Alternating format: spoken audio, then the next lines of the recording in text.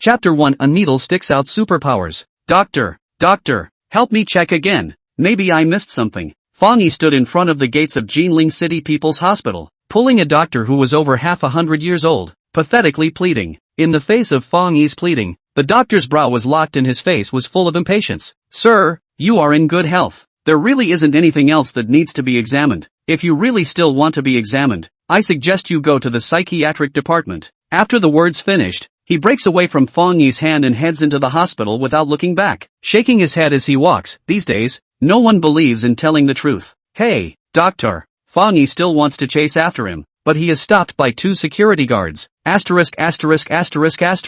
What bad luck. Forced to walk out of the hospital. Fang Yi curses. Today, I don't know if he didn't read the yellow calendar. Walking on the street, he was inexplicably stabbed by an old man with a syringe, and on the spot, he was stabbed over on the ground. The old man ran fast. When Fang Yi climbed up from the ground, he disappeared. One look at the needle hanging from his buttocks. Fang Yi's heart thumped. At once, he recalls the report on TV. Some perverts with serious illnesses and distorted mentality, in order to take revenge on the society, injecting the tainted blood from his own body into others, in an attempt to make others suffer from the same disease as him. Thinking about this, although he feels that he is unlikely to be that unlucky, Fang Yi's sweat hairs still involuntarily shrugged up. In order to be on the safe side, he doesn't care to find the old man to take revenge, and hurriedly takes a taxi to the hospital to check. Urine test, blood test, a round of checks down. The doctor said he had no physical problems, although Fang Yi was relieved, but always feel that the heart is not the bottom. A series of 3 checks are the same result. Fang Yi was worried and was ready to check again for the 4th time, but the doctor kicked him out and told him to go to the psychiatry department. Is there really no problem? Am I thinking too much? Looking at the 3 labs in his hand that show everything is normal, remembering the doctor's earlier look of faith, Fang Yi says to himself. Fang Yi, just considering whether or not to change hospitals to check again. Fang Yi suddenly hears a familiar voice. Looking up, it is his girlfriend Han Yen-yun. When he entered the hospital just now, he purposely called Han Yen-yun. Yen-yun. Fang Yi stands up in surprise and is about to say something when he suddenly sees a man standing next to Han Yen-yun and can't help but frown. Why is he here? The man standing next to Han Yen-yun is called Wu Ziyong, Fang Yi's colleague, but this person has a very bad reputation in the company, especially annoying. He and this person have never dealt with each other. Fang Yi does not know how his girlfriend came with this person. I heard that you came to the hospital early in the morning for a checkup. What? Is it some kind of terminal illness? Before Han Yen-yun could answer Fang Yi's words, Wu Ziyong took 2 steps forward and said with a mocking face, "You're the one who has a terminal illness. You can't spit ivory out of a dog's mouth." Fang Yi glared at him without a good mood, reaching out to pull Han Yen-yun. "Come over here. Don't stand with this kind of person." He tried to pull his girlfriend over, but failed to do so. Yen-yun. Fang Yi was surprised and looked at Han Yen-yun, only to see the latter break away from her hand and said with a light face, "Fang Yi, I came over today because I want to say break up with you." What? Han Yen-yun's words were like a bolt from the blue to Fang Yi. He couldn't believe what he was hearing. Last night Ziyong confessed his love for me and said he wanted to pursue me, and I agreed. Seeing Fang Yi's astonished look, Han Yen-yun added, You promise him?" Fang Yi looked incredulously at Wu Ziyong on the side, who smiled and walked forward, putting his hand on Han Yen-yun's shoulder. "How about it? Do you feel that Yen-yun and I stand together, more compatible than you and her?" Wu Ziyong's smile was filled with a provocative meaning. Seeing this scene, Fang Yi's heart was like a knife.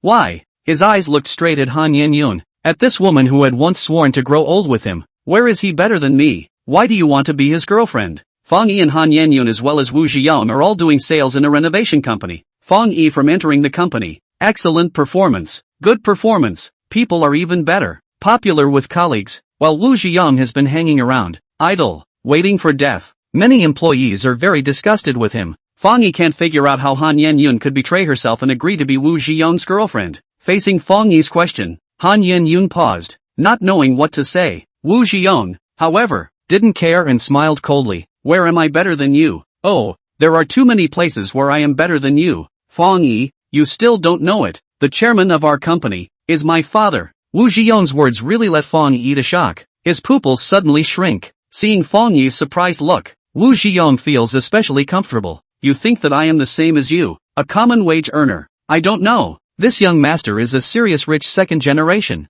I come to the company. I just have nothing to do and want to experience the life of the lower class people. You still really think of me as a competitor like the other bitter people?" Hearing these words, Fang Yi has an indescribable bitterness in his heart, not because Wu Ziyang's identity makes him unattainable, but because he knows why his girlfriend betrayed him. For money. His fists clenched tightly. Seeing that Fang Yi did not make a sound, Wu Ziyang paused for a moment and added, I admit that you are better than me, but so what? Your whole life is a working life. You can't even keep your woman. I'm not afraid to tell you. I purposely screwed you this time. I just can't stand the fact that you're better than me. You've compared me to me, causing me to be scolded by my dad every day. So who do you think I'm screwing if I don't screw you? The company has decided to fire you. No need to come to work in the future. Let's go, Wu Ziyang said, pulling Han Yan-yun to leave. Not walking 2 steps, he turned around again. Right, I heard that you and Yan-yun have been together for half a year and haven't even touched her? Ha ha, forgot to tell you. Last night she went to bed with me. Your woman. Speaking here, heat sked twice. Very moist. These words entered his ears. Fang Yi could no longer hold back. Asterisk.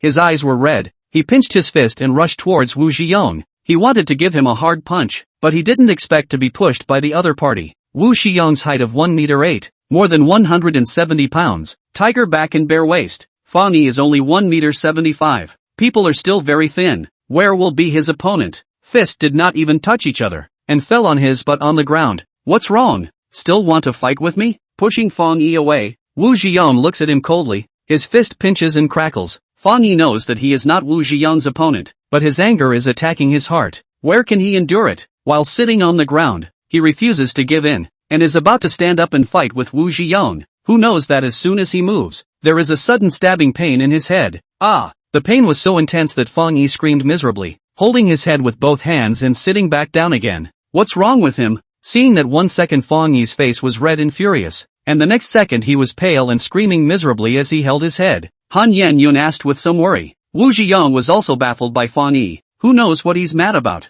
Damn! Wouldn't want to blackmail me, right? Wu Ziyang had wanted to teach Fang Yi a lesson, but now that he looked like this, he had shocked himself. I said he came to the hospital for a good reason. It turns out that he has a dark disease. Let's go quickly. Don't be blackmailed by him. Wu Ziyang spat in obscurity, worried about getting into trouble, said while pulling on Han Yan-yun to quickly leave. Ah! Seeing the two of them leaving, Fang Yi had the intention to stop them, but he had a splitting headache. He couldn't get up at all. Not only that, he also felt that his eyes were very sore, instinctively blinking his eyes several times in a row. And suddenly, he saw that Han Yan-yun and Wu Ziyang were actually walking on the street in only their underwear. Fang Yi thought that he was hallucinating and hurriedly shook his head, looking elsewhere, but to his horror, the other people on the street were also wearing only underwear. How can this be? Fang Yi was shocked and patted his head, then looked again. The people on the street were clearly wearing clothes. This moment, Fang Yi's headache abated, but he was panicking in his heart. Finished? Could it be that I'm hallucinating? He thought in shock.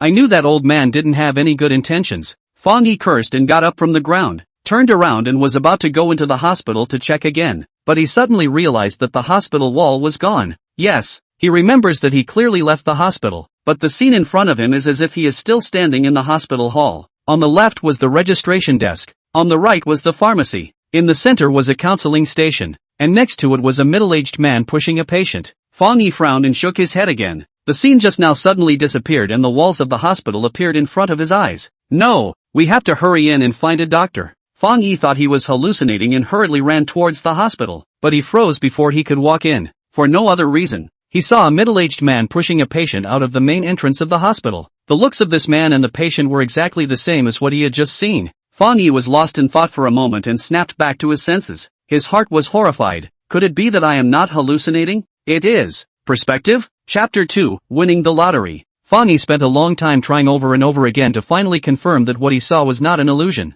but the scene after the perspective. He is shocked in his heart. How can he suddenly be able to see through? He is shocked. Suddenly the phone rings. Fang Yi picks up the phone and looks. It is his sister, Yan Xiaorui calling. Where are you? Picking up the phone, Yan Xiaorui's voice is indifferent as always. I'm outside right now, Fang Yi said. Of course I know you're outside. The landlord came to collect the rent, saying that if we don't pay the rent again, let us move. You hurry back to pay the rent. After listening to the words of Yan Xiaorui, Fang Yi words to the edge of his mouth, but do not know how to say. He also want to pay the rent, but now he simply do not have the money. Although his performance in the company is good, but it is only an intern, has not yet been corrected. The performance of the commission has to be corrected before sending. Now he was fired. It is estimated that he will not get the commission money. Originally there were a few $100s on the body, but just now in the hospital checkup, spent only a few dozen left. There is no money to pay the rent. Don't tell me you don't have money. Hearing Fang Yi's voice stammering, Yan Xiaorui's tone becomes colder than before. There is. Fang Yi hesitates for a while, or stiffly say there. Half a year ago that thing. Even tired of his sister Yan Xiaorui in school half work half study. Fang Yi heart has always been very guilty. At the moment, how can not say there is no money words? It's good to have. Hurry back, Yan Xiaorui said, hanging up the phone with an icy tone. After the cell phone screen shows the end of the call, Fang Yi reaches out and touches his pants pocket. Looking at the $73 in his hand, and 2 dimes, he sighs. With this amount of money, how is it enough to pay the rent? Said. He smiled to himself. Look at the other hand's cell phone. He sprouted the idea of selling his cell phone, but on second thought, his cell phone is only a total of 800 yuan to buy, have been used for 2 years. At this moment go to sell. Do not know whether it can be sold for $100. The rent is $900 a month, a one-time payment of 3 months. Even if you can sell $100, what is the use? Hiss. Fang Yi is in a difficult situation. Suddenly he feels another stabbing pain in his head. He can't help but hold his head and squat down, shaking his head. Suddenly, he sees opposite the hospital, there is a lottery store. Seeing the lottery store, somehow, Fang Yi suddenly thought of scratchers. Right, I can buy scratch-offs. He himself now had the skill of perspective. Wouldn't it be just right to buy scratch-offs? Fang Yi was so happy that the corners of his mouth twitched, and when the pain in his head eased a little, he hurriedly ran across the street. In the past, when he was studying in school, Fang Yi had bought scratch-offs when he was shopping with his classmates, and he had won a prize, just not much, basically losing money. After losing money for a few times, Fang Yi swore that he would never buy it again. But now, he had suddenly gained the ability of perspective, and he couldn't instantly think of a way to come up with money more quickly than buying scratch-offs. Boss, give me a few scratchers. Arriving at the lottery store, Fang Yi shouted. At this moment is noon. There is no lottery player in the store, only the bald boss with a big greasy belly lying on the sun chair. After hearing Fang Yi's words, he lazily stands up. The other ones are sold out and still haven't picked up the goods.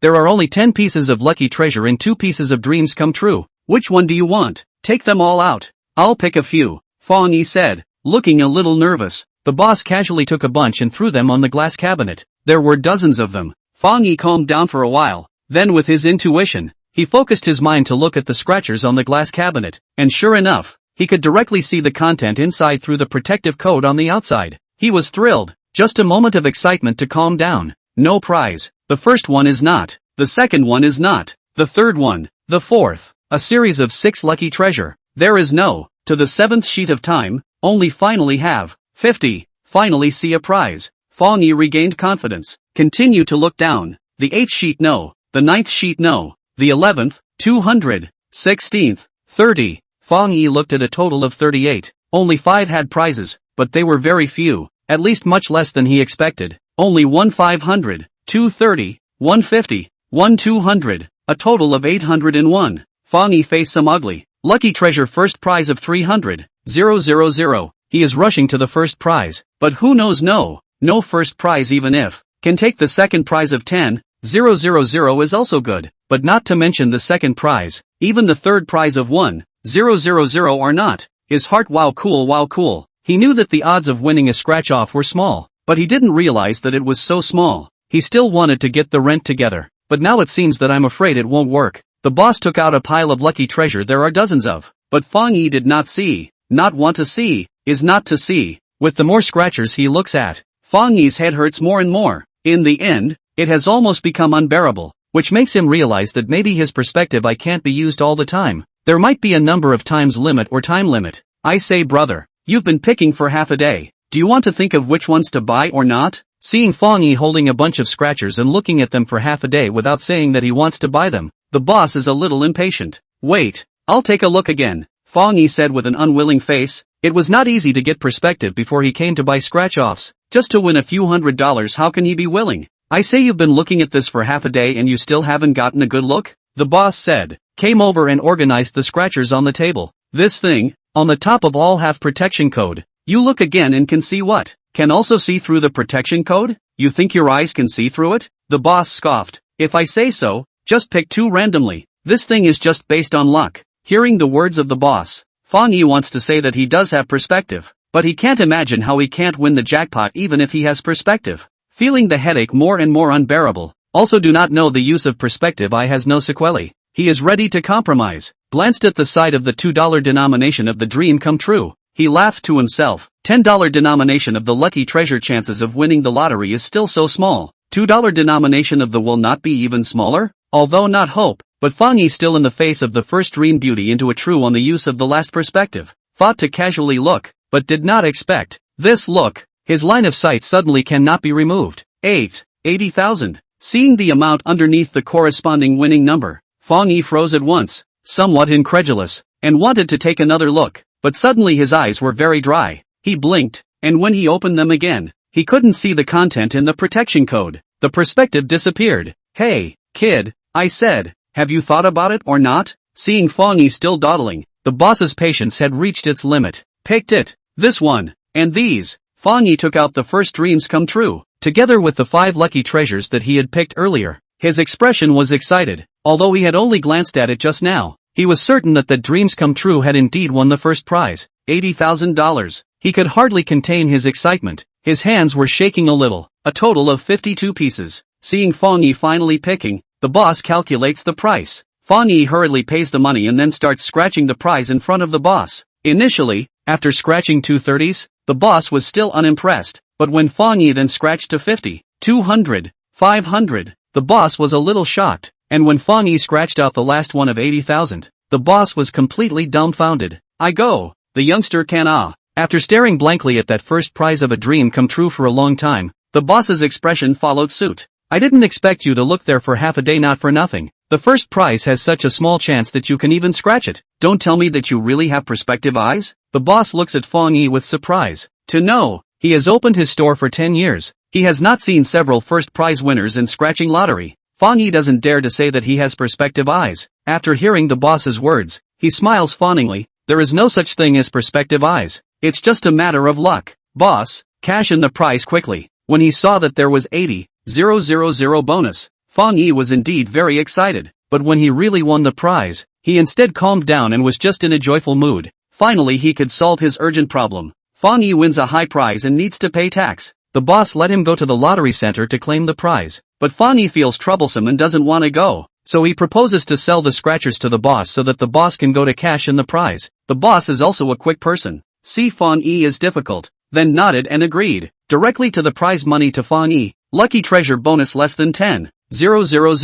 Do not have to pay tax. Dreams come true 80,000. Need to pay 20% tax. Deduct 16,000. There are still 64,000 left. In total, $64,810. Fang Yi is grateful that the boss is willing to redeem the prize on his behalf, so he erased the 810% of the change as the hard work fee for the boss, and as long as the $64,000, he left the lottery store. From the bottom of the poor peasant to a 10,000 yuan household, Fang Yi is smiling all the way. The joyful mood, even the pain in his head has reduced a lot, but Fang Yi found out that his perspective can't be used, which makes his heart have a kind of empty feeling. He does not know if it is only temporarily unusable, or if it will not be usable in the future as well, and he is really a bit apprehensive inside. Fang Yi's home is on the 3rd floor of an old neighborhood, 2 rooms and 1 hall. Only he and his sister, Yan Xiaorui, live there. Yan Xiaorui is not Fang Yi's own sister, but stepsister. His father died early. His mother took him remarried to Yan Xiaorui's father. The family life would have been good, but 3 years ago, an accident, making his mother and Yan Xiaorui's father passed away, leaving their siblings dependent on each other. When he returned home, Fang Yi saw his landlord, Auntie Zhang, was accusing Yan Xiaorui in a stern voice. Xiao Yan, it's not that I'm not lenient with you guys. Tell me how many times I've been lenient with you siblings? This quarterly rent has been delayed for more than a month. It's time to pay. My rent in our Jinling, it's really low, but with such a low rent you guys can't pay. I really don't know what you guys are still staying in Jinling for. Hearing this, Fang Yi's face is a little ugly, but compared to Yan Xiaorui, it's nothing. After being sarcasm for half an hour, she is red in the face and ears, and has long been on the verge of exploding. Auntie Zhang, seeing that Yan Xiaorui is about to speak back, Fang Yi hurriedly calls out. Chapter 3, Time Stands Still. Powerful? Auntie Zhang turned back. Only then did she realize that Fang Yi had returned. Yo, you're finally back. I've been waiting for you here for half a day. Auntie Zhang looked Fang Yi up and down. Her tone was quite dissatisfied. Fang Yi smiles and compensates, hurriedly handing over the money he took out from the bank on his way back. This is this quarter's rent. I'm really sorry to give it to you so late. As he said, he took out another stack of bills. This is the rent for the coming year, paid in advance. Hearing Fang Yi's words and looking at the thick stack of money in his hand, Auntie Zhang's eyes lit up with some surprise. I heard that you are doing well in your new company. It seems that you are really making money? Ever since Fang Yi's siblings rented her house, they had never paid the rent in advance. This comment made Fang Yi not know how to take it and just smiled and said that he made a little money. That's fine. Since you are willing to pay the rent for the coming year, it also saves me from always running over to collect it, Auntie Zhang said, took the money and put it into her pocket, and also wrote a receipt for Fang Yi. She originally came here to collect the rent. Now that her purpose was accomplished, she patted her ass and left. After sending Auntie Zhang away and closing the door, Fang Yi turns around and sees that Yan Xiaorui is glaring at him with two eyes open. I thought you weren't coming back. This cold voice, Fang Yi has long been accustomed to it, knowing that she is blaming herself for coming back late, so he apologizes. Sorry, I was delayed a bit on the way back to withdraw money. Yan Xiaorui did not care about Fang Yi's explanation at all. Picking up her bag, she was ready to go out. What are you doing? Fang Yi asked. What else can I do at this hour? Of course I'm going to help out at the restaurant. Yan Xiaorui is 18 years old this year. She is in her third year of high school. Every day at noon and afternoon, she works as a waitress in the restaurant outside the school. She can eat for free plus $30 salary. This kind of life, she has already lasted for half a year. Just now came back to change clothes. Did not expect to meet the landlord who called for rent. Has been delayed for a while. At the moment she is a little anxious. Don't go to the restaurant to help out in the future. Next year will be the college entrance exam. Study hard, Fang Yi said, took out $2,000 from his wallet and handed it over. Seeing the money that Fang Yi took out, Yan Xiaorui froze but did not take it. She smiled coldly. I can make money on my own. I don't care if you give it to me. Hearing Yan Xiaorui's words, Fang Yi not only did not get angry, his face instead also revealed a look of self-blame. Xiaorui, I know that half a year ago, it was me who was sorry for you, causing you to work while studying, but, without waiting for Fang Yi to finish, Yan Xiaorui interrupted him. Stop, you didn't apologize to me, she said, eyeing Fang Yi with a painfully hateful look. What you're sorry for is your mother and my father. In order to get together the tuition for you to go to college, they even lost their lives. It was not easy to send you to college, but what about you? What have you done in school? Embezzlement of public funds, attempted to rape Jian female classmates. It's never me you're sorry for, it's them, Yan Xiaorui said with an agitated expression. Her words pulled Fang Yi's thoughts back to half a year ago. That was the day he was expelled from school, and also the angriest day in his life. After a long moment of silence, Fang Yi slowly said, I didn't do those things. I was wrongly accused. His tone was deep and mixed with pain. However, this kind of explanatory words, Yan Xiaorui has already heard it many times. She does not believe it at all. Coldly looking at Fang Yi, she does not say another unnecessary word and seizes the door and goes away. Xiaorui, Fang Yi shouts and wants to chase after her, but his cell phone rings at this time. Looking at the caller ID, he hesitates for a moment, but still stops and picks up the phone. Shixue? Senior, it's bad. Sun Fugue is having people throw your things. Ling Shishue's anxious voice came from the phone. What? Fang Yi's brows furrowed as he heard this. Ling Shishue is Fang Yi's alumni and a colleague. The two of them work in the same place. The Sun Fugue in her mouth is the supervisor of their department. In his 30s, has always been in collusion with Wu Zhiyong. It seems that he has already known about the news that he has been fired. Although there was nothing valuable that Fang Yi had placed in the company, there were things that were extremely meaningful to him, so he couldn't just let anyone throw them away. I'll be right over. With an anxious heart, Fang Yi hangs up the phone and rushes to the company. Fang Yi studied advertising design when he was studying. After coming out from school, he also found a job related to his specialty, and just joined the company for 3 months. For 3 months, he was diligent and conscientious, and he was about to be transferred to the right position, but he didn't want to encounter such a disgusting thing at the last moment. Now the corrective is not to think about. He only hoped that as soon as possible and the company to sever the relationship. After rushing to the company, Fang Yi just went upstairs and saw the office area is arguing. It was Xiao Wu's decision to throw that kid's stuff out. Ling Shishue, I advise you to mind your own business. This male duck voice is Sun Fugue's. He is holding a small box which contains Fang Yi's belongings. Looking at Ling Shishue who is blocking him, his voice is stern as he shouts, Fang Yi will be here soon. Who are you to throw his things? Ling Shishue was 20 years old, petite in stature, and usually had a quiet personality. But right now, in the face of Sun Fugue, who was more than 160 pounds, her aura was not half weak. On the basis of what? just based on the fact that I am the supervisor of our company, and Fang Yi has already been fired. I have the obligation to clean up the belongings of people who have nothing to do with the company. Get out of my way. If you dare to stop me again, I'll fire you too, Sun Fuguwei said, trying to go around Ling Shishui, but Ling Shishui grabbed the box in his hand and tried to snatch it. The two of them argued. Stop. Ling Shishui's action makes Fang Yi very touched, but she is after all a girl. Where is Sun Fuguwei, a big man's opponent? Worried that she will suffer, so Fang Yi hurriedly voices out to stop. Senior. Fang Yi's voice instantly attracts everyone's attention in the office. Seeing Fang Yi arriving, Ling Shishui calls out in surprise. Looking at the disdainful expression on Sun Fuguwei's face, Fang Yi paces over. He has stayed in the company for nearly 3 months and gets along well with most of the company's co-workers, but this Sun Fuguwei is an exception. Ever since Wu Ziyang came in, Sun Fuguwei has been targeting Fang Yi at every turn. Previously, Fang Yi was puzzled by this, but now he thinks, it seems that this Sun Fuguwei should have known Wu Ziyang's real identity for a long time, so he helped him to target himself. Fang Yi, I can't believe that you really dare to come. Looking at Fang Yi walking in front of him, Sun Fuguwei sneered. I came to get back my own things. What is there to be afraid of? Looking at Sun Fuguwei's eyes, Fang Yi does not shy away. Give me the things, he said. Sun Fuguwei sniffed as if he didn't hear Fang Yi's words and looked around before waving at the 2 security guards outside the office area, who immediately ran over. Wu Xiao told me to throw your stuff out, but didn't say that I should give it to you.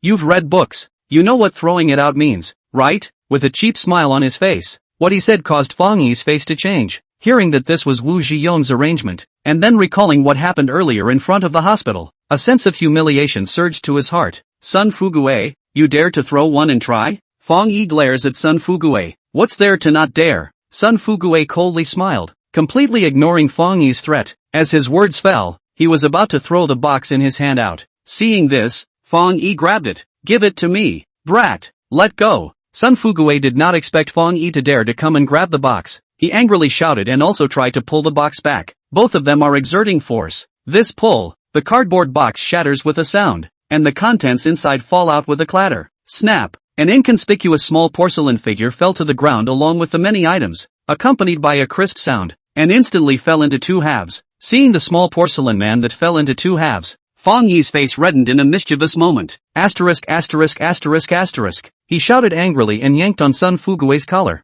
Yo, what's the matter? Still want to make a move? Although Sun Fuguwei's height is only more than 1 meter 7, but more than 160 pounds, he is not afraid of Fang Yi. Seeing Fang Yi's anger, he coldly laughs, reaches out and wants to push him away, but this push, surprisingly did not push. Sun Fuguwei is a little surprised. He is so strong, but he can't push this brat? Come on people, pull him away from me. He rushed to the 2 security guards who just walked up behind Fang Yi and said. The 2 security guards went forward, yanked Fang Yi and tried to pull him away, but Fang Yi still didn't move. He wanted to go out and beat up Sun Fuguwei, but he didn't dare. Since he was a child, his body is not outstanding. He has never won a fight. However, Fang Yi did not dare to hit Sun Fuguwei, but Sun Fuguwei dared to hit him. Seeing Fang Yi tugging at him, Sun Fuguwei was furious. Asterisk asterisk asterisk asterisk. I think you are looking for a beating. He cursed angrily, screwed up his fist and punched towards Fang Yi. Seeing Sun Fuguwei's fist about to land on his face, Fang Yi was startled, realizing that he couldn't dodge in time. He was about to take this punch raw, but even he didn't know what was going on. Subconsciously his head shook, and he even dodged the punch. What? Sun Fuguwei didn't expect that he was so close to throw a punch that was dodged by Fang Yi. His face was hard to see. He raised his other hand and wanted to yank Fang Yi. Fang Yi was trying to back up to dodge, but he suddenly realized that Sun Fuguwei's speed was particularly slow, so slow that it was like standing still. It didn't look like he was trying to hit anyone at all. Could it be that he is teasing me? Fang Yi is wondering, suddenly realized that not only Sun Fuguwei's speed has slowed down, everything around him seems to have slowed down. The colleagues who are watching in the office, all of them have a long-lasting panicked expression on their faces, and the second hand of the wall clock is almost invisible to move. How can this be? Fang Yi's heart is horrified beyond measure, not knowing what is going on. Suddenly, his head hurts. Inexplicably he feels like his body is full of power, in desperate need of venting. Fang Yi does not know if this is his own illusion. Looking at Sun Fuguwei in front of him, he attempts to throw a punch. This seemingly light punch hits Sun Fuguwei's body. Bang sound. The latter's body of more than 160 pounds immediately flew out 4 or 5 meters away. Ooh. In Fang Yi's eyes, what happened just now was very slow, almost static, but in the eyes of the onlookers, What happened just now happened in a flash of lightning. Seeing Fang Yi striking out like lightning and sending Sun Fuguwei flying several meters away with a single punch, everyone was stunned. Ling Shixue, who was closest to Fang Yi, felt the scene most intuitively and covered her mouth in surprise. Feeling everything around him become normal and seeing Sun Fuguwei who flew out several meters, Fang Yi was also taken aback and looked at his hand in shock. In the moment just now, Sun Fuguwei felt as if he had been hit by a big truck. All his bones were about to fall apart, and he lay on the ground for a while before he came back to his senses with difficulty. Small, you dare to hit me. Give me a fight. Give me to beat him to death. He struggled to get up while shouting at the two security guards. The two security guards were also frightened by Fang Yi's divine power just now, and at this moment, they are trembling and somewhat afraid to make a move. But when they see Sun Fuguwei's face covered with hideousness, and think of their own rice bowls, they are still forced to make a move. The result is obvious. The two tall and big security guards, under Fang Yi did not go through a round. They are knocked down on the ground. Fang Yi is once again shocked by his sudden change, but moreover, he is still surprised. Looking at Sun Fuguwei whose eyes were shocked, he slowly stepped forward. You, what do you want to do? Don't come over. Seeing the two security guards being knocked down by Fang Yi in 3 or 2 times, Sun Fuguwei completely panicked. He never thought that Fang Yi, who looked like a weakling, would have such a good body. He was worried about getting beaten up again, and hurriedly shouted. But to his words, Fang Yi turned a deaf ear. What are you guys still waiting for? Quickly stop him. Seeing Fang Yi getting closer and closer, Sun Fuguwei hurriedly said to the employees standing around, but no one listened to him. These employees had a good relationship with Fang Yi, and when Fang Yi was dismissed, they already felt guilty for not standing up to speak. At this moment, they naturally would not stand up to stop him. Not to mention, no one thought they could stop him either. Senior, seeing Fang Yi walks to Sun Fuguwei's body and seems to want to make a move, Ling Shixue hurriedly pulls him back. Fang Yi just punched Sun Fuguwei and sent him flying, so it can be seen how strong he is. If he lets him punch him again, will there still be a death? Ling Shixue did not want to see Fang Yi go to jail. Fang Yi has not lost his mind. He is not trying to hit Sun Fuguwei again either. Being pulled by Ling Shixue's sleeve, he stops obediently and looks at Sun Fuguwei coldly. Wait for Wu Ziyang to come and tell him that the company is owned by his family. He fired me for looking at me. I'll admit it, but if he still wants to relentlessly look for trouble from me, I'm not one to be messed with. After saying that, Fang Yi turned around and picked up the things that fell on the ground. Then he walked towards the outside of the company. Senior, wait for me. Ling Shixue let out a shout and Fang Yi turned around, only to realize that she was also holding a box, with a raised eyebrow. He is a bit puzzled. What are you doing? Ling Shixue schemes her mouth and smiles sparingly. I was brought into the company by you, Senior, and now that you don't even work here anymore, what am I still doing here? Hearing this, Fang Yi hesitantly glances at her, and when he sees the firmness in her eyes, he smiles and nods. Let's go then. Saying this, the two walked out of the company side by side. Chapter 4: The Unworthy Past. Senior, I can't imagine that you were so powerful. You sent that obnoxious thing flying with a single punch. Walking out of the company building, remembering the earlier scene, Ling Shixue said with a fluttering brow, looking at Fang Yi with eyes full of admiration. Fang Yi smiles and doesn't answer. He is still puzzled about the power that suddenly surged out of his body until now. He just vaguely feels that it might be related to the needle that he was stabbed with in the morning. Sorry Ashi Shui, caused you to lose your job. Walking to the side of the road, looking at the box that Ling Shixue is holding, Fang Yi feels sorry. Ling Shixue, however, does not think so. Senior, don't say this kind of words. With our relationship, shouldn't we go forward and backward together? If you are gone, I am not going to suffer in this company. Ling Shixue's words make Fang Yi dumbfounded. She is right. With the relationship between the two of them, it is true that they have always worked together. Half a year ago, if it is not for this girl to testify on his behalf, he might still be in jail at this moment. Since you all say so, then I am not pretentious. Anyway, you do not lack of money. Now the job quit. Just in school to study well. Ling Shixue is still in her 2nd year of college. She is working part-time in the company, but her part-time job is not to make money, but to exercise herself. She is not short of money. She is a proper little rich girl. Hearing Fang Yi talk about studying in school, Ling Shixue's eyes flashed with a trace of reminiscence. After a moment of contemplation, she asked, Senior, are you really not going back to school? Actually, there are many classmates who are willing to intercede for you, and there are also teachers who are willing to help you. Looking at this school's former pride of heaven, Ling Shixue's tone was somewhat hopeful. Fang Yi shakes his head. Since I'm out, what's the point of going back? Won't go back. Although it was a pity to be expelled in his last year of college, Fang Yi had long convinced himself to accept this reality. He would never go back to that sad place. Seeing Fang Yi speaking so decisively, Ling Shishua slightly sighed. Suddenly, she asked again, "You and school sister Yui haven't contacted for a long time?" Without waiting for Ling Shishua to finish, Fang Yi replied. Seeing a flash of pain in Fang Yi's eyes, Ling Shishua does not know whether to continue or not, and after some thought, she decides to speak on. Yesterday in school, Xiaobo Xiu confessed to Sister Yui in public. Sister Yui she. Alright. Fang Yi interrupts Ling Shishua's words and smiles. It's getting late. I still have things to do. I'll go back first. You also go back to school earlier. After saying that, he left without looking back. Senior, Ling Shishua hurriedly called out, but Fang Yi did not turn around and quickly got into a cab. The young lady in Ling Shishua's mouth is Fang Yi's former girlfriend. Her full name is Yang Yui. If Han Yanyan's betrayal only made Fang Yi's heart ache for a while, then Yang Yui's betrayal can make Fang Yi's heart ache for a lifetime. It was because she and Xiaobuishu had joined forces to falsely accuse Fang Yi that Fang Yi was expelled from the school. Perhaps in other people's eyes, he was merely expelled from the school, but to Fang Yi, all of this has caused his life to change drastically. As the student president, he embezzled public funds and attempted to rape his female classmates. And overnight, he became infamous. The police interrogated him, teachers questioned him, classmates alienated him, and even his sister, who had lived with him for nearly 10 years, didn't believe him. Most importantly, after this incident, the kind-hearted person who had been sponsoring the siblings since the death of his parents withdrew his financial support for them, and it was because of this that Yan Xiaorui needed to study and work part-time at the same time. Although Fang Yi was finally acquitted because of Ling Shishua's strong testimony, this blow after blow made him unable to bear the pressure and almost committed suicide. Fang Yi doesn't even know how he survived. He is glad that he survived, but he will never forget the people who set him up because of this. Xiaobuishu and Yang Yui are two names that he never wants to hear again. Seeing Fang Yi decisively leaving, Ling Shishua is not angry. She just remembers Fang Yi and Yang Yui who used to be like a golden couple. She feels pity. Looking at the cab that Fang Yi is riding in, she sighed quietly. Senior, perhaps you wouldn't have guessed that Sister Yui rejected Xiaobuishu. Fang Yi gets into the car and doesn't dwell on the painful memories. That's all in the past. One has to look forward.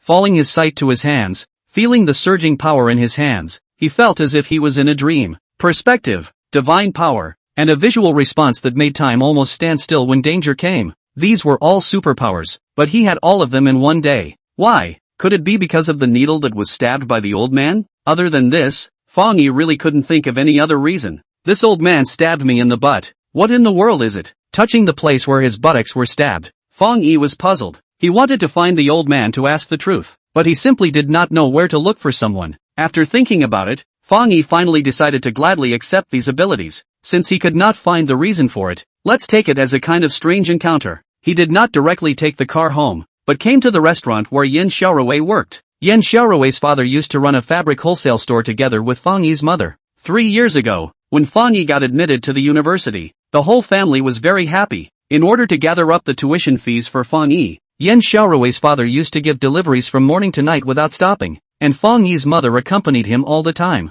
For a combination of family, this would have been a very warm thing, but who knows? It is because of the day-to-night delivery does not rest, which makes Yan Xiaorui's father due to fatigue driving, car accidents, and he was with Fang Yi's mother, although not on the spot death, but in the way to the hospital, but also due to serious injuries died. At the time of death, Fang Yi's mother called out that she was sorry for Rui, so that Fang Yi must take good care of her. Fang Yi agreed to bear the pain. Originally, because of their own reasons, killed Yan Xiaorui's father. Fang Yi has been very guilty, but who had thought, half a year ago, even more harm to Yan Xiaorui lost funding, and almost even the book cannot be read, and finally in order to read, had to go to work. Previously, when Fang Yi had no money, although he was heartbroken, he had no way to stop it, but now, he feels that there is no need for Yan Xiaorui to work part-time anymore. The $64,000 that Fang Yi won, minus $2,700 for a quarter's rent, and minus $10,800 for a year's rent, there is still $5,500 left. Although this amount of money is not much, but at least it can ensure that Fang Yi and Yan Xiaorui do not have to worry about the problem of food and clothing in the next period of time. As for the future, Fang Yi doesn't know if he can still use his perspective, but even if he can't, with this superhuman strength, is he still afraid of not being able to earn money? Even if he goes to be a private bodyguard, it is not difficult to feed himself and Yan Xiaorui. It is because of these thoughts, so Fang Yi decided to tell Yan Xiaorui to go home. In the future, only focus on learning things on the line. The restaurant where Yan Xiaorui works, he has only been here once. It is a bit bigger than the average fly tavern, but it is only a few more tables. because it is opened in front of the school, so most of the people who eat here are students in the school. Beauty, come sit with us. Which class are you from? Just walking into the restaurant, Fang Yi sees a scene that makes him irritated, only to see 3 male students with dyed yellow hair. While eating, they are actually flirting with a girl, and that girl is not someone else, it is Yan Xiaorui. In the face of 3 people's flirting, Yan Xiaorui turned a deaf ear, put down the plate in his hand, then ready to go into the kitchen, but did not expect to speak with her. That boy saw her not to take care of, but reached out and yanked her arm. Ask you, why don't you answer? Why? Shy, the boy asked. Let go of me. Yan Xiaorui frowned, wanted to break free, but after half a day's effort, she couldn't break free. She was shocked and angry in her heart. The boy saw that Yan Xiaorui couldn't break free and was full of shame and indignation. He felt amused and laughed. He pulled hard and wanted to pull her into his arms, but he didn't want to see that the girl in front of him had a temper. He picked up the plate on the table and splashed it towards his face. Ah! It was a plate of shredded pork with fish flavor, although it was not hot, but the oil and fishy splashed into his eyes. The boy still shrieked and stood up violently. Bitch, dare to splash me. Using his hand to wipe off the oil on his face, the boy became infuriated and cursed, raising his palm and hitting towards Yan Xiaorui, who, seeing this, was so scared that her little face turned white. But the boy's hand didn't strike down. Halfway through the blow, it was grabbed by another iron clamp-like hand. What do you want? Fang Yi's face was so gloomy that it was scary, and the eyes that looked at the boy were even colder without a trace of emotion. Yan Xiaorui was all ready to be beaten, but she realized that the other party's movement was stopped by someone, and when she saw that the person who stopped her was Fang Yi, she was a little surprised. Who the are you? The boy looks at Fang Yi in annoyance, his attitude extremely arrogant. I'm his brother. Fang Yi pointed at Yan Xiaorui, then said in a stern voice, apologize to her. Hearing Fang Yi say that he is Yan Xiaorui's brother, that boy's eyes still flashed with a flash of scorn, but after taking a closer look at Fang Yi, the boy realized that he has a skinny figure, and at a glance, he is just a weak chicken, and was instantly unafraid. Apologize? I'll say your mom's head. Chapter 5, Surprising Changes. He cursed, twisted his fist and rushed at Fang Yi, but in mid-air, his fist was pinched by Fang Yi, and with a slight force, the boy's bones rattled, and he immediately let out a miserable scream. What are you doing? Hearing the boy scream miserably, his other 2 companions also stood up. Let go of him. One of the taller boys rushed at Fang Yi, but Fang Yi turned a deaf ear to his words. Asterisk asterisk asterisk asterisk. Under his anger, the boy picked up the bowl on the table and wanted to hit Fang Yi. Yan Xiaorui was shocked, but the next scene instantly let her heart down, only to see Fang Yi dodged his attack like lightning, and quickly stretched out his hand, and gripped the tall boy's hair, and pressed his head onto the table with a bang. The boy was dazed by the impact and was unable to break free. Seeing that Fang Yi had instantly subdued the tallest of the 3 of them, the other boy with a thin figure was immediately shocked and looked at Fang Yi in fear, not daring to make a move for a moment. I repeat, apologize to her. Fang Yi looked at the boy who had molested Yan Xiaorui at the very beginning, and as he spoke, he increased the force in his hands. The boy initially wanted to rather die than give in, but the pain that came from his hand immediately afterwards made him feel as if his fingers were about to be pinched off. He didn't dare to keep his mouth shut, and while wailing, he hurriedly apologized. I'm sorry. Hearing this, Fang Yi then let go of him. The boy only felt that his hand was about to open up, grimacing in pain. If you dare to harass her again in the future, I won't be able to spare you. Get lost. Fang Yi scolded and let go of the other's hair. The 3 of them looked at each other for a while, but they did not dare to give any harsh words and ran away in a sorry state. Yan Xiaorui could not have imagined that Fang Yi would appear here, and even more so, she could not have imagined that he would scare the 3 away so easily. Looking at Fang Yi, she was a little dazed for a moment. Does this kind of thing happen often? Seeing that Yan Xiaorui's expression was still palpitating, Fang Yi asked with a heartbroken heart, what's it got to do with you? Returning to her senses, Yan Xiaorui resumed her indifferent attitude and said coldly, I am your brother. How is it none of my business? Fang Yi's eyes sharpened up. It wasn't a long time ago. Hearing this, Fang Yi frowned fiercely and looked straight at Yan Xiaorui. It's always been. Come home with me. As the words fell, he pulled up Yan Xiaorui's hand. What are you doing? I still have to work. Yan Xiaorui annoyingly scolds Fang Yi and tries to pull back her hand, but Fang Yi tightly grabs her hand and doesn't let go. Hiss. Seeing that Fang Yi does not let go, Yan Xiaorui in a hurry even bites him. Fang Yi frowns and loosens his hand, wanting to talk nicely, but who knows that when Yan Xiaorui sees him letting go, she turns around and runs out of the store. Xiaorui. Fang Yi hurriedly chases out, only to see Yan Xiaorui running into the school without looking back. Seeing this scene, Fang Yi only feels both heartbroken and helpless. He wanted to chase after her, but after thinking for a long time, He doesn't want Yin Xiaorui to lose face in front of her teachers and classmates. He still dismissed this idea, and only sighed and gave up, thinking that when Yin Xiaorui goes home, he will talk to her properly. Fang Yi goes home alone. In the afternoon, he searches for a lot of information about supernatural abilities, browsing through hundreds of them, but none of them are useful. The online explanations of perspective, divine power also basically stays in the imagination stage. This more and more made him feel that what happened to him was unbelievable. In the afternoon, Yin Xiaorui didn't come back, and only after she got off her evening study at 9 o'clock in the evening did she arrive home. But just after she came home, she locked herself in the house,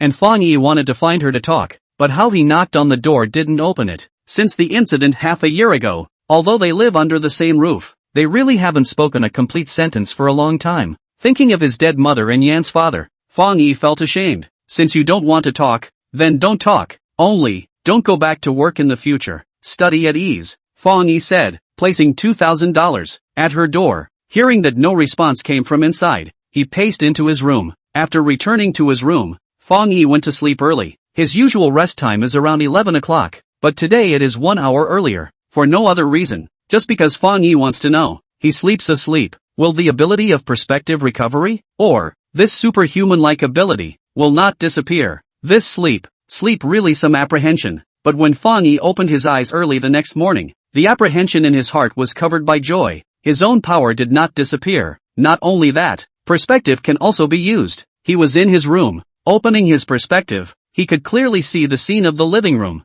as well as the scene of Yin Xiaorui's room. Yin Xiaorui has already gone out. The room is empty at the moment. Seeing the $2,000 that hasn't moved at the entrance of her room, Fang Yi's eyes are a little forlorn. It seems that Yin Xiaorui didn't accept it. Holy, this is. Fang Yi has the habit of waking up in the morning to take a shower. He feels that taking a shower in the morning, his essence will be much better. But when he stands in front of the floor mirror to survey his body as usual, he is shocked, only to see almost half a year without exercise. At the moment, his body, but also full of solid muscles, chest muscles, abdominal muscles, biceps, although it wasn't particularly obvious. The figure was more than a notch higher than before. And, I seem to have grown taller? Looking at himself in the mirror seems to be a little bit taller. Fang Yi hurriedly brings a leather ruler and then measures himself. The result he gets makes him jump for joy. Holy, I've really grown taller. 2 centimeters. From the age of 21, Fang Yi's height was fixed at 1.75 meters. In the past 2 years, his frequent measurements were 1.75 meters,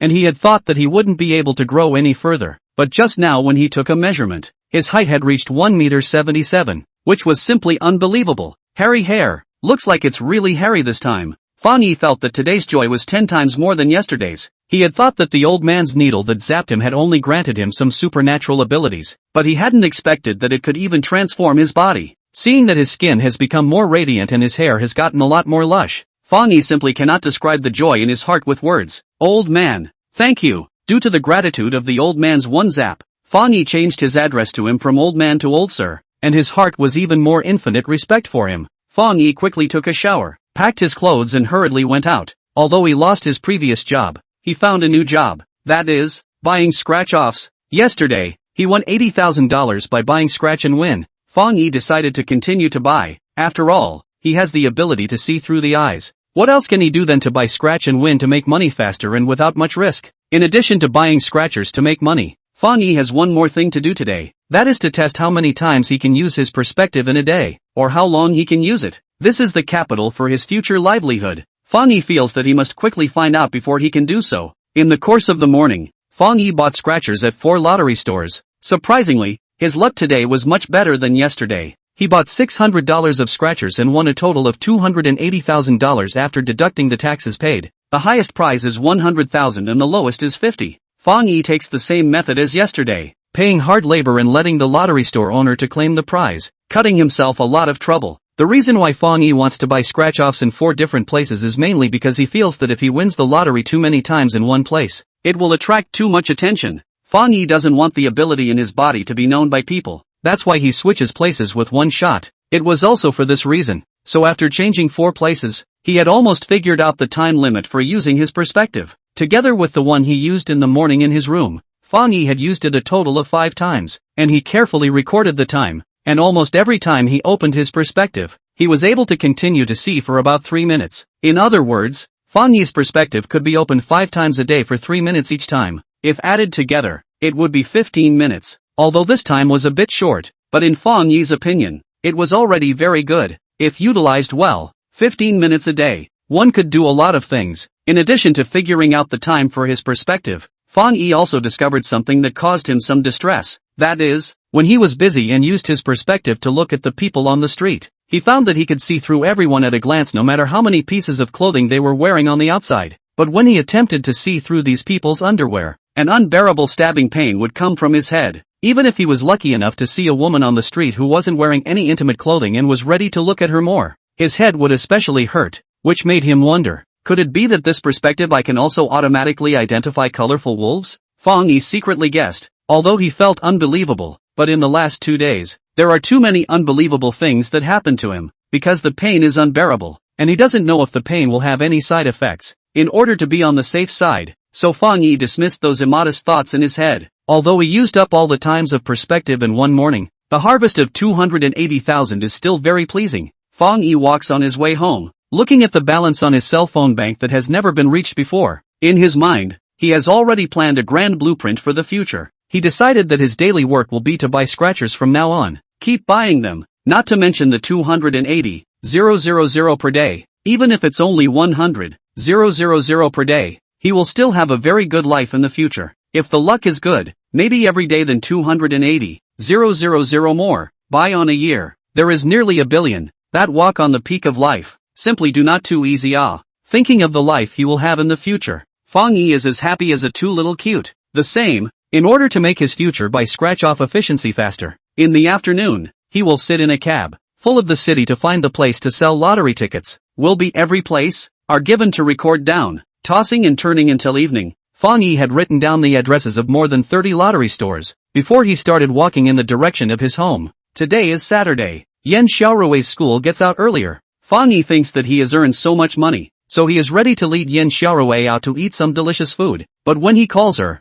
no one picks up. Knowing that she has not forgiven herself, Fang Yi is not annoyed, ready to go directly to the door of Yan Xiaorui's school to wait for her, but not yet walked to the door of the school. He saw the figure of Yan Xiaorui in front of a clothing store. Besides her, there are several girls wearing the same school uniform as her. They should be Yan Xiaorui's classmates. They seem to have encountered some kind of trouble. A woman in her 30s is pointing her finger at them, and she looks like she has an arrogant attitude. Fang Yi frowned and hurriedly ran over. Chapter 6, Who Says I Can't Afford It? Yan Xiaorui's mood is very bad. Today after school early, she was ready to go to the restaurant to help, but did not realize that because of the reason that Fang Yi scared the guests away at noon, the restaurant fired her. A few of her classmates heard about this, and have come to comfort her, and then proposed to go shopping together. Yan Xiaorui thought of losing her job. She did not want to go back early and stay with Fang Yi, so she agreed to do so. Girls shopping well, naturally away from shopping clothing stores, even if you cannot afford to buy, look good. Since the death of Yan Xiaorui's father, the past 3 years, she rarely buy clothes,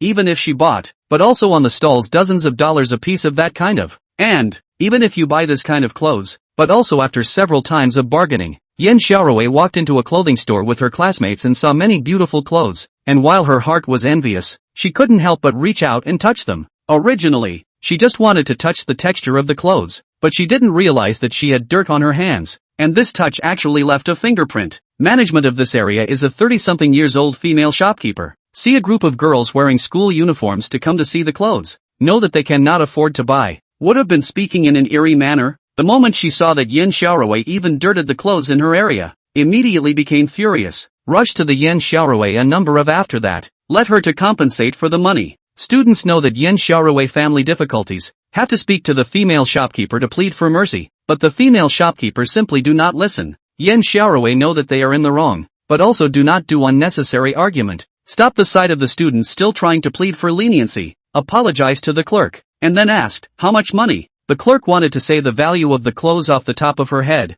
but stopped when she was about to open her mouth. She didn't sell a single piece of clothing all day today. Her turnover was 0, and she thought that the day was over, but she didn't expect to encounter such a thing. In her opinion, this is not the best opportunity to make up for their own turnover. Thinking about this, look at Yan Xiaorui does not seem to have seen the world. She hesitated for a moment, pursed her lips and said, our store clothes are brand name. The price is not cheap. 2006. What?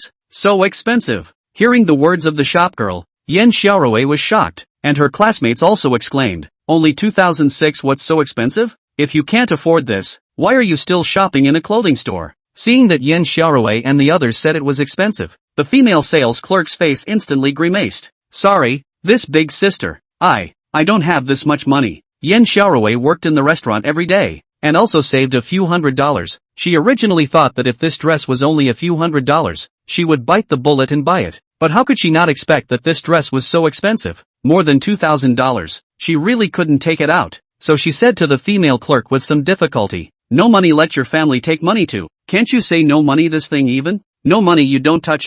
See how dirty you make my store clothes. How do you let me sell?" The female shopkeeper held the clothes in one hand, and gave a scolding to Yen Xiaorui. The classmates with her saw that Yen Xiaorui was scolded. One by one, all of them did not fall to tolerate it, and had the intention to put together money to help her. But 2006 is too much. They are all children from ordinary families. Even if the 5 of them took out all the money on their bodies, they couldn't come up with all of it. "I told you to call your family. What are you still waiting for?" Seeing that Yen Xiaorui didn't move, the female store clerk chided. Yen Xiaorui's heart is a little bitter, letting her call her family. Besides Fang Yi, who else can she call? But twice in a row, she didn't even look at the money Fang Yi gave her. How could she open her mouth when she asked him for money? What's the matter? If you don't have money, you don't want to say that you don't even have a family, right? Seeing that Yen Xiaorui was indifferent to her words, the shopgirl asked in a sinister tone. "Shut up!" A chortle caused the crowd to shift their sights. Fang Yi quickly runs to Yen Xiaorui's body, staring at the female sales clerk with a bad expression. "It's just a piece of clothing. There's no need to say such vicious words." Seeing that it was Fang Yi who came,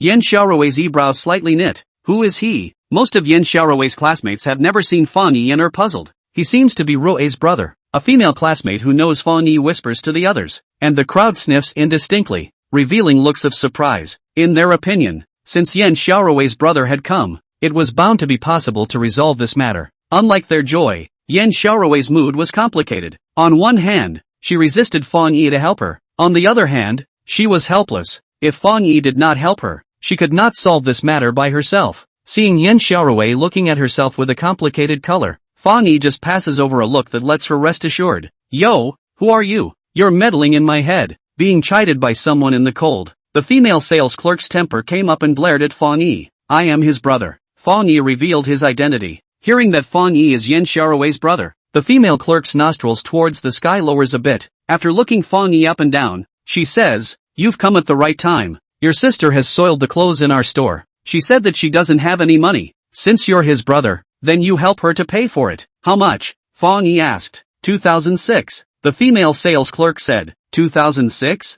Fang Yi sniffs and sneers. Looking at his eyes, the shopgirl feels some nervousness in her heart, and is about to say that this is a name brand, when the clothes in her hand are grabbed by Fang Yi. The female clerk is shocked at the situation and wants to snatch it, but Fang Yi is extremely fast. Just after getting the clothes in his hands, he flips the hang tag, which clearly shows the price, 659. "This price, you're telling me 2006? Pointing at the price on the hang tag, Fang Yi coldly smiles and asks. The girls are shocked and angry after looking at this price, all of them angrily glaring at the female clerk. Even Yen Xiaorui is not an exception. Earlier, because of her self-criticism and bitterness, she even forgot to look at the price of the clothes. Fang Yi doesn't know how much this dress costs, but he knows that it's definitely not as expensive as 2006. When he was dating Yang Yuyi in the past, the latter often bought this brand of clothes. It's not a big brand, and the most expensive ones only cost more than 1,000. So when he heard the price of 2006, Fang Yi knew that the shopgirl was lying. The lie was demolished. The shopgirl was ashamed and angry, but she was not afraid.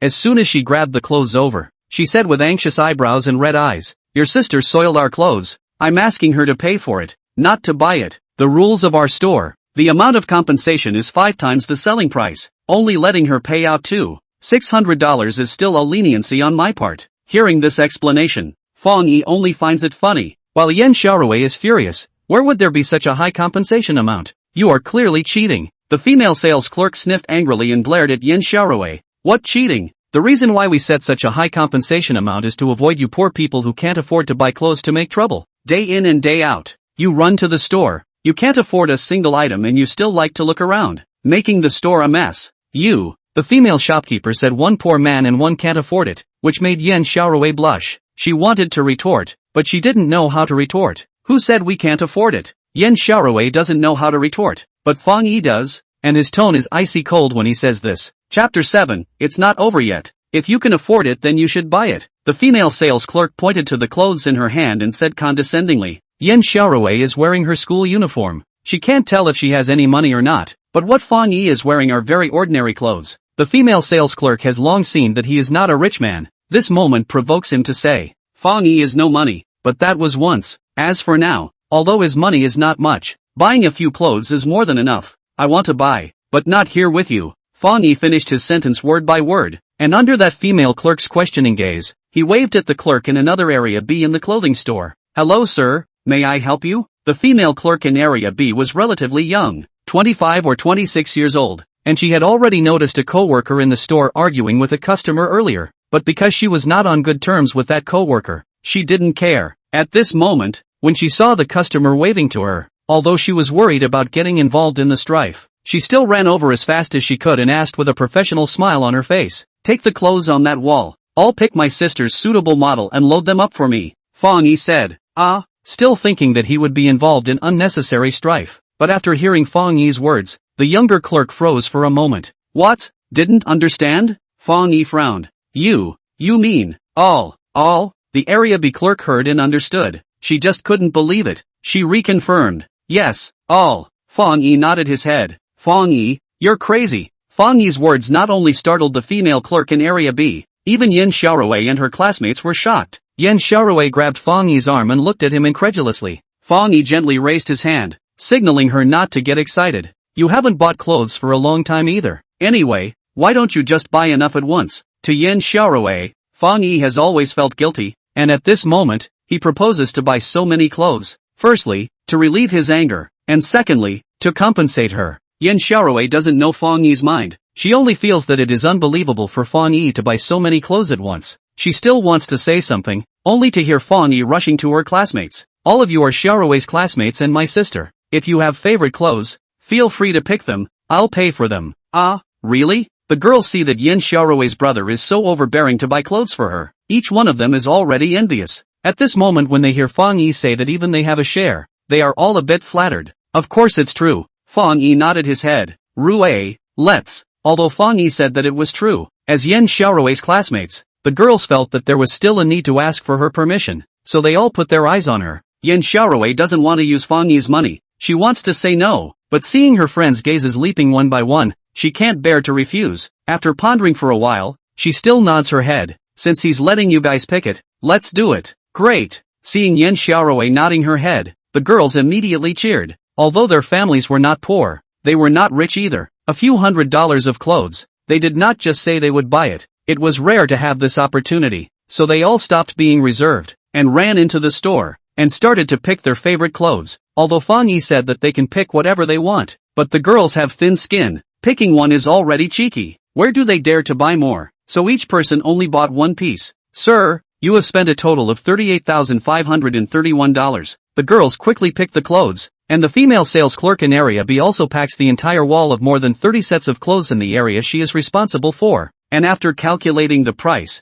she walks to Fang Yi, and she says with some excitement in her mood, 38,000. Almost a month of her turnover. Commission 10%. More than 3,000. A day to earn more than 3,000. How can she not be excited? The key is, she never thought that Fang Yi would look for her to buy clothes before. This is a fortune. Swipe the card. Hearing that all the clothes cost more than 30,000, the girls are shocked, but Fang Yi doesn't even frown for a moment. Directly handing over his card, the female sales clerk hurriedly brings the machine, and after Fang Yi inputs the password, the payment is prompted to be successful. Wow, brother Rui is really rich, a girl said in surprise. Her brother is so rich, why does he still let her work part-time? Another girl was a bit puzzled. Shoo, less talking, hearing the whispered discussion of her classmates, but Yan Xiaorui is surprised. She has been living with Fang Yi for so long, and she thinks that she knows Fang Yi's living situation kind of well. She simply cannot figure out how Fang Yi has so much money. Didn't you say that we can't afford to buy clothes? How about now? Receiving his card, Fang Yi turned his gaze to the female sales clerk from earlier. The female sales clerk originally thought that Fang Yi was just beating his face up before saying that he wanted to buy so many clothes. She estimated that the other party could not get so much money at all, and was about to watch the joke. But when the machine that swiped the card prompted the payment to be successful, she knew that she guessed wrong.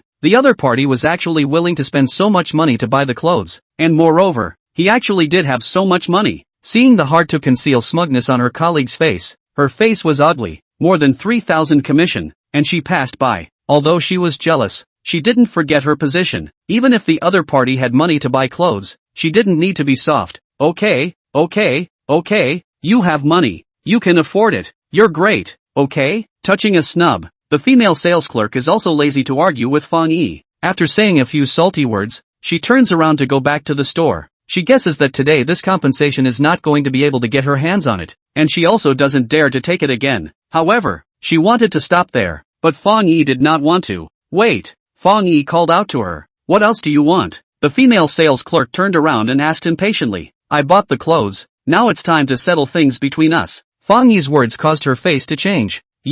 How do you want to settle it? Call out your store manager, Fang Yi said. When the female store clerk heard this, a flash of panic flashed in her eyes and she hurriedly said, Our store manager is not in. Not in? Fang Yi gives her a questioning look before shifting his gaze to the Area B female sales clerk. The Area B sales clerk is not a little cutie. Hearing the conversation between the two, she knew what Fang Yi wanted to do. She had just gotten a large commission due to Fang Yi, and at this moment she also knew to throw in the towel. Seeing Fang Yi looking at her, she smiled faintly. The store manager is inside. I will go call her. Upon hearing this, the previous female sales clerk's expression immediately became flustered. Chapter 8. Forget it. After the store clerk in Area B went in, she soon brought out a woman of about 30 years of age, wearing professional attire, with a concave and convex figure, draped with a head of red, big wavy long hair, and although her face was only painted with light makeup, it was even more beautiful and conspicuous than a lot of women with heavy makeup, because she herself was very beautiful to look at. Willow eyebrows and almond eyes, flaming red lips, her body exuded a mature female flavor. Hello sir, my name is Su Manting. I am the store manager of this store and also the owner. May I ask how can I help you? The woman walked up to Fang Yi and asked with a smile. In fact, just now on the way here, she had already asked once what happened to her employee, and now asking again. She just wanted to understand Fang Yi's request. Fang Yi didn't expect that the owner of this clothing store is actually a beautiful woman. A little surprised, but that's all. After experiencing the incident half a year ago, he now has a strong immunity to women who look beautiful. Explaining the matter briefly, Fang Yi stated his request. I think such an employee is no longer suitable to stay and work in your store. His purpose was simple, to have Su Manting fire this person. Although the female sales clerk had anticipated Fang Yi's request, when she heard this, she still couldn't help but show a kind of panicked look on her face. There was no doubt that she regretted what she had done, but there was a saying that it was too late to regret. Boss, she looked towards Su Manting, wanting to plead for leniency, but just as the words left her mouth, she was stopped by Su Manting raising her hand. This gentleman, I'm sorry that my employee did such a thing. I apologize to you. I'm willing to compensate you for your mental damage, but I hope you'll be an adult and spare her this time. As a boss, Su Manting was still very conscious of defending her employees. These words touched that female clerk to the core, but Fang Yi was a bit surprised that the other party chose to defend an employee who made a mistake, which was not a wise move. Taking a surprised look at Su Manting, Fang Yi laughed. Adults don't remember small people's faults, to put it mildly. However, this matter is already suspected of extortion. I don't know that when it comes to the police, will they let me not remember the little man? Seeing that this store owner wants to harbor his employee, Fang Yi is very dissatisfied and directly throws out his bottom card. That female shopkeeper originally thought that Fang Yi just wanted her to be fired, but he did not expect that he would even want to call the police. She was shocked when she heard that, and her face turned white. Sir, I'm sorry, please don't ever call the police. After learning Fang Yi's true thoughts, the female sales clerk also doesn't care if she has face or not. Looking at Fang Yi with fearful eyes, saying in a pleading tone, the previous high and mighty has long disappeared. If apologizing is useful, why do you need the police? Seeing the shopgirl's terrified appearance, Fang Yi first thought of these words. He did not make any response and turned his gaze to Su Manting. The other party's face was also a bit ugly, with hesitation in her eyes. Two choices. 1. Fire her. 2. I'll call the police. Take your pick. Fang Yi's tone was a bit raw and cold, allowing Su Manting to make her choice. Su Manting also didn't expect that this young man who didn't look too old to handle things so decisively. Even she who was used to seeing big scenes was a bit caught off guard. Employees make this kind of mistake. She is also angry, but anger does not mean that we have to fire the employee. This employee has been with her for several years, is a little dishonest, but overall, did not commit any unforgivable big mistake. Let her say that the dismissal of the dismissal. She is really in the heart. Sir, You see, this matter you have no loss. If you are willing to raise your hand, this store will give you a 20% discount VIP card. Come to buy clothes in the future. All can be 20% discount. Su Manting wants to beg for mercy for her employees, softly speaking out her solution. While saying so, she also uses a pair of watery eyes to beg Fang Yi. The beauty strategy does not work for Fang Yi, and the small advantage Fang Yi does not covet, seeing that it does not make sense. Without even looking at Su Manting,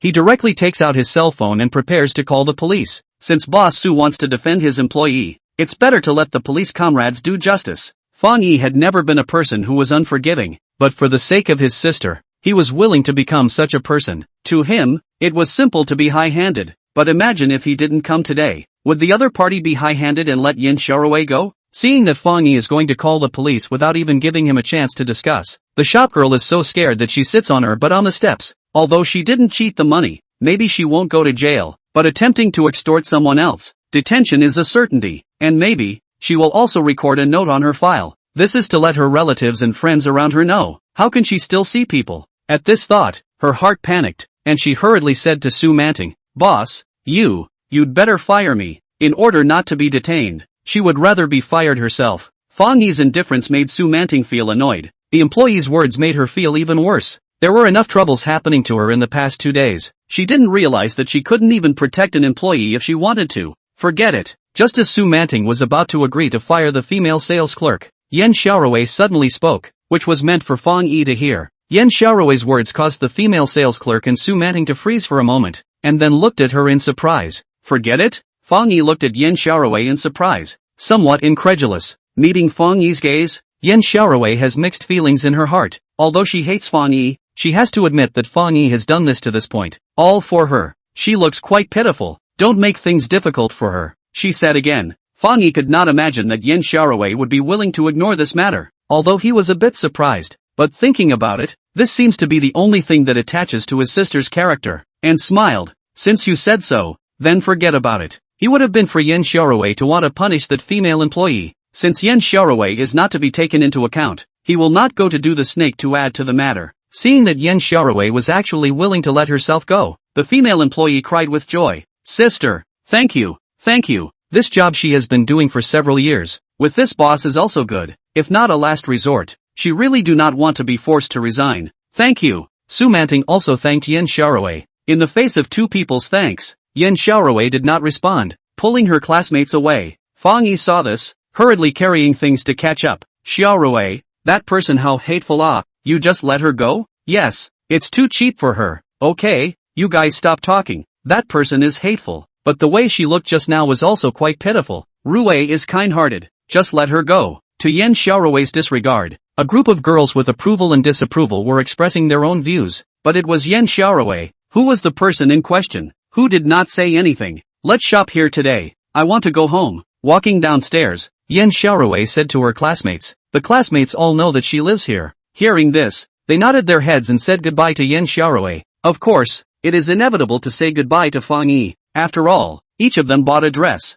They are very grateful to Fang Yi. After seeing the girls leave, Fang Yi carries a big bag of clothes and goes upstairs with Yen Xiaowei. Just after entering the door of the house, Yen Xiaowei takes out $600 from her body and hands it to him. "What are you doing here?" Looking at the money in Yen Xiaowei's hand, Fang Yi frowns. Chapter 9, Heart to Heart. "Not doing anything, returning the money to you. I only have this much money now. The rest, I'll return it later when I'm working." Yen Xiaowei's tone did not have the slightest emotion. Fang Yi smiled at his words. "No need. This was originally bought for you." He thought that Yen Xiaowei was being polite with him, but Yen Xiaowei's next words made him freeze. "I don't need you to buy it for me. I'm your brother. Isn't it normal to buy something for you?" After pondering for a while, Fang Yi said, "You're not my brother. Not since half a year ago," Yen Xiaowei said in a stern voice, and after finishing, glanced at Fang Yi. "I don't want the things you bought with dirty money." As she said that, she actually lifted all the clothes and threw them out the door. The reason why she didn't do so earlier was not because she wanted to accept Fang Yi's good intentions. She just didn't want to make a joke in front of her classmates, and now that it was just the two of them back at home, she naturally didn't need to be concerned about anything anymore. Seeing this scene,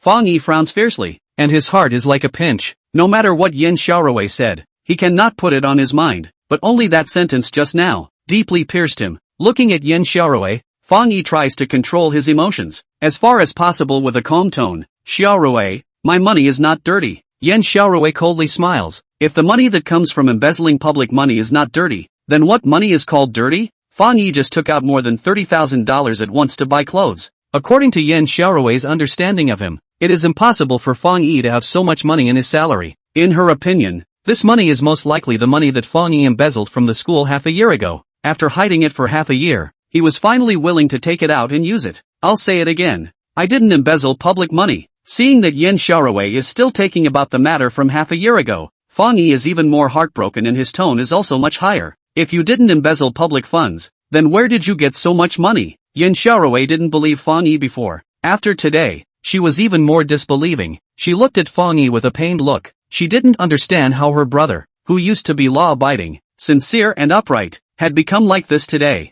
You should be thankful that I'm only standing here now to theorize with you, instead of going to the police station to report you, Yan Xiaorui said in a deep tone. And in her tone, there was deep helplessness. Just now, she wanted to go and report Fang Yi, but once she remembered how Fang Yi used to be so caring towards her, and once she remembered the time when the two of them lived together, she was ultimately unable to be ruthless. Hearing these words, Fang Yi realizes where the misunderstanding lies. He takes a deep breath. Don't say you didn't go to report me. Even if you went to report me, the police won't arrest me. This money is from my lottery winnings. It's not from embezzlement. Rui, my money is clean. As Fang Yi's words fell, Yan Xiaorui froze for a moment, then felt that this must be Fang Yi's lie. Why is it that so many people who buy lottery tickets don't win? But only you can win? Because I have. Seeing that Yan Xiaorui still doesn't believe in it, Fang Yi is in a hurry and almost blurts out the fact that he has the ability to see through. But as the words reach his mouth, he stops in time. Not to mention that this matter will be set out whether or not Yan Xiaorui will believe. Alone this ability is too special. Must not let others know.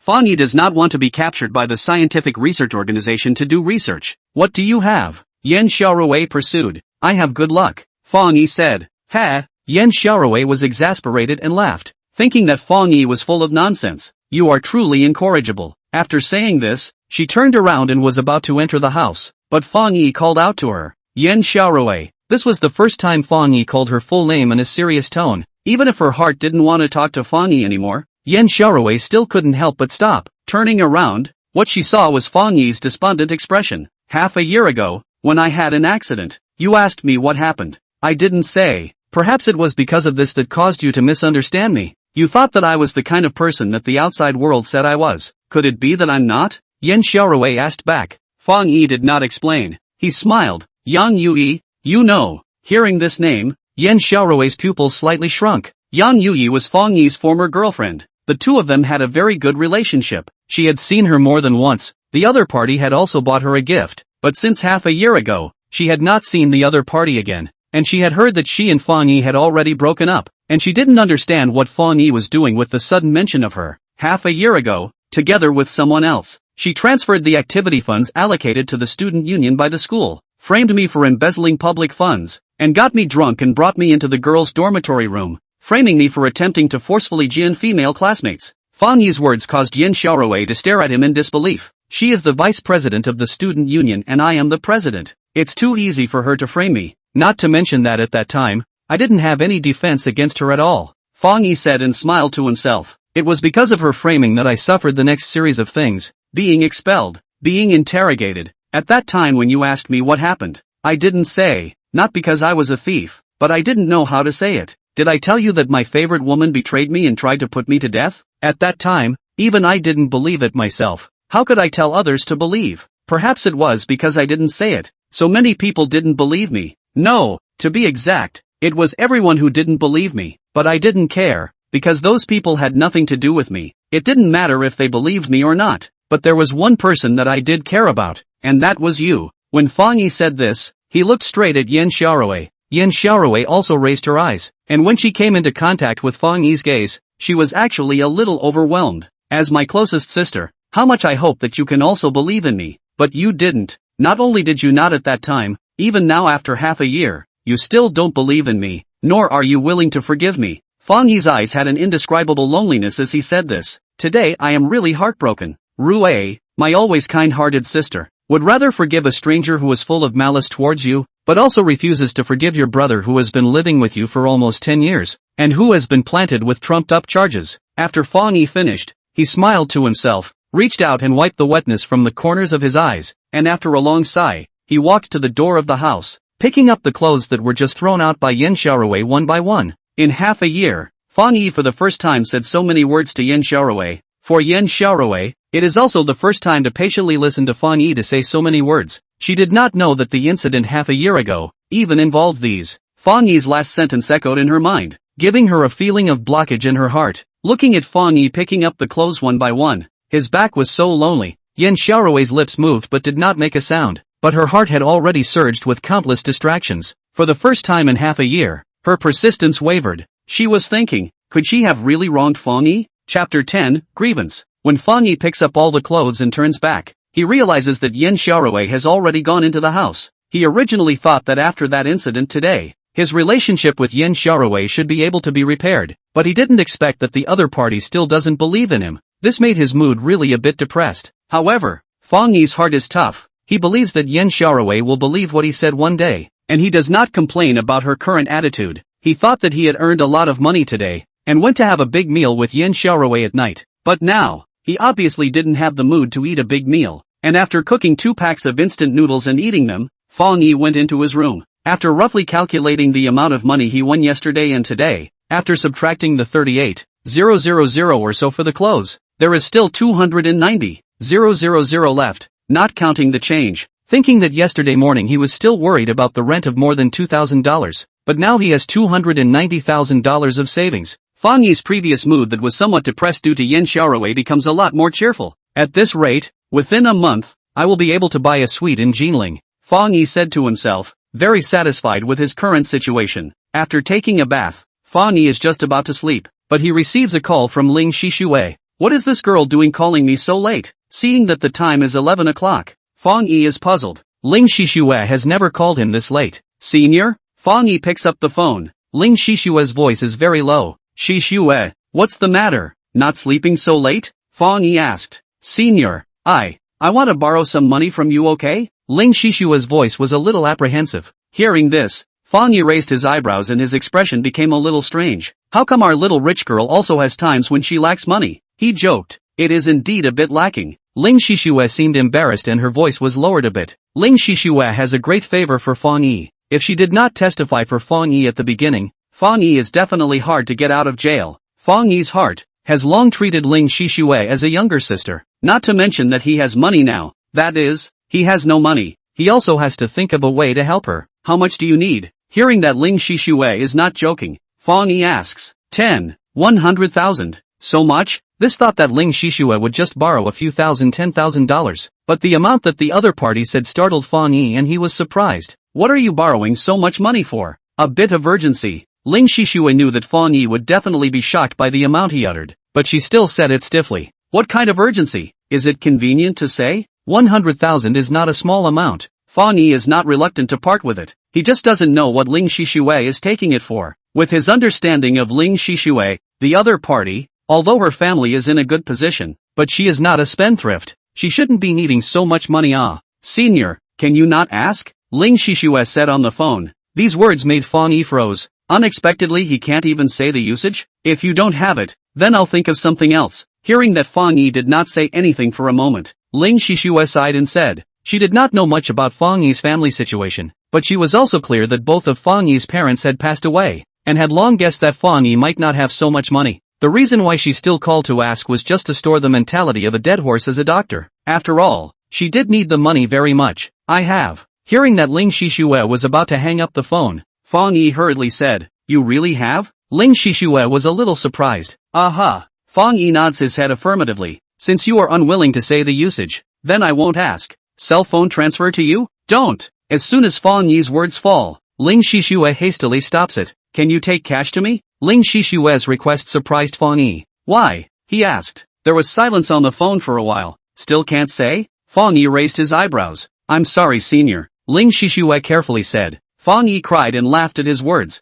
although he was puzzled in his heart. But Ling Shixue was not willing to say. He naturally would not force himself. Right now I don't have so much cash. Tomorrow morning I will go to the bank and take it out before I give it to you, okay? He proposed. Okay. Ling Shixue agreed. Thank you, senior. After ending the call, the doubt on Fang Yi's face doesn't dissipate for a long time. He also doesn't know what Ling Shishue is doing for that she has to spend so much money. He is not worried that the other party won't give it back to her. He is just worried that she is being cheated. After all, there are a lot of news about pretty girls being cheated on the internet nowadays. Shishue is so simple. Can't be cheated. Ask again tomorrow. Fang Yi thought in his heart and went to bed early. The next morning, Fang Yi wakes up and takes a bath as usual, and finds that his height has grown 2 centimeters taller, and the muscles on his body are more obvious than the first day, and even his body is stronger, and the angles on his face are also more distinct. While Fang Yi was joyful, he was vaguely a little worried. 2 days in a row are growing in height and muscles. I don't know if it will continue to grow in the future. When can it stop?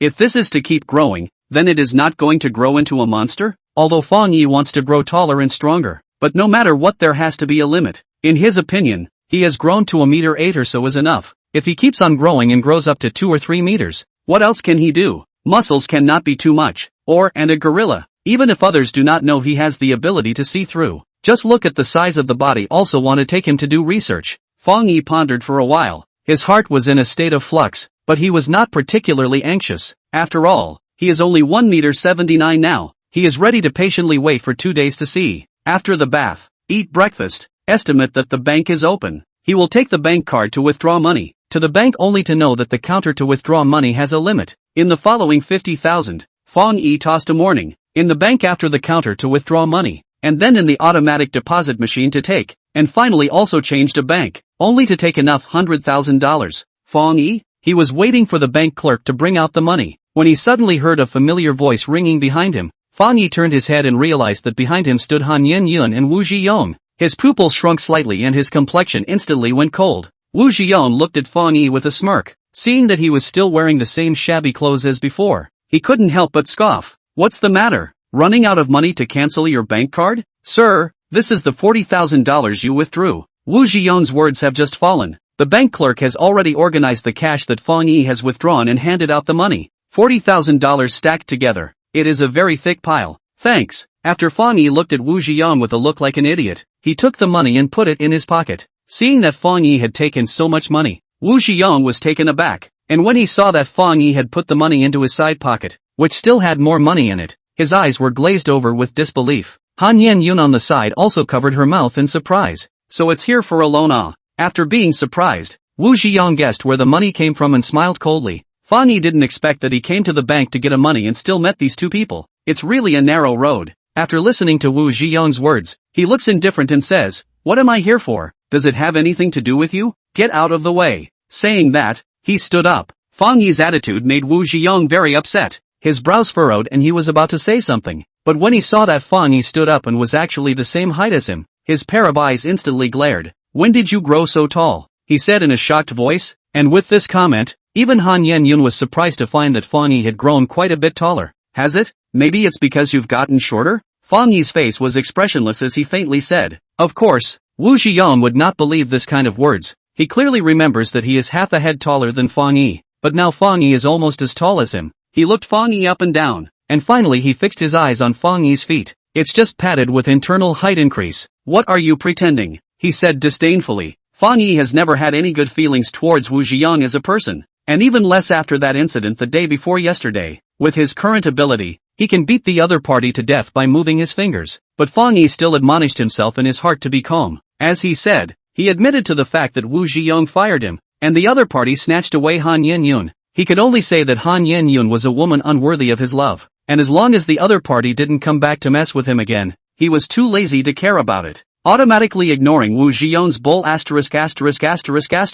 Fang Yi prepares to leave. "Get out of the way. I'm leaving." What Wu Zhiyong hated the most was Fang Yi's high and mighty look, clearly a loser in front of himself, but still pretending like he was so powerful. Hearing Fang Yi's words, the corner of his mouth turned away. "What can you do if I don't let you?" Fang Yi looked like he didn't hear his words and reached out to push. Wu Zhiyong ironically stood still, but when Fang Yi's hand pushed on him, he was shocked to find that he couldn't stand still. With a stagger, he was pushed a meter away and almost fell. Although he didn't know how Fang Yi could have so much strength, there was no doubt that Wu Zhiyong's temper came up. "Fang Yi, how dare you ing." He was about to go up and twist Fang Yi, but he saw the security guards at the bank entrance not far away looking over, which forced him to swallow the unfinished words in his mouth. Making trouble in the bank is not something to play around with. The security guards and police of the bank don't care if he is a rich second generation or not. Fang Yi did not want to talk to this idiot at all. After glancing at Wu Ziyang lightly, seeing that he did not dare to walk up, he turned his head and walked towards the outside of the bank.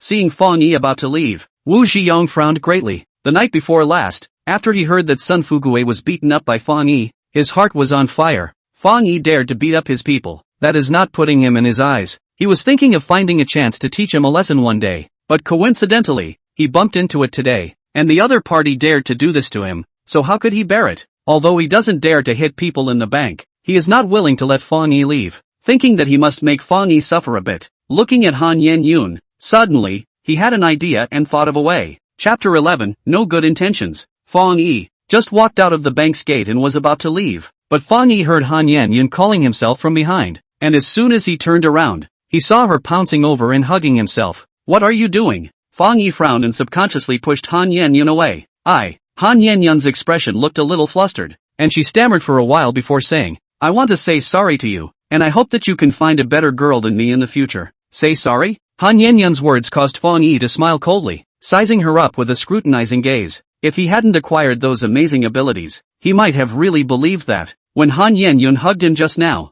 she took the opportunity to throw something into the pocket he was carrying. Fang Yi had noticed it earlier and used his perspective to look at it, realizing that it was a ring, and was about to ask Han Yen Yun what she wanted to do, when he only saw Wu Ziyang quickly walking over. Yen Yun, what are you saying to him about being sorry? This kind of trash wasn't worthy of you in the first place. He pulled Han Yen Yun away. Ha, why is the ring on your hand missing? Wu Ziyang stared at Han Yen Yun's hand and said in surprise. Being reminded by him, Han Yen Yun seemed to have realized that her ring was missing as well, and instantly looked surprised. I don't know, it was still on my hand just now. How did it disappear after hugging Fang Yi for a bit? Before she finished her words, her gaze turned to Fang Yi. Fang Yi had long guessed that Han Yen Yun had thrown something into his pocket mostly without good intentions, and he did not expect their intentions to be exposed so quickly. Seeing Han Yen Yun's feigned puzzled expression, Fang Yi really feels regretful. He regrets how he found her as his girlfriend in the first place. Fang Yi, you took Yen Yun's ring? After hearing Han Yen Yun's words, Wu Ziyang rightfully started to interrogate Fang Yi, or rather, he couldn't wait to interrogate Fang Yi for a long time. Wu Ziyang, don't pull these little tricks in front of me, okay? Your tactics are really Thai. Seeing that Wu Ziyang was holding me on his head without saying a word, Fang Yi was about to pull out the ring in his pocket after giving him a cold look. Wu Ziyang had watched Han Yen Yun throw the ring into Fang Yi's pocket and thought that it was so fast that Fang Yi should not have noticed it. But now, after hearing Fang Yi's words and seeing his actions, it was obvious that the other party had noticed it. His eyes narrowed slightly. His heart was a little indignant. This kid is so observant? He had Han Yen Yun do this in order to falsely accuse Fang Yi and find an excuse for himself to teach Fang Yi a lesson. Of course he would not let Fang Yi take out the ring so easily. After seeing Fang Yi's action, he thought for a moment and hurriedly yelled at the top of his voice. Hey, this person is stealing. It is now morning. There are a lot of pedestrians passing by the bank's entrance, and there are also a lot of people doing business in the hall. Hearing Wu Ziyang's yell, a lot of people are gazing over. It's in his pocket. Seeing that some people were gazing over, Wu Ziyang added another sentence. Fang Yi originally wanted to take out the ring and throw it to him, but after hearing these two words, his movement had to stop and looked at Wu Ziyang with some annoyance.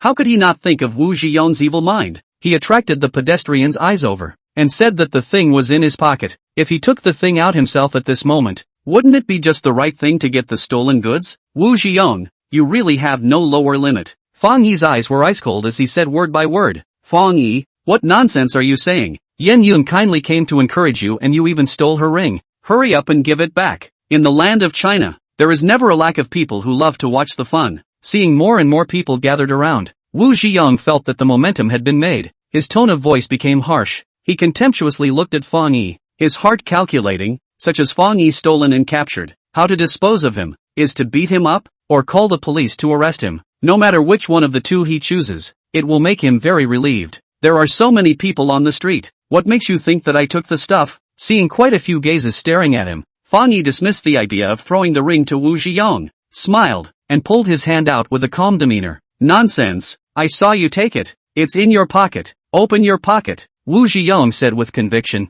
My pocket? You say open it? Fang Yi's complexion was cold and remained indifferent. Seeing Fang Yi not moving, knowing that he didn't dare to open his pocket, Wu Ziyang's heart became more complacent. You don't dare to open your pocket. Obviously you are a thief. Give it to me. While saying this, he He stepped forward and tried to grab Fang Yi's bag. Fang Yi has long been on guard against Wu Ziyang, knowing that he will not be able to hold back his hand. Seeing him pouncing over, he dodges and avoids it, but his foot stays in place on purpose, and when he retracts it, he accidentally trips on Wu Ziyang's foot. The latter stumbled, and instantly fell into a dog's poop. Ha ha! Although it seemed that Wu Ziyang was the victim in the current situation, a burst of laughter erupted from the crowd. Ziyang, are you alright? Seeing Wu Ziyang fall, Han Yenyun hurriedly ran to help him. Wu Ziyang thought that he could grab the bag, but he never thought that he would be tripped by Fang Yi. He was instantly infuriated, and after jumping up from the ground, he was furious. Fang Yi, you dare to trip me, you son of a.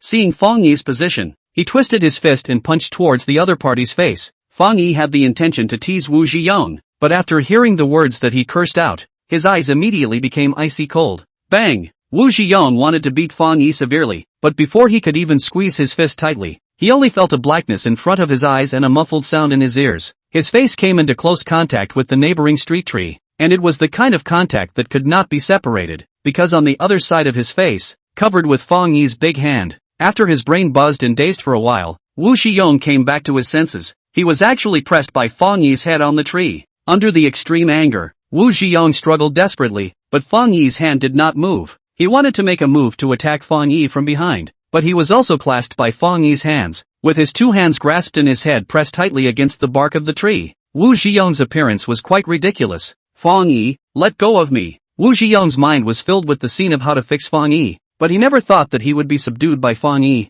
Feeling the unique frosted texture of the street tree, he shouted in shock and anger. Wu Ziyang, do you still think I'm the Fang Yi from 2 days ago? I said, don't come and mess with me. Pressing the 1-meter-8 Wu Ziyang against the tree, Fang Yi did not appear to be strained at all. His tone was still bland, only that in this blandness, it also contained a deterrent power that could not be offended. Wu Ziyang doesn't know how Fang Yi has so much strength all of a sudden. Obviously 2 days ago, he was not his opponent, but now, he is under his hands. There is no chance to resist? Although he was very surprised, he was also clear that now was not the time to think about this. Although he was now being restrained, he still had the upper hand. Help! Everyone quickly save me. This kid not only stole my girlfriend's things, but also hit people. Help! Wu Ziyang stopped resisting and started shouting loudly at the surrounding. Although his appearance was comical, the words he said were filled with righteous indignation, and many warm-hearted males in the crowd of onlookers were accusing Fang Yi. Chapter 12, it's your turn to honor your promise. Outrageous. Hurry up and let go of the person. Stealing and still so arrogant. Call the police. Hearing someone propose to call the police, Wu Ziyang hurriedly nodded his head. Right. Quickly, call the police. He originally wanted to teach Fang Yi a lesson before calling the police. Now seeing that he is not Fang Yi's opponent, he can only hope on the police. No matter what, he must make Fang Yi suffer today. Seeing the surrounding onlookers standing on Wu Ziyang's side, many of them took out their cell phones and prepared to call the police. What's more, they wanted to come up and help Wu Ziyang. Fang Yi frowned. The time he agreed with Ling Shishue is noon, and it looks like it's almost here. He doesn't want to delay here, and even more so, he doesn't want the police to come over for interrogation. Slow down, he shouted. What?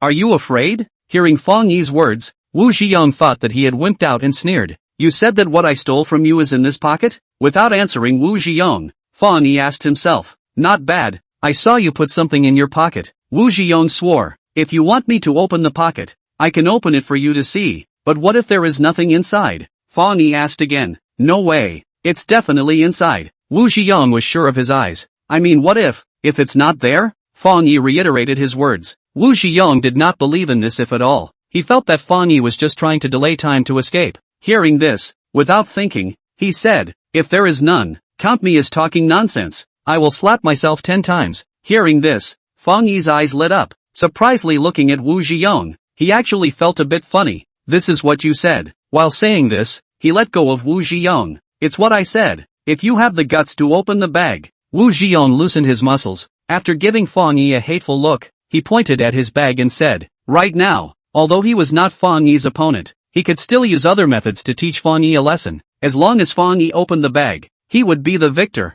Just open it. Watch. Fang Yi is not ambiguous. After letting go of Wu Ziyang, he quickly opens the bag. There are dozens of pairs of eyes on the street are staring at the bag, only to see that after Fang Yi opens the bag, except for a very thick pile of cash inside, there is nothing else. What? Wu Ziyang was waiting for the ring to be revealed when he shouted to catch the thief. After seeing that the inside was empty except for the cash, his eyes almost stared out. How? Seeing Wu Ziyang's incredulous face, Fang Yi asked, saying that, in order to let everyone see more clearly, he also took out the money in the bag, then turned the bag over and shook it a few times. There was really nothing. How could this be? Wu Ziyang clearly watched Han Yenyun put the ring into Fang Yi's pocket, but now there was nothing in it. He couldn't believe it at all. And when he said this, he even took his eyes to glance at Han Yenyun on the side. Han Yenyun was also surprised, but facing Wu Ziyang's gaze, she still nodded her head affirmatively. She was sure that she had put the ring in. Fang Yi, where did you hide the ring? Wu Ziyang forced his eyes on Fang Yi and asked. Hide? Fang Yi smiled disdainfully. I really don't know what you're talking about.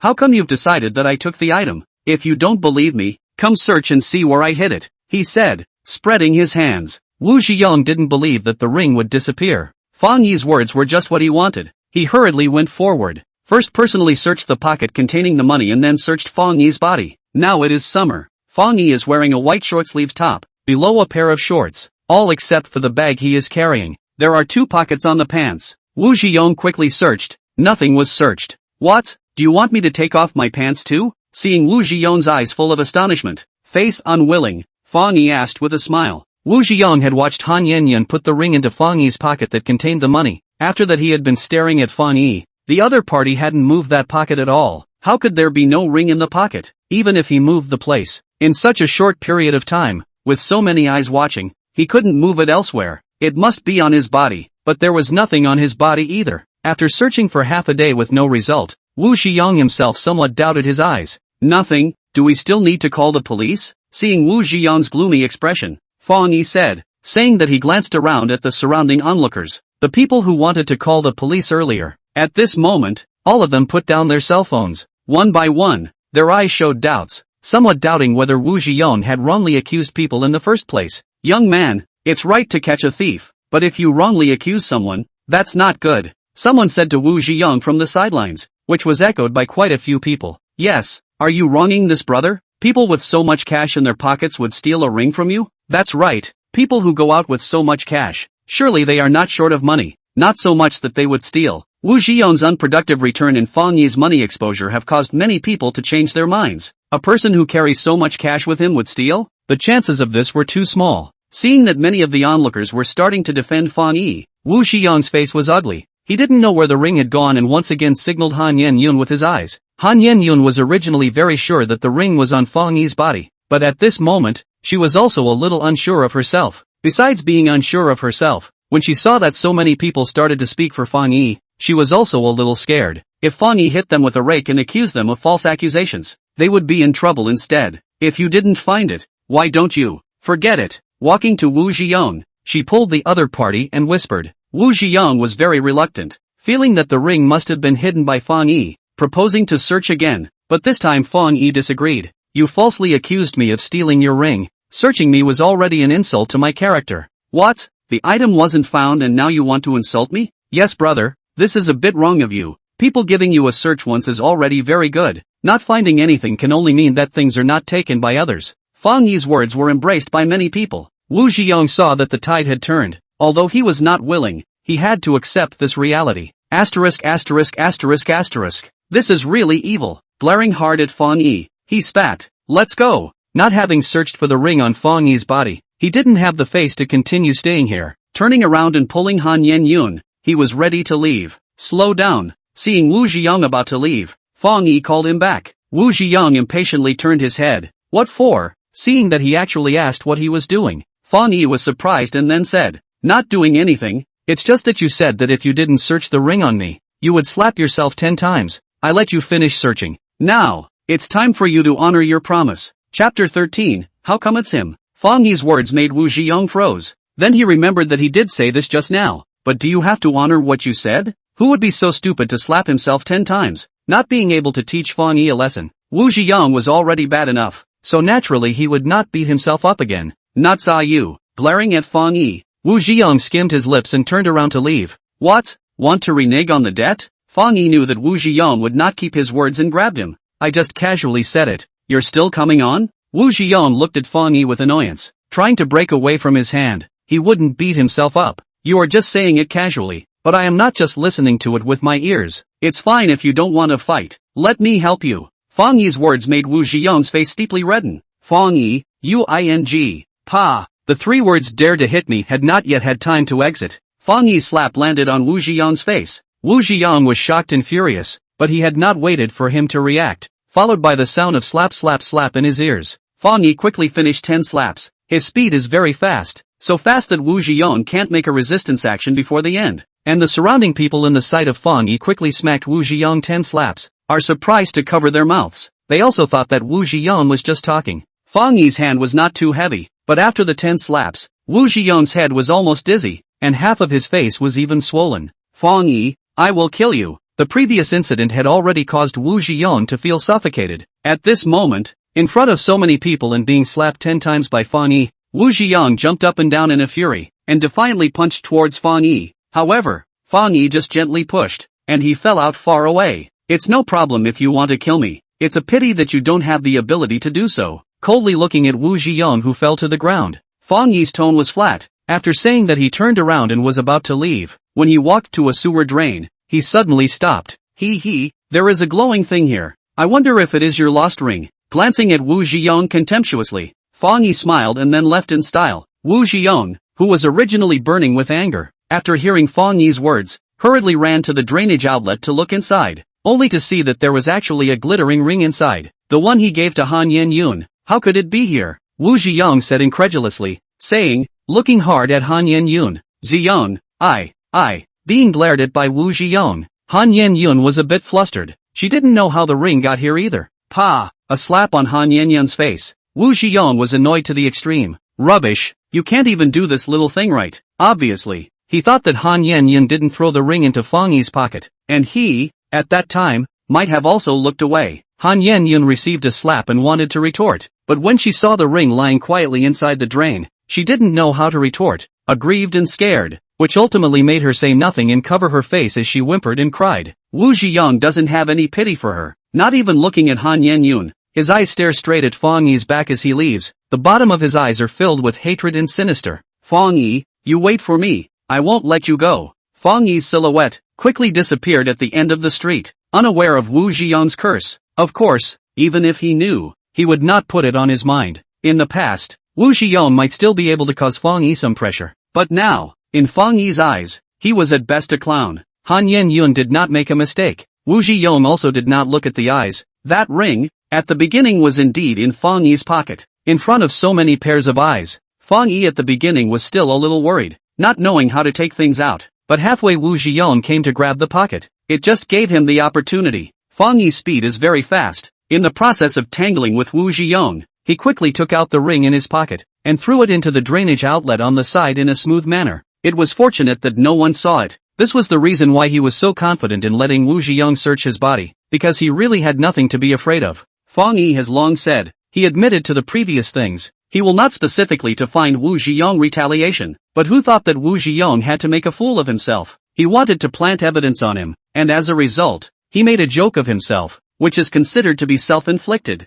After leaving the street where the bank is located, Fang Yi quickly meets Ling Shishue. Senior, Ling Shishue stood at the agreed station, and after seeing Fang Yi's figure, she immediately waved at him. Fang Yi hurriedly walks over. When he sees Ling Shishue from afar, her expression is a bit melancholic, obviously having something on her mind. But when Fang Yi gets closer, the other party changes to a smiling face, which is pleasing to the eyes when paired with her beautiful face. Sorry, I'm late, Fang Yi said apologetically. Ling Shishue deflated her mouth. The one who should say sorry is me, causing you trouble. What kind of words are these? Fang Yi shakes his head, expressing his disapproval of this statement. The money is all here. He handed the pocket containing the cash to Ling Shishue. Ling Shishue gratefully accepted the pocket and did not count it. She trusted Fang Yi. Senior, thank you. When I have the money, I'll pay you back immediately. There is no need to hurry to pay back. I still have money on hand. Only, I want to ask, what exactly are you going to do with this money?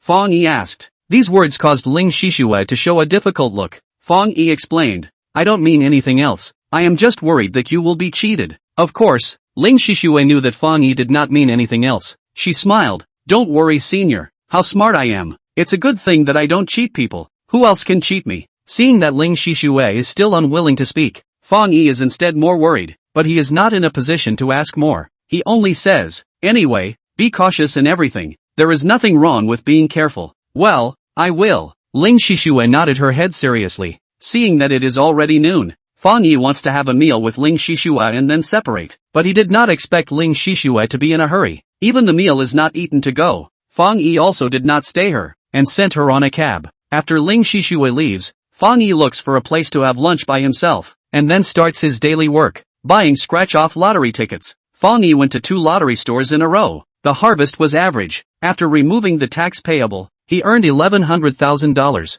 He thought that he might not even have $200,000 today, but he didn't expect that in the 3rd lottery store. Fang Yi's luck exploded. He actually won a first prize of $900,000. This made Fang Yi so happy that he almost jumped up. The amount in front of him is small. Fang Yi sells the scratchers to the lottery store owner according to the old method, but the last winning scratchers are too big. The lottery store owner can't get so much money, so he can only go to the lottery center to redeem the money by Fang Yi himself. Seeing that the time is still early, Fang Yi hurriedly takes a taxi to the lottery center and completes all the formalities before coming out from the center. After deducting the 20% tax, there is still $720,000 left from the $900,000 prize. The money will be paid to Fang Yi's account within 1 to 3 days. Walking out of the lottery center with the prize redemption slip, Fang Yi can't restrain his excitement. 720,000. Together with the other 11,000, he has earned 830,000 today. 830,000 together with his original balance. His assets have already exceeded $1 million.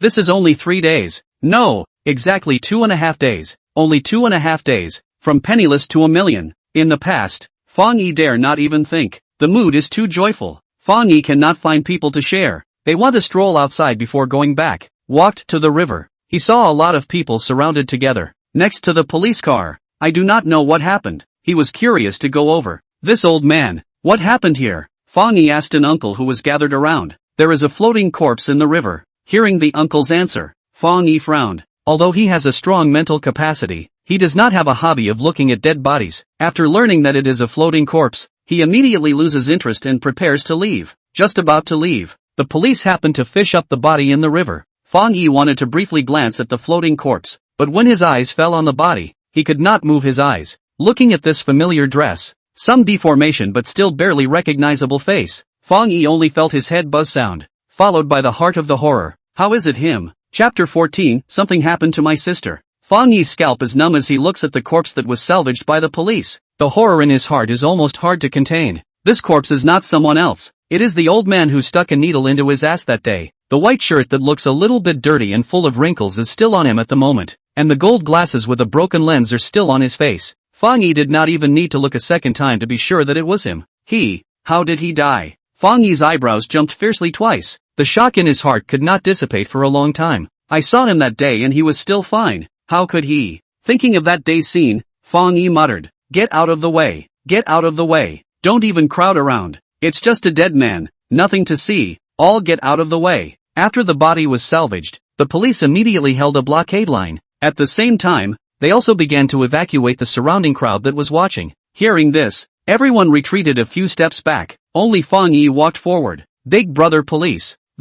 How did this person die? Since obtaining the ability of perspective, Fang Yi was grateful to the old man. He had fantasized about all the scenarios where he would meet the old man again, but how could he not expect that scenario to be like this? He was puzzled as to why the old man died. He has injuries on his body. The preliminary judgment is homicide. The police officer casually replied. Fang Yi also saw that on the clothes on the old man's chest, there was a torn hole, and inside was rotten meat that was soaked white. What kind of person killed him? Fang Yi asked again. Hearing this question, the policeman looked up at him, like he was looking at an idiot. If we knew who killed him, shouldn't we be arresting someone at this moment? These words made Fang Yi froze. Then he also felt that his question was a bit idiotic. Alright, please step back and don't destroy the scene. Hey, that one over there, no pictures. A person with a cell phone was trying to take pictures of the corpse, and was seen by the police and rushed over to stop it. Fang Yi wanted to inquire about this person's identity, but the police were busy and didn't have time to care about him. Even if they had time,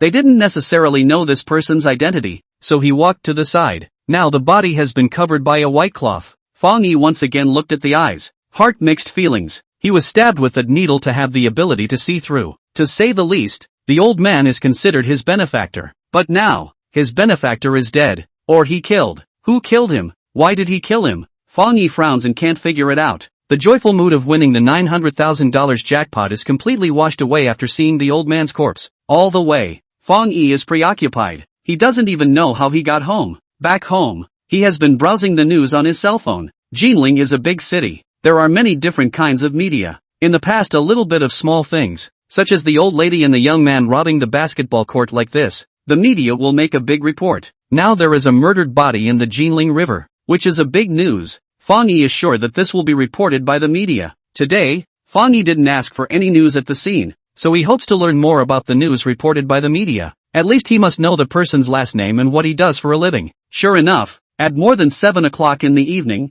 on the cell phone webpage, news about the floating body in Jinling River appeared one after another. Fang Yi randomly browsed through some of them. Most of the news are just about the floating body appeared by the Jinling River. There is no too useful information, but there is a news report. The content in it caught Fang Yi's attention. There is a wound on the chest of the deceased. The police initially concluded that it is a gunshot wound. At the moment, no detailed information about the deceased has been found. However, there is a photo ID on the body of the deceased. When our agency's staff was taking this photo ID, they found that the person on this photo is very much like the Kyoto University professor Lee Myung-chul, who disappeared after going to Europe to participate in an academic exchange 16 years ago, and they don't know whether or not this body is Lee Myung-chul himself. At the bottom of the message is information about Lee Myung-chul. Lee Myung-chul, born in the year XX, professor at Kyoto University, doctor of biology, expert in biopharmaceuticals, invited by the International Society for Biopharmaceutical Research to participate in academic exchanges in Europe 16 years ago. On his way back to his home country, he was involved in a plane crash and has been missing ever since.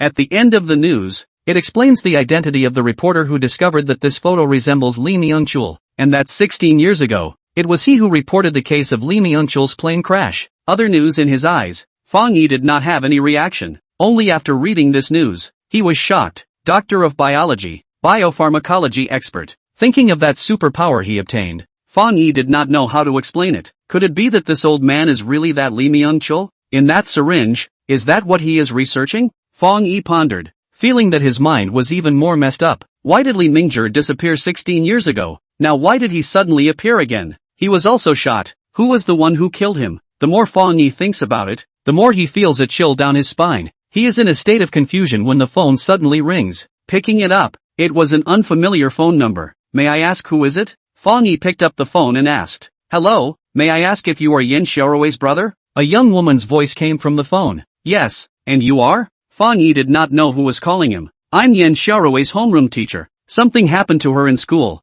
I hope you can come over." "What? Something happened to my sister?" Hearing the other party's words, Fang Yi stood up in a flash. Chapter 15, Stealing. Learning that something happened to Yin Xiaorui, Fang Yi rushes to the school with the fastest speed. Today is Sunday. There are no classes during the day, but there are evening self-studies in the evening. Maybe because of the reason that she does not want to stay under the same roof with Fang Yi, Yin Xiaorui came to school very early today. Fang Yi did not even see her when he went home in the afternoon. He doesn't know what happened to her at school, and Fang Yi is worried. Although Yin Xiaorui does not trust him, he still cares about his sister. Fang Yi had come to Yin Xiaorui's school and held many parent-teacher conferences for her. He originally knew Yin Xiaorui's homeroom teacher, but during this recent period of time, Yin Xiaorui's homeroom teacher seemed to have changed, and the one who called him today was a stranger. "Hello, my name is Su Ying. I am the new homeroom teacher of the senior class." Arriving at the school, Fang Yi met the person who called him. Although the voice on the phone sounded like the other party was not very old, Fang Yi still did not expect that Yin Xiaorui's new homeroom teacher would be so young. With a short shoulder-length hair, looking only 25 or 26 years old, with a beautiful appearance and a slim figure, wearing a white sleeveless long dress. Unlike a teacher, she has the temperament of a young lady next door. "Hello, I am Yin Xiaorui's brother Fang Yi. What happened to my sister?" Just now, he was too anxious. Fang Yi didn't even have time to ask what happened before rushing over. Seeing the teacher, he was busy asking. This, Su Ying is thinking about what to say to Fang Yi. Fang Yi can't wait to incline his head towards the classroom. And when he sees Yin Xiaorui standing in the corner, her face full of tears, he hurriedly runs in. "Xiaorui, what's wrong with you? Who bullied you?" In addition to 3 years ago when his parents passed away, Fang Yi has not seen Yin Xiaorui crying so hard. Seeing her heart like a knife, he hurriedly asks. Looking at Fang Yi coming in, Yin Xiaorui wipes her tears. Her mouth slightly opens, wanting to say something, but no sound comes out. Who bullied my sister? Seeing that Yan Xiaorui did not say anything, Fang Yi turned his head to ask Su Ying who came in after him. Seeing the anger on Fang Yi's face, Su Ying's eyebrows knit up as if she is somewhat dissatisfied.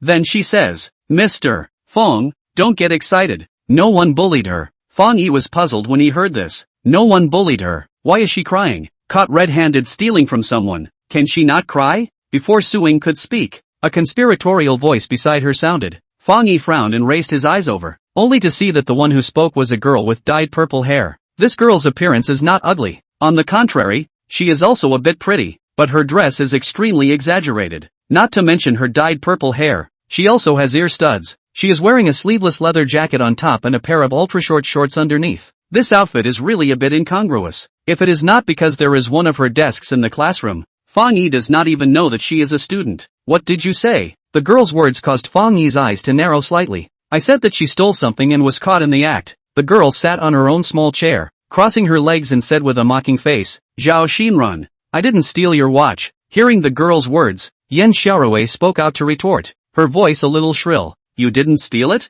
You didn't steal it, then who did? You're the one who came the earliest today. The girl called Zhao Xinran said with a rightful face, I came the earliest, but I've been sitting in my seat the whole time. I haven't taken anything from you. Yan Xiaorui explained. You didn't take it? Then why is my watch missing? Besides, Wang Li and Zhang Yan both saw it. How dare you sophistry? Hearing these words, Fang Yi has a little understanding of what happened at the school, and once he asks Su Ying, he realizes it. It turns out to be that the girl named Zhao Xinran's watch is missing, because today Yan Xiaorui came the earliest, so the other party suspects that she stole it. It's not suspicion, it's certainty. There are two other female students in the class who saw it with their own eyes. Su Ying corrects Fang Yi's words. While saying that, she also points out the two girls who witnessed it with their own eyes. Seeing Fang Yi sweep his gaze over, the two girls hurriedly nodded their heads. I didn't take anything from her at all. Why are you guys falsely accusing me? Seeing the two girls nodding their heads, Yan Xiaorui was so furious that her small face turned red, and even her body was shaking. Yan Xiaorui,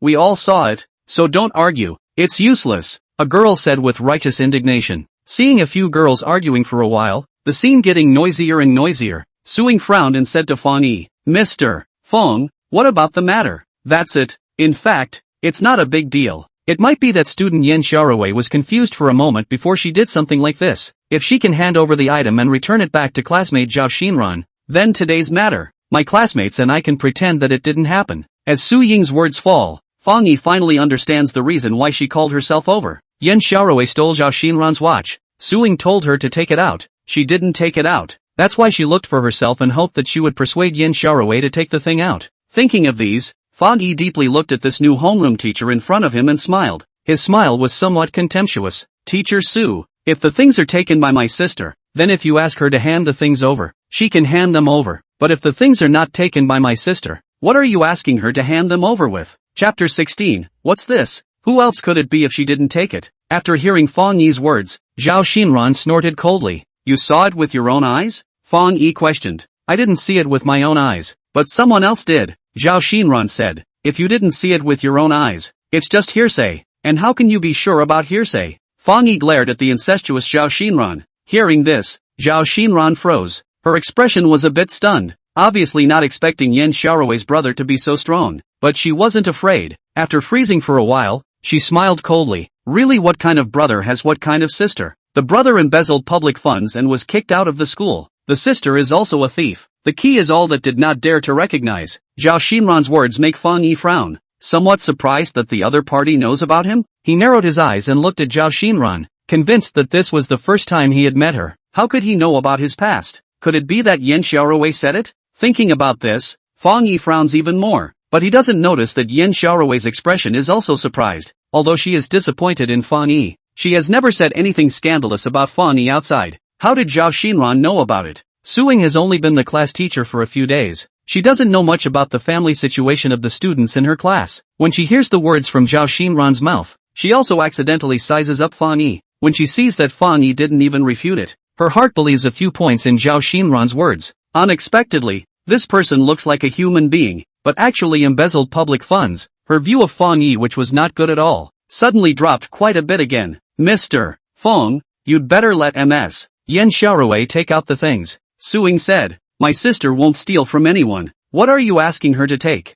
Fang Yi looked at Su Ying with annoyance. His tone was cold. Hearing these somewhat aggressive words, Yan Xiaorui raised her tearful eyes in bewilderment, and what she saw was Fang Yi's eyes filled with anger when he faced Su Ying, and that anger was filled with concern for her, and even more so, her trust in her, which made her heart flutter. How do you know she won't steal? Fang Yi's tone was heavy and as strong as it could be, causing Su Ying's willow eyebrows to rise, and she could not help but vocalize her question. She felt that Fang Yi's words were too arbitrary. It's simple, because she is my sister. In the face of Su Ying's question, Fang Yi replied decisively. These words seemed to have no meaning, but contained his absolute trust in Yan Xiaorui. His eyes were firm as he said these words, and his tone was even more decisive and unquestionable. Because she is my sister. This short sentence was like a magic sound filling the ears, echoing in Yan Xiaorui's mind over and over again. This was the first time she had seen Fang Yi's strong side. She looked at Fang Yi in a daze, and for a while, she was actually a little infatuated. Fang Yi's tone and what he said did not seem like he had any intention of discussing with her.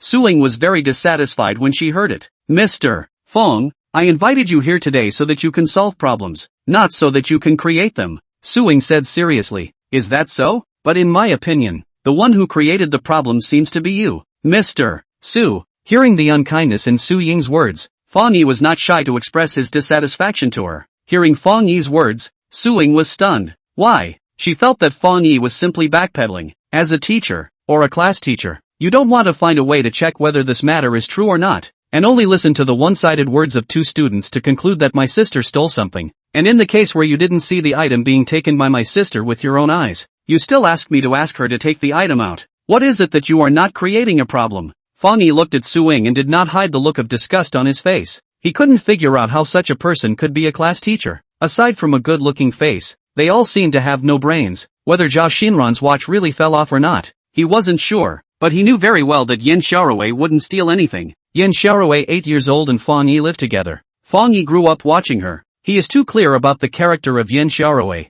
Yan Xiaorui 10 years old, broke the neighbor's a vase. Very self-condemnation. The neighbor's aunt said no need for her to pay, and did not tell the matter to Yan Xiaorui and Fang Yi's parents. But Yan Xiaorui still saved up a month's pocket money and bought a new vase for the neighbor's aunt. Fang Yi is the only one in the family who knows about this matter, and because of this matter, he knows that his sister is an honest person, perhaps because she herself is too honest. So after knowing the scandal of Fang Yi's embezzlement of public funds, she is disappointed in him. Fang Yi's words make Su Ying's face change. She is a new teacher in the school. The previous homeroom teacher of this class is sick. The school is short of teachers, so she is temporarily allowed to take this class. She didn't expect to encounter this kind of thing as soon as she arrived, because she knows that the senior class is difficult to bring. Do not want to just come to make it difficult for which students. Thinking through the way of communication with the parents, to smooth this matter, minimize the impact. I thought that Yan Xiaorui's brother will be actively cooperate with their own. After all, the reputation of stealing things really want to spread is not good. But who knows? The other party not only do not understand their own good intentions, the words outside the meaning of the words, but also their own wrongly accuse them. She felt that Fang Yi, this person, is simply incomprehensible. I didn't see it with my own eyes, but some classmates saw it, and there are still two of them. If Ms.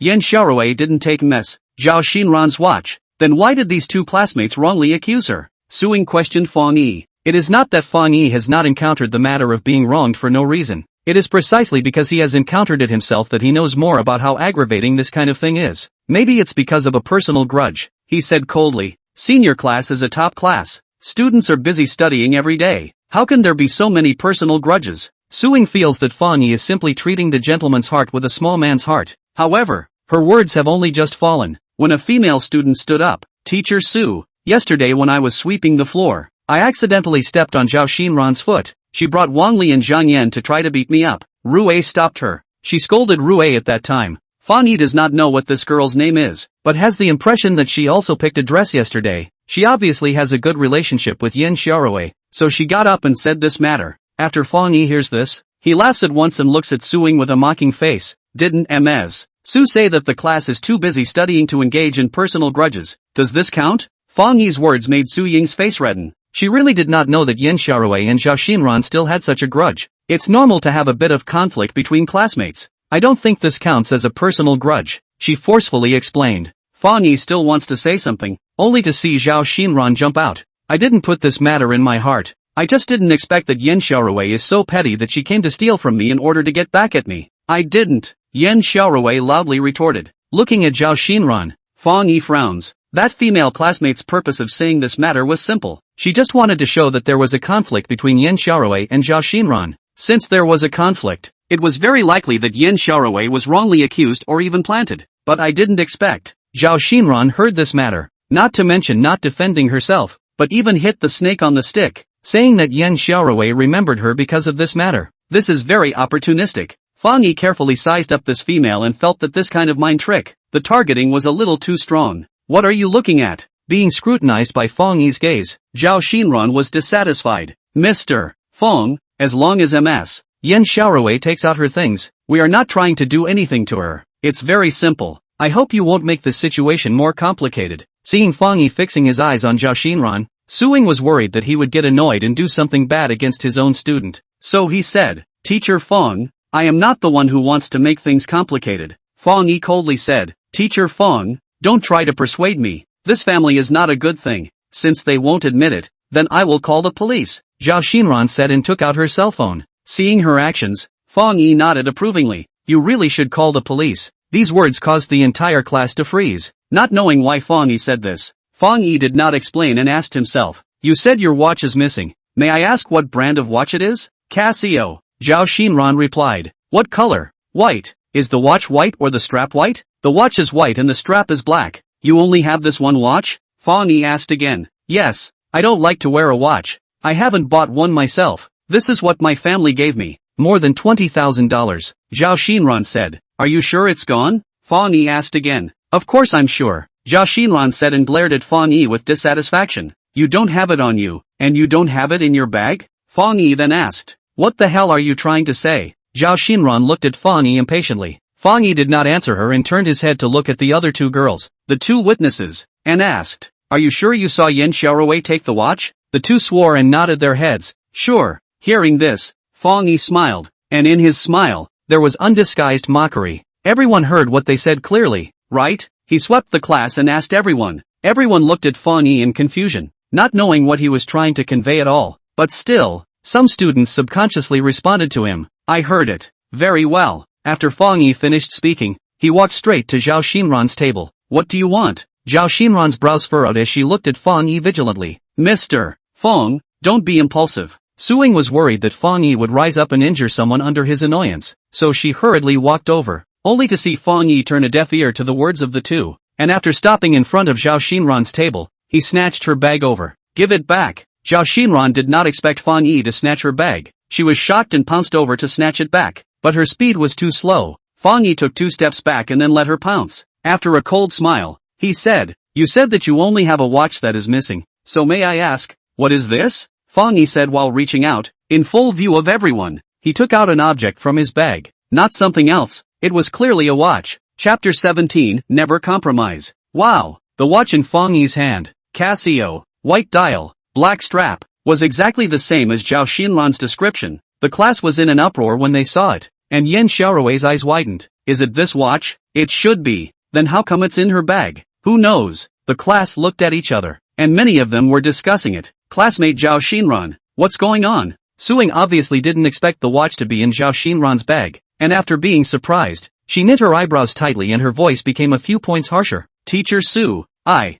Xinran wanted to explain, but didn't know what to say. Don't tell me that this isn't the watch you were talking about, or that even you don't know you have a watch? Seeing Zhao Xinran stammering, Fang Yi mocked without any scruples. When Zhao Xinran heard this, she glared at Fang Yi in annoyance. She was puzzled as to how Fang Yi could be sure that the watch was in her bag, and even took the watch out without even giving her a little time to react. When? Of course not. Although she was surprised in her heart, she still put on a nonchalant expression on her face and denied Fang Yi's words. The reason why Fang Yi knew that the watch was in Zhao Xinran's bag was because he used perspective. Since it's not, then this is obviously the watch you lost. You said it was taken by my sister. Why is it in your bag? Fang Yi pursued. Hearing Fang Yi's words, the expression on Yin Xiaorui's face changed from aggrieved to angry, and she had already thought of a possibility, deliberate false accusation. In fact, many people had already thought of it, including Suing. Also, maybe I remembered it wrong. I thought it was gone. I didn't realize it was in my bag. Sorry, Zhao Xinran said in a cloudy manner, taking the watch in Fang Yi's hand and sitting down on the seat. Sorry? Seeing Zhao Xinran taking the watch over as if nothing happened, then he sat down. Fang Yi laughed. Just now the matter that made a lot of noise, hating to have the whole school know about it. A sentence of sorry even? Good. You can say that you remembered it wrong. What about them? Fang Yi turns his head, and drops his gaze to the ugly-looking Wang Li and Zhang Yan. The two of them were already full of panic when Fang Yi searched Zhao Xinran's watch, and at this moment, their expressions are even more terrified in the face of Fang Yi's gaze. You swore that you saw my sister take her watch with your own eyes. Don't tell me that both of you have misread it? Fang Yi asks with a cold smile. At the same time, the other students in the class also focus their gazes on them, while Su Ying is also looking at them with annoyance. Facing Fang Yi's question, the two of them looked at each other, not knowing how to answer. Maybe it's true that they're looking at it wrong. What's wrong with it? Seeing Fang Yi targeting Wang Li and Zhang Yan, worrying that they would say something they shouldn't under fear, Zhao Xinran explained at the side. It's still possible for one person to see it wrong, but both of them? Fang Yi returned. Is it not possible? Zhao Xinran raised her chin and said condescendingly. At the beginning when Fang Yi pierced through the lie, she was a little bit flustered, but on second thought, this is not a big deal. She bites down on the fact that she remembered wrongly, and then lets Wang Li and Zhang Yan bite down on the fact that they looked at it wrongly, and she doesn't think that Fang Yi has any way to take them. Perhaps it is because of these dependencies that she looks calm and collected. Seeing Zhao Xinran's condescending face, Fang Yi nods his head and does not say anything. The other party's words, of course, he does not believe in them. In fact, in the entire class, no one believes that both of them have misread. Seeing the two of them not saying a word, Fang Yi is not in a hurry and says in a cloudy manner, "It's okay if you guys don't say anything. Someone will make you say it." Saying this, he took out his cell phone and dialed a number while asking, "You guys are all adults, right?" Seeing the two people's puzzled faces, he then said, "It doesn't matter if you're not adults. You can be legally responsible at the age of 16. You guys have joined together to say that my sister stole something. This is considered a false accusation. Since I'm asking you guys and you refuse to say it, then change to the police uncle. I think you guys will be more happy." Fang Yi's tone is very gentle, but the words that he said immediately made Wang Li and Zhang Yan panic. Not only them, even Zhao Xinran also panicked. She did not expect that for such a small matter, Fang Yi would want to call the police. Seeing that Fang Yi was already dialing the phone, her face was hard to see. "Teacher Su, this is a misunderstanding. There's no need to call the police, right?" Zhao Xinran stood up and asked Su Ying for help. She was not afraid of the police, but she knew very well that Wang Li and Zhang Yan were afraid. Su Ying was not a fool. If she was a fool, she could not be appointed as the class teacher of the senior class at a young age. When she sees Fang Yi take out the watch from Zhao Xinran's bag, and Wang Li and Zhang Yan's two eyes are full of fear, she already understands how things are. Although her heart is also angry, but in her mind, this matter really doesn't reach the level of having to call the police. If the police will cause not small impact on the students, not to mention on the school's reputation, will also have an impact, and the latter, including a group of school teachers, are not willing to see. In addition, there is another problem. She glanced at Zhao Xinran, knowing that this student had an unusual background, and the school leader had told her that it would be best for her to turn a blind eye to what Zhao Xinran did. "Mr. Feng, this matter may indeed be a misunderstanding. I don't think it's necessary to call the police. After I come down, I will criticize Zhao Xinran and the other two students." Su Ying thought about it and said to Fang Yi, "It's fine if you don't call the police. Just let them tell the cause and effect of the matter and then apologize to my sister." Fang Yi's attitude seems very negotiable. He is about to ask Wang Li and Zhang Yan to just tell the truth. "I've already said that this is a misunderstanding. What else is there to say?" Upon hearing that Fang Yi wanted the truth, Zhao Xinran was immediately unhappy and said in a loud voice, "Whether it's a misunderstanding or not, you can't say it. I want them to say it," Fang Yi said in a cold voice, and as he spoke, his eyes stared tightly at Wang Li and Zhang Yan. "This matter is by no means a misunderstanding, but someone is planning it. In fact, the person who is planning it, Fang Yi is very clear who it is, but he knows it's useless.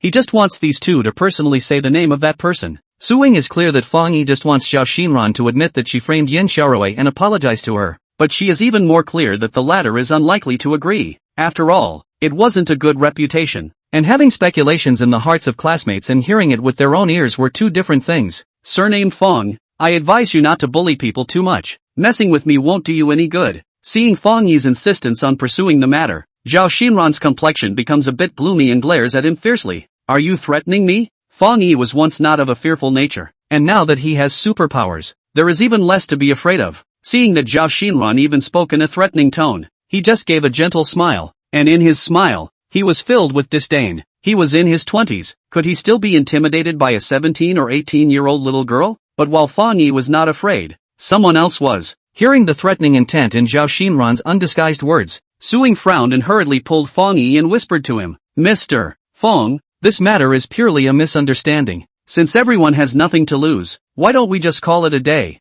Zhao Xinran's classmate's family is not ordinary. If she wants to make things difficult for you guys afterward, it will be very troublesome. Chapter 18, Zhao's Group. Although Suing does not know much about Yan Xiaorui's family situation, she has also heard that Yan Xiaorui's parents are dead, and she is dependent on an older brother. Although Fang Yi's unreasonable and unforgiving nature makes her feel annoyed, but out of kindness, she does not want Fang Yi and Yan Xiaorui to offend Zhao Xinran because of such a matter, thus incurring trouble. Fang Yi thought that Suing was going to say something grand, but he did not realize that he was actually advising himself to put things to rest. Hearing this, Fang Yi gave her a deep look. This student's family is not ordinary. If you still want to make things difficult for you afterward, it will be very troublesome. What a familiar sentence. When Fang Yi was wrongly accused in school, the one who was bent on finding out the truth was what he heard from the counselor. How much humiliation and helplessness is contained in this simple sentence? Only Fang Yi knows best. Because of the consideration of his own identity, as well as the safety of his sister, Yan Xiaorui,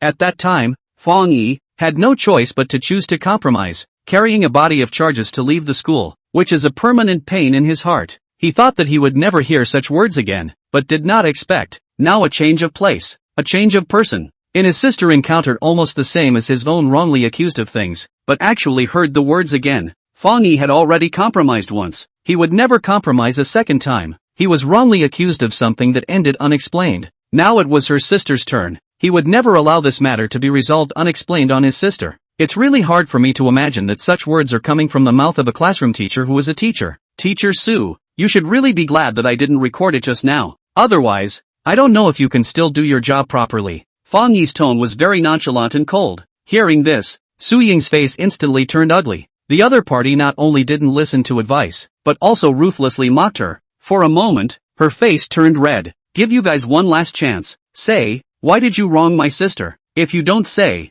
I will call the police. After finishing with Su Ying, Fang Yi turned his head and said to Wan Li's two with a tough attitude. In the face of Fang Yi's tough attitude, the two girls are scared. Although they are both 18 years old, but after all, they have never been out of the society. In the end, they are still a child. When they encounter this kind of thing, it is impossible to not be afraid. Earlier, they were still pinning their hopes on Zhao Xinran, counting on him to protect them, but they didn't realize that Fang Yi wasn't afraid of Zhao Xinran at all and insisted on pursuing the matter. They intend to hide the truth, but they are worried that Fang Yi will call the police. They did falsely accuse Yan Xiaorui. Who knows if they will go to jail? They are still very young. They don't want to go to jail. Don't call the police. We said. Under Fang Yi's forced gaze, the two finally did not withstand the pressure and confessed the matter. Zhao Xinran because she was not used to seeing Yan Xiaorui, so she joined them to plot this matter. The purpose was to frame Yan Xiaorui and make her lose her reputation. This matter was not complicated at all and was finished in one sentence.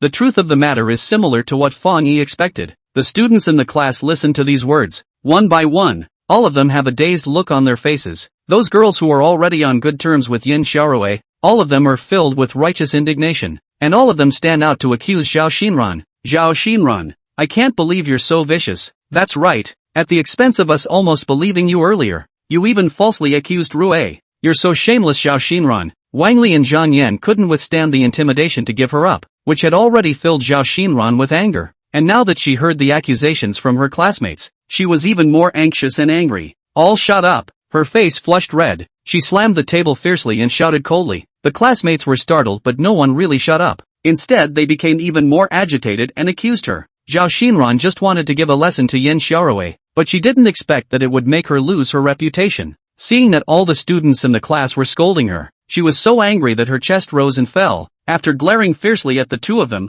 Fang Yi and Yan Xiaorui, she turned around and ran out of the classroom. She thought that she had no face to stay here. Wang Li and Zhang Yan were still worried that Zhao Xinran would scold them, but when they see the other party go out, both of them are relieved, and they don't have any psychological burden at once, and hurriedly apologize to Yan Xiaorui at Fang Yi's request. Fang Yi is not trying to deliberately make things difficult for anyone, he just wants the truth. To return his sister's innocence, Zhao Xinran ran out, but it doesn't matter. Fang Yi's purpose has been accomplished. Let's go too. Seeing that it is almost time for the evening study, Fang Yi does not ask the teacher and directly says to Yan Xiaorui. What made him a little surprised was that Yan Xiaorui did not refute his words, and after nodding, She put on her backpack and followed him out of the classroom. Mr. Fang. The two had just walked out of the classroom when Su Ying chased after them. Class is about to end. Mr. Su isn't refusing to let even this much time go, right? Fang Yi thought that she was here to stop Yan Xiaorui from leaving early. Mr. Fang, you misunderstood. I came out.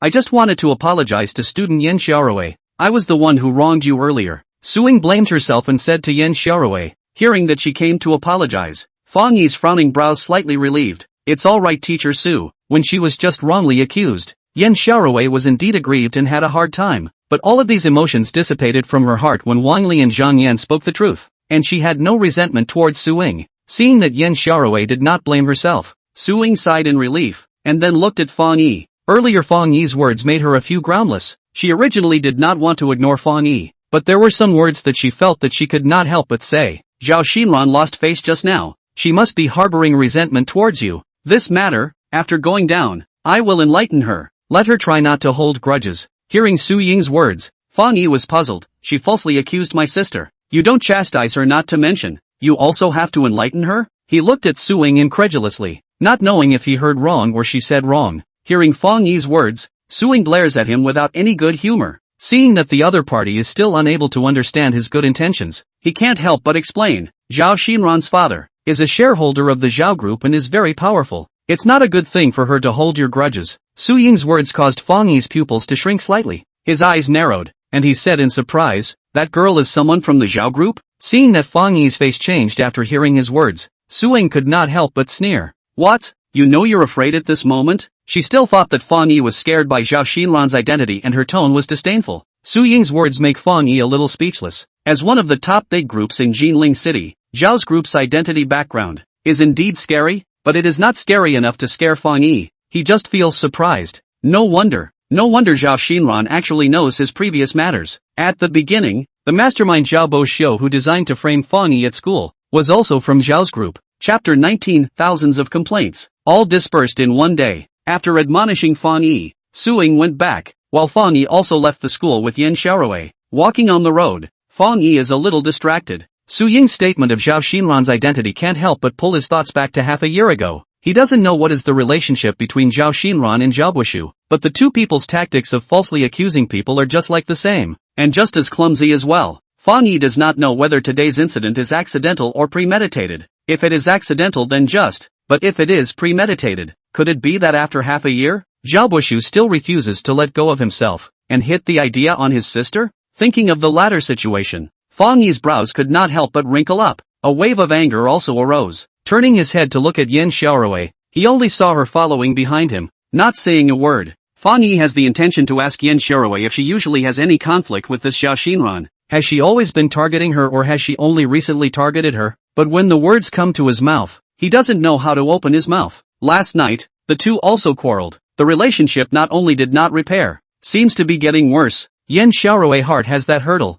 estimated that even if he asked, she will not answer. Alas, Fang Yi sighs heavily. His heart sighs with emotion, and he doesn't know himself and Yan Xiaorui. When can he restore the previous relationship? How did you know that the watch is in Zhao Xinran's bag? Just when Fang Yi decided to give up questioning Yan Xiaorui and was about to turn his head, the latter actually spoke first. Fang Yi froze for a moment, seeing the serious expression on Yan Xiaorui's face. He then forced out a smile from his despondent face. I guessed. Fang Yi's perspective can only be used 5 times a day. This morning he used it once, and in the afternoon he only used it 3 times, because seeing Li Mingzhi's corpse was too shocking. So Fang Yi went home early, and there was still one remaining time that was not used. Just now when facing Zhao Xinran's sworn accusation, Fang Yi did not want to waste more time on his words, so he opened his perspective. He checked everyone in the classroom. Even he did not expect that the watch was in Zhao Xinran's own bag. Of course, the matter of perspective cannot be said. Yan Xiaorui doesn't know that Fang Yi can see through, seeing that he speaks lightly, but in her heart,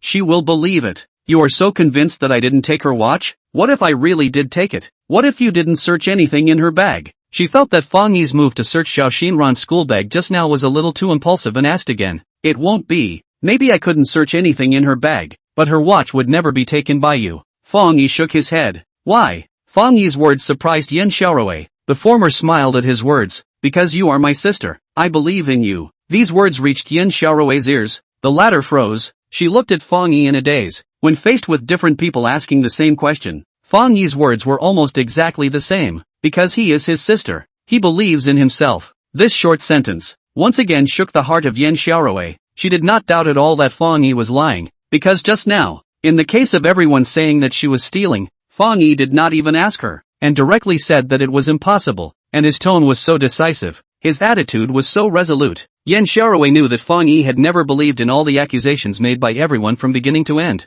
because if he had a little bit of belief, he wouldn't have asked or not asked himself and directly went to search Xiao Xinran's school bag. The previous scene replayed in her mind scene by scene, looking at the gentle smile on Fang Yi's face. In Yan Xiaorui's heart, she only felt that there was something that loosened. It's getting late. Quickly go home. I haven't eaten yet. Seeing Yan Xiaorui standing motionless, also do not know Faze did not believe their words, but it does not matter. 3 feet of ice is not a day's cold. 3 feet of ice want to melt. Naturally, is not a day or two of work can be. Fang Yi does not expect Yan Xiaorui can believe their words, only to ask that she do not deepen the misunderstanding of their own on the good. As Fang Yi's words fall, he turns his head and walks in the direction of his home, but he doesn't walk out for 2 steps, when he suddenly hears a voice from behind him, a voice that makes Fang Yi incredulous. Brother! Hearing this long-lost address, Fang Yi froze. The foot that was just about to be lifted stopped at once, as if it was firmly glued to the ground, no longer able to move half a point. You, what did you call me?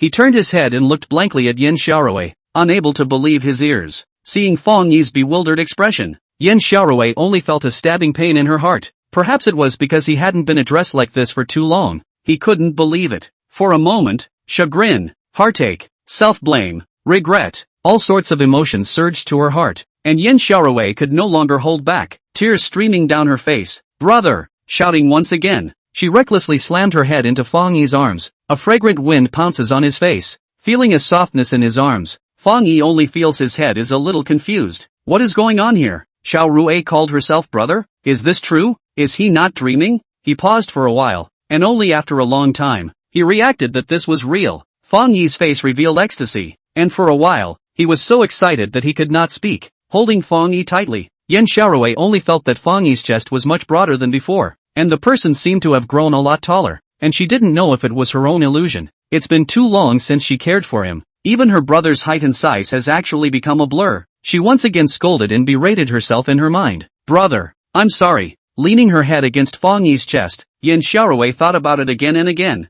and finally said the words that she had been wanting to say just now, but had been afraid to say. Sorry, 3 words, very ordinary, but listening to Fang Yi's ears, but it seems like a rushing beam of light. The entire night sky is illuminated. Yan Xiaorui did not say to understand why things are sorry, but Fang Yi knows what she said. You forgive me? He asked with a trembling voice. You weren't wrong at all. I'm sorry. After experiencing last night's conversation, after Yan Xiaorui personally experienced the feeling of being unable to defend herself when she was wrong today, she finally believed Fang Yi's words completely and utterly. She can also understand that the person he was half a year ago was probably just as helpless as herself tonight, when she was wrongly accused and was sworn to have seen the theft with her own eyes. It was her brother who stood firmly by her side and argued with all the accusers, which allowed her to experience the care of her loved ones, and at the same time, she also realized how chilling her own approach at first was. His own brother was wronged by everyone, betrayed by his girlfriend, expelled from school. He was at that moment, should be more eager to be believed by others than himself. But what about himself? As his only relative,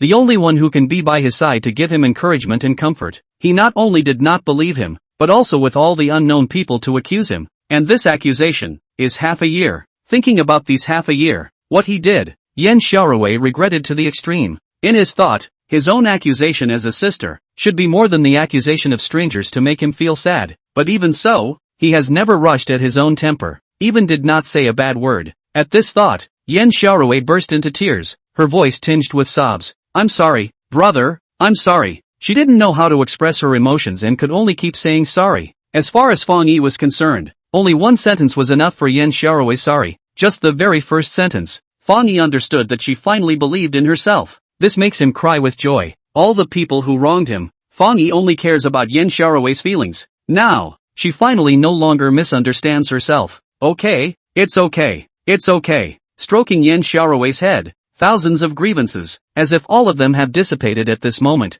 Fang Yi takes a long sigh of relief. Chapter 20, Setting a Small Goal, $10 million.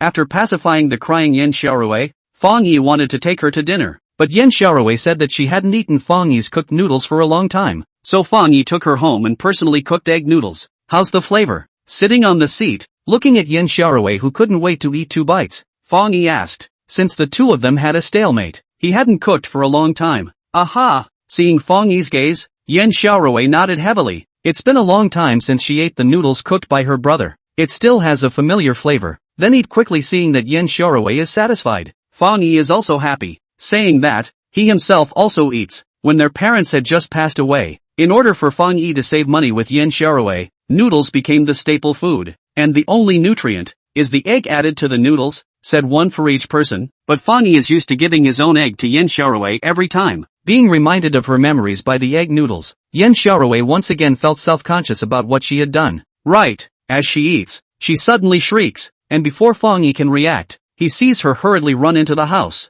and before long, she runs out with a porcelain doll. Here, she puts the porcelain doll on the table, and Fang Yi takes a look and freezes. This porcelain doll is not new. It is the one that he broke that day when he argued with Sun Fugue in the company. He remembers that it was already broken into pieces at that time, but at this moment, it was glued up again. Fang Yi looks at Yen Xiaorui in surprise. This is your. Without finishing her words, Yen Xiaorui nods her head. The night before last I accidentally saw this porcelain doll shattered, so I glued it up. This is what Auntie sent you. It was heartbreaking when it shattered, wasn't it? This porcelain doll is when Fang Yi was a child. His mother sent him. Yen Xiaorui also has one. After Fang Yi's mother died, he regarded this thing as very important. That's why when it was shattered that day, he was so angry that it was hard to control himself. Originally thought that Yen Xiaorui has been blaming herself. Did not expect. She actually glued this thing the day before yesterday. That is not to say. After listening to Yen Xiaorui's words, Fang Yi looks at her, and his heart cannot help but feel that perhaps all along, her heart was not as cold as it appeared to be, which makes a trace of warmth rise in his heart. Thank you, said faintly. Fang Yi carefully put away the porcelain doll. He. Hearing this voice of thanks, Yen Xiaorui grinned her small mouth and smiled dementedly. In her smile, there was some indescribable meaning. This half a year, although she has been on the other side of the cross-eyed, but in the end, he is always her brother. Mouth does not recognize, but her heart has never forgotten. After Yen Xiaorui took out the porcelain doll, the original cordial atmosphere became more cozy. The two of them were eating noodles while chatting. Suddenly, a piece of news reported on the TV attracted Fang Yi's attention. After multiple investigations, it is now basically confirmed that the floating body that appeared by the Jinling River this afternoon is none other than Professor Li Mingzhi, who was unaccounted for due to a plane crash 16 years ago. Now let's interview the reporter responsible for reporting on the case of Professor Li Mingzhi's plane crash at that time. Mr. Lu Wenji. This was a live broadcast from Jinling TV station.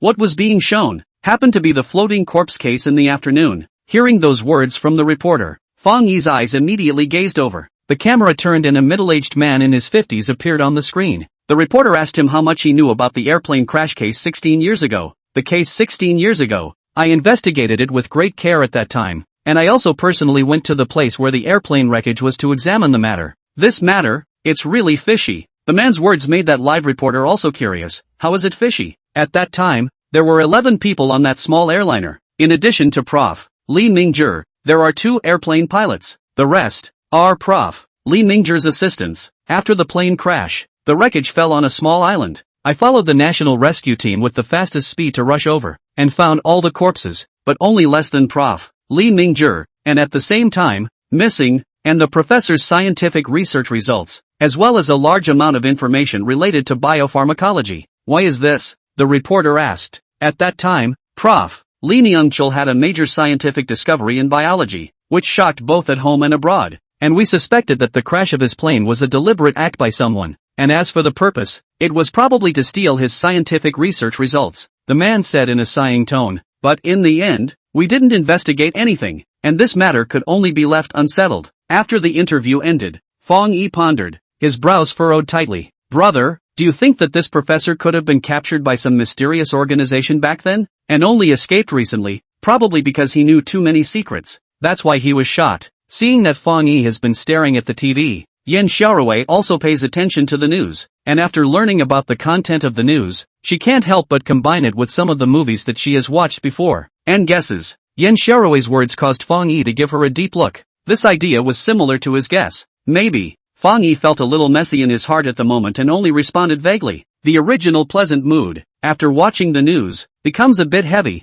Fang Yi finishes his noodles in 3 or 2 times, and after saying a few simple words with Yan Xiaorui, he walks straight into his room, and just after closing the door, his face becomes ugly. Biology professor. Disappeared. Appeared after 16 years. Shot. Mysterious organization. All kinds of keywords united together. Fang Yi felt that there seemed to be a torrent surging in the darkness. He could not really see it, but he could feel it. From the panicked expression he saw on Li Mingzhi's face 2 days ago, he could feel it. Li Niangchul had disappeared for 16 years and suddenly appeared, panicked and bumped into himself. Would he have already been being hunted down at that time? Maybe it was because of desperation, or some other reason. So the other party stuck that syringe in his butt. Fang Yi doesn't know what is in that syringe until now, but he can be sure that what is in it is definitely unusual. Otherwise, he wouldn't have gained the ability to be different from normal people. Li Mingzhi disappeared for 16 years and was captured by a mysterious organization. Could it be that he went to study the things in the syringe? He was being hunted down. Could it also be because of that thing?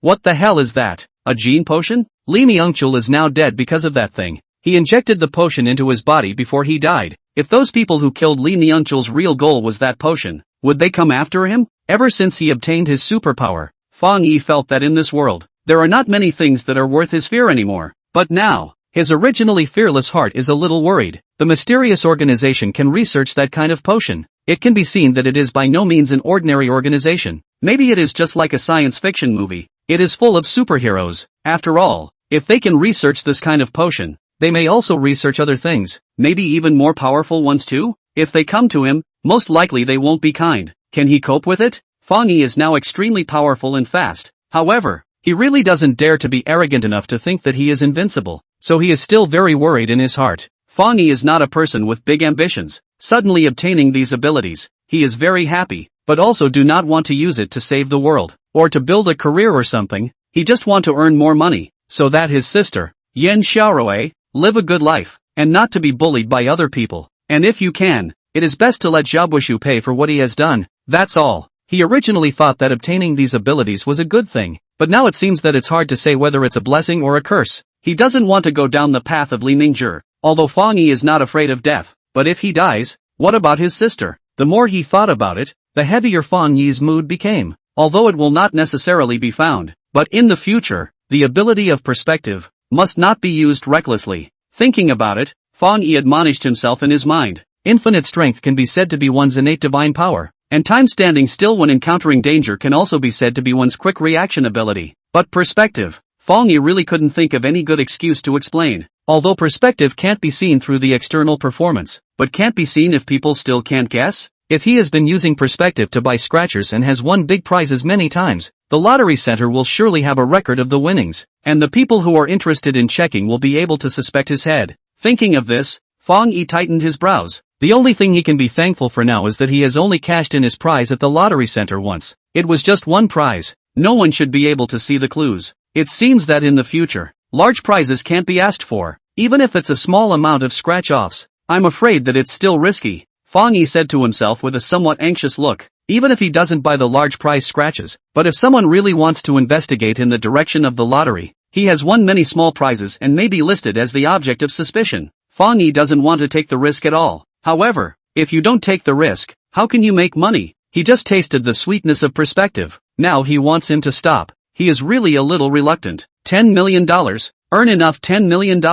I will stop. Thinking about it, Fang Yi finally set a goal for himself. $10 million? In Jinling can buy a very good house. The rest of the money, used for Yan Xiaorui to study, and then give her a generous dowry is also more than enough. Fang Yi decided to use perspective to buy a small amount of scratch music. Earn enough 10 million to find a legitimate businessman. As long as they buy more cautious, the best to go outside the city, outside the province to buy, should not be easy to be detected. Besides, the other side will not check in this direction is still a matter of opinion. Fang Yi, who has made a plan, is like a gambler at the moment, holding a great deal of luck in his heart. Chapter 21, This Is It? After Fang Yi set his goal, he slept until dawn, and when he woke up in the morning, Yan Xiaorui had actually made breakfast. Take this money and deposit it on your card. Use it as living expenses. During the meal, Fang Yi takes out $5,000 and hands it to Yan Xiaorui. Wow, so much. Seeing Fang Yi taking so much money to herself, Yan Xiaorui is a little surprised. Although she has now cleared her suspicions with Fang Yi and will not reject using Fang Yi's money anymore, but Fang Yi giving her so much money at once, she is still a little flattered. I still have money on myself. You save this money, you still have to live in the future. Yan Xiaorui doesn't know how much Fang Yi's salary is, but she is clear that Fang Yi only went to work not long ago. Even if it is high, it is not high enough to go anywhere. The key is that she spent so much money on buying clothes yesterday. She feels that even if Fang Yi has savings, it is definitely not much, and she would like to let Fang Yi save up the money. How could Fang Yi not know his sister's mind? He smiled and stuffed the money into Yan Xiaorui's hand. Xiaorui, the money for our future life. Brother has it here. This is for you. Seeing Yan Xiaorui's puzzled face, Fang Yi added, did you forget that I said I won the lottery? Hearing this, Yan Xiaorui suddenly realized that she thought Fang Yi lied to her before. Really won? She asked excitedly. Aha! Fang Yi nodded his head. How much was won? Fang Yi thought about it and raised a finger. $1 million. Really? Yan Xiaorui was startled by this number and looked at Fang Yi incredulously. Of course it's true. Fang Yi nodded his head. After spending some time, Fang Yi finally convinces Yan Xiaorui to believe that he won the lottery and accepts the money. During this period of time I have to think about what to do with this money. $1 million is still a little less. I always have to earn enough dowry money for you. After seeing Yan Xiaorui accept the money, Fang Yi said seriously. He is confident that the money will increase in the future, so he has to do a little padding first. However, these words caused Yan Xiaorui to be dissatisfied, glaring at him and pouting her lips. I don't want to marry anyone. I want to be with you, brother, for the rest of my life. Hearing this, Fang Yi cries and laughs a little. What silly words are you saying? Quickly go to school. Saying this, he ate the last bite of food. Brother. Yan Xiaorui picks up her school bag and suddenly turns her head to look at Fang Yi. What for? Fang Yi looks at her suspiciously, only to see that Yan Xiaorui opened her eyes and carefully looked at Fang Yi for a long time before she said with an odd expression on her face,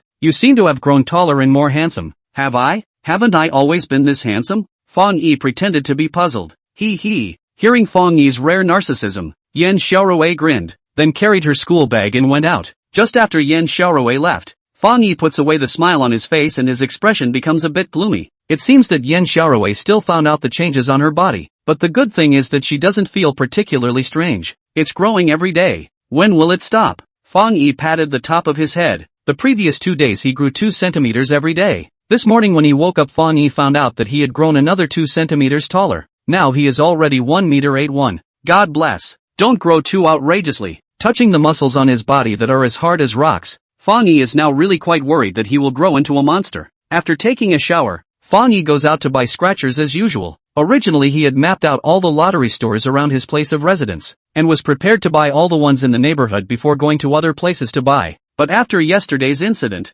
Fang Yi has to be cautious. He feels that he can't buy too many lottery tickets near his home. After all, rabbits don't eat grass around the nest, so if he wants to buy, he has to go to a faraway place to buy. For this reason, Fang Yi's home is in the east of the city, and he purposely took a taxi to the west of the city. He just got off the bus and was about to take out his cell phone to search for a nearby lottery store when he unexpectedly saw a familiar face. It was Ling Shixue, in front of a park. She was with a middle-aged man, facing a group of fierce men.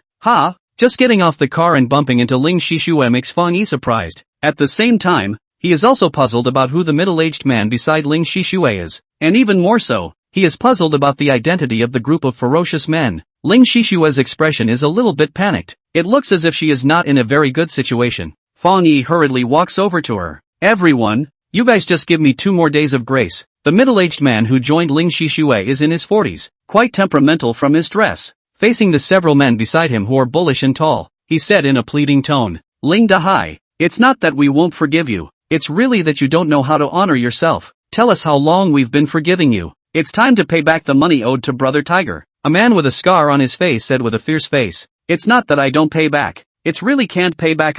My business has some problems. Only yesterday I paid back the bank $100,000, now I really don't have the money, the middle-aged man said with difficulty. Hearing this, the scarred face eyes narrowed. Immediately eyes showed fierce light. Good guy, have money to return to the bank. No money to return to us? Saying this, he grabbed Ling Dahai's collar. Let go of my dad. Ling Shixue was originally hiding behind Ling Dahai. When she saw the other party grabbing his collar, she hurriedly stood out to stop him. Scarface glanced at her, impassive, clearly not putting a little girl like her in his eyes. Scarface brother. Not, I don't mean this. The main thing is that the bank's number is small and urgent, so I'll pay it back first. It's not that I don't want to pay you back. I'm raising money, give me some time. Even though he was yanked by the collar, Ling Dahai still protected Ling Shishua behind his back, then begged in a low voice. Fine. You want us to give you time, right? Fine. Let your daughter come with me. When will you bring the money? When will I let her go home? Scarface said, letting go of Ling Dahai and turning to grab Ling Shishua.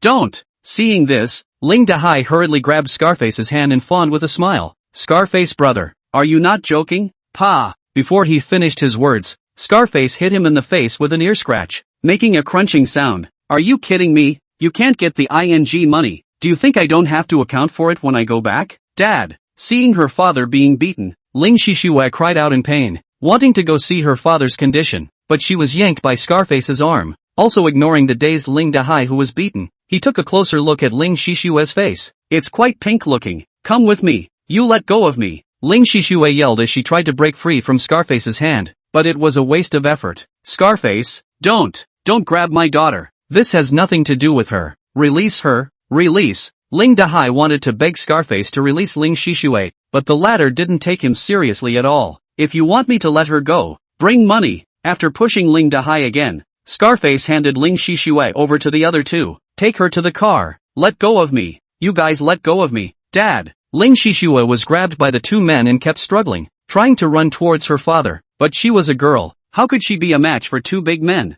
Although she struggled hard, she was getting closer and closer to the van on the side of the road. Stop. Seeing that Ling Shishua is about to be brought into the car, Fang Yi who just ran over hurriedly stops in front of the car. Senior. Seeing Fang Yi, Ling Shishua is overjoyed. Scarface was originally surprised that someone dared to meddle in his own business, but after hearing Ling Shishua address Fang Yi, he instantly realized that the two obviously knew each other. But this was no big deal in his opinion. Kid, none of your business. Get out of here. He waved his hand, telling Fang Yi to get lost. Let go of her. Fang Yi turned a deaf ear to Scarface's words and only said indifferently. He didn't know what was happening here, but he didn't need to know either. Just based on his relationship with Ling Shishua, he couldn't let these people of unknown origin take her away. There are 6 people on Scarface's side. All of them are ferocious big men. He originally thought that Fang Yi would be afraid, but he did not expect the words to be said out that the other party even acted as if he did not hear them in general, which made his brows furrowed at once. Kid, if you want to save the beauty heroically,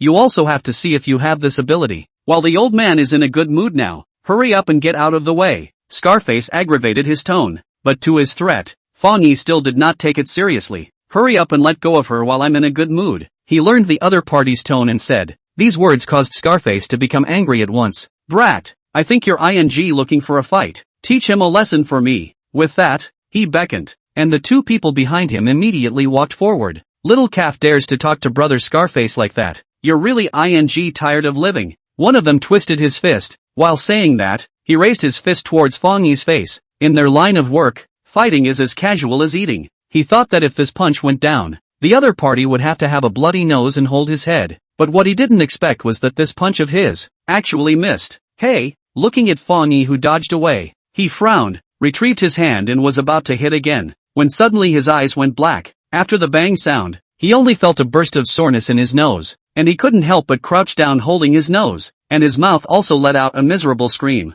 Fang Yi never advocate using fists to solve problems, but the other party likes this way. He can't do anything about it. He did not advocate, but it did not mean that he would sit and wait for death. With his current stature, taking down 2 people was simpler than crushing an ant, but in a blink of an eye, the 2 fierce and vicious big men briefly lost their ability to act. Scarface has been waiting for a good show. Seeing that Fang Yi not only didn't get beaten, but also took down his little brother, he was shocked, and was about to call all of them to come together. But Fang Yi didn't give him this chance. Bullying forward, 1 person kicked. Besides the 2 who had already fallen to the ground, the other 3 were also kicked out, leaving only Scarface. A bunch of losers. Scarface is obviously a ruthless character. Seeing that his juniors are all put over, he is not afraid at all. He curses angrily, screws up his fists and rushes towards Fang Yi. However, his ferocity does not cause Fang Yi a bit of trouble. With a slap plus a kick, Scarface only got up from the ground after half a day. Brat, you dare to hit me. Do you know who I am? After struggling to stand straight, Scarface covers his stomach and looks at Fang Yi with a vicious face. Get lost. Fang Yi did not care who he was at all and only responded with 2 words. Looking at Fang Yi's extremely arrogant attitude, Scarface was burning with rage, but remembering the other party's skill, he didn't dare to come up and get beaten up again, and only had to look at him fiercely. If you dare to beat up my old man won't let you go. Hearing this, Fang Yi took 2 steps forward. When Scarface saw this, he thought that he was going to be beaten. He hurriedly backed away, but Fang Yi only took 2 steps before stopping, and then looked at the other party's face, revealing a teasing smile. Just this? These 2 words reached his ears. Knowing that the other party had just deliberately humiliated himself, Scarface was so angry that his body shook. After giving Fang Yi another hard look, he grits his teeth and turns his gaze to Ling Hai, surname Ling. If you don't come up with the money within 5 days, you'll have a good time. After the words are said, he runs away with people with an unwilling face. Chapter 22 Ling Family Crisis. Is everything alright? After Scarface leaves with his men, Fang Yi walks over to Ling Shishue's side and surveys her with concern. I'm fine, thank you, senior. Looking at the back of Scarface and the others leaving, Ling Shishue gratefully thanked Fang Yi and after finishing, hurriedly walked towards her father. Dad, how are you? It's fine, just a slap. I can stand it. Ling Dahai stood up with his daughter's assistance, reached out and touched his face, waving his hand in disbelief. His appearance is a bit lousy, but the words he said are quite spontaneous, causing Fang Yi to raise his eyebrows, finding it interesting. Who is this person? Seeing Scarface and the others walking away, Ling Dahai dropped his gaze on Fang Yi, sizing him up and asking. To her father's uninvolved personality, Ling Shishue seemed to have long been accustomed to it, glaring at him angrily before introducing. He's my school senior, called Fang Yi. Senior, this is my father. Hello uncle. Fang Yi has already made some guesses about Ling Dahai's identity, and after hearing Ling Shishue's introduction, he hurriedly greets the other party. The young man has good hands. Ling Dahai once again sized up Fang Yi and gave a thumbs up. His face is swollen high. If it was a normal person, he would have grimaced in pain, but from Ling Dahai's expression, it seems that he doesn't even know that his face is swollen. Fang Yi is amazed at how he is able to do this as if nothing has happened. Thank you uncle for the compliment. Fang Yi politely replied back before asking about the origins of those people earlier. They are all my father's debtors. Ling Shishue said. Nonsense. They are not debtors. They are here to demand money on behalf of their debtors. A bunch of lapdogs only. Ling Dahai disagreed with his daughter's statement and corrected. Ling Shishue didn't have the heart to argue with her father about who the other party really was, only to see her looking at her father with a serious expression. Dad, tell me the truth. How much money do you really owe outside? Ling Dahai, who had been correcting his daughter's mistakes in a serious manner just a moment ago, his eyes flickered when he heard this. Which doesn't owe much. Just a little bit, he said vaguely. A little bit? A while ago mom just sold the house store to you to pay off the debt. You said you paid it off. Only a little bit of bank interest left. Yesterday I gave you 100,000 to pay back the bank interest. Today there are still people coming to ask for money. You tell me it's a little bit? Ling Shishue some angry look at their father. Their family was originally doing furniture business. These years has been smooth sailing. Although not a rich family, but there is a $2 to $3 million of family property. But recently, the family's bank card was suddenly frozen. Ling Shishue and her mother felt strange. Asked. Her father said the business is not doing well. Owed the bank some money. Hoped that the family's house store sold to pay off the debt. Ling Shishue mother is a typical Chinese small woman, used to the husband and wife. Heard her husband say business is not doing well. Did not ask more questions. They will be extra house and store to sell. Put together more than 20 million to him to pay off the debt. Can be paid into so much money? There are still people come to ask for money. Originally felt strange. Ling Shishue had to trace the root of the matter up. You're not going to tell me the truth? Seeing her father not open his mouth, Ling Shishue raised her willow eyebrows. You this. There are outsiders here. You give dad some face. Ling Dahai looked at his daughter with difficulty, still not wanting to say. If you don't tell me the truth, I can only tell mom. Seeing that her father still wanted to cover up, Ling Shishue pulled out the phone and was about to call her mother. Today her father was being chased for a debt, also because she happened to help her father answer the phone before she knew. Her mother was still being kept in the dark. Don't. Seeing his daughter about to call his wife, Ling Dahai was completely flustered and hurriedly pressed his daughter's hand. Your mom's health is not good. If you tell her about this, isn't that a deliberate attempt to anger her? He said reproachfully. Saw Ling Shishue cold eyes looking at him. Also can't do anything. Thinking for a long time. Resentful. In addition to the previous return, there are a few million. In the end a few million. 9 million. What? Hearing this exact number from her father's mouth, Ling Shishue was shocked. Having already paid back the bank 27 million before, she thought that even if she still owed money, it wouldn't be much, but she didn't realize that there was still 9 million. Wouldn't this mean that her father owed a total of 36 million? Her parents had struggled for 20 years and only had a family fortune of over $20 million.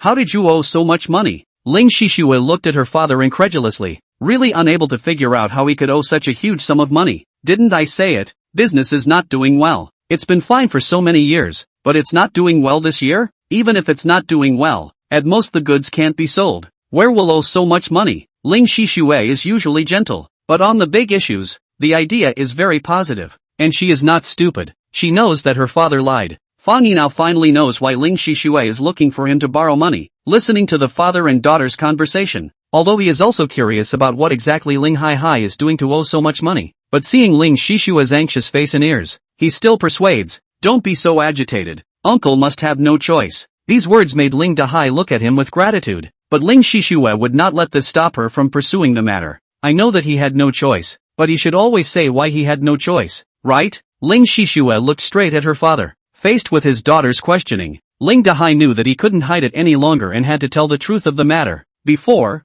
I had some free money in my hand, and I was thinking of getting some investment in jade. So, what? You learn people to gamble? Ling Dahai words did not finish. Ling Shishue will be shocked beyond words. She is not a child. Know what gambling means, although the nature of the gambling is not worse than gambling, but also not good to wear. Because of the gambling stone to lose money, there are a lot of people, not gambling, just want to dump some jade raw materials to sell. Originally the stone are ordered, but who knows? Alas, Ling Dahai wanted to say something, sighed heavily. In the end, what is going on? Things to this point, Ling Dahai is not ready to hide. Once heard his daughter asked, after clearing his thoughts, from beginning to end will explain things out. It turns out that he previously contacted a jade boss, ready to follow each other to do the jade raw materials trading, put in a lot of money, already, looked to have harvest, but did not expect that the jade boss was suddenly investigated. All the funds were frozen, and then confiscated, and even his share of the money is gone. So, he fell into today's situation. That's it? Not knowing if her father was still hiding anything, Ling Shishue asked skeptically. This time it's really the truth. Ling Dahai said seriously. After hearing Ling Dahai's narration, Fang Yi frowns. Something happened just after paying the money. This is too much of a coincidence. Could it be that he was set up? Hearing this, Ling Shishue also quite agrees and looks at her father, suspecting that he was set up to be cheated, only to see Ling Dahai shook his head. It won't be. That boss has a big business. People don't look at my little bit of money. Besides, after the accident, she is much more miserable than I am. Tens of billions of dollars of family assets are gone, said, and sighed again and again. To really talk about it, it can't be talked about coincidence. Right, it's someone who intentionally screwed her. I'm just the little shrimp that was packed by the way. Speaking of here, Ling Hai also feel that he is quite miserable. Smooth water for so many years. It is not easy to be bold. Thinking of letting go of a fight. Make a fortune. I thought I got on a big ship. Who knows that it is a leaky ship? Just go up to the ship to sink. Struggle for 20 years of results. A hand on the bottom of the loss. But also owed a huge sum of money.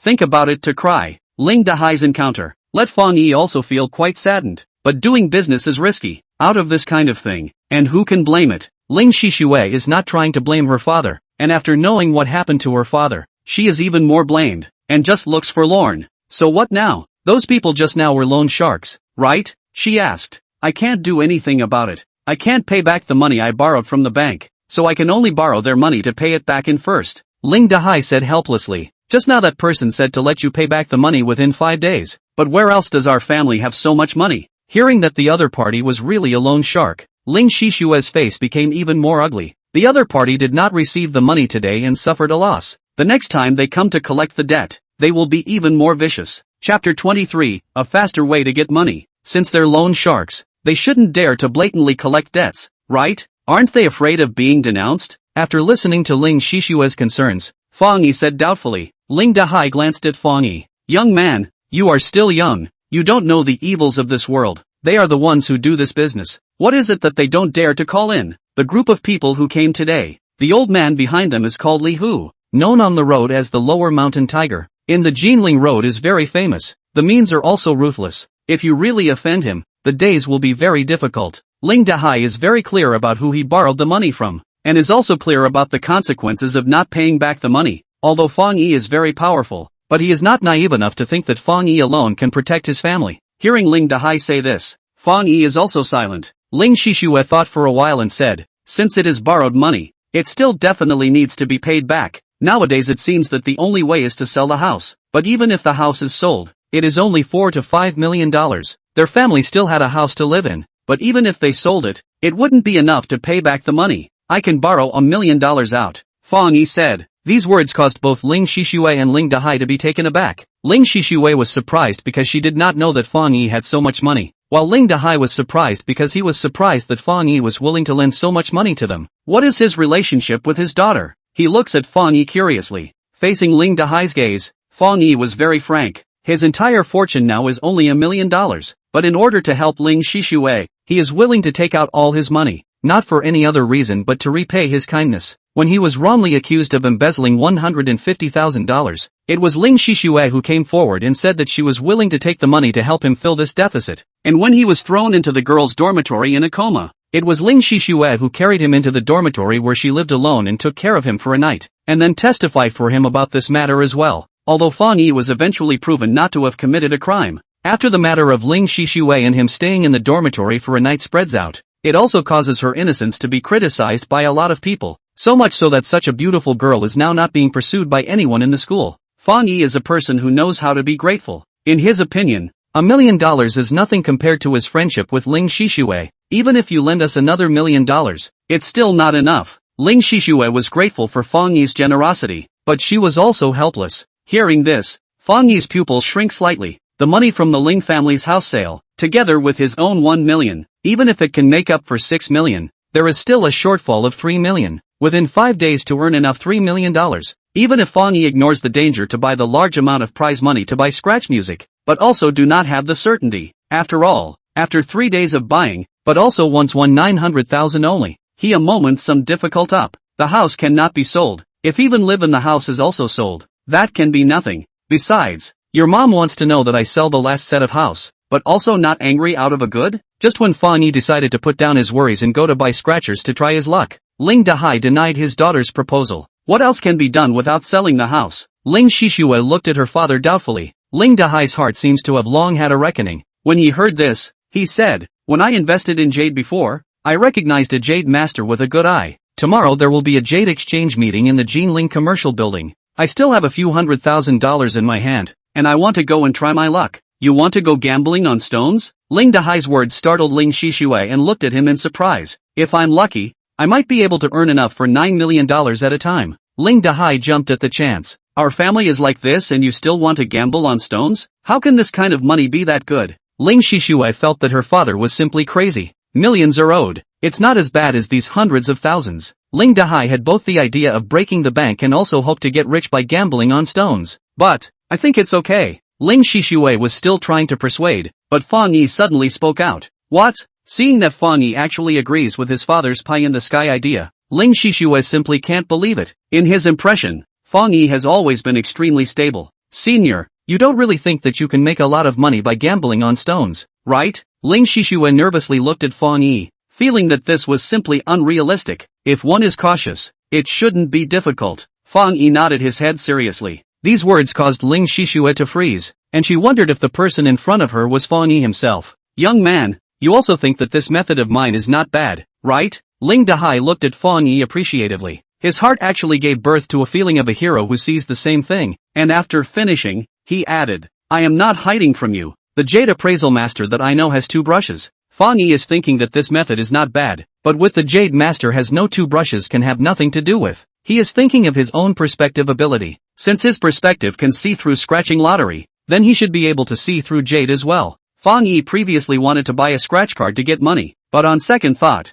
buying a scratch card is not as fast as buying a jade stone. Buying scratchers, the chance of winning is small. Not to mention the key is a lot of thousands of tens of thousands of small prizes. Even if you have perspective, it is difficult to make a lot of money in a short period of time. And buy jade, buy a good piece of jade, hand over the possibility of earning hundreds of thousands, or even a few million, can be faster than scratch music to come much. Fang Yi some chagrin. He has been surprisingly did not think in this direction. In the end, or experience is shallow if not today, heard the words of Ling Shixue father, he would not think of this to go. Thinking about this, he busily says to Ling Dahai, "Uncle, if you go to the jade exchange tomorrow, can you bring me along?" "You?" Fang Yi's words make Ling Dahai froze. Then he smiled. "Yes, of course I can." What's the matter? You are also interested? He. Want to open my eyes? Fang Yi nods with a simple smile. He has already calculated. Instead of buying scratchers day after day to increase the risk of his identity being exposed, it is better to go to the jade exchange to buy a handful of hard, earn enough money needed at once and then completely close his hand.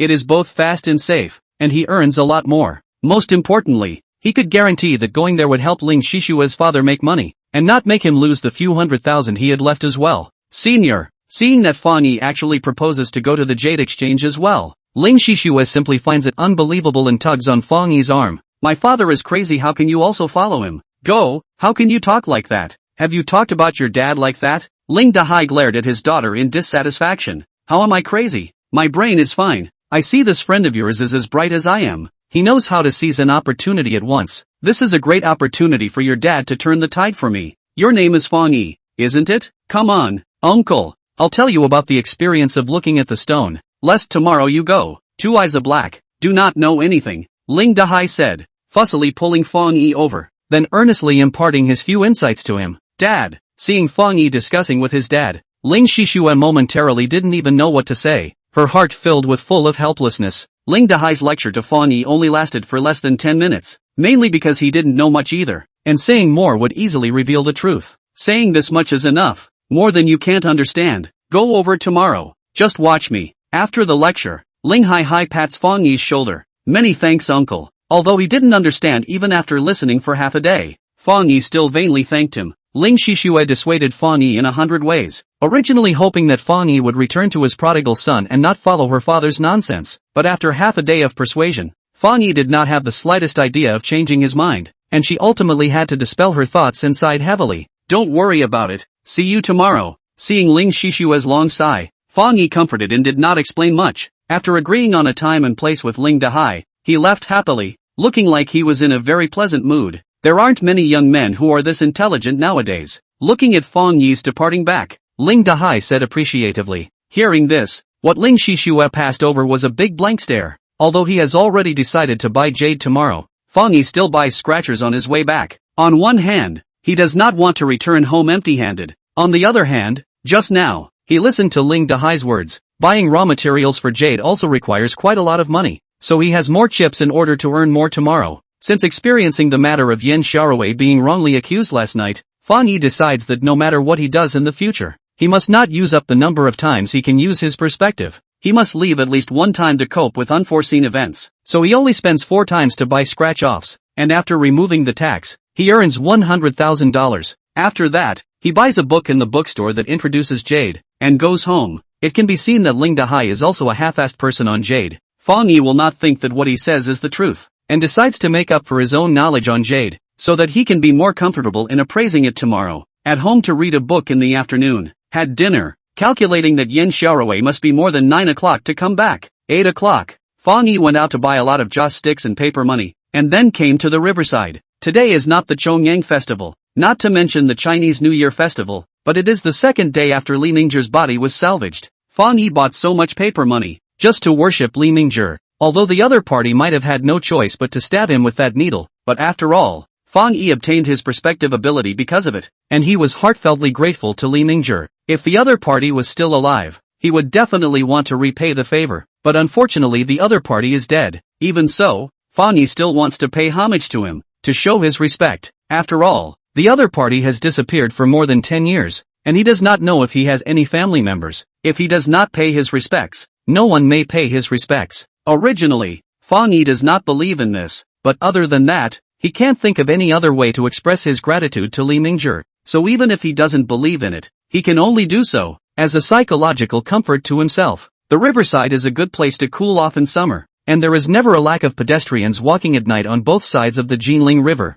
but today is an exception. Because of the floating corpses on the riverside, there are really not many people who dare to come, so compared to the usual to appear much cooler, Fang Yi walks all the way, and does not see a single person. Although he does not believe in ghosts and gods, but see the riverside of a person or not, the mind recalls the appearance of Li Mingzhi's body. He cannot help but Harry heart, always feel that this hot day, the neck is actually a little cold, but Harry to Harry, he is still very strong-willed, not because a little afraid to leave, bravely walked along the river for a while, finally came to the place where Li Mingzhi's body was salvaged. Just arrived here, Fang Yi was surprised by the scene in front of him, only to see that in a place not far from here, there is also a person burning paper money, or a woman. Chapter 24, You Again. The river is often burned paper money, but here just fished out a body, is also considered a murder scene. There are still people who dare to come to burn paper money. The key is still a woman. Fang Yi had to sigh. This woman can be really big. Fang Yi has to sigh. This woman is really bold.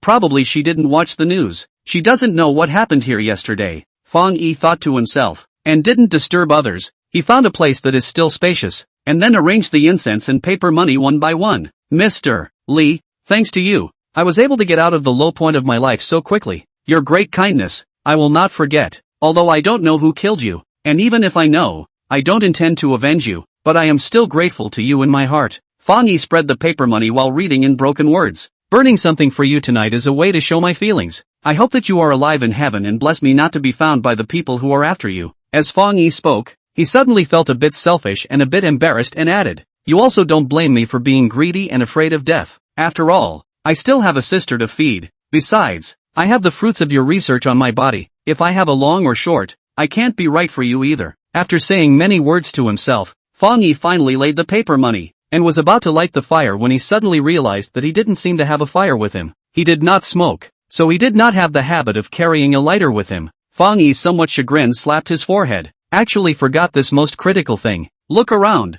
No one. He had to stand up. Toward the front of the woman burning paper money walked over. Hello big sister, can I borrow your lighter? Walking up to the woman, Fang Yi spoke out and asked. The woman already had a fire burning in front of her, so Fang Yi knew that she was bound to have a lighter. This woman has been turning her back to Fang Yi. Turning around at his words, Fang Yi had thought that this was a 40 to 50-year-old woman, but after the other party turned around, he realized that he had actually looked away. How could he not expect that the one who burns paper money alone at night by the riverside in the gusty winds would be a young-looking little girl? Fang Yi's eyes widened a circle, carefully measured each other several times, only to determine that he did not look at the wrong eyes. Is indeed a young girl, estimated in Yen Xiaorui about the same age. It is that the dress is a bit old-fashioned, otherwise Fang Yi would not have misunderstood. Sorry, I thought, knowing that the other party is not a big sister. Fang Yi hurriedly apologized, but the girl did not seem to take this name to heart, shook her head and faintly said it's okay, then handed the lighter to Fang Yi. Although there is no light by the river, under the light of the fire, Fang Yi can still see that the girl's facial features are very delicate. The dress is a bit old-fashioned, but she cannot hide the beauty of her face. Fang Yi took the lighter, said thank you, but in his heart, he can't help but mutter, such a young and beautiful little girl, how can a person come to the river to burn paper money at night? This is also too big. After lighting the joss sticks and paper money that he brought, Fang Yi walks over to return the lighter to the girl. Thank you, you are welcome. After receiving the lighter, the girl did not look at Fang Yi, squatting on the ground. After throwing stacks of paper money into the fire, she took out a fire sheet from her pocket, on which she wrote the name of the person she was worshipping. Fang Yi is about to leave. Out of curiosity, he glances at the words on the fire sheet, only to see that it reads, received by deceased father, Li Mingzhi. A few short words, but it makes Fang Yi's head buzz for a moment, and his eyes are suddenly wide open. You are Li Mingzhi's daughter? He shouted in shock. The girl sniffed and raised her head, looking at Fang Yi suspiciously. You recognize my father? Fang Yi just wanted to say that he knows him. Then he remembered Li Mingzhi's death and hurriedly shook his head. Don't recognize, I've seen it on the news. After Fang Yi denied it, he said with some incredulity, Are you really his daughter? The girl nodded her head, seeing that the girl looked serious. Unlike lying, Fang Yi has to believe in her words. After all, at such a time to be able to come and burn paper money to Li Mingzhi, in addition to himself, can only be his relatives. At the thought of this, Fang Yi cannot help but feel 1,000 emotions in his heart. How could he not have thought that he would run into Li Mingzhi's daughter here? What is even more surprising to him is that Li Mingzhi actually has a daughter. The news did not say you. Fang Yi's mouth opened, wanted to say something, but after making a sound, even he did not know what he wanted to say, or rather, what to say. Seeing Fang Yi say that he did not recognize his father, the girl withdrew her gaze and threw the fire sheet into the fire. I should go. Seeing that the paper money had already been burned, she stood up after organizing the garbage and said, Fang Yi froze for a long time before coming back to his senses upon hearing these words, only to realize that the girl had already gotten up to leave. He stretched out his hand, originally wanting to call out to the other party, but when the words reached his mouth, he retracted them. Why did he call out to her? Frozen for a long time, Fang Yi did not think clearly what he should say to her. After all, He had said that he did not know Li Mingjie. What else was there to say? Looking at the girls departing back, Fang Yi's stumbling mood has not been able to calm down for a long time. Li Mingjie actually has a daughter, but also came to pay tribute to him. This is what he never expected before. From the other party's age, most likely born before Li Mingjie disappeared. He disappeared for so many years, suddenly killed. Also do not know before he died. Did not see his daughter one side. If he did, would he say something to his daughter? Would his daughter know who killed him? Boss, there she is. As Fang Yi was thinking, he suddenly heard an inexplicable voice coming from the distance. Raising his eyes, he saw that 5 big men had gathered on the embankment by the river at an unknown time, and one of them was pointing at Li Mingjie's daughter, shouting excitedly. Under Fang Yi's gaze, the 5 men quickly ran to the girl. Who are you guys? In the middle of the night, anyone who sees a few ferocious hulks running towards them would be startled. The girl is no exception. She looks at the several people vigilantly. You're Li Jingguan, right? What? Didn't your uncle tell you? Of the 5 big men, the one at the head had a scar on his face, making him look quite fierce. Hearing the girl's words, he sneered and said, Say what? The girl looked at him with a puzzled face. Humph. Your uncle owed us money and couldn't pay it back, so he offset you to us. What? The girl lost her color and nervously grabbed the corner of her coat. That Shenhua kid really didn't lie to us. He has a face like a ladybird. I can't imagine that my nephew's daughter is so pretty. Bring her back to dress up. At least she'll be the material to be a stagehand. Seeing the girl's delicate appearance, timid and lovable, a person beside Scarface said, Then what are you waiting for? Take her away. Scarface glared at his little brother, and the man understood and hurriedly went forward to grab the girl. Don't you come over. Although the girl dared to come alone to the river to burn paper money, but it doesn't mean that she is bold. Seeing the other person rushing over, she was scared and hurriedly backed up. Little girl, I advise you to better obediently follow me. Otherwise, the one who suffers is you. Scarface sneered, waved his hand, and the little brother behind him immediately stepped forward, blocking her retreat. When the girl saw this, she was so scared that tears came out of her eyes. What's going on? A righteous drinking voice rang out as Fang Yi paced over. Who the hell is meddling? Scarface looks around the voice with an impatient face, and when he sees Fang Yi, his eyes almost fall out. Asterisk. It's you again. Fang Yi also didn't expect that after beating up the Scarface only in the morning, he would see him again in the evening. It's really a narrow road between enemies. Knowing that it's me, why don't you get lost? The few big men with Scarface are the ones who had suffered under their hands in the morning. Fang Yi is naturally not afraid of them and walks straight to Li Jingguan's side. Seeing this, the 4 big men surrounding the girl, seemingly remembering the situation in the morning, none of them actually dared to stop Fang Yi. Not only that, they were also scared to take a few steps back. Fang Yi is not a person who likes to meddle in other people's business, but today this matter, he has to manage. After all, just now, he also said words of gratitude to Li Mingjie, and in the twinkling of an eye, the other people's daughter is in danger. If he stood by and watched, is that still a person? Fang Yi does not want to be struck by lightning. Don't be afraid. Walking to the girl's body, seeing her small white face, Fang Yi comforted. The latter's big watery eyes look straight at him with gratitude and doubt. Why are you here? Fang Yi's appearance makes Scarface's mood become very bad. The humiliation in the morning has not been washed away.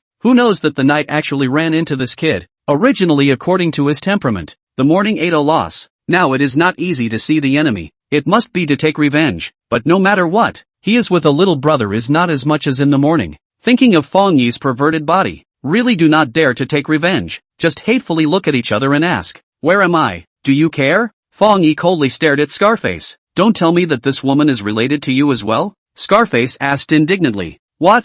Have an opinion? Fang Yi still replied coldly. His arrogant attitude made Scarface so angry that he wanted to go crazy. But Fang Yi didn't care about that. I will count to 3. Either you disappear from my face or I will give you a ride. The tone of voice is still flat, but it contains a strong threatening meaning. Saying that, he puts up the first finger. 1. Kid, don't bully me too much. Fang Yi is really too arrogant, and Scarface is furious. 2. Kid, I haven't settled the score with you for the morning's matter. Be sensible and get lost. 3. Good. Just as Fang Yi counted to 3 and was about to make a move, Scarface suddenly shouted, then stared at him with a face full of humiliation, gritting his teeth. Damn you, you wait for me, destroying Lousy's good things one after another. You wait, I won't let you go. Let's go. Seeing his righteous indignation, Fang Yi thought that Scarface was going to fight to the death with himself, until he heard the last 3 words. He realized that the other party had conceded, and couldn't help but laugh dumbfoundedly. Alright, it's alright. Seeing that Scarface with a few juniors quickly disappeared into thin air,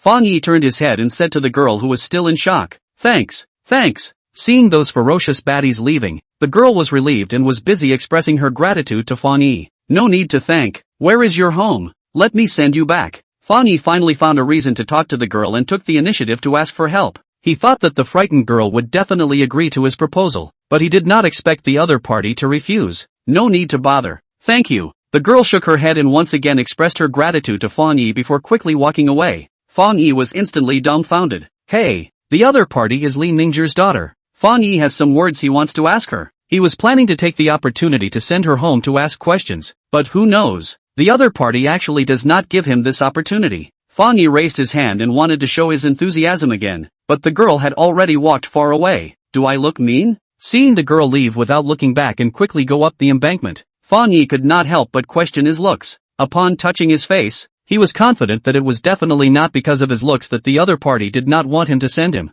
Then what was the reason? From the short exchange just now, this girl's character seems to be a bit introverted, and is not willing to talk to people much. Thinking of this, Fang Yi cannot help but be curious. Li Ningzhi has disappeared for so many years. How did his daughter live? Judging from her dress, Fang Yi feels that the other party's life is not easy. "I'm afraid." Just now and listen to the words of Scarface. Know that she seems to have encountered difficult things. Also do not know if it is important. All kinds of doubts piled up in his heart. Fang Yi thought for a moment. Considering the other party is after all the benefactor's daughter, decided to follow up to see. Chapter 25, Jade Exchange. Fang Yi carefully follows behind the girl and walks for 10 minutes to an urban village near the river. Jinling's development in the past 2 years has been very strong. Urban villages like this are not common anymore. This should be one of the few remaining places in the entire Jinling city. Those who live here, except for some heads of households who are not well off, most of them are people from outside the city who come to work. After arriving at the village in the middle of the city and not walking far, the girl entered a small tiled room.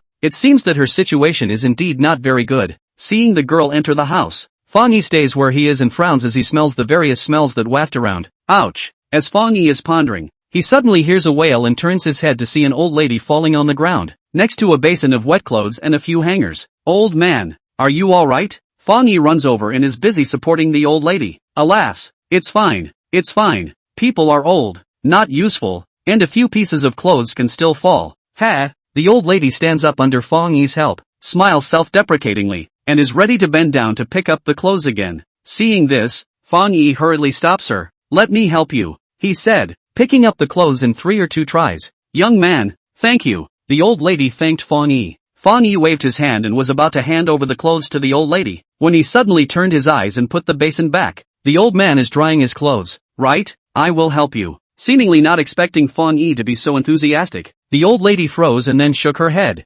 "No, I can do it myself. It doesn't matter. I am fine anyway." "Where to dry?" "Here, right?" Fang Yi said. He has already found a place to dry his clothes, drying them up. Originally being helped up by Fang Yi, the old lady was already grateful, and now seeing Fang Yi so eager to help herself drying her clothes, her heart's favor towards him has increased even more. "Young man, you are not someone who lives here, right?" She carefully sized up Fang Yi for a few moments and asked, "How do you know?" Fang Yi was curious. "I have lived here for decades. I can tell if you live here or not with a single glance." The old lady smiled and said, "You are really right. I really don't live here. I came to look for someone." Hearing that Fang Yi is here to look for someone, the old lady's mind instantly comes alive and hurriedly inquires, "Who are you looking for? Say it out and see. Maybe I recognize it." Even if the old lady did not ask, Fang Yi was going to ask her about the girl, and now that she asked, it was just what he wanted. "Oh, I'm looking for." Fang Yi searched his mind for the name that Scarface had just called the girl, Li Jingwen. "Yo, you are Jingwen's friend?" Hearing Fang Yi say this name, the old lady actually gets a little excited all of a sudden. "You really recognize?" Fang Yi asked. "That's not true. This child Jingwen, I have grown up watching her, just like my own granddaughter. How can I not recognize her?" "Are you her classmate?" the old lady asked. Is a friend," Fang Yi said. Hearing Fang Yi say this, the old lady once again sized him up, and after seeing Fang Yi's good looks, she couldn't help but speculate. You won't be here to pursue Jingwen, right?" Fang Yi was sized up by the old lady and was thinking whether he had aroused suspicion somewhere, when he suddenly heard the old lady utter these words. He suddenly froze, but after only a moment, he coyly nodded his head. Although he didn't say anything, the answer was obvious, and the old lady couldn't help but smile, with an expression of "I knew it." "Young man, there is no need to be embarrassed. Jingwen, this girl is good good birth, good nature, just not very good at dressing up. You can pursue her, shows that you have a good eye. The old lady said appreciatively. Fang Yi heard, even more embarrassed. I know she is very good, is always do not tell me about her own things. Make me know her for so long to her family situation but do not understand. By the way, old man, do you know what people are in her family? Fang Yi asked. The old lady was still excited. After hearing this, her expression immediately fell down and sighed. Alas, the dead are dead. The crazy ones are crazy. Where are there any more people? Fang Yi was startled by the old lady's words. After looking at the surprised color on Fang Yi's face, the old lady once again sighed. Speaking of which, Jingwen, this child's life is bitter. Her father died when she was 3 years old, and later on, her mother also went crazy, leaving her alone. Is that so? Fang Yi's eyes showed surprise. She didn't tell me any of this. Fang Yi murmured and added, Old man, can you tell me more about her? The old lady nodded. Young man, I see that you are a good person and your heart is also kind, so I will tell you more, or let you know more about this girl. In fact, Jingwen's family conditions were good when she was a child. Her old man was a professor at Kyoto University, and her mother was also a cultural person. Only unfortunately, in her 3 years old that year, her old son went abroad to participate in a exchange meeting. On the way back suffered a plane crash, said that the whereabouts of the unknown, according to my opinion, most likely to die without bones. Her mother cannot stand the blow. A moment on the crazy, so many years is not good, has been shut in the mental hospital. Fang Yi's eyebrows shrugged. Also feel some bleak. She has no other relatives at home? How did she live for so many years? His old man's parents died early.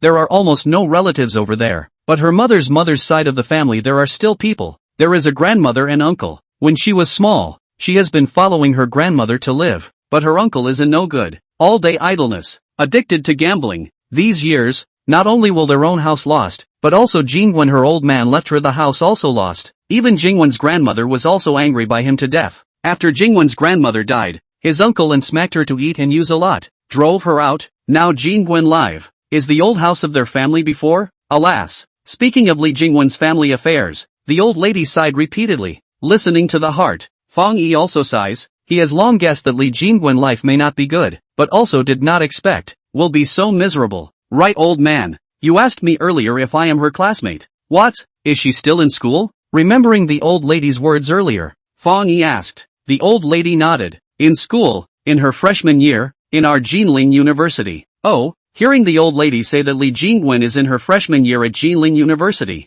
Fang Yi is a little surprised. Jinling University is the school he used to be in. After the surprise, he then shows a dawning realization on his face. No wonder he helped her earlier, and was rejected when he proposed to send her home. Since she is a freshman at Jinling University, she must know herself. Half a year ago, Fang Yi is notorious in Jinling University. Not many students do not know. Fang Yi previously thought that Li Jingwen was too introverted, so she refused her offer. But now that he thinks about it, I'm afraid that the impression he has in her mind is not much better than Scarface and the others. Young man, this girl Jingwen's life is bitter. Her childhood experience also makes her have some low self-esteem nowadays. If you really go out with her in the future, you have to treat her well. After the old lady finished speaking, seeing Fang Yi in deep thought, she could not help but mention. Hearing this, Fang Yi nodded his head repeatedly. I will. While speaking, Fang Yi had already dried his clothes. The old lady said a few more words before slowly going back to the house, leaving Fang Yi standing under the eaves alone,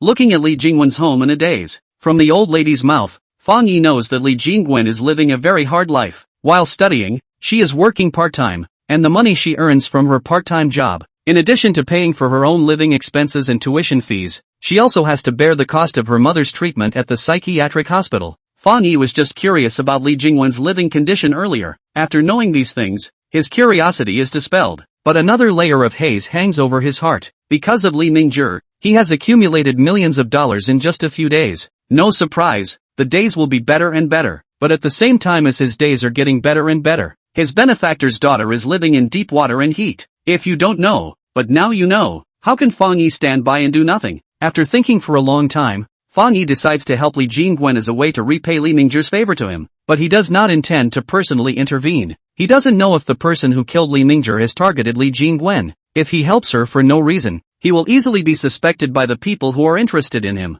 Moreover, with his reputation in the school, I am afraid that even if he shows up, Li Jingwen won't accept his goodwill, and he may think that he is planning to do something wrong. Help is certainly to help. As for what way to, still have to think about it. Li Ningzhi's death. So that Fang Yi has a kind of wind and crane feeling. If not necessary, he simply do not want to have any contact with Li Jingwen. He decided to go back to think about the way to think. Walking out of the village, Fang Yi quickly returned home. When he arrived home, Yan Xiaorui has also returned. Senior school work is very heavy. Fang Yi just simply and Yan Xiaorui chatted for a couple of sentences, then let her do her homework to go. At night, he flipped through the book that explains jade, and went to bed around 11 o'clock. Early the next morning, after dinner, Fang Yi went out the door, and came to the place that he and Ling Dahai had agreed upon, the west side of the city, the Jinling Commercial Building. Jinling Commercial Building is the oldest building in Jinling City, built in the 90s of the last century. So far there are more than 20 years. The appearance looks quite old, but the fame of this place,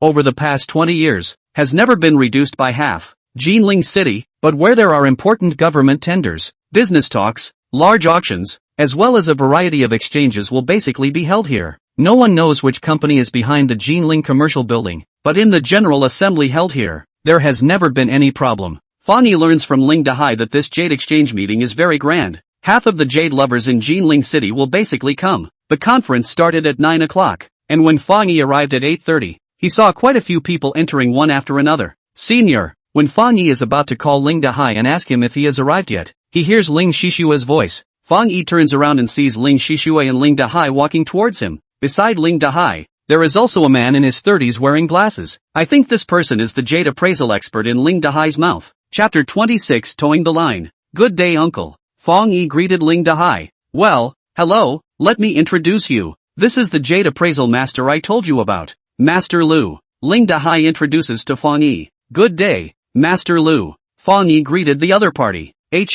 This Jade appraisal master seems to be a bit arrogant. In the face of Fang Yi's greeting, he only nods with a light face, seemingly not putting Fang Yi in his eyes. Fang Yi does not expect this person today. Seeing that the other party does not show any good face, he returns the favor and puts away his smile, ignoring the other party's disgruntled gaze, turning his head to look at Ling Shishue. What? You want to go in as well? Ling Shishue nodded. I really can't worry about you guys. I must follow to take a look. She is worried about her father losing money gambling on the stone, and even more worried about Fang Yi losing money. After all, Fang Yi is following his own father. If he really loses money, she will blame herself, so she is prepared to go in and monitor the whole process. As soon as she sees that the situation is not good, she will hurriedly take them away, and can't allow them to be trapped in too deep. Ling Shishue's mind. Fang Yi also guessed a few points, but did not say anything, just smiled. Alright, the Jade Exchange conference will start soon. Let's go in first. Ling Dahai puts all his hopes on this Jade Exchange conference.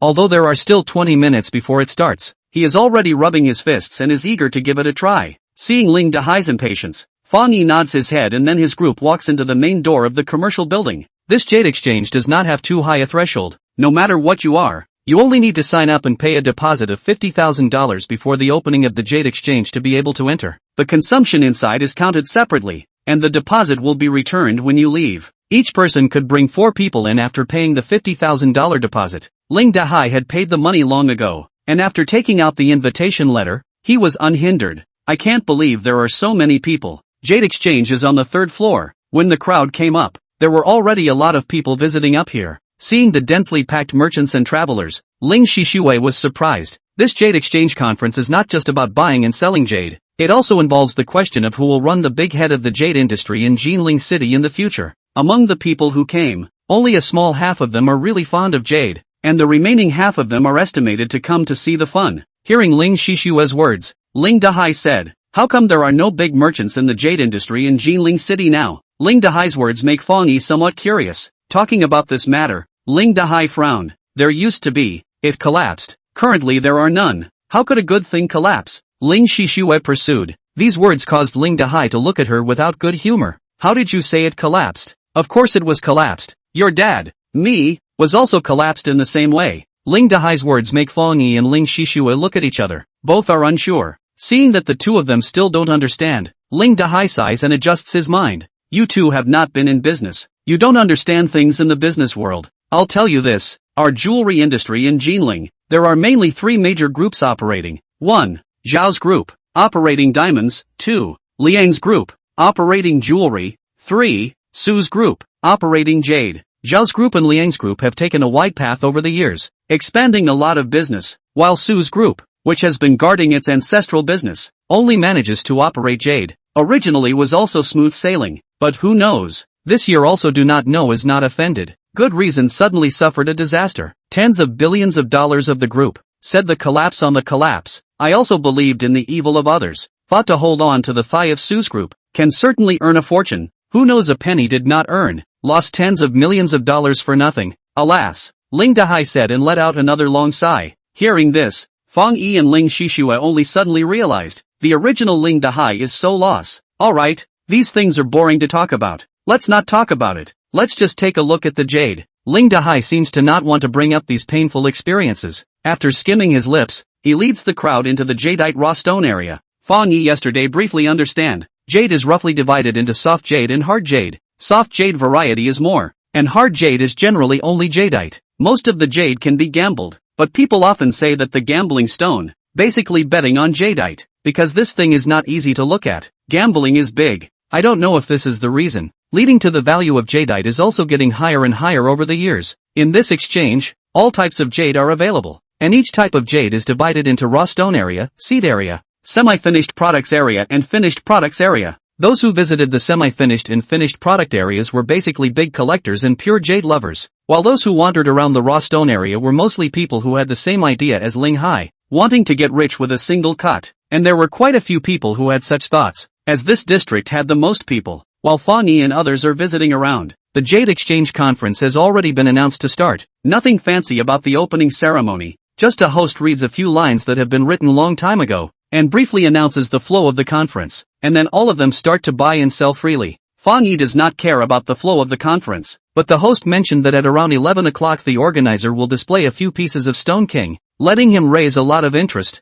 He also does not know what kind of this Stone King is. Fang Yi, Master Lu is a famous jadeite appraisal master in the industry. It was not easy for me to invite him here. Later on when Master Lu appraises, you listen more and more to see. If you can learn a trick and a half, it can be used for a lifetime. When the Jade Exchange Conference was just announced to start, Ling Dahai said to Fang Yi. After saying that, he turned his head and smiled flatteringly at Master Lu. Master Lu, this is my daughter's classmate, quite a good young man, also interested in jadeite raw stone, just don't know anything, and would like to learn some experience from you. Yesterday, Fang Yi's helped to make Ling Dahai very good impression of him. Think of his inexperience. Well, think of letting Master Lu teach him. However, this idea of his seems to be a bit wishful thinking. Boss Ling wouldn't think that this eating skill of mine is something that anyone can learn, right? Master Lu looked sideways at Ling Hai. Although his tone was gentle, the expression on his face clearly carried a few points of displeasure. Ling Dahai just casually said polite words. Obviously did not expect this Master Lu will be this attitude.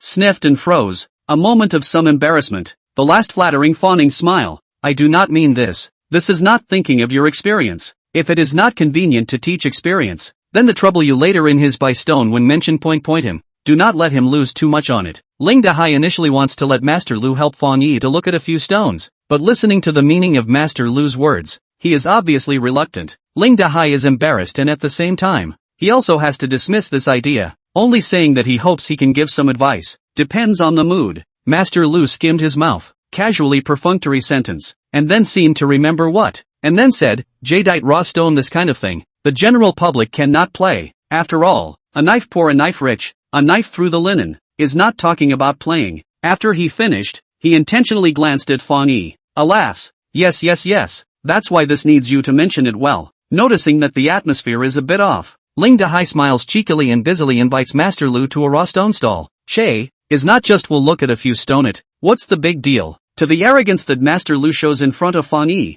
Ling Shishua feels very dissatisfied. Looking at her father's sycophantic villainous appearance, she is even more angry. If not for the fact that her father repeatedly instructed her before coming here that she must not be capricious today, she would have long ago helped Fang Yi to fight back against the other party's cynicism. Senior, don't be angry. Don't teach if you don't teach. We don't care to learn. She was worried that Fang Yi was angry and persuaded her. Seeing Ling Shishua blushing and cursing, Fang Yi can't help but smile. I see that you are more angry than me. To this eccentric Master Lu, Fang Yi does not have any good feelings either. But then, it is not possible to talk about being angry because in his opinion, it is not worth it to be angry with this kind of person.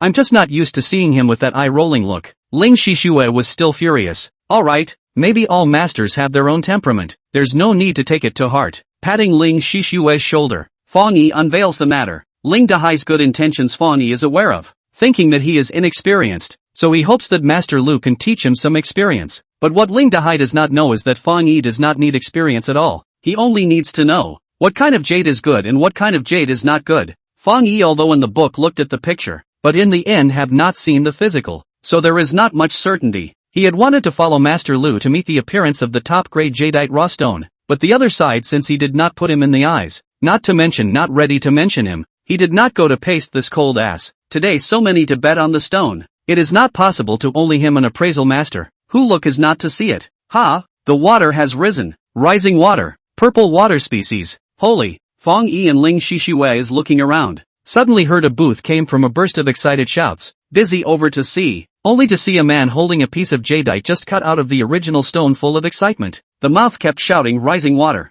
The original this is the purple water species. There is ing. This is a good glass seed. Another stall also came from the excited voice. This blue water seed is also good. Ice seed with gold filigree. Developed. Fang Yi and Ling Shishue looks around. Although he doesn't understand much about the professional terminology of gambling on stones, but he also knows what kind of jade is good and what kind of jade is not good. Seeing the various stalls screaming lively, he is also a bit hot-eyed and ready to turn on his perspective and buy a few pieces to try his hand. Fang Yi? Just as Fang Yi walks to a stall to buy jade, he suddenly hears a familiar voice from the side. Raising his eyes, he cannot help but frown. It is actually Wu Zhiyong. Chapter 27 I'll buy it. What a narrow road between enemies. Wu Zhiyong and Han Yenyun were together, with a middle-aged man by his side. Looking at Fang Yi and Ling Shishue, Wu Zhiyong had a resentful expression on his face. He was repaired by Fang Yi earlier, and now that he thinks about it, he still has a hard time getting even. It's our bad luck that we met you. Looking at Wu Zhiyong,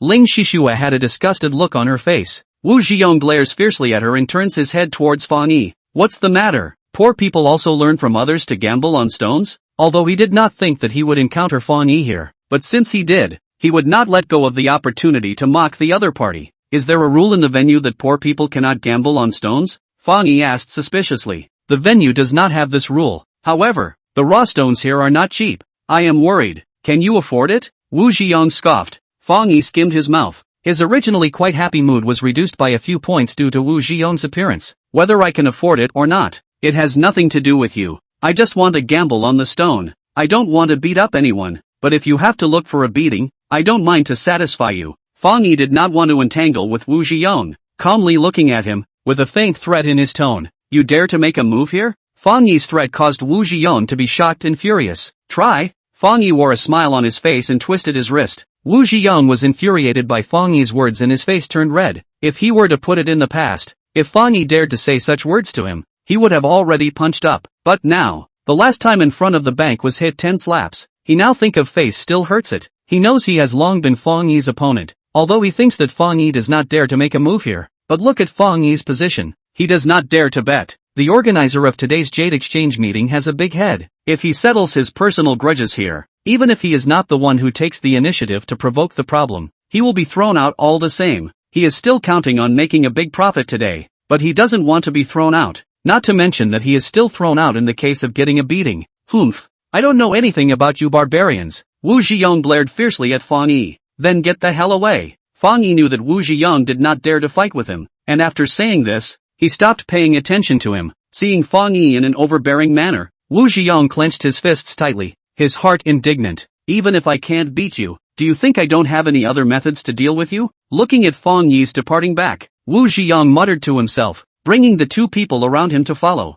Senior, why does he seem to be afraid of you? Ling Shishue still doesn't know what happened in front of the bank. Remembering the once unbeatable appearance of Wu Zhiyong, she only feels that he is a bit abnormal today. Fang Yi briefly tells her what happened the day before yesterday, and only then does she come to a realization. Well played. This kind of person, you should have punched him a long time ago. Fang Yi laughed and did not answer. Walking to another stall, he began to scrutinize the raw stone on the ground. Boss, how to sell this stone? Fang Yi points at a piece of raw stone on the stall that is not much bigger than a fist and asks, 3,000. The boss quoted a number. This is a piece of masked material. In the gambling industry, the masked material is the woolen stone that can't be seen by looking at the appearance of anything. This kind of raw stone is extremely risky because no one knows whether there is any jade inside, but also because of the risk. so the price is much cheaper compared to the open window material. Smaller ones are commonly sold by the block, basically in the price of a few hundred or a few thousand. Even if the big ones are sold by the kilogram, the expensive ones are only a few 100,000. Fang Yi open perspective. Has seen this stone has jade, blue water species, texture is very good, although not much, but also can do a few pendants. How the value is also more than 3,000. Buy down a steady profit. 5,000. I buy. Fang Yi is saying that he wants to buy this stone. Wu Zhiyong suddenly steps forward and quotes a price of 5,000. The owner's face was happy when he heard this, and he was busy picking up the stone. This owner is really willing to pay 5,000? This piece of Mengtu material looks very rough. It is impossible to have jade. Put the general raw stone store. 500 no one wants. This moment someone out of 5,000. He is naturally very happy. Yes, 5,000. Wu Zhiyong nodded. Wu Zhiyong, what do you mean? Seeing that Fang Yi is about to buy this stone, but was actually cut off by Wu Zhiyong. Although Ling Shishue does not know if there is any jade here, but she also knows that Wu Zhiyong is intentionally looking for trouble, and at once her pretty face contains anger, and she glares at him fiercely. What do you mean? I'm buying a stone. Wu Zhiyong looked at Ling Shishue with an innocent expression. Those who come here are all here to buy raw stones. How come you guys can buy them but I can't? He said with a puzzled expression. This gentleman is right. Everyone is here to buy the stone. The stone is placed here. Anyone can buy it. The highest bidder gets it. The boss rounded up the situation while handing the stone to Wu Zhiyong, a move that made Ling Shishue's willow eyebrows rise. Boss, you. Before the words were finished, Fang Yi patted the back of her hand and stopped her. What about this piece? Fang Yi decisively abandons the previous piece of stone and points to another piece and asks, 2,000 for this piece. The boss quoted, I'll offer 3,000. Seeing that Fang Yi was going to buy, Wu Zhiyong shouted again. This time, Ling Shishue was completely enraged. Wu Zhiyong, are you evil? She glared angrily at the former. Disgusting what? How is it disgusting for me to buy a rock? Wu Zhiyong looked like he had heard something shocking, and pretended to be innocent again. Although he pretended to be innocent, the expression on his face clearly carried a few hints of provocation, and this made him more and more disgusting. You clearly did it on purpose, Ling Shishue accused. I don't understand what you're talking about, he said with a blank expression. You. Ling Shishue was so angry that she was frantic and wanted to theorize, but Fang Yi grabbed her hand and told her to be quiet. Senior. Feeling her small hand being held by Fang Yi, Ling Shishue calms down quite a bit, but she is still wrathful. Fang Yi knows that Ling Shishue is angry because of herself, but in his opinion, it's not necessary. After calming the former with his eyes, he looks towards Wu Zhiyong. It's not like he's a little cutie. Of course he knew that Wu Zhiyong was targeting him. Having fun? Seeing the smile on Wu Zhiyong's face, he said. The reason why Wu Zhiyong intercepted Fang Yi was to disgust him. Ling Shishue's anger just proved that what he did was useful, even though Fang Yi's face was calm now. But in his mind, it was just a forced pretense. Maybe he was even angrier than Ling Shishue. Once he thought of this, he became even happier. Fang Yi, something like raw stone, not everyone is qualified to play with it. I have money. I can afford to play with it. I'm willing to buy whatever I want. What about you? You are a poor working man. Can you afford to play with it? Wu Zhiyong looks at Fang Yi's eyes. His tone is full of provocation. Although he can't beat Fang Yi in a fight, but he himself is too much stronger than Fang Yi. If he wants to mess with him, he has the means to do so. Previously, he was worried that Fang Yi would hit him, but he is not afraid at this moment. If the two of them do it for no reason, it is a personal grudge. But now two people together bidding for a stone. If Fang Yi hands to hit, that is he cannot afford to play. The organizers will only drive him out, and will not pursue their own. But also because of this, so Wu Zhiyong have no fear. He has already made up his mind. Today he is going to fight against Fang Yi, so that he can't buy a single piece of raw stone. He himself has plenty of money, while Fang Yi, a smelly working man, how much money can he have? Looking at Wu Zhiyong's provocative eyes, Fang Yi did not get annoyed. He just smiled. To play or not to play, only after playing will you know. After saying that, he picks up another piece of raw stone. Boss, how to sell this piece of stone? This piece is 5,000. I'll offer 6,000. Without waiting for Fang Yi to open his mouth, Wu Zhiyong once again cuts off. Fang Yi is not annoyed and picks up another piece. How about this piece? 4,000. I offer 5,000. This piece? 8,000. I'll give you 9,000. 10 minutes pass. Fang Yi picks up 30 pieces of stone. Each piece is bought by Wu Zhiyong at 1,000 higher price. 30 pieces of stone. Total price of $730,000. Young Wu. What he took. All of them are masked material. Nothing good. Don't be impulsive. If the beginning of the onlookers still think Wu Zhiyong quite heroic words, then 10 minutes passed. He gave the onlookers the impression of some brain dead, even followed him around. The jade appraisal master also had to open his mouth to discourage. Rich to rich, but then rich cannot always buy masked material. The key is all with people gambling to buy. Did not look for someone to identify. This is not a stupid lack of it. The onlookers already have a lot of people in the look at the too little cute. The first time I saw this, I was able to get a good look at him. Wu Ziyuan earlier still have the pleasure of pressing Fang Yi, but in the spending more and more, feel around the different eyes are more and more after. Even he cannot help but some regret, although he is a rich second generation, but their family is not particularly rich. He came this time, the family only gave 2 million, although the more than 700,000 has not been spent out half. But if these masked material in nothing, in vain lost more than 70 million, but also quite a person's flesh pain. Thinking of this, he secretly frowned. Fang Yi has been observing Wu Ziyang's expression. Seeing him frowning, he knows that the other party is starting to have a hard time. Boss, how can I sell this stone? What Fang Yi picked up before are all small stones, basically are a few thousand. The most expensive is only 30,000 only. It is for this reason. That is why Wu Ziyang has been intercepted. After all, the stones Fang Yi took are not expensive. But now, what Fang Yi is pointing at is a very large stone. Visually there are 1 or 200 pounds. This price, naturally, is also different from the previous ones.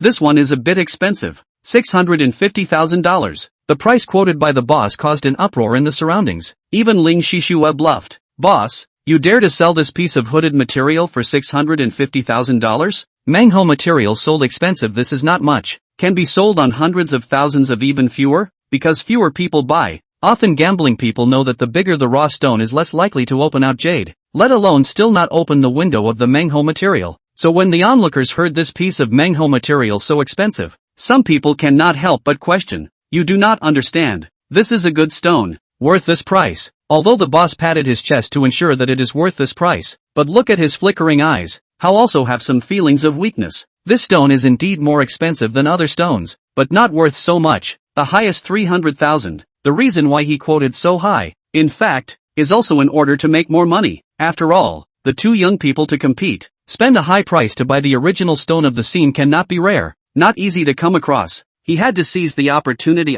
Just now, he is a lot of stones are shouting a high price, but not still sold out? After explaining, he looked at Wu Ziyang eagerly. Fang Yi doesn't care if the stone is worth the price. After asking the price, seeing Wu Ziyang didn't open his mouth, he turns his head to look at him. What? Not buying? Being asked by Fang Yi. Wu Ziyang's face is a bit ugly. Earlier he was still as powerful as a rainbow, but now he is a bit timid. But not because this stone is expensive, but even he feels it is not worth it. Although he does not know much about jade, but also know that the larger the original stone can open the jadeite, the smaller the chance. If the window has jade, can still bet a bet, not open the window. That is completely to take the money to hit the water. He felt that Fang Yi is deliberately choose this stone. The purpose is to pit him. Spending hundreds of thousands of dollars to buy such a big piece of masked material. Do you really think I am a little cutie? No way. Recognizing Fang Yi's trick, Wu Ziyang said with a cold smile. Hearing this, Fang Yi knows that the other party does not dare to follow. Smiled. Can't afford to play, just say can't afford to play. Looking for so many excuses why. Wu Ziyang heard angry. You say I can't afford to play? Then you buy. Fang Yi provoked. Wu Ziyang was about to say buy it, but when the words came to his mouth, he still swallowed it down. Humph. I'm not going to fall for your trap. He glares at Fang Yi with a I've seen through you long ago expression. Seeing Wu Ziyang not buying, Fang Yi just laughed, but that boss was extremely disappointed. Fang Yi, you are screaming so much. Buy it. Seeing Fang Yi with a mocking face, Wu Ziyang couldn't stand it and counterattacked. The boss sniffed and looked at Fang Yi eagerly again. He also hoped that the other party would buy. This stone doesn't have any jade at a glance. Cutie pie. Only buy it. A bystander tourist said, and the crowd sniffed and nodded in agreement. This stone is big, not to mention that the skin is quite rough. It looks like granite. It doesn't look like it has jade at all. What? You don't dare to buy it either, right? Seeing Fang Yi's indifference, Wu Ziyang sneered. When Fang Yi heard this, he raised his eyebrows. Who said I don't dare to buy it? I'll just buy it. Chapter 28, Hurting the enemy 1,000, damaging yourself 800. Senior. Fang Yi's words startled Ling Shishue. Hearing that the people around her did not think highly of this stone, she thought that Fang Yi would definitely not buy it, but who knew that he was going to buy it? Wu Ziyang originally said this casually and did not think that Fang Yi would buy it. When he heard this, he was first shocked and then rejoiced. Fang Yi, this is what you said. Of course I said it. Then you buy it. Just buy it. After Fang Yi finished speaking, He turned his head to the boss and said, "Check out." Seeing Fang Yi preparing to pay, Ling Shishue's face changed drastically and she was busy pulling him back. "Don't be impulsive, senior." She thought that Fang Yi must have been provoked by Wu Ziyong to make such a decision, and her heart was anxious. "Don't worry, it's not impulsive." Fang Yi pacified her, but Ling Shishue did not believe it at all. "People around have said that there is no jade in there at all. Senior, don't try to be impulsive." Ling Shishue did not know why Fang Yi was so impulsive, but she still persuaded him bitterly. "Young man, spending $65,000 to buy a big piece of Mongolian material, you can't burn it like this even if you have money." When hearing that Fang Yi is going to buy this stone,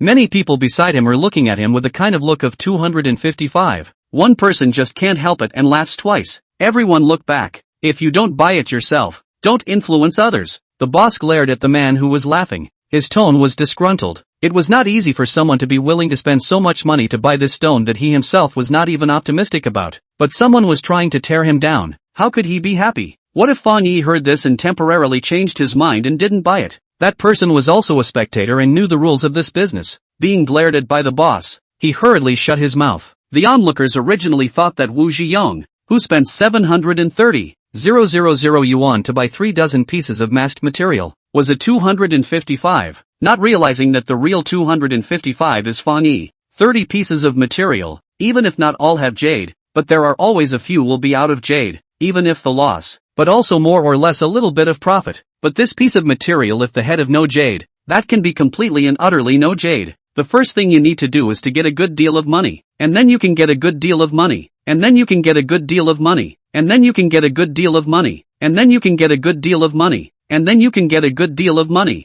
The most important thing is that there is no lack of such a little cutie pie. The spectators who are happy to see. Senior, don't be impulsive. Seeing the gazes of the surrounding people watching, Ling Shishue is even more convinced that this stone will not produce jade, and pulls Fang Yi's hand to death. Her tone of voice carries a few moments of pleading. She really does not want to see Fang Yi lose so much money at once. "Fang Yi, you are a big man. You don't even have this opinion, right? Do you have to listen to a woman whether to buy or not?" Fearing that Fang Yi would not buy, Wu Ziyong scoffed. Fang Yi's face was bland, and he was still vaguely smiling. "Don't worry, after saying I will buy, I will naturally buy," he said, and then looked at Ling Shishue. The latter's face was full of pleading at the moment, so anxious that tears were coming out. "Senior, trust me." Patting Ling Shishue's shoulder, Fang Yi draws out his other hand and quickly transfers the money to the stall owner. The boss received the money and was overjoyed. "Two gentlemen, do you need to cut it?" Every stall owner has a tool to cut the stone, although it is not considered professional, but it is still no problem to open a window.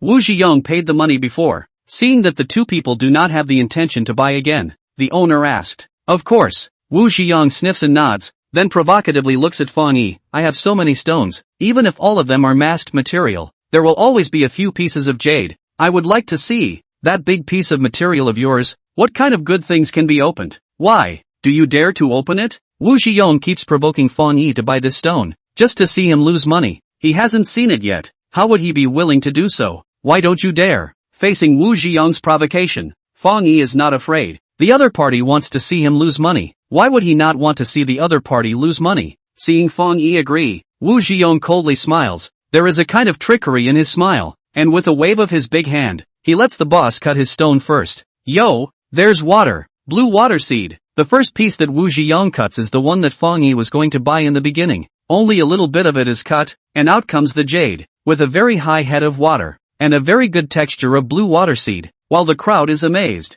Wu Ziyong is overjoyed when he sees it. "Open door ah." Although I know that there will always be jade in these 30 pieces of stone, but I have never thought that the first piece of jade will be opened. This is an unexpected joy. Looks like I'm very lucky today. Wu Ziyong smiles and says to Fang Yi, after saying that, as if he remembers something, "Right, this stone is the one you wanted to buy at the beginning, right? It's a pity that it was cut off by me. Ha ha." This obvious laughter with provocative meaning is especially harsh. Ling Shishue hears it. Her pretty face contains frost. On the contrary, it is Fang Yi, who seems to have not listened to this in his ears. His face also carries a faint smile. This stone is what he wanted to buy. There is jade inside. He is not surprised at all. If there is jade in other stones, he is only surprised. Seeing Fang Yi indifferent to his provocation, Wu Ziyong only thought that he was just pretending to be relaxed. He disdainfully skimmed his mouth and secretly said in his heart, "I'll see how long you can pretend. Cut off a piece," he said, and the boss immediately picked up the next stone and started cutting.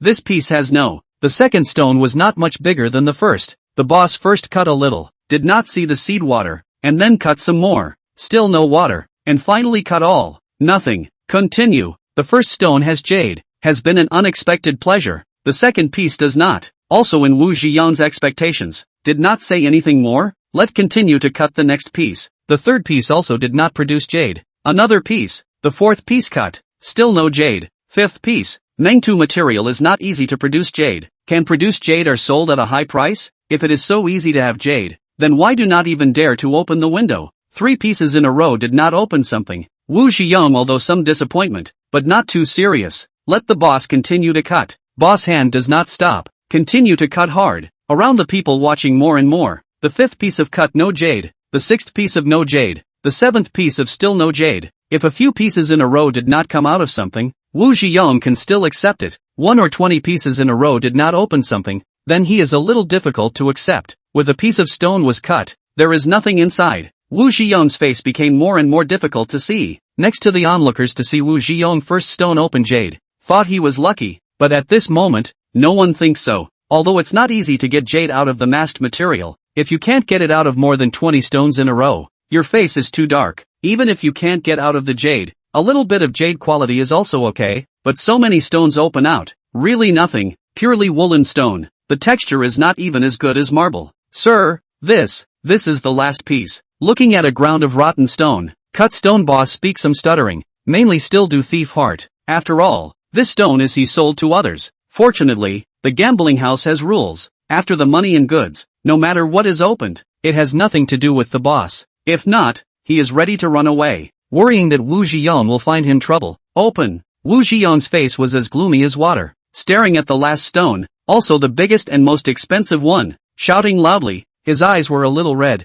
This was his last hope. The boss sniffed, and did not delay, directly cut. A series of 3 cuts. Empty. Good. Seeing this scene, Ling Shishua applauds and shouts. Although Fang Yi is destined to lose, seeing that Wu Zhiyang also loses, she finally finds some psychological comfort. Alas, seeing the last stone cut, still nothing, the crowd of onlookers sighing. Wu Zhiyang, a face of iron blue, also feel a cone of pain. 733 million to buy 35 stones, in addition to the first piece of jade, others surprisingly nothing. This mother asterisk is also 2 back, although the first piece of jade, but the stone is not big, not much open. It is estimated that at best it is worth a 3 or 4 million, even if the stone can earn 3 or 4 million, but the total calculation, or a loss of $700,000, for Wu Zhiyang, is not a small amount. He had thought that he can open a few more pieces of jade out, in the case of not only can make money, but also be able to pressure Fang Yi, but now it seems that this idea is somewhat taken for granted. Seeing Wu Zhiyang's face as gloomy as water, the smile on Fang Yi's face becomes even brighter. The first stone has jade, because he intends to buy it, specially picked, but after realizing that Wu Zhiyang intentionally targeting him, Fang Yi did not pick the stone that has jade, but specializes in picking the one that does not have jade. He wasn't a little cutie. How could he let his opponent make money? Although he had long predicted that there was nothing in these stones, when the stones were opened and he saw Wu Zhiyang's expression of great disappointment, he still felt a strange pleasure in his heart. It seems like you and good luck are still quite a distance apart. Just now, Wu Zhiyang boasted about his good luck, and at this moment, Fang Yi took this to satirize him. How much better do you think you can be? Wu Zhiyang was upset in his heart, and when he heard Fang Yi's words, he immediately glared angrily. Maybe it's better than you. Ling Shishue countered. I at least opened a piece of jade. I'm only afraid that you guys won't be able to open anything. Looking at the boulder under Fang Yi's feet, Wu Zhiyang said in a cold voice. Being mocked by Fang Yi, he was originally very angry, but on second thought,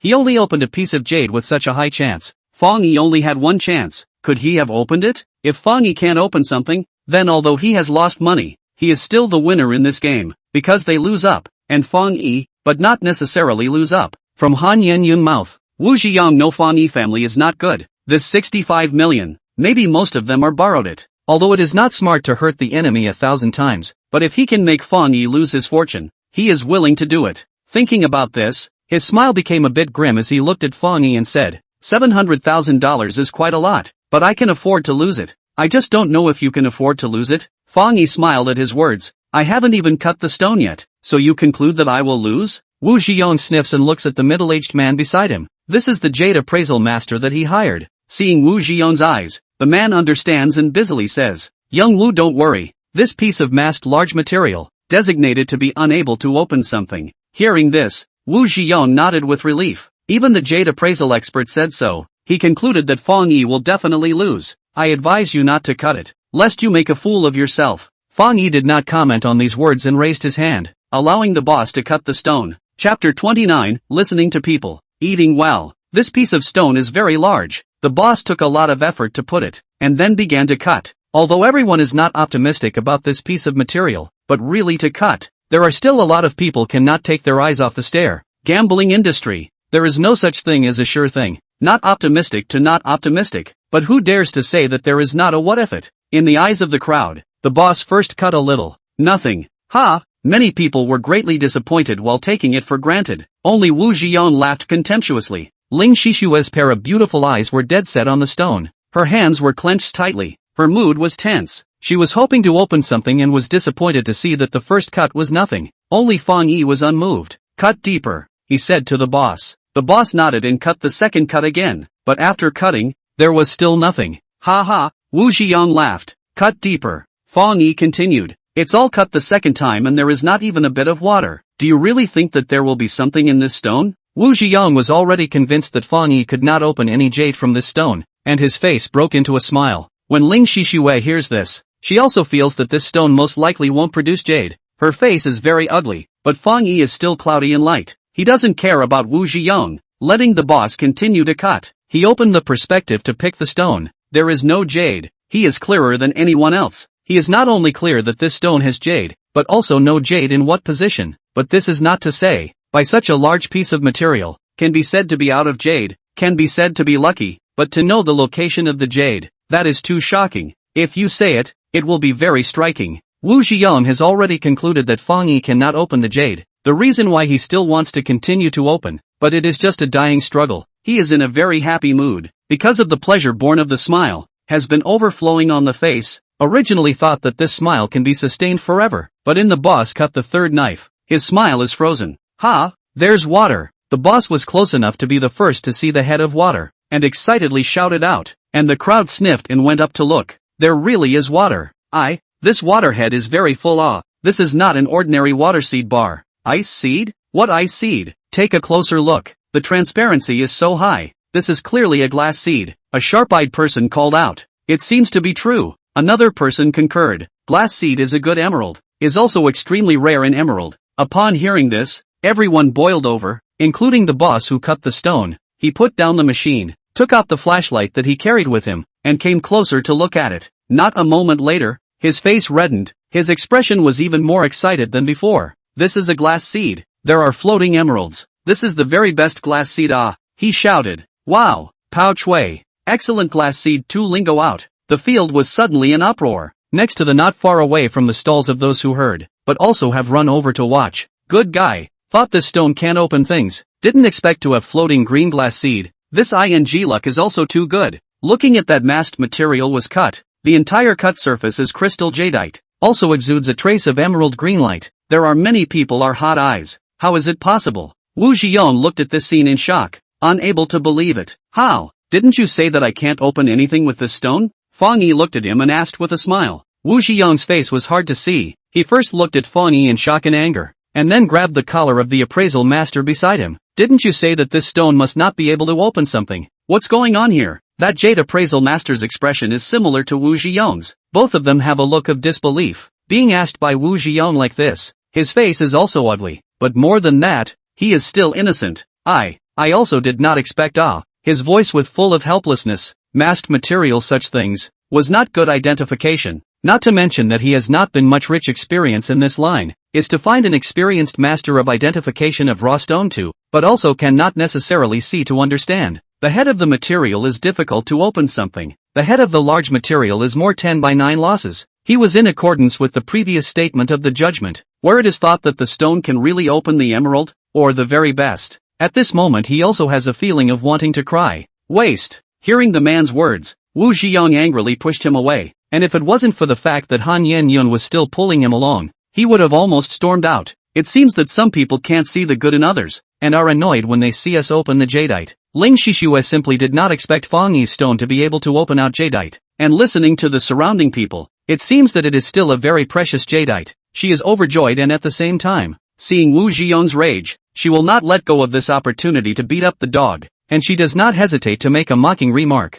Wu Zhiyong courage to red face, but can only dry eyes. I wanted to see Fang Yi lose his money, but I didn't expect that he lost $700,000. But the other party opened the best jade. Outrageous. Seeing Wu Zhiyong's unwilling expression, Fang Yi smiled. I have an advantage as a person, is to listen to people's advice. Earlier I let you buy it. You were dead set on not buying it, but you let me buy it. I immediately bought it. The result did not expect that there really is jade, or floating emerald's superb glass seed. See, listen to people's advice. Eat your fill, this is not false. Wu Zhiyong was already so angry that his blood pressure was soaring. After hearing Fang Yi's words, once he thought that just now, Fang Yi did ask him to buy this stone. He even had the urge to vomit blood. He just thought that Fang Yi was trying to pit him, so he was determined not to buy it. But he didn't think cleverness had been mistaken for cleverness. Not buying the truly valuable ones, but buying a whole lot of the worthless ones. I don't know what to think. Seeing Wu Zhiyong chagrined, Ling Shishue added another stab. Fang Yi, you've only gotten lucky. What's there to be proud of? Wu Zhiyong clenched his fists tightly, feeling his heart dripping blood, and said with a face full of resentment, luck is also a kind of luck. It's better than having bad luck, right? Fang Yi said with a smile, intentionally looking at the rotten stones on the ground in front of Wu Zhiyong.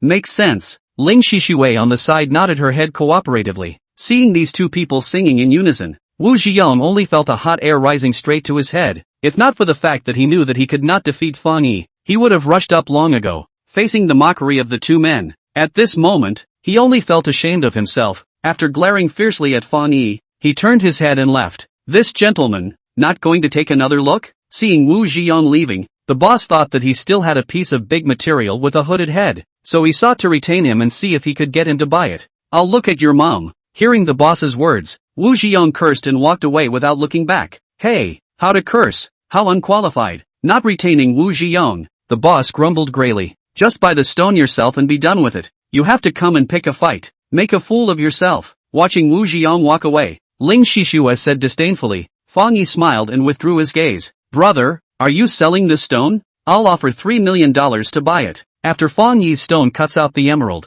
many people in the neighborhood gather around. Among them, there is no lack of jade store owners. Seeing such a good emerald raw stone, a middle-aged man with a goatee is itching to buy it, proposing to buy it. This is a good piece of material. Chin boss just offer $3 million. Not a little black-hearted. Brother, I offer $5 million. Sell me. In the crowd, a fat man heard the goatee's words. Busy stepped forward and said, one opens $3 million, one opens $5 million. Although he already knew that Fang Yi cuts out a superb emerald, but when he hears such a high price, Ling Shishue is still surprised and covers her small mouth. After listening to the fat man's words, the goatee's face shows dissatisfaction. Boss son is generous, but who knows how much jade is inside this stone? The area we see now is quite large, but what if there is none inside? $5 million. It's a bit too much. With my old son's eyesight, this piece of material is definitely more than just this jade on the surface. $5 million won't be a loss. Fatty patted his chest, swore, humph. The goatee still wants to speak, but Fang Yi raises his hand and stops him. The two bosses don't need to be in a hurry. I haven't finished cutting yet. What? You still have to cut. As soon as Fang Yi's words fell, both of them looked at him as if they were startled. Sir, you really want to cut? Even the owner of the stonecutter asks in disbelief, and the crowd of onlookers are even talking about it. What Fang Yi bought before was a masked material. Now that he has cut out the jade, it has turned into an open window material, and it is a good open window material. There is no doubt that this is an upward bet. Generally speaking, when people gamble on stones, they will not continue to cut because no one knows if there is any jade inside. How much jade is there? Is the color of the jade so good? Are there any cracks? At the moment sell, that is a steady profit. If you continue to cut, in case there is no jade, or only a small amount of jade, or cracks, then the value of the stone will be greatly reduced. Gambling is never a one-man game. The seller is gambling. The buyer is also gambling. The reason why buyers are willing to pay a high price for this piece of window material is that they are betting that there is jade inside that is as good as the outside color. If the seller cuts out the stone and shows them that there is no jade inside, or the color is not as good, how would they spend a lot of money to buy it again? In the stone gambling business, After betting on the rise still dare to continue to cut, only very sure of the master. And the newcomers, most of them are to see the good. After all, hundreds of thousands of dollars to buy the stone, turn around to sell a few million. How is not a loss? But Fang Yi obviously do not have to be a newcomer to the consciousness. Looking at the stunned crowd, he did not change his face. Change the other side. Keep cutting. Chapter 30, $80 million. Sir, think about it. If you cut it down, you won't be able to sell it for such a high price. Although the boss is jealous that Fang Yi has bought a piece of superb jadeite from himself, but when he sees that Fang Yi still wants to cut it, he still can't help but advise him. Fang Yi of course knows the consequences of cutting down. The famous saying in the gambling business, one cut is poor, one cut is rich, one cut is wearing sackcloth is not meant to scare people, but he is very sure that the cut is not across. 5 million to sell this stone, although he can also make a fortune. But he knows very well that the value of this stone is far more than 5 million. It was hard to see such a superb jadeite raw stone. Of course he wanted to maximize the benefits. I am well aware of the consequences. Cut it. Fang Yi nodded. His tone was firm. Vigor. Seeing Fang Yi insisting on cutting, the two people who were bidding before praised each other. The stone was Fang Yi's. People could cut it however they wanted, although they were surprised, but in their hearts, they were more in favor of it. After all, they are also worried about losing money. If there is no jade in the cut, they will not buy it. If there is jade in the cut, the big deal is to increase the money. They will not lose money. Seeing that Fang Yi's idea is very positive, the boss does not say much, sets up the stone, and starts it up. One cut. No. The second cut. Still no. The second cut. Still nothing. Third cut. Still nothing. Everyone concentrated on this stone. See, 3 knives in a row have no waterhead. Many people are beginning to be disappointed. This is a superb glass seed, which will have so much. In my opinion, I'm afraid that just the front of that cut there is a little bit. The back of these, I'm afraid that it cannot come out. A bystander said. What's the hurry? Such a big stone. Cut not even half of it. There is no guarantee that there will not be inside. Someone with a different opinion said. Listening to the surrounding comments, Fang Yi was unmoved and asked the boss to continue cutting. On the 4th cut, he asked the boss to cut more, but there was still nothing. The 5th cut. There it is, there it is. It's still a floating emerald glass seed. The 5th knife, everything goes down, directly to see the seed water, and before the same color. No cracks. The crowd of onlookers have marveled. The boss also faced surprised, and the two people who shouted to buy before, but the expression of excitement. The front has jade, the back also has, although the top and bottom of the left and right cannot be seen, but on the part that can be seen to valuation, this stone is also quite precious. $15 million. Previously shouted 3 million goatee at once increased the price to 15 million, a full 5 times, and that fat man, is directly quadrupled, 20 million. Hearing someone shout out a high price of $20 million, Ling Shishue, who was not too clear about the value of jade, stared with wide eyes, full of incredulity, but of course, more was still elation. I also bid $20 million.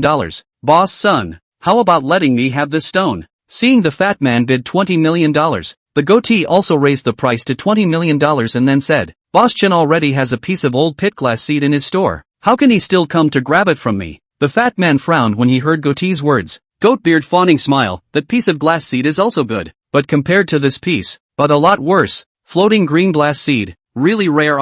Chen boss, since you know that floating emerald glass seed rare, should not say such words. Forgive son Mao, difficult to cut. I'm out of 25 million. To the Goatbeard's plea, the fat man half step, said, also added another 5 million. Goatbeard face suddenly ugly, hearing the fat man's bidding to 25 million. Even if Fang Yi had known that this stone was worth a lot, he was also a bit nonchalant. 3 days ago, he was still worried about a few $100s of rent, but now, a huge sum of $25 million, just needing him to nod his head, he could be in the account in a matter of moments. He had lived for 23 years. He had never imagined that he would one day be able to earn so much money, just like a dream. Thinking about this, his body was slightly trembling. Taking a deep breath, forcing down his excitement, Fang Yi restrained the urge to shout deal and smiled. Don't be hasty, the two bosses. There is still cutting to be done. Still cutting? The two bosses are red in the face from bidding. When they hear Fang Yi say that they still have to cut, they are taken aback. Such a big stone can only have this jade, even if it can't be cut all the way through. There are always a few more windows to teach all the bosses to see the quality of the stone clearly, so that they can buy it with peace of mind. Fang Yi speaks softly, with a sincere face, like a conscientious businessman who is dedicated to the welfare of others. However, seeing the sincere smile on Fang Yi's face, Goatee and Fatty were not moved at all. The opening of the second window did make them feel a lot more at ease, but the price, too, had risen quite a bit. If the third and fourth window open out, still have jade, the price will certainly rise higher. But this is not the problem. They are not afraid of price increases. They are afraid of price increases cannot buy. Pouchway's glass seed is extremely rare. Small pieces of okay, scrambling for not many people. But if a large piece, that's scrambling for more people. Glass seed is the jadeite in the very best, and Pouchway's glass seed is the very best in the glass seed. More than 3 kilograms, is able to do the existence of the treasure of the town store. Today to participate in the jade exchange meeting of people. Jade store owners accounted for half of these bosses' store is not a lack of jade, but absolutely lack of treasure of the town store. The goatee and the fat man had their eyes on this stone, and they also wanted to buy it back to be the treasure of the store, but their financial strength, among all the jade store owners, was only medium at best. Don't look now, they fight hot, that is no one else and they fight, but where out of a strong financial strength, they will only dry eyes part. Now, with many people watching, Fang Yi's stall, there are already quite a number of jade merchants with strong financial strength who have begun to lean over. Brother, don't cut it, I'll offer $30 million, let's make a friend, as long as you nod your head. Immediately sign the contract to pay. Seeing that the situation is not good, the goatee gritted his teeth and directly opened the price of $30 million. $35 million. Instead of making friends with this miser, brother should make friends with me. Fatty added $5 million to the goatee's base. This move made goatee furious. Fatty son, you have to rob with me? Boss Chen said this, in our line of work, it's always the highest bidder. How can you call it robbing? You don't want to be convinced, just keep asking for more? Fatty is not willing to show weakness. From the jade Fang Yi opened, more than 20 million is how to be worth, but from 30 million is still almost. Goatbeard shouting 30 million, is already gambling? If the price is higher, it is likely to lose. Although he was enraged by Fatty's son, but after carefully thinking for half a day, he still did not dare to call the price. Boss, keep cutting. Although these two people are bidding hotly, but Fang Yi simply does not intend to sell it at this moment, so he naturally ignores it and tells the boss to continue cutting. When the first cut opened up jade, that boss was just a little jealous, but when the second cut came out again, he was already regretting it. He could not have imagined that a piece of material that he did not even look at, could be hiding a superb glass variety. The key was that it was quite a lot. Think of tens of millions of things. Was his own 65 million on the sale? He had a kind of want to vomit blood impulse, but the gambling industry, money and goods, no matter what is open has nothing to do with him, and then how to regret. There is no way out. The good thing is that when this stone was bought back only 30,000, now sold 65,000. He also earned a lot. The boss consoled himself for a few moments and followed Fang Yi's instructions and started to continue cutting the stone. The third incision, after cutting off more than 50 pounds of stone, once again came out of the water. The crowd was again in awe, and at this time, there were more and more jade merchants looking over. The third incision cut. Fang Yi did not pay attention to the offer of the surrounding people. Directly let the boss cut the fourth incision. This incision cut off nearly 20 pounds of waste stone, still out of the water. Although this side is not floating emerald, but it is also the material of pure glass species, the price is only a little lower than the floating emerald. When cut four sides, this nearly 200 pounds of stone only 30 or 40 pounds left, the shape also from irregular to become close to oval, and how much jade inside, roughly can also be seen. As for the price,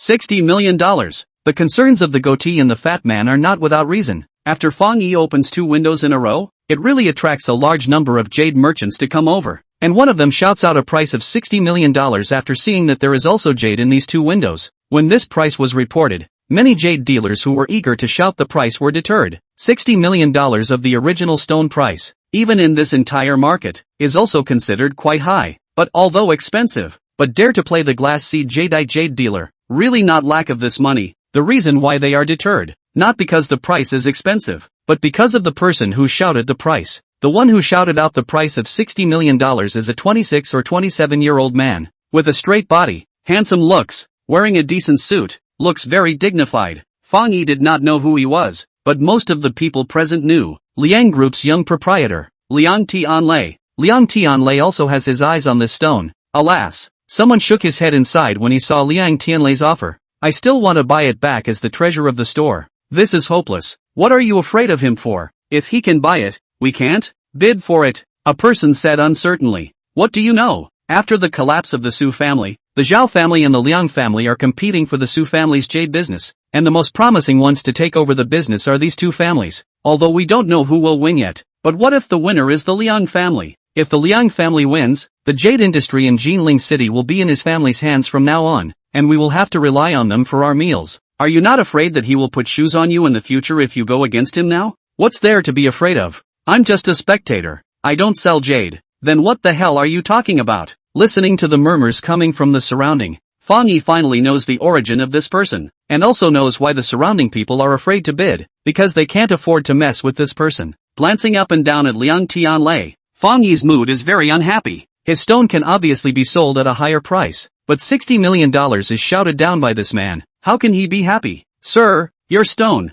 I'll offer $60 million for it. Consider it? Seeing that no one around shouted, Liang Tianlei said with a smile, $60 million is low. Fang Yi shakes his head without even thinking. Liang Tianlei froze, obviously not expecting Fang Yi to reject so completely. Then how much do you think is appropriate? He asked. $80 million. Fang Yi gestured. Ooh, this price made the surrounding people who were watching startled. Good boy, you really dare to shout. Liang Tianlei is also shocked by the price shouted by Fang Yi. After carefully sizing up Fang Yi, he thinks, this stone is quite good, but $80 million, it is a bit too high. When the crowd heard this, they nodded their heads. Fang Yi, the stone is very good. Sell 60 million, maybe a little low, but then high is not high enough to 80 million to go. After all, there are still two sides did not open it, and the fourth side of the things opened, is not floating emerald glass species, although it is also a superb emerald, but after all, not as expensive as the floating emerald. All the people of the estimated price of it is 65 million to 70 million between. This price is very conscientious, not high at all. Fang Yi faintly said. Seeing that Fang Yi does not seem to want to give in, Liang Tianlei frowns and surveys the stone once again. If the other two sides are cut and there is also jade, I am willing to offer $80 million. The stone has only been cut on 4 sides. There are still 2 sides that have not been cut. Liang Tianlei's meaning is to let Fang Yi cut those 2 sides as well. When Fang Yi heard this, he laughed a lot for a while. After laughing, he pointed at his stone. If the other 2 sides are also cut with jade, then it will be more than $80 million. Do you think I will still sell it to you? Then I will offer a higher price, Liang Tianlei said. When Fang Yi heard this, his pupils slightly shrunk, looking at Liang Tianlei's eyes. After a long time, he slowly shook his head. Sorry, I only cut 4 sides. If you don't want to buy it, please kindly step aside. Don't block other people's bidding. Fang Yi's tone, there was no room for negotiation. The moment these words came out, Liang Tianlei's face instantly becomes a bit ugly. At the same time, he also looks at Fang Yi suspiciously, seemingly trying to figure out his psychology. However, is a person's psychology that easy to figure out? This stone can be roughly divided into 6 sides. Fang Yi cut before and after the lower right, above and left side did not cut. The reason why not cut, because he clearly know that these 2 sides no jade, or rather, to cut a lot of jade will be out. This more than 30 pounds of stone, at least have to be cut to half. If cut, then the stone can only sell 70 million at best, but if not cut, Fang Yi can call for 80 million. After all, others do not know that the 2 sides of no jade, glass seed emerald Fang Yi in the book to understand. This kind of emerald jewelry on the market is very expensive. Casually a bracelet can be sold to a few million. If you take to the auction, the price will only be higher. $80 million to buy this stone may be a little expensive, but will never lose. Just earn more, earn less problem. However, the other side wants to earn more. Does he not want to? Fang Yi does not budge an inch. Liang Tianlei pondered for a long time without making a move. Seems to be in a difficult situation. Behind him there are also 2 assistants-like people. The 2 people see this. Their faces change slightly. They take a step forward, and rush to Fang Yi. Kid, do you know who this is? Fang Yi hates bullying people. Hearing this, he looks disgusted and says in an icy tone, I don't care who he is. Without $80 million, everything is exempted from negotiation. As the words fell, he no longer paid attention to the 2, picked up the stone and prepared to leave. Slow down. Seeing Fang Yi about to leave, Liang Tianlei hurriedly called out to him. The former turned around. The latter once again took a look at the stone in his arms. After thinking for a moment, he nodded his head. $80 million. I'll buy it. Chapter 31 High Ice Jade. Gambling can indeed make people rich, but more, or let people lose their money. Today came to bet on the stone. Some people made money, rejoicing, but there are also people who lost money. Sad clouds. Ling Dahai is one of the many sad people. Looking at the stone cut in front of him, there was nothing. He only felt his heart dripping blood. Master Lu, how could this happen? Didn't you say that this stone is a sure thing? He looked blankly at Master Lu beside him and asked. Seeing that this stone didn't produce anything, Master Lu's face was also ugly, but what appeared more on his face was still impatience. Ling boss, Gambling stone, which is not a sure thing. I just casually said is to find an immersed in this way for decades of master. He also dare not give you a guarantee. Gambling stone gambling, this is in the betting, which is not only win not lose, this is the exit. Ling Hai momentary gas knot. It was not easy to slow down the energy. He did not have the good sense to say, the words are so good, but you can't always lose. These words showed some of his inner indignation. Master Lu heard, greatly dissatisfied, glanced at him. How to always lose? Didn't I win 2 of these? He said, pointing at the 2 piles of stones in Ling Hai's hand. He did not say okay. This said, Ling Hai is even more depressed, looking at the hands of the 2 piles of stones than the palm of not much. He did not know what to say. These 2 piles of stone is open out of the jade, but only very common blue water species. One of them in cracks, cannot do big objects, can only play a few pendants. The value of the value together is not more than $100,000, but when he bought these 2 stones, he spent $400,000. Even if he could sell them for $100,000, it would still be a loss of $300,000. He came here this time, with all his money, a total of $900,000. Originally thought that he could buy a few pieces of extremely high-quality raw stone at once, in one fell swoop to become rich, but now it seems that, not to mention become rich, I am afraid that even owed a few million debt cannot earn up. Thinking about this, he only felt a little cold heart. If not still counting on Master Lu can give him a good stone, he had to find him to say, Ling boss, you do not worry, this is only how long? Good stones are to be found. If they were so easily found, wouldn't each and every stone gambler become a billionaire? Be patient. Perhaps seeing some dissatisfaction on Ling Dahai's face, Master Lu said a few words of relief. Hearing this, Ling Dahai didn't say anything, but only nodded anxiously. Dad, it was hard to find Ling Dahai in the crowd. Ling Shishua joyfully ran over. How was it? Did you get any good stones? When she first arrived, Ling Shishua had a worried look on her face, but at this moment, she had a bright smile on her face, completely ignoring her dad's depressed expression. She came up and asked, what good stone? Ah, just this. Ling Dahai raised the 2 pieces of raw stone in his hand, and said in a good-natured manner, ha ha, Senior bought a stone and sold it for $80 million. Ling Shishua said with a smile. What? Her words startled Ling Dahai. Really? He asked skeptically. Of course it's true, why would I lie to you? Ling Shishua nodded her head. Master Lu, who was at the side, was first shocked, then with a look of disbelief. Just blow it. Ling Shishua has long been disgruntled with Master Lu, talking to her dad by herself. Seeing the other side is shady, immediately retorted, don't you believe it? It's really sold for $80 million. In addition to the glass seed emerald, what kind of raw stone can be sold at a price of $80 million? It's simply sensationalized. Master Lu smiled coldly, completely disbelieving Ling Shishua's words. Yes, it's glass seed, or something with floating emerald. Some say it's starting to ing. I don't really understand. Ling Shishua said. What? Hearing his words, Master Lu's pupils suddenly shrunk. And Ling Dahai on the side was also filled with shock. Uncle. While the few people were talking, Fang Yi squeezed over from the crowd. Upon seeing him, Ling Dahai hurriedly ran up and grabbed his hand. Fang. Fang Yi, I heard that you bought a piece of floating emerald glass seed and sold it for $80 million. It was really his daughter's remarks that were too appalling. Ling Dahai couldn't speak well. Just lucky. In Ling Dahai's incredulous gaze, Fang Yi nodded. Here, if you don't believe me, just look at this. Seeing Master Lu's eyes filled with suspicion, Ling Shishue took the stone-selling contract that Fang Yi had just signed in his hand and handed it over. Ling Dahai also rushes up to look at it, and sure enough, he sees a string of eye-catching numbers written in the price column, which is indeed $80 million.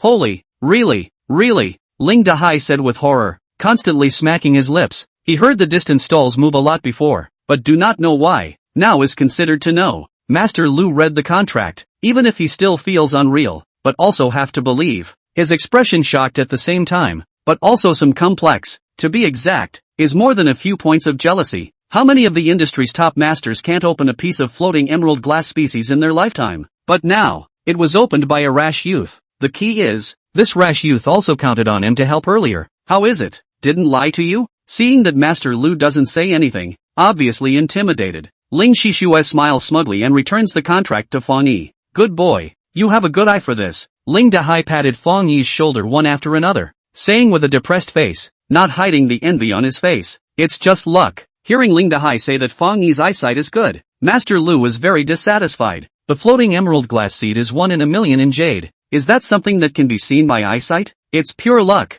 Besides, How can a young man have any eyesight? It's pure luck. Seeing Master Lu's disdainful face, Ling Shishue frowns and is about to argue with him, but is stopped by Fang Yi with a look. He smiles at Ling Dahai. Yeah, just lucky. Before Fang Yi came here, he actually only planned to earn a $10 to $20 million on the line. He did not even think of earning so much, not to mention he did not think that he would be able to open a superb emerald. After all, he also knows that glass seed emerald is very rare. It is not that easy to come across. Before he opened the perspective pick stone, purely to find no jade stone to pit Wu Ziyang, but did not expect to be encountered by him a piece of glass seed raw stone. Fang Yi was worried about the delay in encountering a good stone. If you buy ordinary, need to buy a lot of money to make money, inevitably striking, and now a piece of money can earn enough money, not only to save trouble and will not be too glaring, is really the thing that is not to be missed. What's more, the sky gives not to take, the opposite of its blame. Rare encounter such a good stone, do not buy too bad. It is because of these reasons, so Fang Yi decisively will buy it.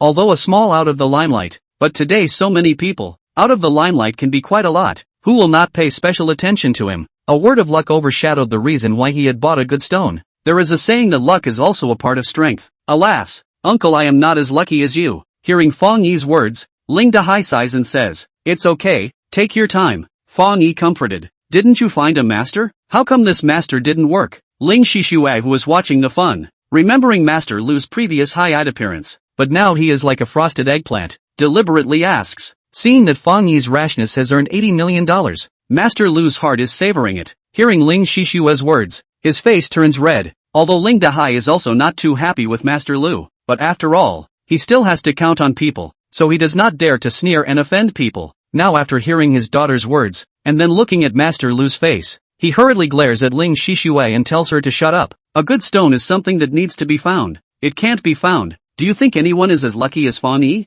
You don't understand. Don't talk too much, he reprimanded. Although Ling Shishue felt that this Master Lu was overnamed, considering her dad's face, she still didn't continue to sing a counter-argument, but only skimmed her mouth, obviously not listening to her dad's words. Ahem. Master Lu coughed twice to ease the embarrassment, and did not say much, and scanned the surrounding stalls. After looking for about a quarter of an hour, his eyes locked on a stall. To be exact, it was a piece of open window material on the stall, visually estimated to be 30 to 30 pounds. The window was opened wide. There was seed water. It seemed to be ice seed. Hey, Boss Ling, that's a good stone. As soon as he saw this stone, a look of raised eyebrows emerged on Master Lu's face, and with a slap, he hurriedly pulled Ling Dahai over. Yo, this gentleman has good eyesight. This stone of mine is a high ice type jadeite that was shipped back from Burma. Although it is not as good as glass type, it is still extremely rare and worth a lot of money. The stall owner is doing nothing. See Master Lu and Ling Dahai fancy his stone,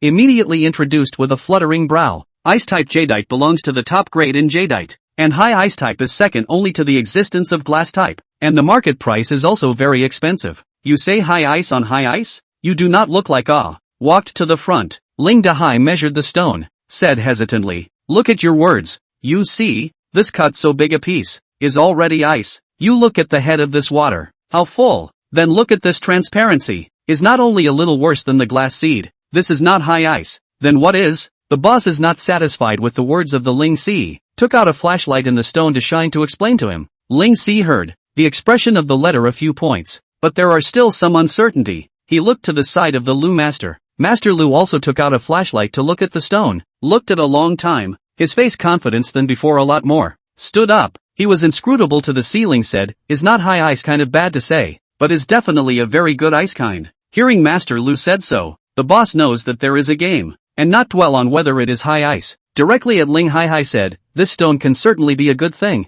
After all, the window is so obvious. I also do not tell you the false price. You want to buy 800,000 to take away. Open window material is much more expensive than hooded material. This is a well-known thing in the gambling house. The previous piece of hooded material bought by Fang Yi, nearly 200 pounds of weight, but only 650,000. This is still the black-hearted boss intentionally raised the price. Otherwise, at best, sell 300,000. But this piece of window material, only 30 pounds, directly on the offer of 800,000. Thus showing that the window material is more expensive than the hooded material is not a little bit of half a point. Ling Dahai is indeed a little moved. Want to buy, but heard this price, but cannot help but be difficult. He only 900,000 in total. The beginning to spend out 400,000. At least open two pieces of jade. and then spent 200,000. But no hair. This moment only 300,000 left. From 800,000 that is still far from awe. Chapter 32, a stone for you. Boss, is there nothing less?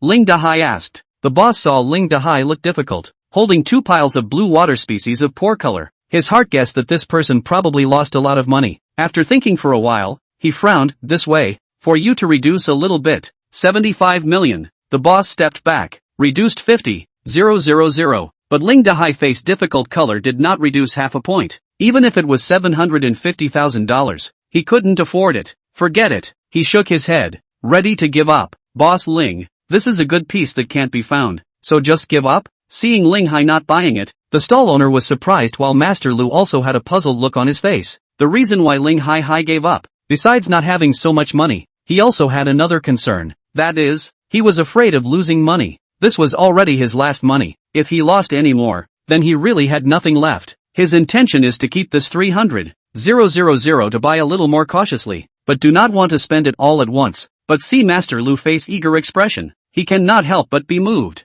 Master Lu, you really see the right. There is something here? He asked carefully. He asked cautiously. Master Lu patted his chest. Don't worry, this time is absolutely right. More dare not say. The contents of the sale of 6 or 7 million absolutely no problem. Seeing Master Lu speak with conviction, Ling Hai can't help but get tangled up. 6 or 7 million if he can really earn so much, he is still willing to fight. But I don't have that much money, he said to Master Lu with a hard look on his face. And when he finished, he showed the stall owner with his eyes. Meaning, is there any less? The boss shook his head. I'm sorry, $750,000 is already the lowest price. Any lower, don't dare to sell. Seeing this, Ling Hai let out a sigh of disappointment. Seeing this, Master Lu also frowns, but then he sees Fang Yi and rushes to Ling Dahai. Didn't this kid earn tens of millions of dollars just now? Why don't you ask him to borrow some? When Ling Dahai heard this, he was also moved, and smiled flatteringly at Fang Yi. Fang Yi, you see that my uncle's hands are a bit tight. Can you lend me some money?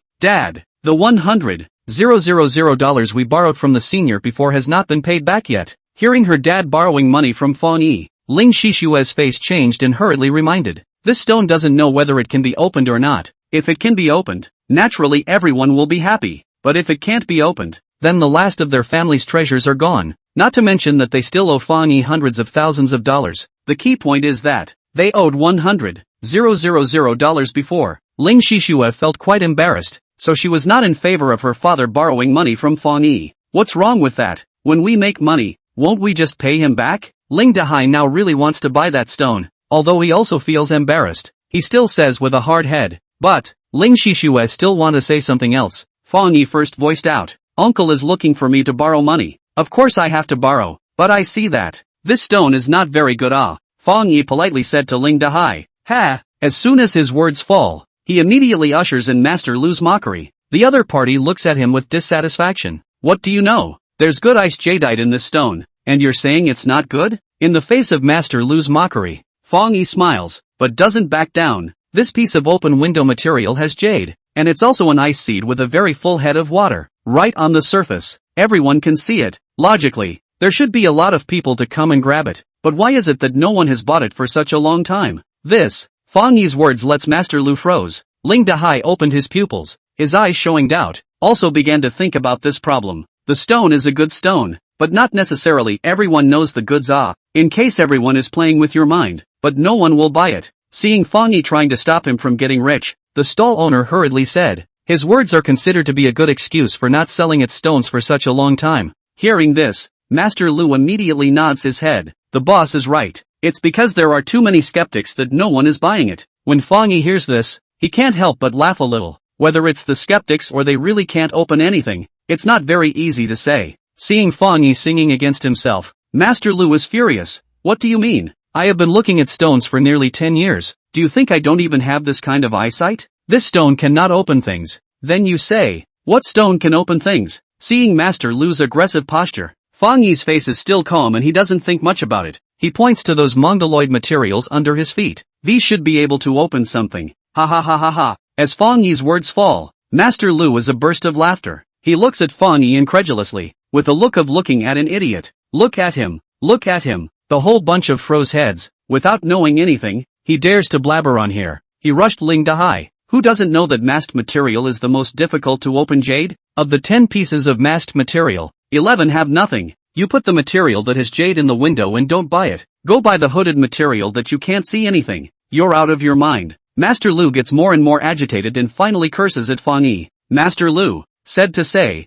scolding is not right. You said that the head material cannot open things. My senior is just in the head material opened the glass seed jadeite. Sold 80 million it. Being scolded brain into the water. Although Fang Yi is not angry. Ling Shishue but angry not light. Immediately refuted Master Lu. That's just traitorous luck. You think you can have that good luck every time? Buy masked material you still buy addicted? Hey Master Lu, don't get angry. Don't get angry. Children, don't know anything. Nonsense. No need to get angry. See Master Lu said more and more excited. There is the momentum of cursing. Ling Dahai hastily pulled him. Soothing said. Ling Shishue still wanted to fight back, but was also blared at by her own dad. I don't think he's talking nonsense. He just doesn't want to borrow money. Master Lu said.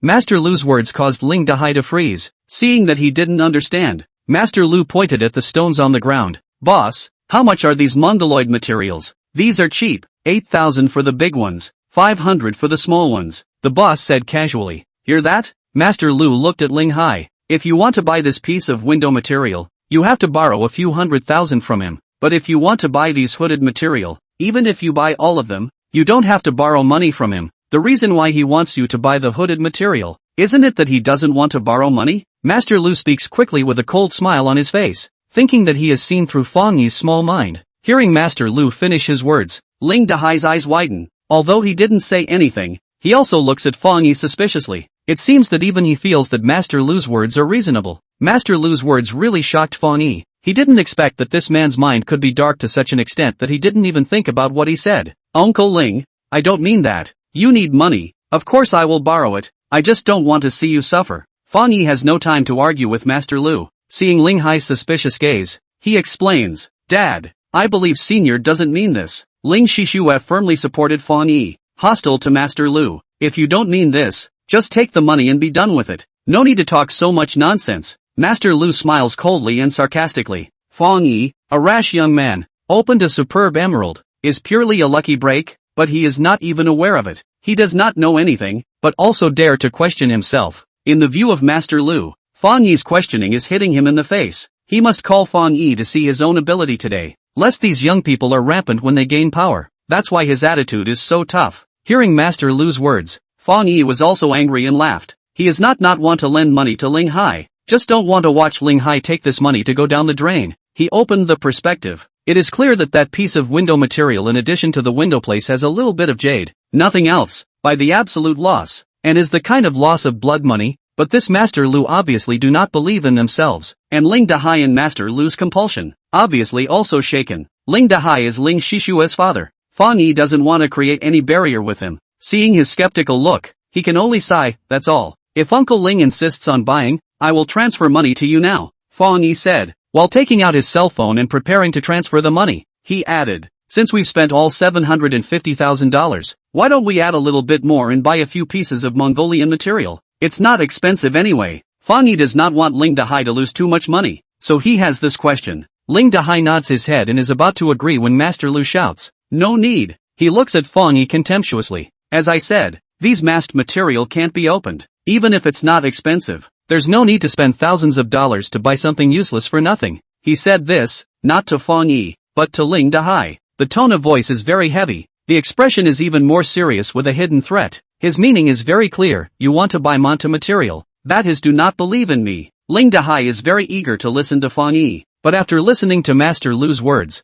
he had to dispel this idea. For one thing, he also thinks that the chances of opening the jade in the masked material is too small, almost negligible, and secondly, he doesn't want to offend Master Lu. After all, if he wants to make money, he still has to rely on him. Fang Yi is willing to lend money to himself. Ling Dahai is still very grateful, but considering Master Lu's identity as a jade appraisal expert, he does not dare to change his position. Master Lu has a point. There is no need to waste money. Forget it. Ling Dahai shakes his head and rejects Fang Yi's proposal. Humph. Ling Dahai's approach satisfied Master Lu. He snorted coldly and looked at Fang Yi with a victorious stance. Fang Yi originally did not have much of a problem with Master Lu. He just felt that he was a bit condescending, but at this moment, he felt that this man was a fool. although Fang Yi's stone was sold for $80 million, but the other party gave a check. He has not yet cashed it. He came today. There is only a little more than $1,100,000 in his account. First he spent $650,000 to buy the stone, and now he borrowed another $450,000 to Ling Dahai. Then there is only a few $1,000s left in his account. Fang Yi knows that Ling Dahai is bound to lose money, so he wanted to wait for him to lose money before letting him buy Meng-2 material. But at this moment, some other people suddenly came over and started to look at the Meng-2 material on the ground, and it looks like they intend to buy it. In this pile of Meng-2 material, only a few pieces had jade. Fang Yi was worried that the ones with jade would be bought away, so he had to make the first move. Shishue. He suddenly looked at Ling Shishue. Ha! The latter looked at him blankly. We've known each other for so long. I haven't given you anything yet. How about I give you a stone? Chapter 33, Prestige Swept Away. Send me a stone? Fang Yi's words caused Ling Shishue to be stunned. Then she waved her hand. No need to break the bank, senior. With our relationship, what more gifts do we need? Although she said this with a smile, her smile carries a bit of shyness. By the looks of it, she really thinks that Fang Yi simply wants to send a gift to her. When Fang Yi says that he is sending a gift to Ling Shishue, he is only trying to find an excuse for his family to get the piece of Meng-2 material that he has his eye on. No matter if Ling Shishue wants it or not, he is definitely going to send it. As Fang Yi's words fall, he doesn't bother to look at Ling Shishue's expression, and directly bends down to pick up a piece of Meng-2 material that weighs about 20 pounds from the stall. How about this piece? He asked Ling Shishue for her opinion. Senior, you really don't need to give me a gift. Ling Shishue shakes her head at Fang Yi. What? Just look down on me that much? Seeing Ling Shishue's refusal, Fang Yi feigns displeasure. No, I don't mean that. Ling Shishue hurriedly waved her hand to explain. Of course Fang Yi knows that she doesn't mean this. Saying this is just to make her stop pushing back. Just this piece. I see, it's quite good. There might be jade, Fang Yi said. Already made the decision to buy this stone. $3,000. Although her mouth says that she doesn't want it. When Fang Yi hands the stone in front of her, Ling Shishue still carefully takes the stone over. Thank you, senior, she said, her gaze resting on the stone,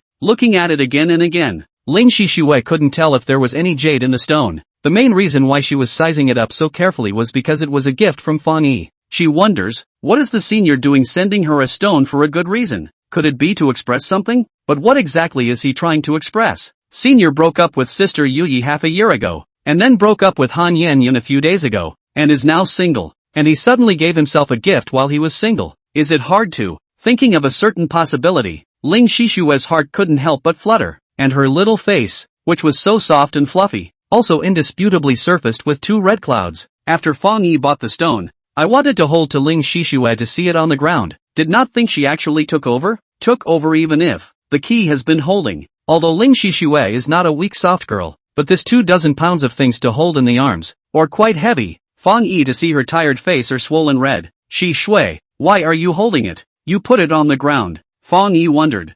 Hearing Fang Yi's reminder, Ling Shishue only then comes back to her senses and hurriedly puts the stone under her feet. Seeing Fang Yi looking at herself with a puzzled face, her expression can't help but be a little embarrassed. First you still earned $80 million, giving someone a gift and you send a piece of broken stone? Boss Ling, it seems that this classmate of your daughter is not a generous person. Seeing that Fang Yi has even bought a piece of masked material to give to Ling Shishue, Master Lu feels amused and at the same time, he cannot help but speak out in mockery. He has lived for more than 30 years, but this is the first time that he has seen someone giving a gift to send a stone. If there is a raw stone of jade, it is just, the key is still a piece of nothing, and the ordinary stone is not much different. It is simply a laugh off people's teeth. Although Ling Shishue also thinks that Fang Yi can't pick a girl's gift, after all, this is the first thing that Fang Yi has given to her. The significance is greater than the value. She still likes it. Hearing Master Lu's sarcasm, she voices out a rebuttal. What's wrong with giving a stone?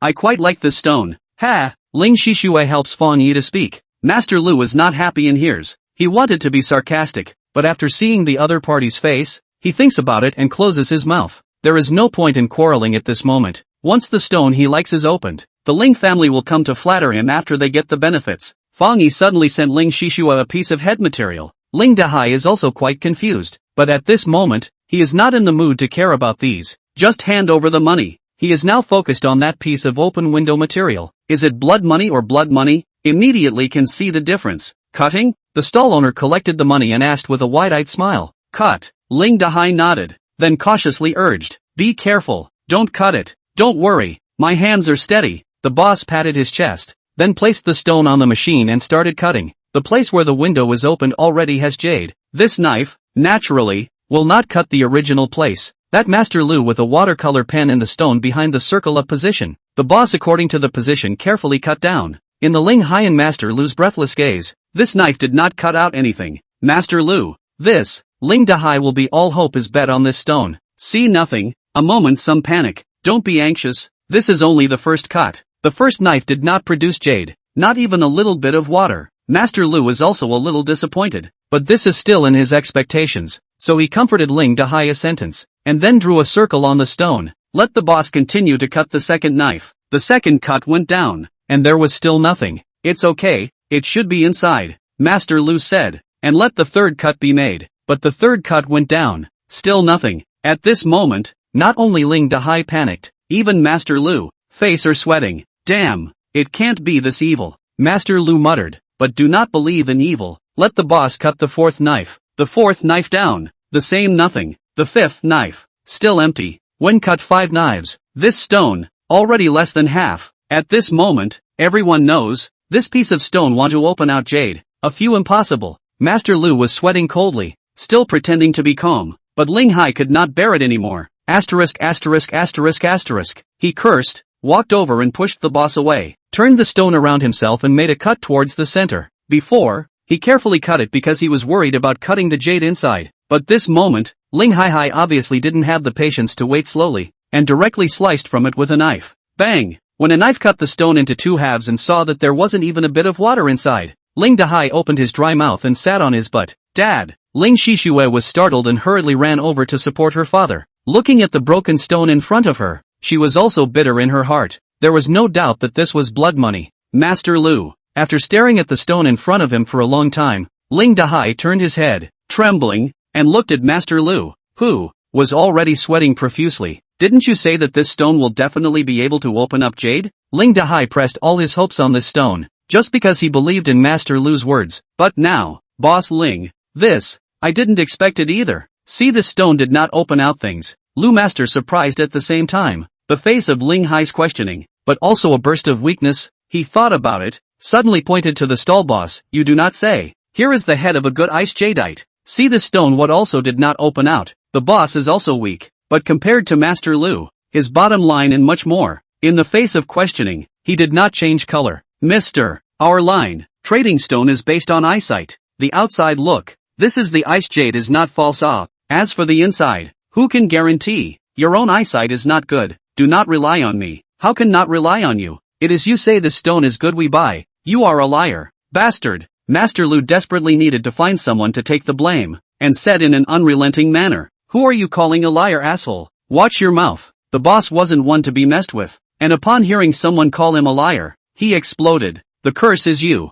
You are not a liar. See, the boss did not admit. Master Lu was even more angry. The two you a word I a word. Actually quarrel. Enough. Although Ling Hai's heart is dripping blood, but has not lost his mind. See, the two people quarrel. He shouted, in time to stop the farce. Although he also complained that the stall boss sells this kind of very tempting but no real thing of the window material, but he is more clear. He wants to buy this piece of stone, and people have nothing to do with. After all, no one pulls him to buy. He lost. How can not blame people? He looked at the quarrel red-faced Master Lu. The latter did not dare to look at him. His eyes dodged. Ling Dahai is very tempted to scold Master Lu a meal, but think carefully, is their own people invited? In the end, or their own eyesight, only to find such an unreliable expert. Thinking about this, he laughed at himself twice. Just, maybe it is my destiny to have this robbery. Deserve to lose so much money. No one to blame, he said, in Ling Shishue's help to stand up. Look at his daughter. He sighed. Daughter, is Dad sorry you? Dad thought, if you can earn a sum of money, our family will be able to pay off the debt, but did not think that. Looking at the usually big-headed dad so sentimental, Ling Shishue knows a sour, cannot help but fall a few tears. She hugged her father. It's okay, Dad. It's okay. We'll think of other ways. Looking at this father and daughter hugging together, the scene is quite sentimental. Fang Yi dryly coughs twice. Uncle, there is still a stone here that is not opened. Chapter 34, Intent to Recruit. Fang Yi points at the stone he gave to Ling Shishue and says. Ling Dahai sniffs and lets go of his daughter. Looks at the stone on the ground and shakes his head. The window material with such a good cut didn't open anything good. What can this piece of masked material open? Forget it, don't cut it. It's your gift to Shi Xie Shui. Take it home as a remembrance. Looking at the surface of the pitted stone, Ling Dahai simply do not think that there is jade inside. Even try to have no heart. Grief is not greater than the heart is dead, is his current state. Hearing Ling Hai's words, Fang Yi wants to laugh but doesn't dare to laugh. A piece of stone is just a stone. What is there to think about? This stone is not big. It won't take long to cut it. Open it out and take a look. Fang Yi stops Ling Hai, who is about to leave, and says, seeing Fang Yi insisting on opening it, thinking that it is also bought by others anyway, Ling Dahai does not force himself and nods his head. Since you want to open it, then open it. Having gotten the go-ahead, Fang Yi hurriedly carries the stone to the machine and then lets the boss cut it. Let me state up front, if this stone fails to open jade, don't blame me. The boss was angered by Master Lu's words and has not calmed down yet. Seeing Fang Yi asking him to cut the stone, he said with a serious expression, don't worry, I will never rely on you. Fang Yi smiled and made a guarantee. Getting Fang Yi's guarantee, the boss again rushes at Master Lu with a cold snort before starting to cut the stone. Fang Yi has already made a mark on it. He just cut along. Boss Ling, that piece of stone that looks so good didn't produce any jade. This piece I advise you not to hold any hope. Master Lu himself didn't open any jade. He doesn't feel ashamed. Seeing Fang Yi insisting on cutting this masked material, he is talking sarcastically on the side. Only when his words fall, the next scene directly makes him dumbfounded. Yo, there is water. The stall owner shrieks in shock as he directly sees the head of water with a single cut. What? Ling Dahai was half dead and drooping his head. When he heard this, he was like a chicken blood. His eyes immediately looked straight at the stone. Ling Shishue was also surprised to look over. There is water. A large area. Transparency is sufficient. Not ordinary water seed. This is a block of ice seed. After seeing the seed water, the boss cut the stone in 3 or 2 strokes and took a torch on it to observe. Get out of the way. I'll take a look. Ling Dahai heard, also hurriedly took out the flashlight to shine. After looking for a while, his face showed ecstasy. It's really an ice seed. Daughter, it's really an ice seed. He grabbed Ling Shishue's shoulder and shouted excitedly, how is it possible? Looking at the translucent jade on the stone, Master Lu had a look of disbelief on his face. Only the words that came out were truly displeasing. Ling Shishue immediately glared at him. You can't wait for us to open nothing, can you? Previously that stone had nothing, letting Master Lu's prestige be swept away. Ling Dahai no longer took him to heart at the moment, letting his daughter dislike him without stopping him, just staring straight at the stone in front of him. Open the other side. Let's see what's on the other side. Previously the stone did not open the jade. The boss was called a liar. He was stifled in his heart, and now see their own stall stone open the ice jade. Not to worry about jealousy, also followed the happy, which at least shows that their stall is not all material is not a bad stone. Hearing the words of Ling Dahai, he hurriedly cut the other side. Ling Dahai stared at the stone tightly. Heart must cut out something, but do not be like the stone just now. Only a little jade. After all, he didn't have a penny left in his hand. There is water. There's water over here too. When each stall cuts out jadeite, there will be many people coming to watch. The stone is not yet cut out. A sharp-eyed person sees the water in the cut slit and shouts, there really is water. Also ice seed. After the boss cut the stone, looking at the glittering reflection of the cut surface, full of smiles to Ling Hai said, Ling Hai is so excited at the moment simply to jump up, hurriedly pounced on the past, carefully measured that cut surface. Head of water is sufficient. High transparency, large area, no cracks. This is the high ice. Then the previous section of the jade quality is better high ice. We're rich. Daughter, we're rich. The shape of the stone is close to the cylinder. Before and after the 2 sides of the cut are jade, and almost full. The other 4 sides do not need to cut. Also know that must be the emerald undoubtedly. Originally thought that this time the loss of blood money, Ling Dahai, see in their own disillusionment actually open such a piece of high ice seed jade, cannot help but cry with joy. Ling Shishue saw her father so happy, also happy to smile. Man, is this stone for sale? I'll offer $15 million. High ice type jadeite is second only to glass type. The price is also quite expensive. This stone is not big, but it is also nearly 20 kilograms. It can create a lot of jewelry. There are hot-eyed among the onlookers, and they immediately shouted the price. This offer sounded like a stone stirred up 1,000 waves. Each intention of the jade merchants have reported their own prices. I offer $16 million, $17 million, sell it to me, $19 million. Listening to the shouts from the lower stalls, Liang Tianlei stood on the second floor bleachers, gazing at Fang Yi, a complex look in his eyes. Young master, it's opened out. There's no seed water on the top or the left side. A total of 33 caddies of stone, 21 caddies were cut off. 12 caddies of glass seed jadeite were opened out, and about 5 caddies were floating emerald. His assistant hurriedly ran out from a room, holding in his hand the very stone that Fang Yi had previously sold to Liang Tianlei, nearly 200 pounds of stone. Now there are only 12 pounds left, but these 12 pounds, each pound is worth more than $10 million. No loss. Looking at the stone, Liang Tianlei nodded. It's not a loss, but it's not as much as I thought. It's a bit of a loss. The assistant laughed. There's no need to lose heart. I guessed it long ago. Liang Tianlei's face was bland. The assistant was taken aback. You guessed it long ago? Why do you think he didn't dare to cut those two sides? Liang Tianlei glanced at him. Hearing this, the assistant's eyes narrowed slightly, a little surprised. What do you mean? That kid also knows that these two sides don't have seed water. That's why he purposely didn't cut them? Otherwise? Liang Tianlei said. Seeing him look grave, the assistant felt a bit unbelievable. Can't be. We only know that there is no water inside when we cut it, and he didn't cut it. How could he know? Hearing the assistant's words, Liang Tianlei smiled. How Fang Yi knew that there was nothing on those two sides? He was also puzzled. Previously, he thought that Fang Yi might just be lucky, but after witnessing Fang Yi buying another piece of masked material and opening a high ice-type jadeite just now, he guessed that he was afraid that it was not as simple as luck. He pointed to the stall below where Fang Yi was.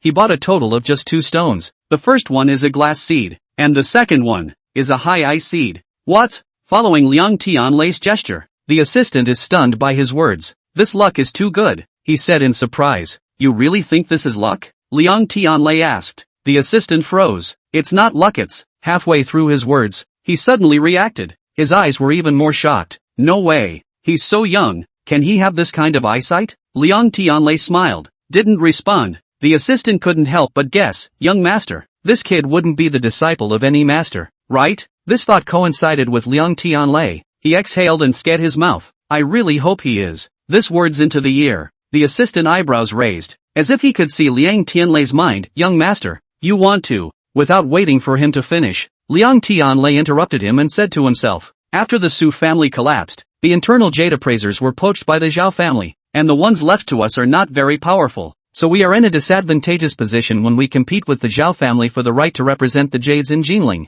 Moreover, I recently heard that Zhao Buishu, in order to deal with us, has found a master eye from the Burmese Stone King's family, and is planning to make a big splash at the jade exchanges. In this conference today, celebrities from all walks of life are here. If we really let the Zhao family take all the limelight, then our Liang family will have even less chance to compete with them. You want to recruit him? Hearing Liang Tianlei's words, the assistant was even more convinced of his guess and asked, if he is truly capable, why not? Liang Tianlei gave his assistant a sideways glance. Go down and poke around, he said, heading downstairs first. Chapter 35, Refusal to Cooperate. I'll offer $21 million, $22 million, $23 million. The bidding on the booth continued. The price had risen to $23 million, very close to the finished value of this piece of high ice variety jadeite, and it was for this reason. So the momentum of the shouting slowly weakened. A price, $25 million. The last person shouted out the price of $25 million. This offer, the surrounding people, you look at me, I look at you,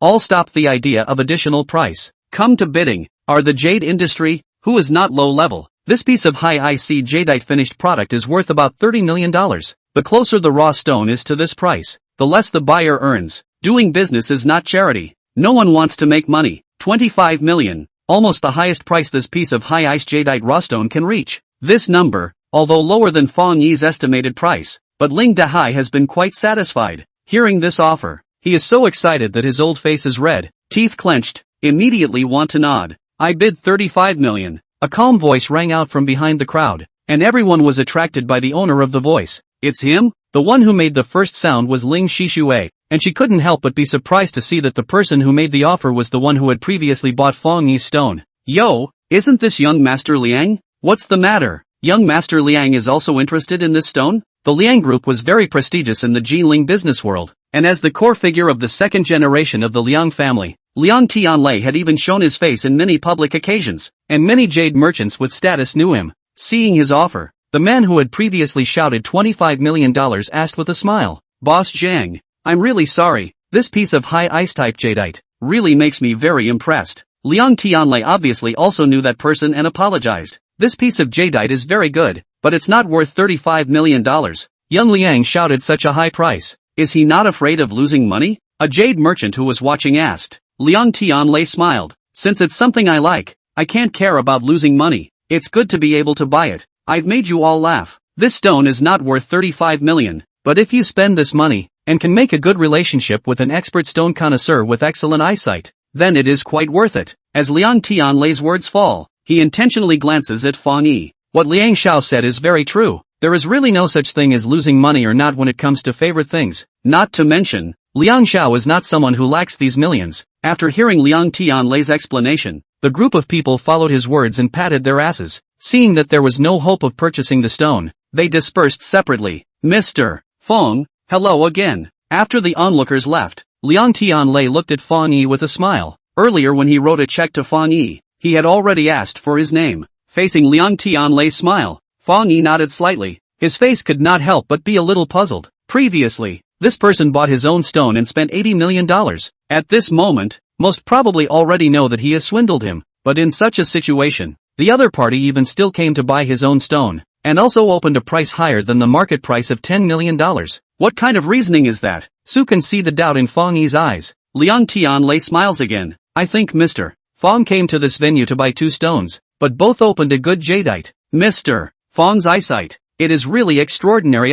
Fang Yi thought that he just bought 2 stones. Surely it would not attract anyone's attention, but after listening to Liang Tianlei's words, he knew that he was a bit naive. He did not know for what purpose the other party had paid special attention to him, but his heart was still vaguely alert, worried about revealing a breakthrough. His face did not change. Your Excellency is joking. It's just good luck. Can't talk about eyesight, he said lightly. The more capable a person is, the more humble he is. Fang Yi's words were expected by Liang Tianlei. He said, luck is also a part of strength. Mr. Fang is so lucky, I think that his eyesight will not be bad. I wonder if Mr. Fang is interested in cooperating with me? Liang Tianlei did not beat around the bush and stated his thoughts, looking at Fang Yi expectantly. Hearing the word cooperation, Fang Yi finally understands the other party's intention. His heart is relieved and he pretends to be puzzled. Your Excellency bought my stone earlier. Haven't we already cooperated? Liang Tianlei was stunned, obviously did not expect Fang Yi to say this. He waved his hand.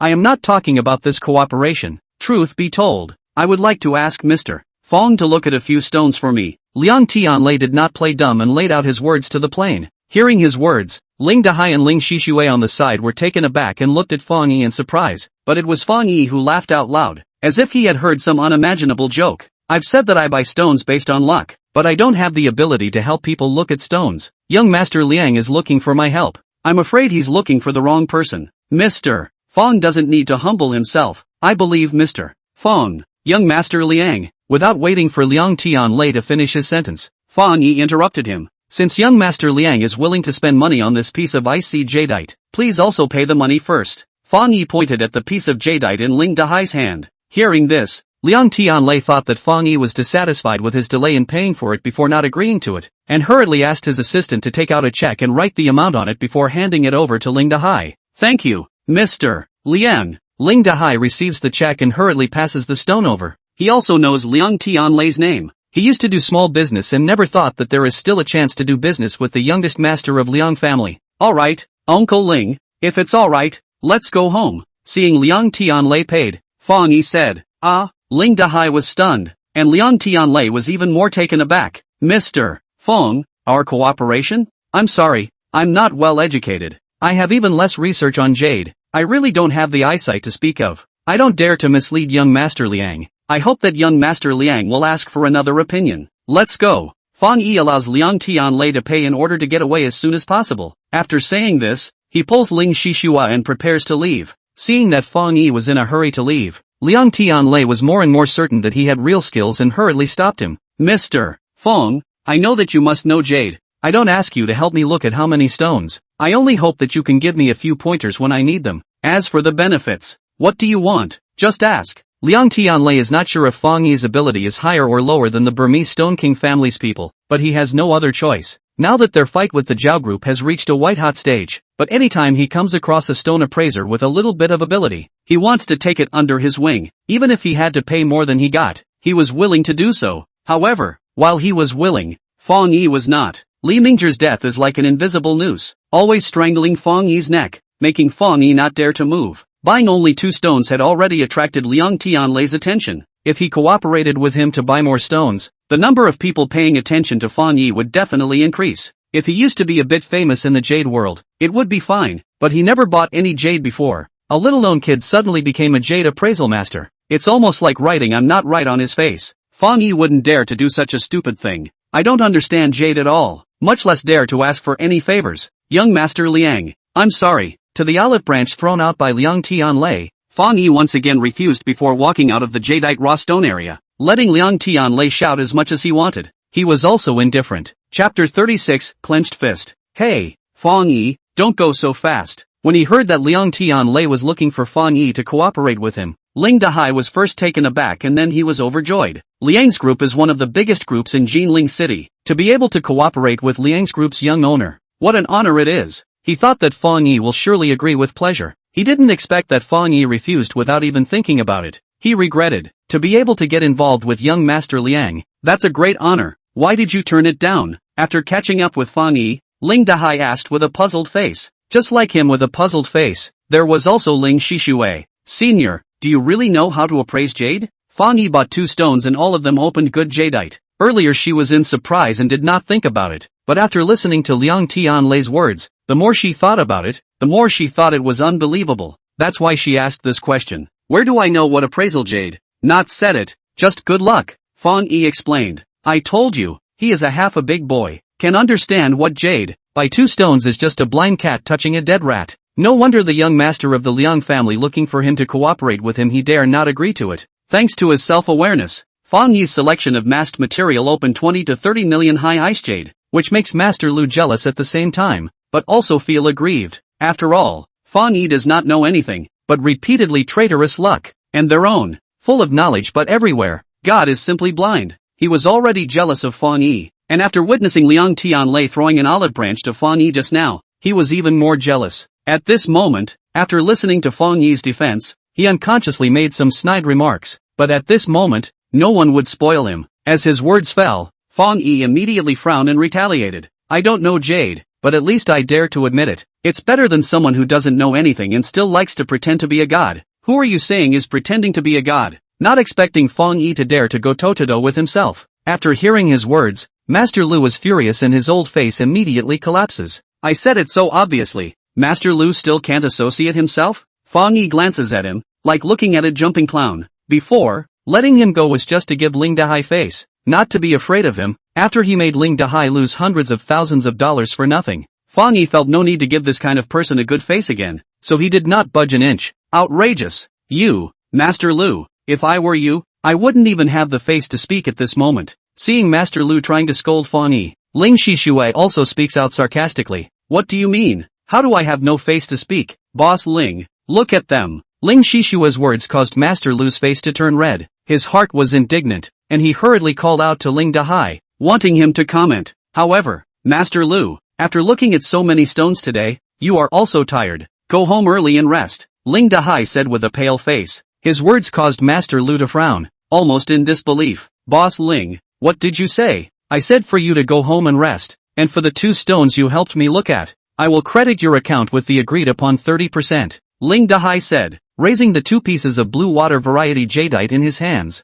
He asked Master Lu to appraise the jade. He had agreed before that it would be split 30 to 70%. Master Lu looked at quite a few stones today, but the ones that were opened, just these 2, together they were only 100,000 at best. According to the split ratio they had agreed on, he would take 30,000 to him. As for the 35 million stone, and Master Lu has nothing to do with, he also prevented him from buying it before, so naturally, he cannot share the money. Hearing Ling Hai's words, Master Lu was shocked and angry. You, he pointed at Ling Hai, so angry that his body was trembling. He held his breath for a long time, but didn't say a word. I guess he didn't know what to say. Humph, Ling Hai, have the guts to never invite me again. Master Lu held his tongue for half a day, viciously said a vicious sentence that he thought was very imposing, and then flung his hands away. I'm out of my mind, and I'm still inviting you? To Master Lu's words when he left, Ling Hai expressed a burst of speechlessness. Just this time have already regretted not falling. He can guarantee that there will never be a next time. Just have the temper of a master, but not the ability of a master. I don't know where you found this person. Watching Master Lu leave, Ling Shishui stared at her dad in complaint. Ling Dahai is a bit innocent. This person used to stay in Su group, How would I know that he doesn't have real skills? This time, thanks to Fang Yi. Otherwise, he would really be screwed over. Ling Dahai said, remembering what happened earlier. Right, Fang Yi, you really don't know how to read stones? Fang Yi previously led him by the head material. Ling Dahai thought he was blindly blind, but did not think that there is really good jade in the head material. He now thinks that Fang Yi may not want to blindly blind. And again, even if blindly blind, it is not possible to blindly blind so accurate it. So he is skeptical of Fang Yi's words. Uncle, I really don't understand. Looking at Ling Hai's skeptical gaze, Fang Yi bitterly smiled and explained. If you don't understand, can you buy so accurately? Don't you lie to me. Ling Dahai looked at Fang Yi suspiciously, not knowing if he was telling the truth. I really didn't lie to you. I've said it all. It's pure luck,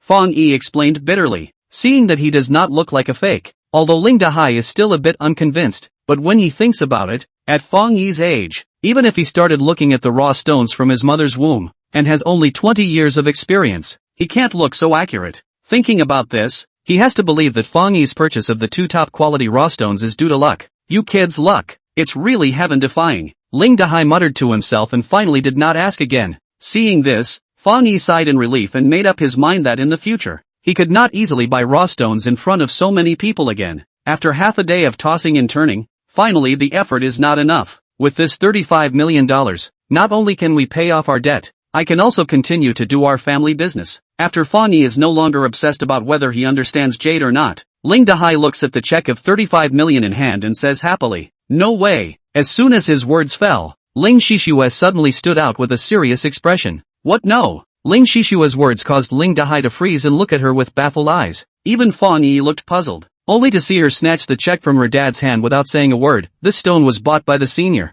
At that time I didn't know that there was jade inside, so I accepted it. Now that we know that there is jade inside and it's still worth so much money, how can we take it? Ling Shishue said and handed the check to Fang Yi.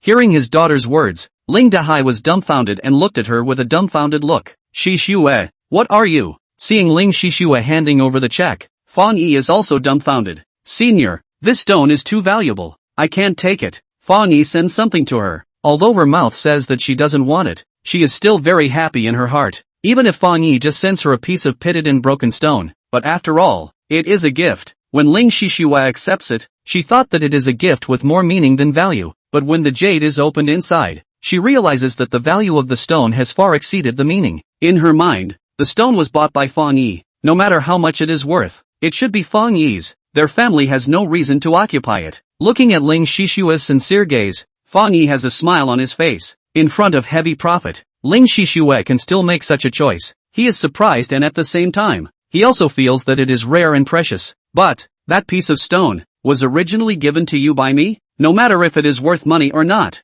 how much it is worth, it is a gift from me to you. Now, are you going to return the gift I gave you to me? Fang Yi knew from the beginning that this stone has value, and that's exactly why he bought it to give to Ling Shishue. His purpose is very simple, to give this stone to Ling Shishue, and then sell the stone for money to help the Ling family to get through the hard times. But this gift is too expensive. Seeing Fang Yi's displeased face, Ling Shishue said with difficulty, $35 million may be quite expensive, but is our friendship something that can be measured with money? If you think it is, I won't refute it, but I will be very disappointed. Looking at Ling Shishue's eyes, Fang Yi said with a serious expression, Senior, Fang Yi's thoughts, Ling Shishue is very clear. These words, even more so, she is touched. Of course she knows that the friendship between the two is something that cannot be measured by money. But, she is not a friend of Fang Yi, but she is just a friend. She looks at Fang Yi's eyes in a daze. Hey well, good daughter, if you want to be like this again, Fang Yi will have to get angry. He is right. The friendship between you two, is that something that money can measure? Ling Hai is pointing to this 35 million to rise again it. See his daughter even want to give the money to others, although he also think that his daughter's words have a few points of truth, but really can't afford it. After all, the firewood, rice, oil and salt, which do not want to money. Seeing that Fang Yi refused to accept it and was still angry because of it, he was overjoyed and hurriedly took the check back from Ling Shishue's hands. Since Fang Yi is willing to give you the stone, this money he must not want. You give him the money, that is not to look down on others. If I say we accept, remember his good heart into, when dad used this money to build up my business empire, cannot still forget him? Uncle is right. Let's take this money as my share for uncle's business empire. Hearing Ling Dahai's words, Fang Yi said with a smile, hey right. The shares that I entered, The shares that I entered. Ling Dahai is full of smiles as he carefully tucks the check away and intentionally does not allow Ling Shishue to see where he tucked it in. Seeing her father with a mercenary look, Ling Shishue frowned and wanted to say something, but was interrupted by Fang Yi. Alright, it's already fine here. Let's go home. Having made enough of a scene today, Fang Yi now only wants to leave here quickly. Seeing that Fang Yi was adamant about not wanting the check, Ling Shishue also no longer insisted and nodded, then followed him as he prepared to leave. The three of them walked to the door. Fang Yi is about to press the elevator, but the elevator door happens to open at this time. From inside comes out a few men in suits and dresses. One of them, handsome in appearance, with a great body, with a golden glasses, hair combed meticulously, looks extraordinary. He was the first to walk out from the elevator, and just happened to hit the spot with Fang Yi. Seeing this person, Fang Yi first froze, and then his pupils suddenly shrunk, his eyes staring straight at the other party, and his fists were unconsciously pinched up. Chapter 37, Fatal Enemy. The man who stepped out from the elevator was joking with someone. Suddenly seeing Fang Yi, he also froze, but it was only for a moment before he came back to his senses. He was obviously much more subdued than Fang Yi. A smile appeared on his face. Isn't this President Fang of our school's student council? Long time no see, President Fang. The man stood still and greeted Fang Yi. His demeanor seemed quite polite. However, he clearly carried a scrutinizing gaze when he spoke to Fang Yi. Seeing the man in front of him, all sorts of emotions erupted from his mind. Fang Yi was agitated. His fists were pinched to the point of cracking. On his arms, veins were rippling. He stared straight at the man in front of him, as if he was a wolf king, seeing the enemy who had once snatched away his territory. Fang Yi has always been very determined, and even more so, he knows the social code of not showing his anger and joy, and has always practiced it well, but when he saw this person, he threw all the things related to reason behind his head, simply because, this person is his life and death enemy, Zhao Buoshu. Looking at the sinister smiling face that had once made him lose his reputation, he could barely control the urge to jump up and hammer the other party's dog head with one fist. Senior, Zhao Buoshu's appearance caused Ling Shishue to be taken aback as well. Seeing Fang Yi's eyes instantly turn red, clenching his fists, veins rippling on his forehead, almost going out of control in general, Ling Shishue hurriedly pulled him back. Of course she knew Fang Yi's hatred towards Zhao Buoshu. It was for this reason that she had to pull Fang Yi back. Otherwise, she didn't dare to imagine what terrible consequences would come. Academic sister Ling is also here. Long time no see. As an alumnus, Zhao Buoshu also recognized Ling Shishue, and when he saw her, he smiled and greeted her. However, Ling Shishue didn't have a good face for him. Zhao Buoshu, what are you doing here? Mr. Zhao is the deputy general manager of the Zhao Group, and also one of the organizers of this Jade Exchange Conference. This lady's question. It's really interesting. A man following Zhao Buoshu said with a smile when he heard Ling Shishue's words. Ling Shishue had known for a long time that Zhao Buoshu was a member of the Zhao Group, but she didn't know what his status was in the Zhao Group, and after hearing these words, she finally had a general understanding. But this wasn't good news for her. The higher Zhao Buoshu's status is, the more trouble Fang Yi will be in if he clashes with him. With this thought, she worriedly glanced at Fang Yi. What bad luck. Senior, let's go. Ling Shishue pulled Fang Yi, wanting to bring him away as soon as possible, but realized that she couldn't. It's rare to meet an old friend from school here. Why are you in such a hurry? How come? You have to catch up on old times, don't you? Fang Yi's ice-cold demeanor turns into a smiling face at some point, and the words that come out, even more so,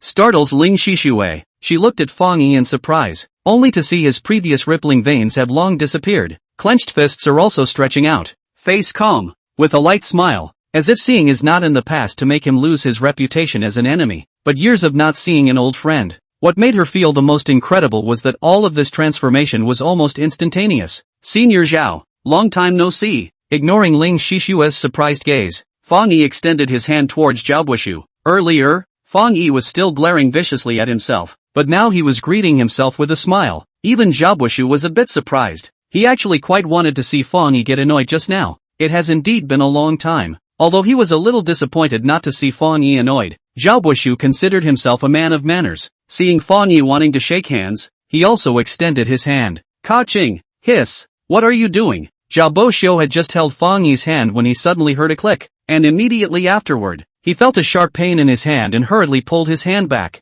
looking at Fang Yi angrily. What for? Isn't it a handshake? Fang Yi looked at Zhao Buoshu with a bewildered expression. How could Zhao Buoshu not have imagined that Fang Yi would dare to pinch his hand in front of so many people? What was even more unexpected to him was that Fang Yi's strength would be so great that he almost pinched his bones. Looking at the bruises on his hand, he was annoyed. Mr. Zhao. The few people who were following Zhao Buishu were wondering what had happened. When they saw the bruises on Zhao Buishu's hands, they instantly understood, and one by one, they looked at Fang Yi angrily, twisting their fists to teach him a lesson.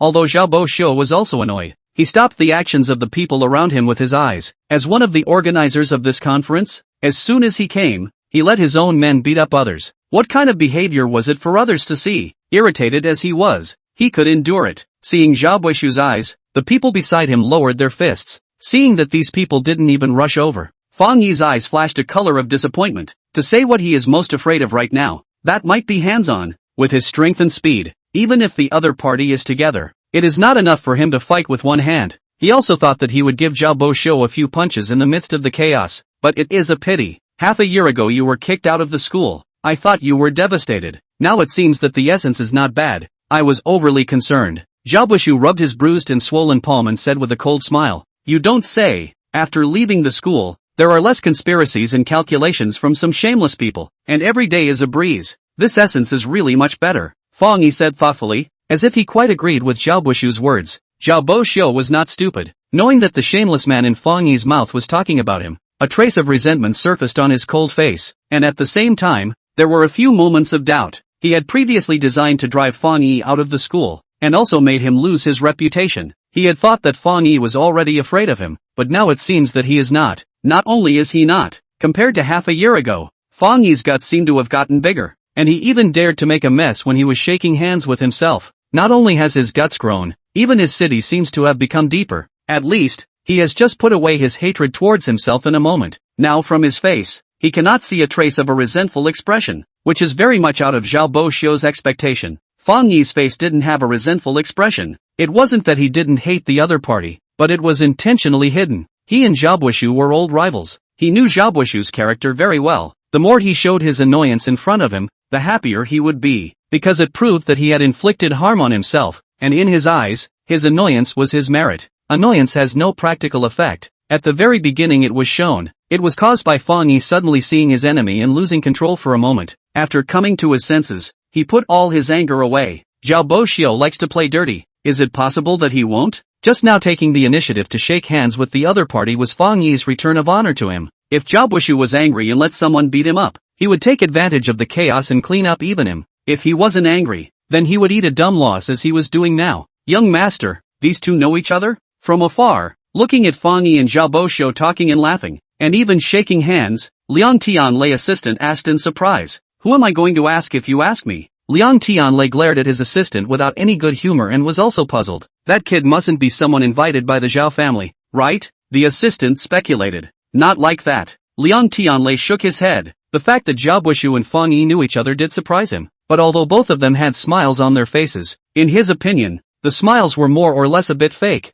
Knowing is knowing, but not necessarily on good terms. Just when Liang Tianlei is thinking about going over to probe for information, the high platform in the center of the venue suddenly rings a gong. Bam bam bam. Everyone, immediately at 11 o'clock sharp, the Stone King exhibition is about to begin. Please put down the matters in your hands for the time being. Lean towards the stands and wait for a moment. After the Stone King exhibition, the organizers have also prepared a sumptuous lunch for all of you who will be there. Good. As the host's words fell, a roar of applause resounded in the arena. Many of the people who had come to participate in the exchange today had come for the Stone King exhibition, and hearing that it was about to begin, many of them were excited. Zhao Buishu's complexion, as a result, also became serious. He originally wanted to say a few words to Fang Yi, but at this moment, he didn't have these thoughts anymore, and only faintly said, "In just half a year, you have changed quite a lot. It is said that adversity can make one grow. It seems that this is indeed true. However, although adversity can make one grow,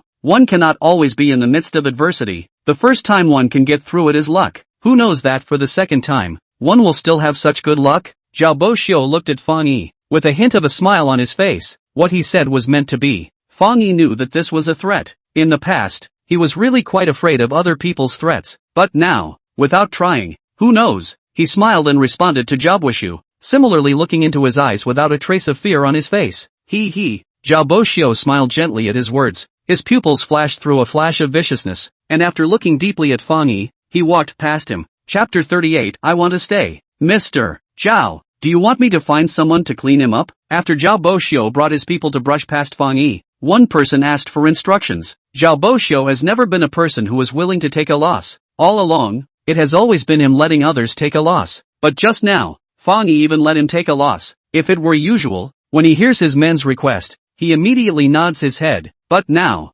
thinking of the agreement with someone, even though he was unwilling, he had to dismiss the idea of doing so. Just a jumping clown. What's the point of bothering with him? He waved his hand, dismissing his men's proposal. Yo, isn't this young Master Zhao? I thought young Master Zhao wouldn't dare to come today. Why are you arriving at this moment? Seeing Zhao Boxiu walking over, Liang Tianlei said with a smile on his face. Zhao Boxiu saw Liang Tianlei a long time ago, and when he heard his words, he immediately responded. Liang Xiao is so timid that he dares to come. How could I not dare to come? Just because of some things, late to a moment, but no harm. The protagonist always want to be the last to appear well, he said, with a light smile on his face. Liang's group and Zhao's group has always been a competitive relationship. After the fall of Su's group, the two sides in order to compete for the dominance of Jinling's jade industry, the competition has become even more intense. Although the two sides have not yet torn their faces off in public, but the two groups of characters get together, but also friendly to nowhere.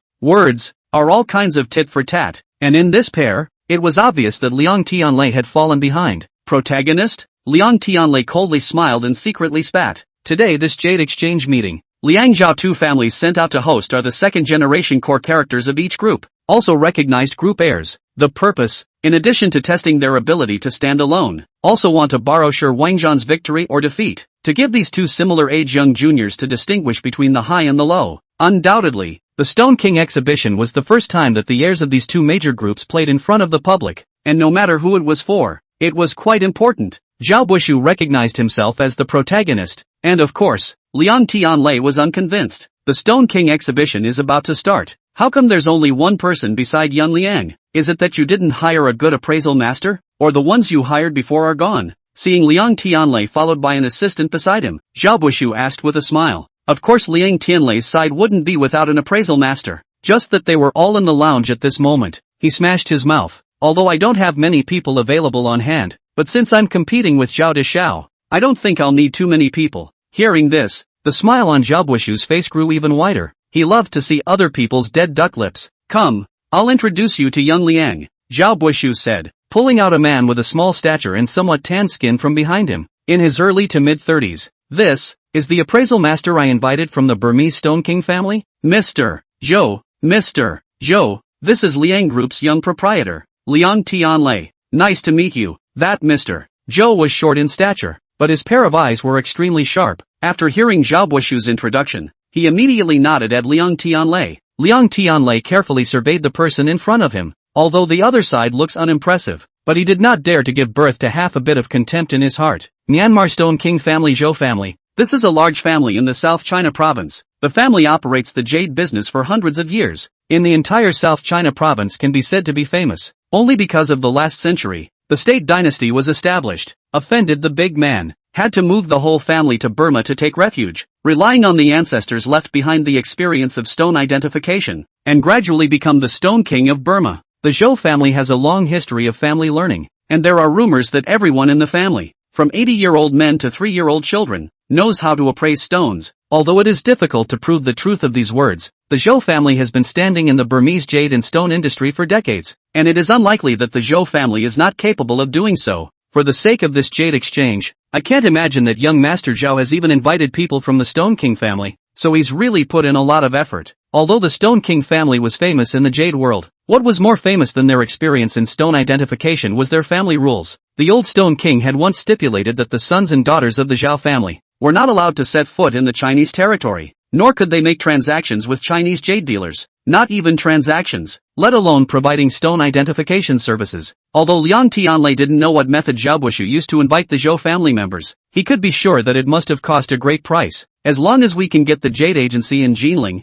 this capital is nothing. Zhao Boxiu waved his hand. The Stone King family's reputation is indeed great. However, do you really think that if you get someone from the Stone King family to appraise the jade, you will definitely be able to buy a good stone? To Zhao Boxiu's confidence, Liang Tianlei questioned. The Stone King wasn't the stone god. Even if he was powerful, he wouldn't be able to see it with 100% accuracy. He felt that Zhao Boxiu was too confident. Facing Liang Tianlei's skepticism, Zhao Boxiu's smile held a few hints of mockery. "Do you know why the upcoming Jade exhibition is called the Stone King exhibition?" he asked. Liang Tianlei raised his eyebrows and looked puzzled. Obviously, he didn't know. It's because those stones are all extremely rare jadeite raw stones bought from the Stone King family, hand-picked by the Stone King family. They are naturally the king of stones. Hearing this, Liang Tianlei's pupils suddenly contracted, his face showing shock. Seeing this look on his face, Zhao Bushu laughed even more and looked at the Stone King family man beside him again, saying to Liang Tianlei, "Mr. Zhou may not be the most powerful person in the Stone King family, but I believe that he would never be unable to even see the stones sold by his own family." As Zhao Bushu's words fell, Liang Tianlei was shocked, and at the same time, he finally understood why Zhao Bushu had to put down blood money to hire someone from the Stone King family. He must have known the origin of this batch of stones long ago.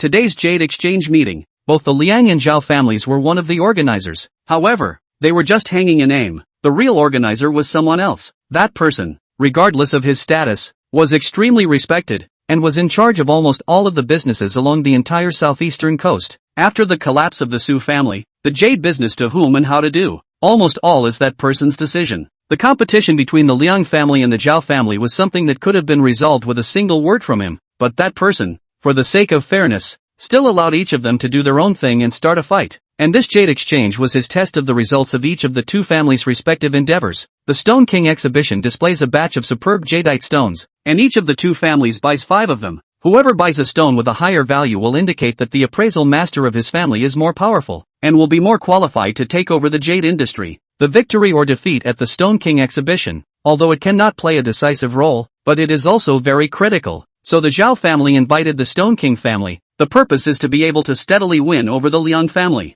Seeing Liang Tianlei's face as ugly as if he had eaten a fly, Zhao Boxiu only felt a sense of relief in his heart, and after once again rubbing his hand that was previously pinched and bruised by Fang Yi, he glanced at the watch on his wrist. "Alright, the Stone King exhibition is about to start, so let's not waste any more time here. Don't forget our betting agreement." Oh, as the words fell, he left with his men. "Young master, they are clearly cheating." Just as Zhao Bushu left, Liang Tianlei's assistant cursed angrily. The stone was bought from the Stone King family, and now they were asking someone from the Stone King family to appraise it. What was this if not cheating? Since they have sold the stone, they must know which stone is good and which one is not. Liang Tianlei certainly knows Zhao Bushu is cheating, but what can be done? In their previous agreement, there is no provision that forbids the Stone King family to appraise the jade. Zhao Bushu can be invited. He can also be invited. It's just that, before today, he didn't even know that those stones were bought from the Stone King family. Zhao Bushu actually knows where this batch of stones came from. Liang Tianlei muttered, his face carrying a few expressions of resignation. "Young master, could it be that that person was biased and told them on purpose?" Thinking about the organizer of this jade exchange, the assistant asked. Liang Tianlei shook his head, feeling that the chances of this were very small. With the other party's status and position, if he was really biased, he would have directly announced that he would just hand over the jade to the Zhao family to run it, and he, the Liang family, wouldn't have dared to say anything, so there was no need to get into so much trouble. That person's character, I still know, not so much. However, if he is not biased, it's hard to say if the people around him are biased or not. Liang Tianlei said thoughtfully, with that person's identity, things like this are handed over to the people under his hand. He wouldn't intentionally tell the Zhao family the origin of this batch of stones, but what if the people under his hand colluded with the Zhao family? Thinking of this, Liang Tianlei's face became even more ugly and he sighed leisurely. "Young master, do you think we still have a chance of winning the exhibition later?" Seeing Liang Tianlei's sad face, his assistant asked. There is little hope. Although he didn't want to admit it, Liang Tianlei still had to recognize the reality. Then what should we do? Do we admit defeat? The assistant asked. Upon hearing this, Liang Tianlei immediately glared at him. Get lost? Do I look like a person who admits defeat casually? Young master? Although Liang Tianlei knew that there was little hope of winning against Zhao Bushu, he wouldn't take the initiative to admit defeat. He was afraid of being laughed at if he gave in without a fight. Of course, apart from the fact that he still had to save face. More importantly, there was a betting agreement between him and Zhao Bushu. At the King of Stones exhibition, after the raw stones were opened, the party with the lower total value would have to pay the full amount of the purchase cost of the stones for the party with the higher total value. This exhibition, all the best jadeite raw stone, the transaction price are more than 100 million, even if the lowest price to buy, each stone 100 million, 5 stones to 500 million, even if he admits defeat, the betting agreement is still valid. He has to unconditionally give Zhao Boxiu minimum 500 million stone purchase money.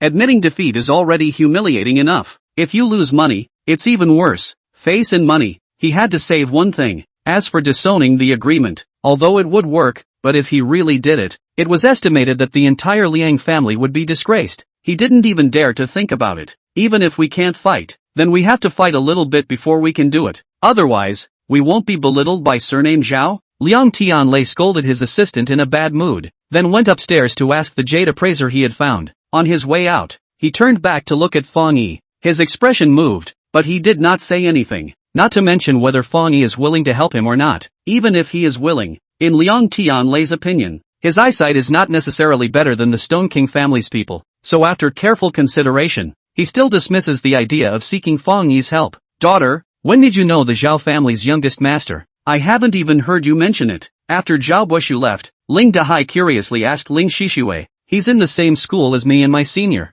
and is a doctoral student. Ling Shishue explained. I see that you guys are not on good terms with him? Thinking of the tit-for-tat scene just now, Ling Dahai asked again. More than bad. It's bad to the extreme, Ling Shishue said without a trace of anger. Alas, Ling Dahai sighed. Do you guys know what kind of person the Zhao family's young master is? I say you guys are also really. It's not easy to become alumni with others. Don't think about getting on good terms even if it's fine. Run to offend him for what? Ling Dahai said. Look extremely sorry. As early as knowing his daughter's school has such a good resource, he would have gone to contact on. If we can do business together, it would not have to make almost lost their homes. Now want to contact, and no chance. Dad. As soon as Ling Dahai's words fell, Ling Shishue gave him a stern glare. What for? Ling Dahai looked at his daughter in confusion. Unsure, Ling Shishue glared at her father with an annoyed expression, really wanting to find a piece of raw stone to plug his mouth. She was very clear about how much damage Xiaobushu's frame-up half a year ago caused to Fang Yi, and was even more clear that Fang Yi hated this person in his heart. She is afraid that her father's words will make Fang Yi angry and she keeps giving him a look.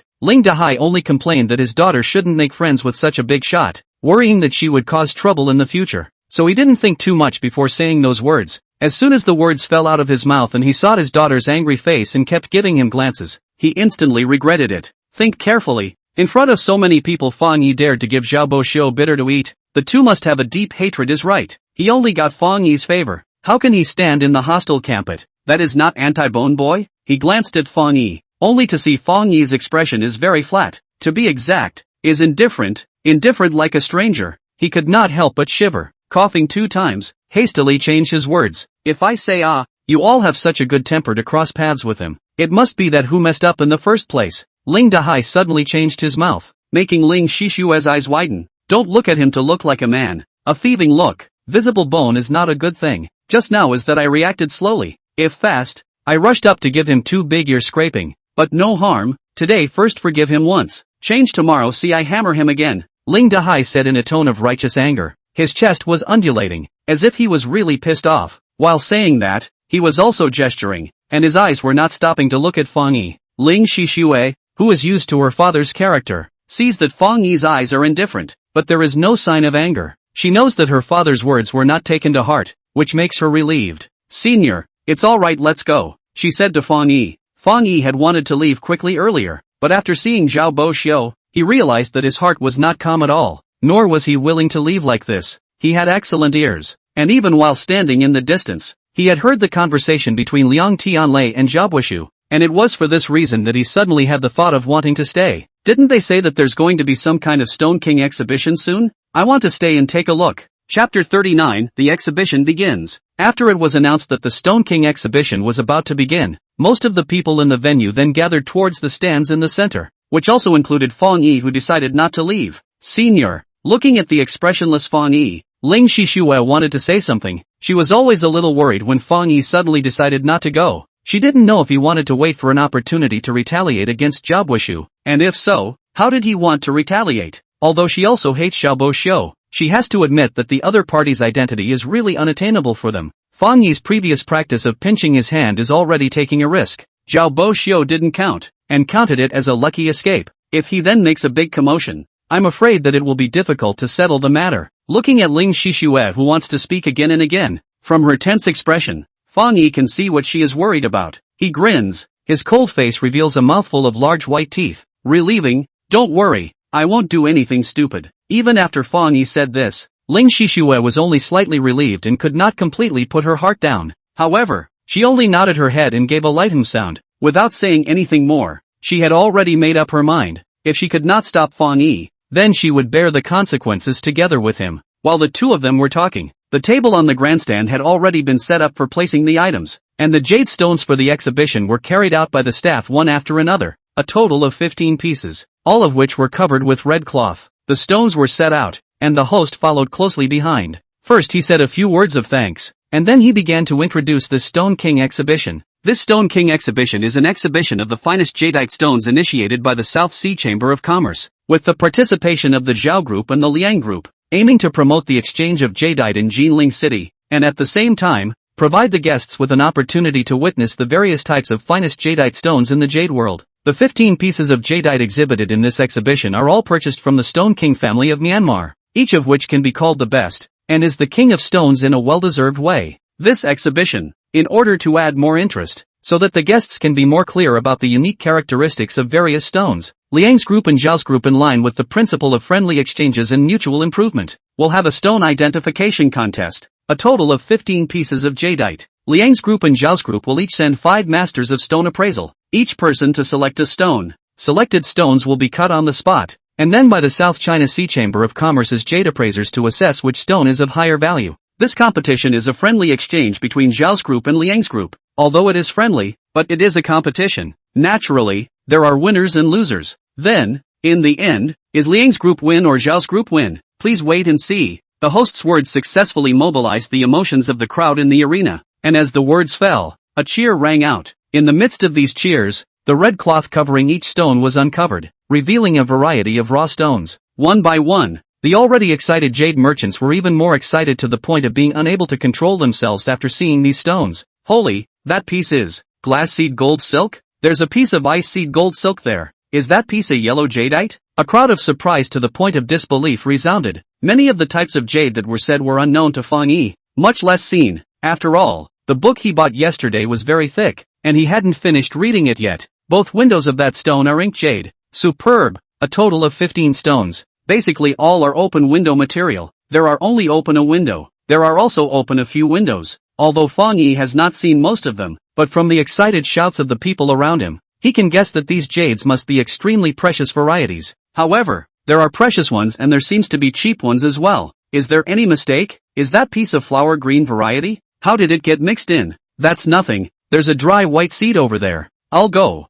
Are these also Stone Kings? Flower green seed and dry white seed are both extremely low quality jade with low value. The appearance of such stones in the so-called Stone King exhibition had to cause everyone to question. Everyone please be at ease. The stones that can be placed on the stands today, each one is carefully selected and has its own unique features. What looks like a flowery green seed on the outside, it might be a glass seed inside. And what looks like a glass seed on the outside might be a dry white seed on the inside. Hearing the skepticism, the host stepped in to explain. When the crowd heard this, they showed a look of realization. Right, the Liang and Zhao families still have to compete. If what's on the outside is also what's on the inside, then what's the point of the competition? That's right, can't be deceived by their appearance. While listening to the surrounding discussion, Fang Yi is also observing these stones. That host is indeed right. These 15 stones, most of them are not the same on the outside. If one only looks at the window, it is hard to buy what they want. This Stone King exhibition, related to Liang Zhao two families in the end who can take over the jade industry in Jinling City. Naturally, it is not something that can be won casually. A lot of stones, without extremely rich experience and superb eyesight, it is simply impossible to see. Alright, the original stones have been placed properly. Now, let's invite the stone appraisal masters from Liang's group and Zhao's group to come up to the stage and start appraising the stones. The host knew very well what the onlookers wanted to see the most, so without any nonsense, he directly announced the start of the match. Master Sun, for this first round, you go. Zhao Boxiu and Liang Tianlei were both standing on the left side of the stands, and after hearing the host's words, the former said to an old man beside him who was wearing a tang suit and was over half 100 years old. This old man was the chief stone appraiser of the Su group at the time, and after the Su group collapsed, the Zhao group hired the other party over with a heavy amount of money at the first opportunity. I'm grateful for your honor. Then I'll take the lead. That master's son nodded towards Zhao Boxiu, smiled sparingly, and walked slowly onto the stage. Master Zhang, for the first round, I'm counting on you. Seeing that Zhao Boxiu's people had already gone up to the stage, Liang Tianlei said to a middle-aged man beside him who was about 50 years old. The middle-aged man looked grave and also nodded at Liang Tianlei before walking onto the stage. There were 15 stones in total, and next to each stone, there was a sign labeled with the number, weight, and price of the stone. These stones vary in size, but from the weight point of view, basically controlled in a general range. The largest did not exceed 150 pounds, the smallest, but also in more than 30 pounds. The price is generally very high. The most expensive 15, labeled price is 250 million. The cheapest one, labeled price is 86 million. The reason why the price of number 1 is cheap is because this is a piece of masked material, is also in these 15 stones, the only piece of masked material. Under the curiosity of Fang Yi, he purposely used perspective to take a look at it, and with just a glance, he was shocked. TSK twice, he had to sigh. This Stone King exhibition, very interesting.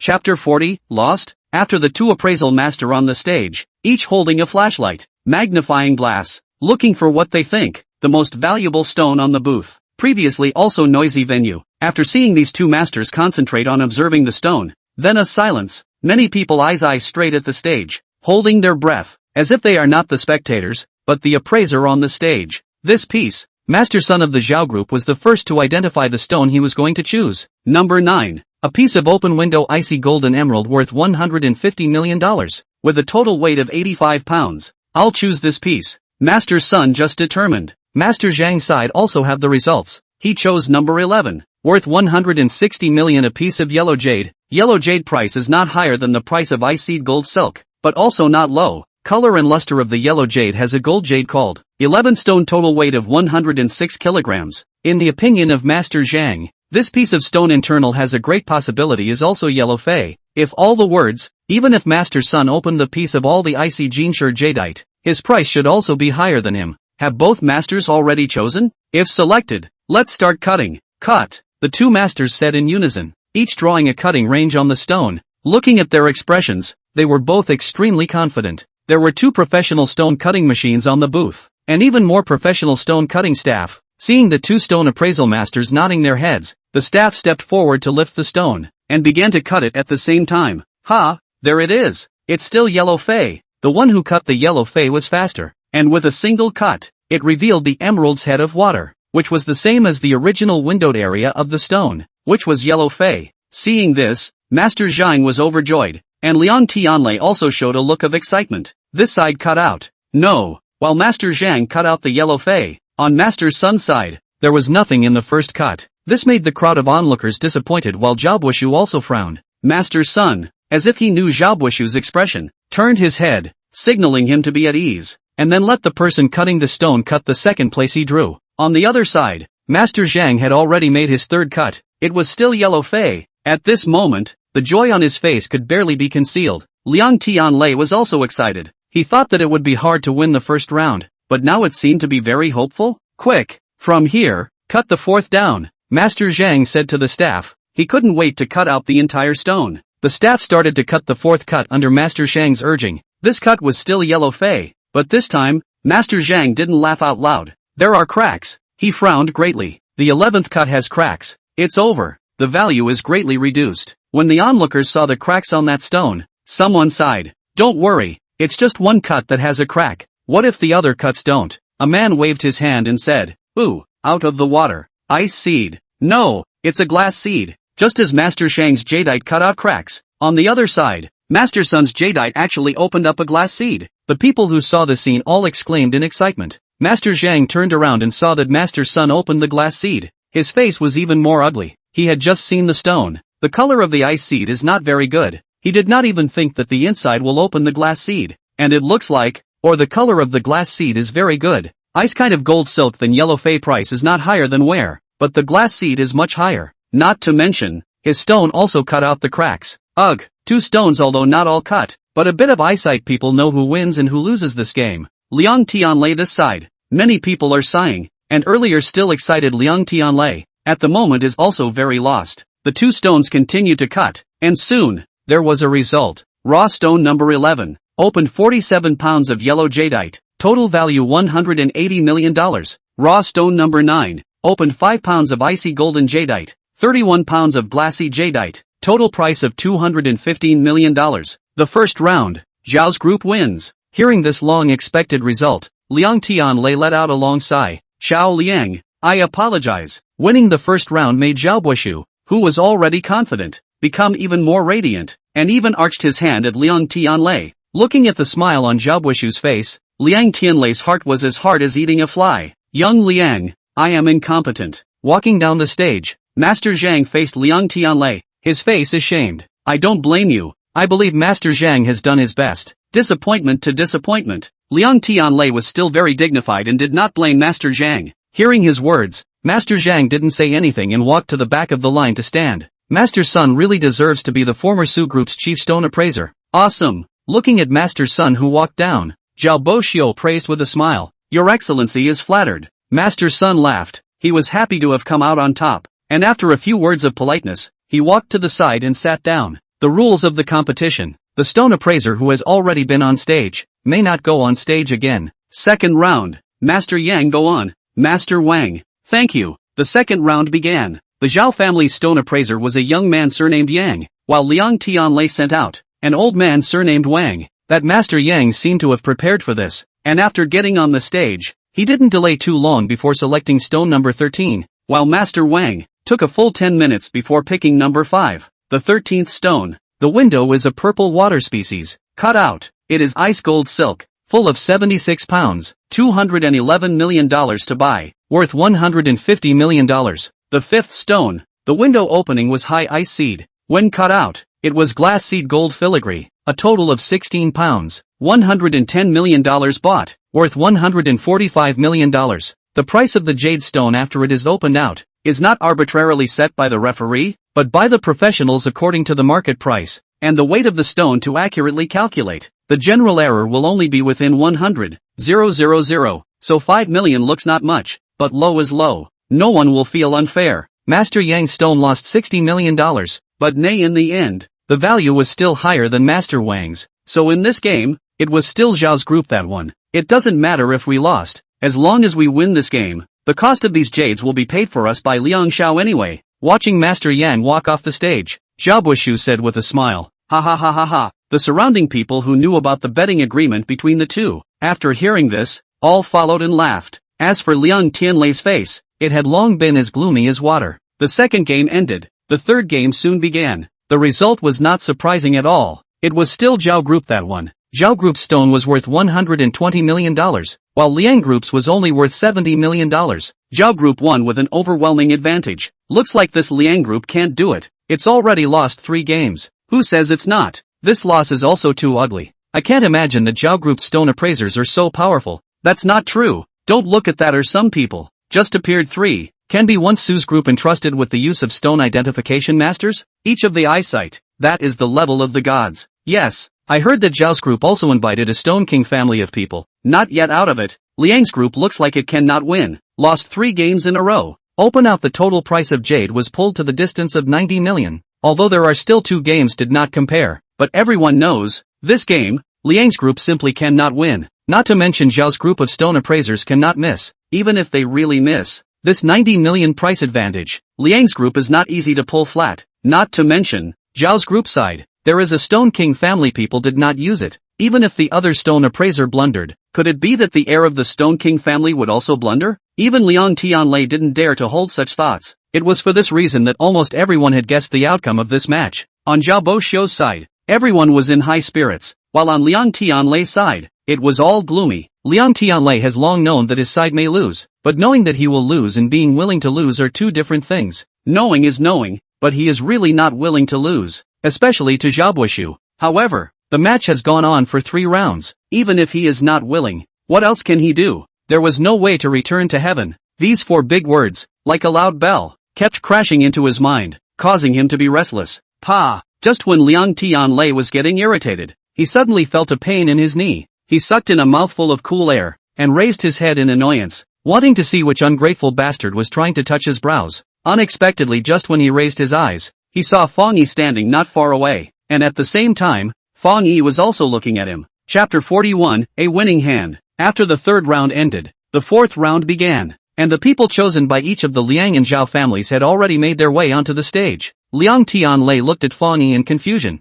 not knowing why he was looking at him, but what made him even more confused was that Fang Yi only glanced at him, and then turned back to look at the booth. as if he just swept into him unintentionally. Liang Tianlei was a bit confused. He didn't know if he was blurred. Why did the other party look at himself for good reason? Liang Tianlei is strange. Suddenly found a paper ball at his feet. Just now seems to be this thing hit his knee. He looked strange. Will pick up the paper ball. He picked it up with an odd expression on his face. When he opened it, he saw a 7 written on it. What the hell? The simple number caused Liang Tianlei's pupils to shrink. Instantly sensing something fishy, he hurriedly looked at Fang Yi, only to see that the latter had been staring at the booth as if he hadn't turned his head at all. He threw this? He wanted to remind me? A strong premonition suddenly arose in Liang Tianlei's heart. This premonition came so abruptly that even he didn't know why he was thinking in this direction. Perhaps he wanted to win too much. After a period of ups and downs, he slowly calmed down. He began to consider 3 questions. First, was this thrown by Fang Yi? Second, if it was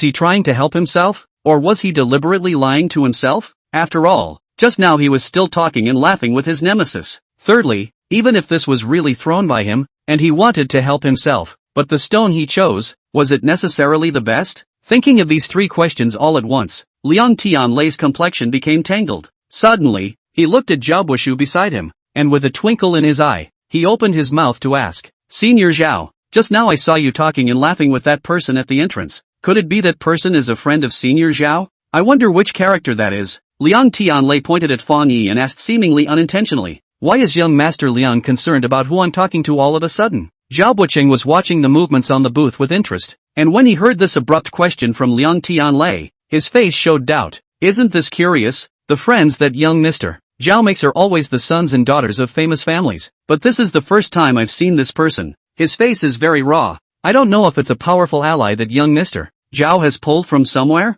Seeing Liang Tianlei's guarded look, as if he was really worried about where he would find a powerful ally, Zhao Boxiu snorted. Powerful ally? Him? Oh, he laughed and shook his head. Liang Xiao also thinks too highly of him. A jumping clown only, not worth mentioning. Is that so? Liang Tianlei smiled, seeing that there was still a look of suspicion on his face, as if he didn't believe his own words. Zhao Buishu smiled coldly and said sarcastically without any fear, young Liang has lost 3 games in a row, and currently there are only 2 games left. I advise you to spend more of your thoughts on the match. That person is not worth your attention. As he said that, he also glanced at Fang Yi, a flash of contempt in his eyes. Zhao Boxiu's words caused Liang Tianlei to fawn and walk back to his team. He was now basically certain that Fang Yi and Zhao Boxiu knew each other, but they definitely didn't have much friendship, and might as well be opposites. Although Zhao Buishu didn't reveal anything in his words, but his eyes showed everything. That kind of contemptuous eyes, Liang Tianlei was more than familiar with it. Usually when he met with Zhao Buishu,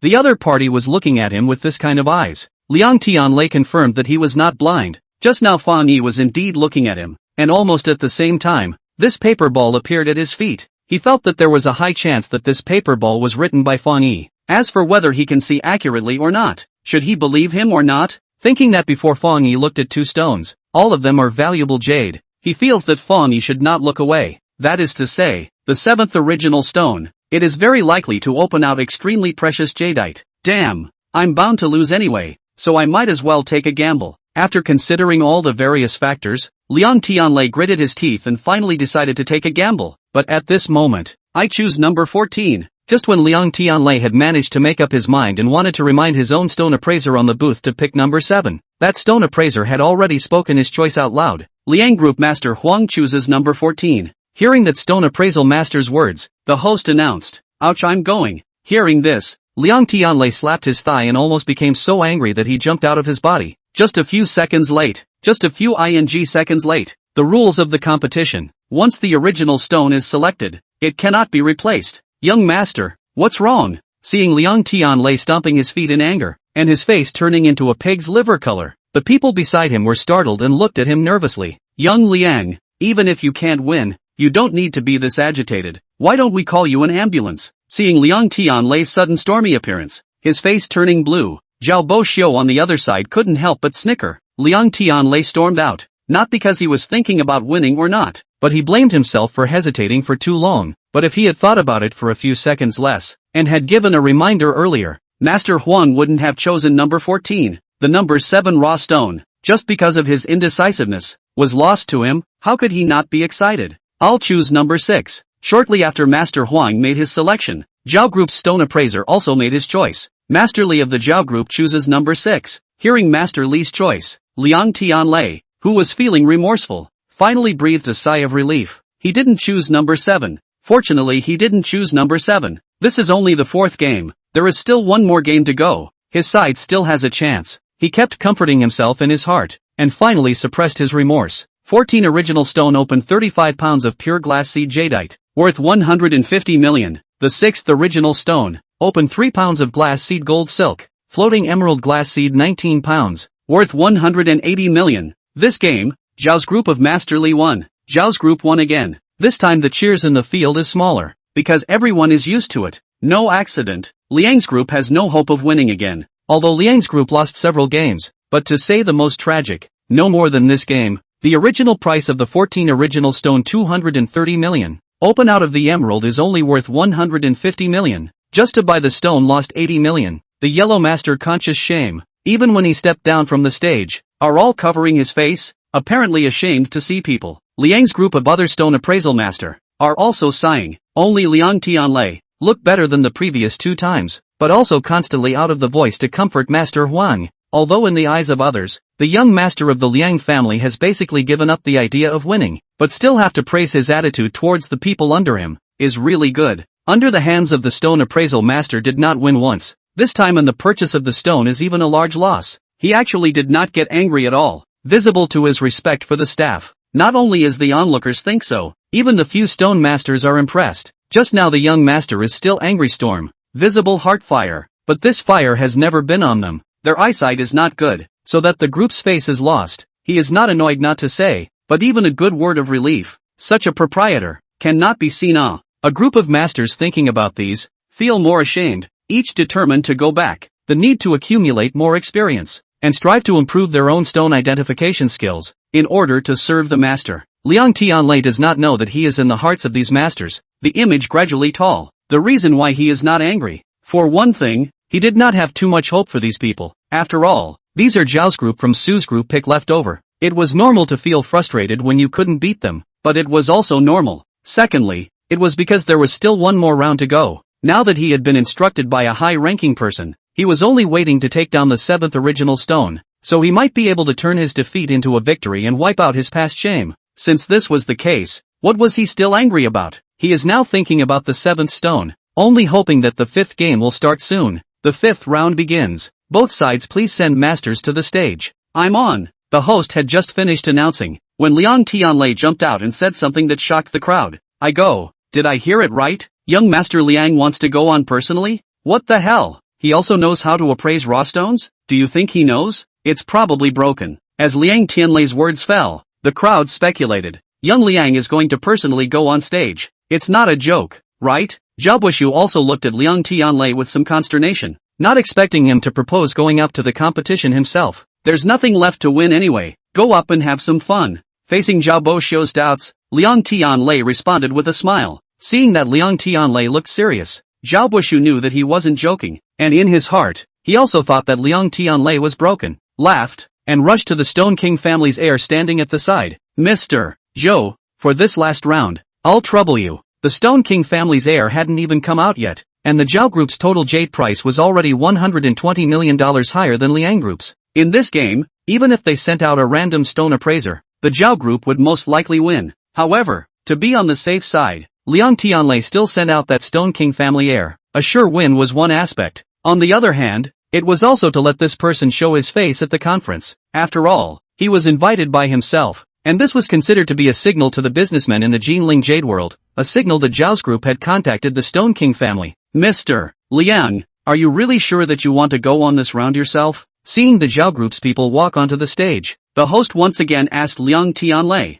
Yes, I'm sure. Stop asking and hurry up and let me go up, Liang Tianlei said impatiently. Seeing Liang Tianlei nod his head to confirm, the host stopped talking nonsense. Alright, then you please. Getting a nod from the host, Liang Tianlei rushed up to the booth with an arrow step. I'll buy number 7. Liang Tianlei was holding his breath in his heart, and he couldn't wait to shout out these words just as he stepped onto the stand. But before he could do so, someone else shouted out. It was that Stone King family heir. Chapter 42, the defeat has been determined. Mr. Zhou of the Zhao group chooses the 7th raw stone. Hearing the words of the Stone King's heir, the host announced, while Liang Tianlei, on the other hand, was directly frozen in place. He's buying number 7? He hasn't even looked at it yet. Reacting, Liang Tianlei's face changed drastically, and he hurriedly said, Mr. Liang, looking at the stone is just the identification process. The competition doesn't stipulate that you must look at it. If you don't want to look at it, you can also choose a piece at will.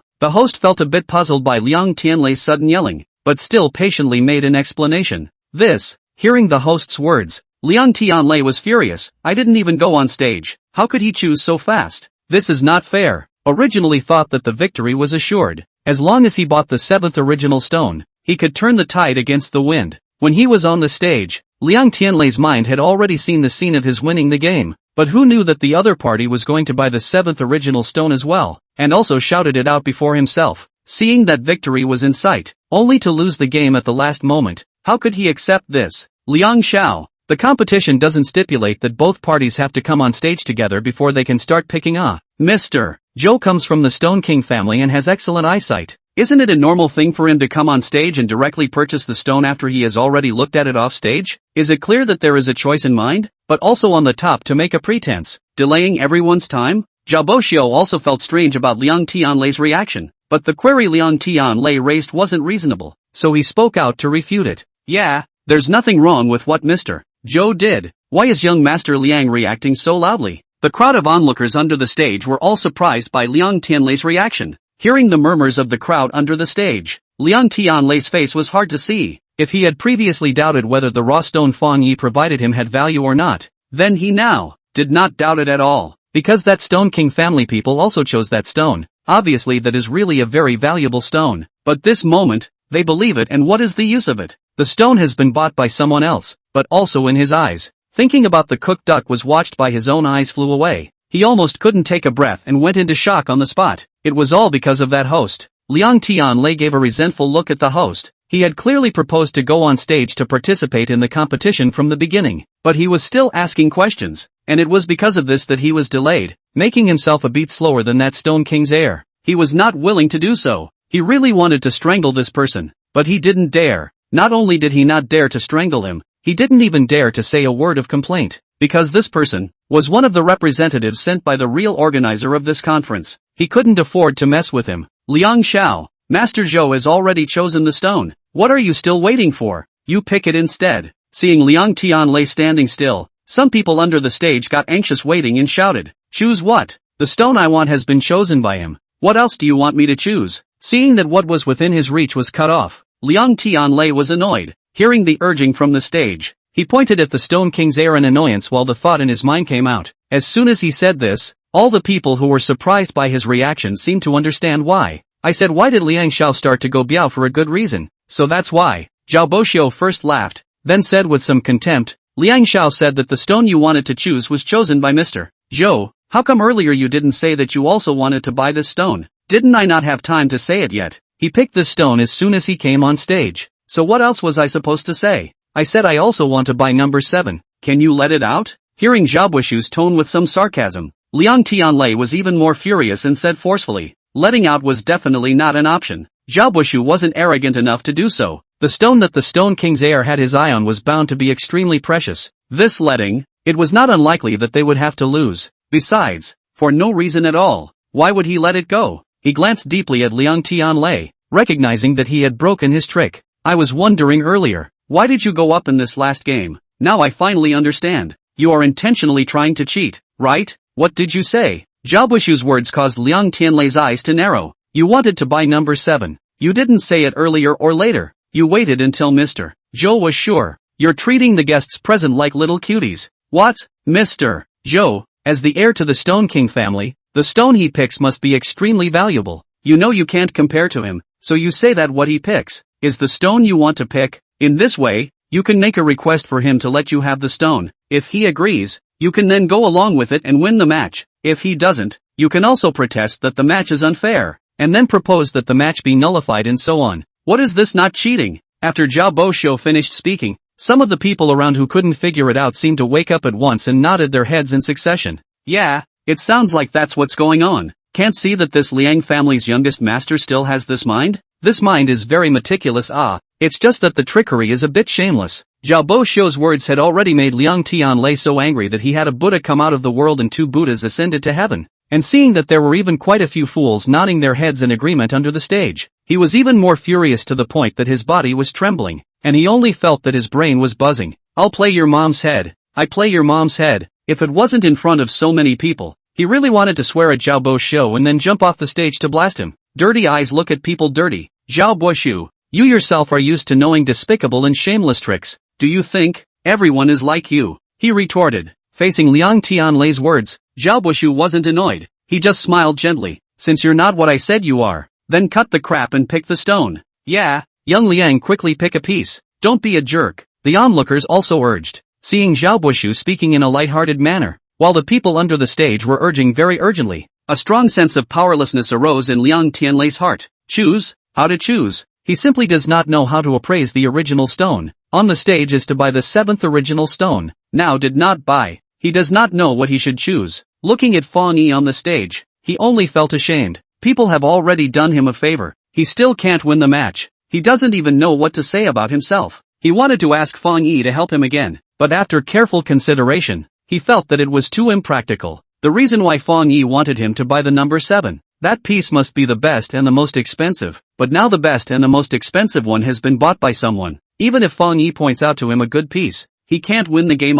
Besides, now Fang Yi is on the stage, and he is on the stage. Even if he really wants to point out to him, there is nothing he can do. After all, except for the people within the 2 groups, outsiders can't intervene in the competition. Looking at Liang Tianlei standing on the stand with his head hanging down, hesitant to make a choice, Fang Yi's brows are frowning. He also did not expect that Stone King family's person would choose number 7, and also chose it so quickly. He didn't know if the other party was really capable, or if they knew in advance that number 7 was a good piece of material, but it was useless to guess these now. On the stand, in addition to number 7 being a good piece of material, there was another piece that was also good, but that piece was still a bit worse than number 7. The Liang Group's total jade price was already $120 million lower than the Zhao Group's, and if they wanted to win, the value of the stone they picked at the end had to be far more than the one the other party picked, and in the current situation, this seems almost impossible. Liang's group can't win the game. Not to mention Liang Tianlei is not willing. Even Fang Yi is also quite unwilling.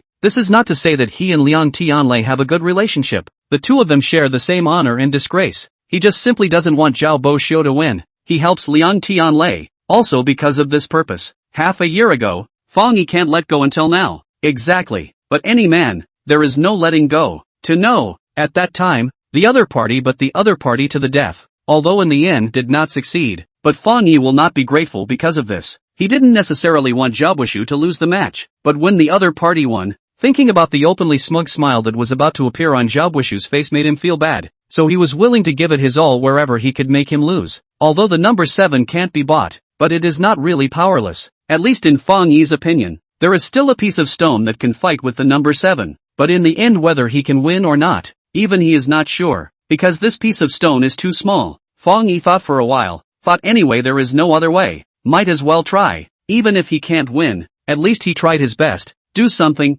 can't give up halfway. Revenge on the enemy is also the same reason. Hey, you in the end to buy or not to buy? Do not buy to hurry down. I fancy number 2, let me go up to buy. Just when Liang Tianlei was standing on the stand, looking left and right, not knowing which stone to choose, an impatient voice suddenly rang out from under the stage. He followed the voice and saw the person who spoke, and could not help but be a little stunned. Surprisingly, it was Fang Yi. That's right, those words were spoken by Fang Yi. His voice suddenly exploded in the crowd, startling quite a few people, and of course, attracting quite a few gazes. Everyone was looking at him like he was a douchebag. What are you looking at? Didn't we say that we can buy the stones left over after the 2 major groups finished competing? He's stalling here, delaying me from buying the 2nd original stone. I just can't stand it anymore. With an angry face, Fang Yi pointed at Liang Tianlei and said with a whine. Before the Stone King exhibition started, it had already been explained that after Liang Zhao's 2 major groups finished competing, the remaining stones, as long as they were willing to buy,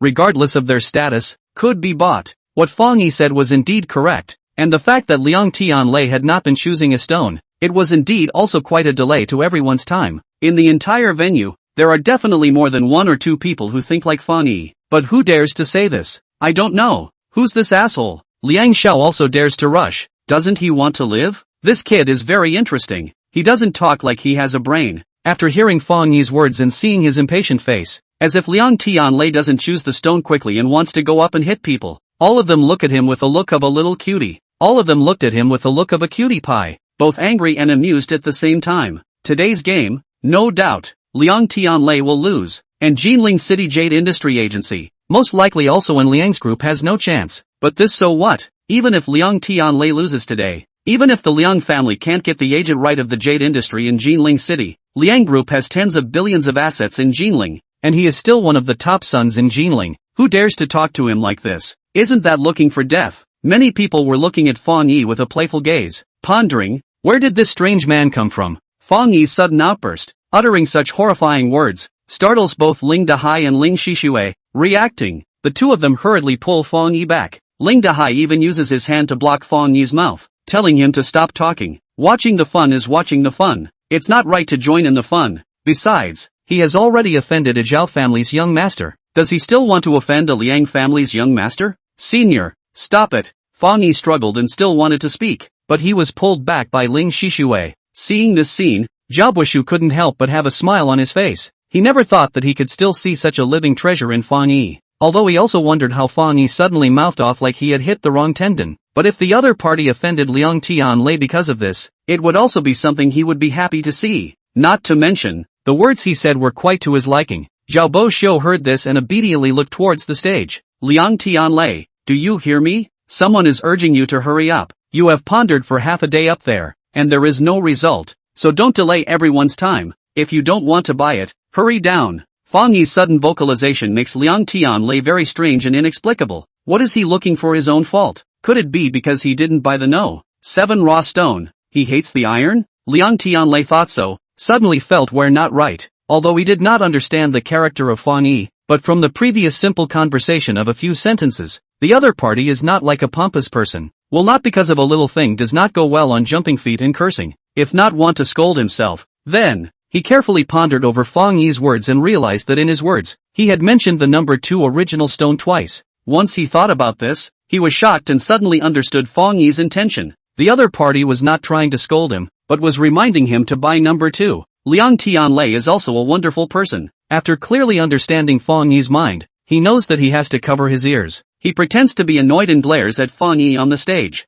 Good you guy, dare to rush young master me? You want to buy number 2 right? I'm not going to give it to you. I'll buy number 2. Chapter 43, Laughing to the Sky. With a shout, Liang Tianlei finally decided on the stone he wanted to buy. He glared fiercely at Fang Yi with a hint of annoyance on his face, like a small child who was gambling with someone. Hearing Liang Tianlei's decision, Zhao Buishu smiled cheerfully. He knew that Liang Tianlei was at his wit's end. He hadn't chosen anything after looking for half a day, and now that he was being rushed impatiently, he randomly chose a piece. The second, looking at a good piece of material, but there is nothing outstanding. Everyone is shaking their heads. Just as well, no matter what Liang Tianlei chose, he was going to lose anyway. The match would end sooner and he himself would win sooner. He had nothing to be unhappy about. Mr. Liang has really decided to pick number 2. No more consideration? In the face of Fang Yi's clamor, the host was also a little bit unhappy, feeling that Liang Tianlei's choice was interfered by outsiders. So he asked again. The match has come to the last round. Although Liang's group is bound to lose, but there is no need to gamble with someone to buy a random stone. After all, if you seriously buy a good stone, more or less you can earn some. No, there's nothing more to consider. I'll buy number 2. I can't stand to see this kind of person. Facing the host's inquiry, Liang Tianlei nods his head once again. While saying so, he also curses Fang Yi, with a look of unresolved anger. Seeing Liang Tianlei nodding his head, although the host felt pity, he didn't say anything more and announced, Liang Group's Mr. Liang chooses number 2. The 2 stones were chosen, and all that was left was to cut the stone. That Stone King biographer chose the stone, and did not wait too long for Liang Tianlei. When Liang Tianlei decided to choose number 2, his stone has already begun to cut. This is a piece of ice-seed gold silk window material, weighing 87 pounds. The first cut, everyone thought it would be ice seed, or glass seed, but who knows? This knife down, but actually no, nothing. The ice seed gold filigree at the window was directly cut off. What's going on here? Someone was puzzled.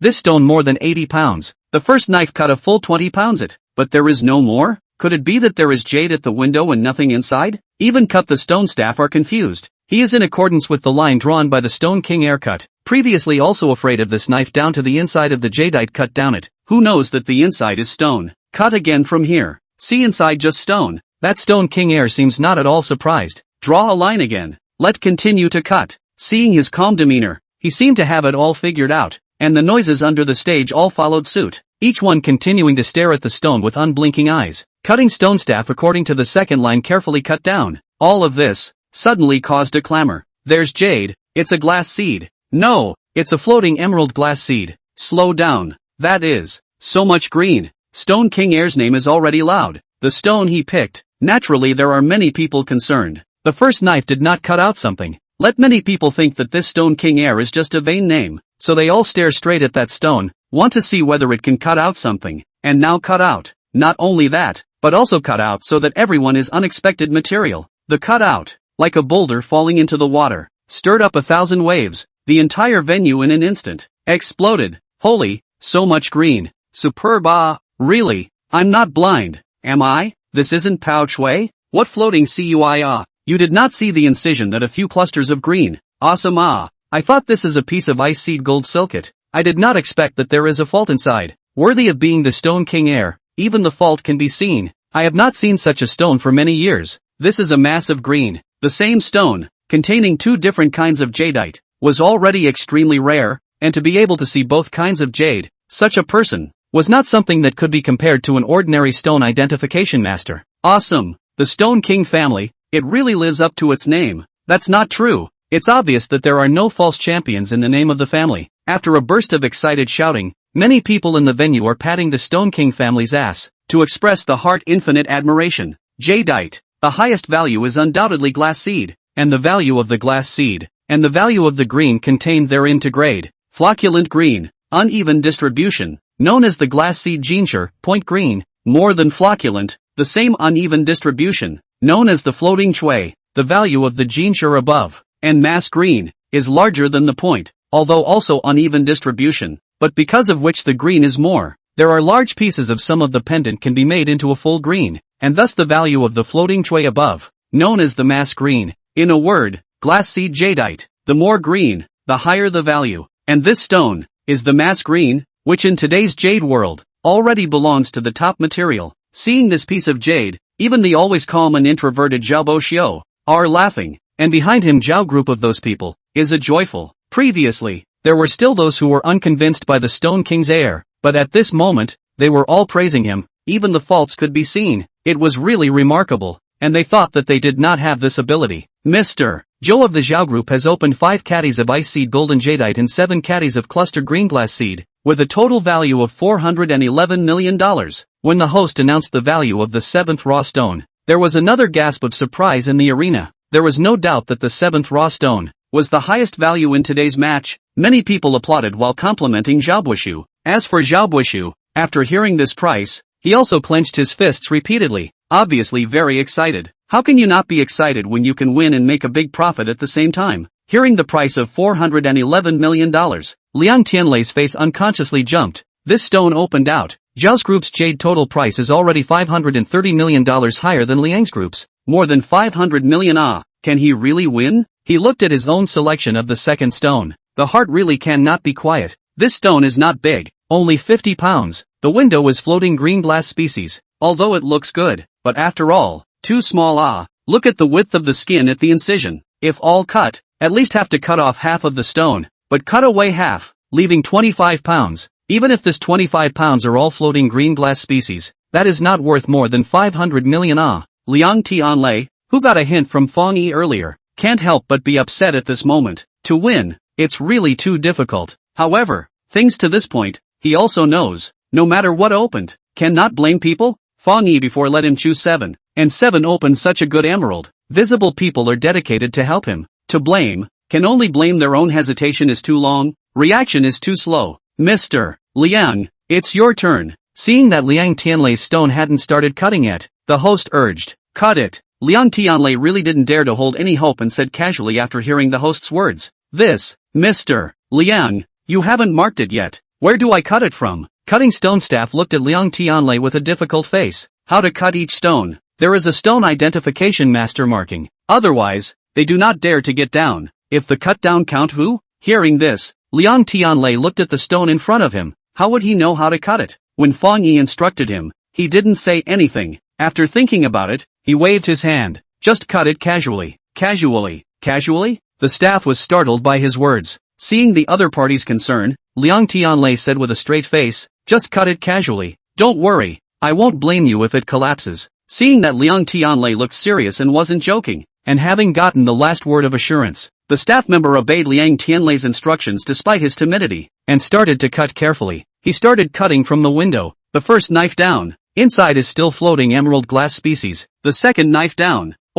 This stone looks good too. Didn't hear the host say, all the stones on the stage are valuable, Stone King. Which piece can be bad? But even if it's not bad, it can't win even if it's cut out. A group of people looked at Liang Tianlei's stone has been cut out of the floating green glass species, have discussed. Listening to these comments, Liang Tianlei heart. More is not a taste. Other stones cut fast, because there is a stone master marking the reason. This stone is not marked. Cut more worried about cutting bad inside the jade. So the staff is very careful. Cut both slow, but also less. The entire stone cut, spent more than 20 minutes. Liang Tianlei, although frustrated, but still looking forward to a miracle. But this stone from the beginning to the final cut out, did not appear any miracle. The window is floating emerald glass seed, cut out or floating emerald glass seed. The visual estimate of 30 pounds, more than Liang Tianlei predicted. But even so, it is at most 250 million, compared to 530 million, less than not a little bit of half a point. Raw stone number 2 opened 29 pounds of floating emerald glass seed jadeite, worth $240 million, the host announced. The cost price of this stone was 100 million. After opening it, it made $160 million. This was a good thing, but Liang Tianlei couldn't be happy, because there was no miracle. He lost. Fang Yi really has a good eye, but there is no better stone than No. 7 on the stage. He is no more eye, but also can't help himself. Let himself by No. 2, probably also want to let himself lose less, right? Liang Tianlei thought so, casting a grateful gaze to Fang Yi on the stage, wanting to thank him for helping him, but just as his gaze landed on Fang Yi, he froze. He saw that Fang Yi was winking at him. Looking at Fang Yi's incessant winking, Liang Tianlei was a bit puzzled, not knowing what the other party was trying to convey. Seeing that he couldn't understand his wink, Fang Yi was also a little anxious. Taking advantage of the people around him not paying attention, he raised his hand and gestured twice in the air. What does it mean? Chop? Cut? He told me to keep cutting? Looking at Fang Yi's gestures, Liang Tianlei was even more confused, turning his head to look at his own stone. It's all cut out. How else can I cut it? While Liang Tianlei was wondering if he was thinking wrongly, the host had already started announcing the results. Zhao's group has offered a total price of 1,075,000 for the jade, while Liang's group has offered a total price of 785,000 for the jade,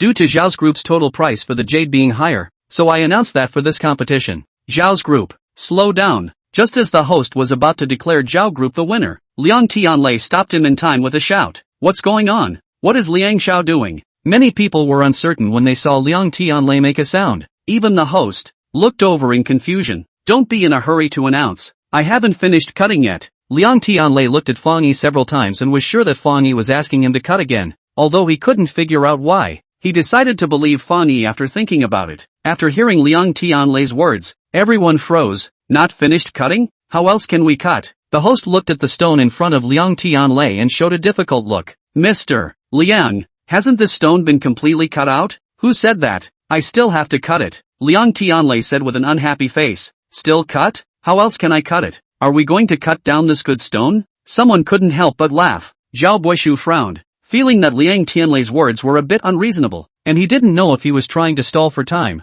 But things had come to this point. Even if he stalled for time any longer, could he still win? Liang Tianlei, your stone has obviously been cut out. Why are you still cutting? You're not unable to afford to lose, are you? He was about to declare himself the winner, but Liang Tianlei still came up with this. Zhao Buishu felt that his behavior was just like that of a child. It was really disturbing. My own stone. I can cut it however I like? What do you care? Liang Tianlei was also open-minded at this time, not bothering to explain. Facing Zhao Buishu's skepticism, with an attitude of I'm happy. What can you do to me? Be disliked a sentence. Zhao Buishu angry smile, although he felt that Liang Tianlei just can't afford to lose. But people say the right words he is willing to how to cut. They really can't control. And again, the cut collapsed. The loss is not their own. Okay, You cut. I'll see what you can cut out, Zhao Boxiu said. Good. I'll cut it for you. Glaring at Zhao Boxiu, Liang Tianlei turned back and pointed at the staff by the stone cutting machine. Keep cutting for me. Still cutting?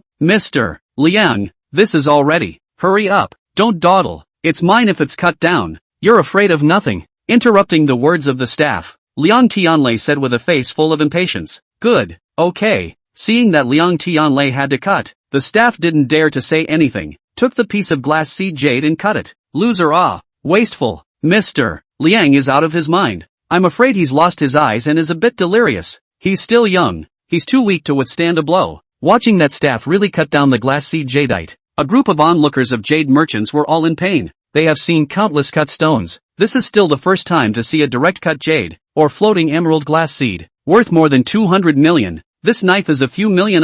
The bigger the jade, the bigger the finished product that can be made, the higher the value. Originally a pretty big piece of jade, this knife cut down. What else can be done object? Even if you don't cut it up, the value will be greatly reduced. Looking at those people under the stage with a look of pain, Liang Tianlei can't help but slander. My own things. I don't even hurt. You guys hurt a ball. While thinking, he also stroked his heart, a little hard, then staring tightly at his stone. He was curious why Fang Yi still wanted him to cut it. Could there be something else inside? Under everyone's gaze, 1 cut, 2 cuts, 3 cuts. After cutting more than 10 knives, 29 pounds of jade, only 10 pounds left. Looking at the jade dregs falling on the ground, Liang Tianlei only felt his heart clogged with panic. These can be money.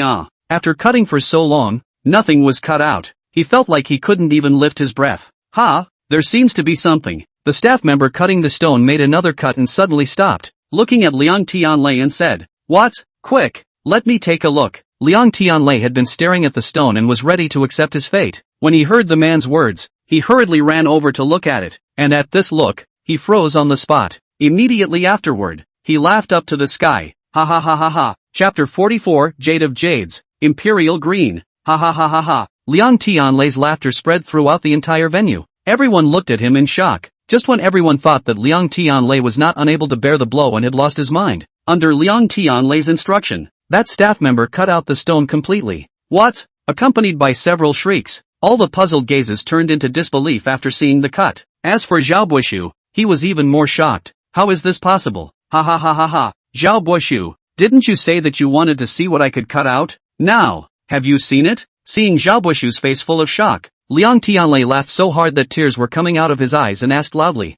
Of course Zhao Boxiu saw it. Not only him, everyone in the venue saw that cut thing. It was a mass of green. To be exact, not a mass, but a heap, a pile bigger than a fist. Such a big pile of green, although it is still a glass seed, but it cannot be used to call it a lump of green. It has an unbelievably domineering name. Imperial Green. God, I'm not mistaken. Is it really Imperial Green? I also think I might have misread it. I'll take a closer look. Compared to the previous hustle and bustle of the Stone King's heir opening out the Regiment Green, Liang Tianlei opened out the Emperor Green, but the scene was quiet, because everyone was suspecting that they were looking at it wrong, and they unconsciously took a few steps forward in an attempt to be able to see it a little more clearly. It's not that they have little knowledge, mainly because, Emperor Green, really too rare. If the Regiment Green is already the top jadeite, then the Emperor Green is the top of the top. The entire Jinling Jade world, how many years have not produced Emperor Green? So many people cannot believe their eyes when they see it, and this naturally included Zhao Boxiu.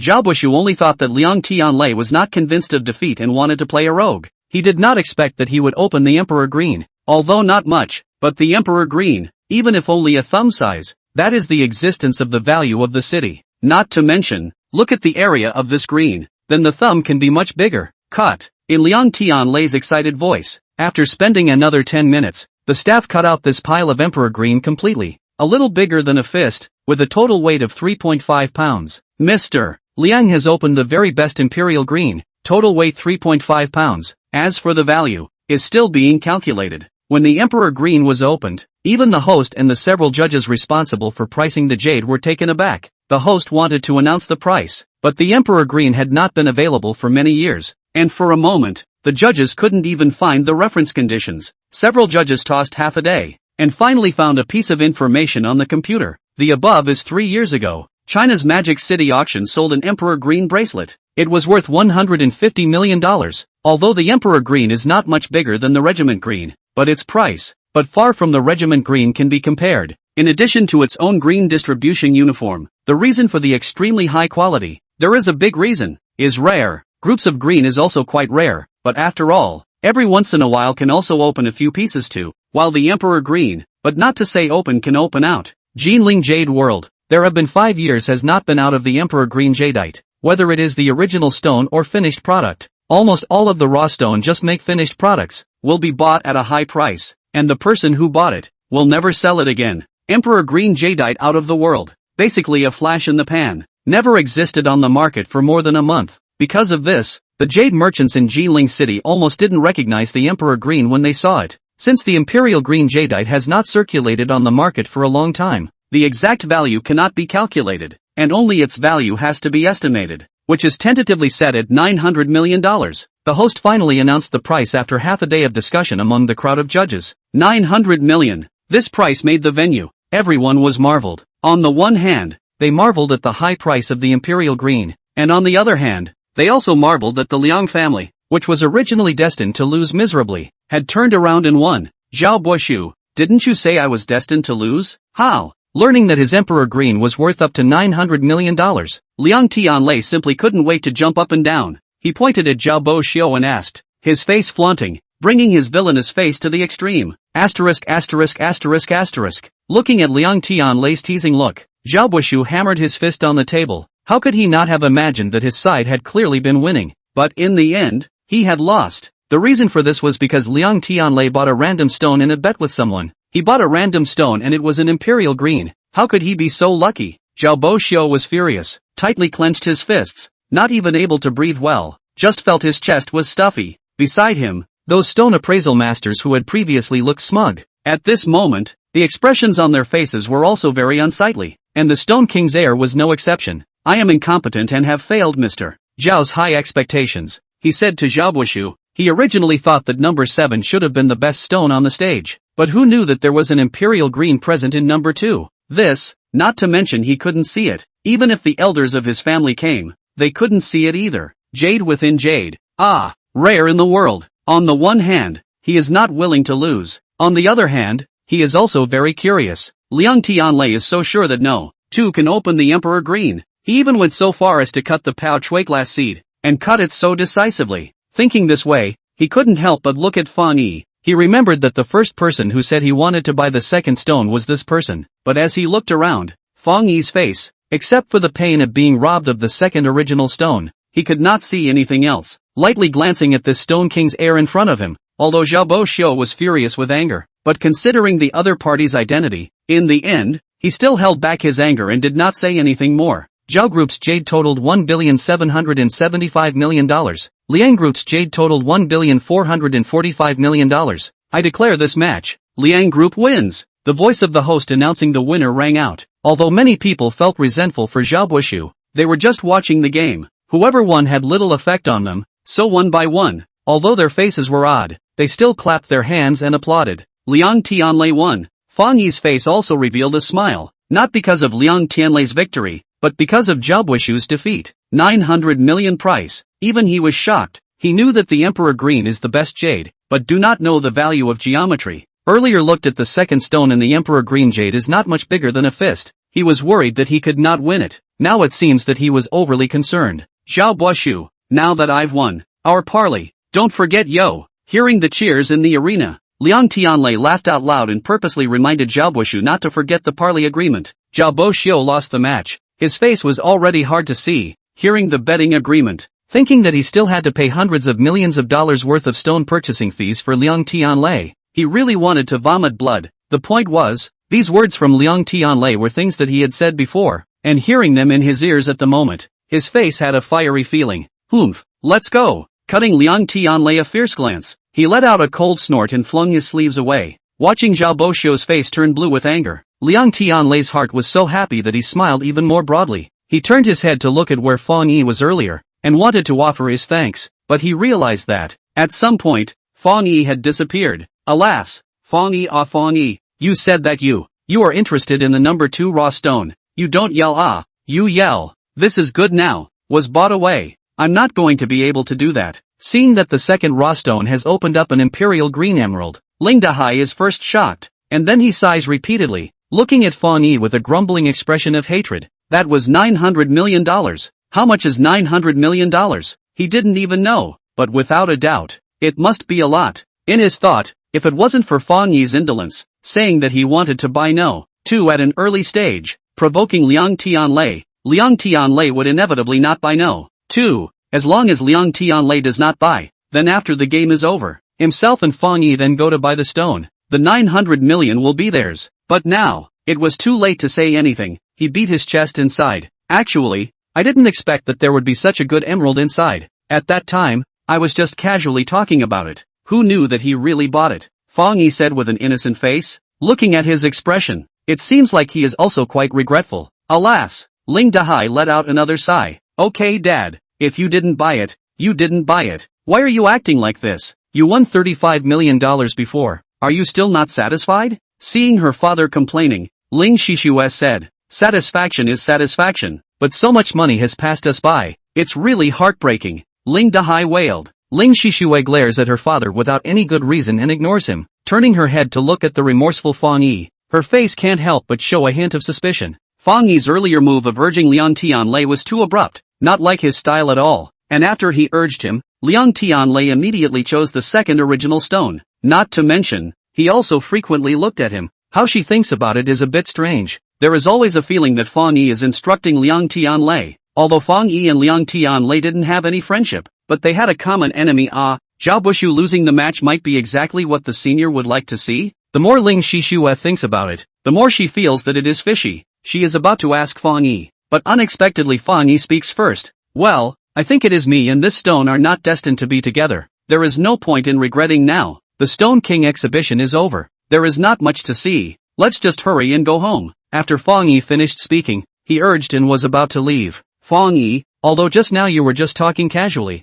but there is really something good in number 2. And then look at the 2 stones you bought earlier. Both of them opened up good jadeite, so it can be seen that you are very lucky today. This time to go is not a bit of a pity. Anyway, the General Assembly is not yet over. Or let's take advantage of the victory, and then buy a few stones? Missing out on 900 million. Ling Dahai's heart aches when he thinks about it. Hearing Fang Yi say that he wants to leave, he says with a reluctant face, he feels that it is rare for Fang Yi to be so lucky. He should take advantage of the opportunity to get a little bit more, just in case he gets unlucky in the future. Then he won't have this kind of opportunity anymore. Ling Shishue originally wanted to ask Fang Yi about the second original stone. After hearing that his father even wants to go back to gambling, he immediately crosses his eyes. Dad, don't you know that you should take advantage of the good things? Don't be so greedy, okay? Fang Yi heard, was about to agree with Ling Shishue. Suddenly, he saw standing beside a man with some familiarity. A closer look, he recognized this person. This is not previously followed by Wu Ziyang's stone identification master? What is he doing beside himself? Seeing Fang Yi looking at himself, the man's face reveals a slightly nervous smile, and then turns away. This person's smile is very unnatural. At a glance,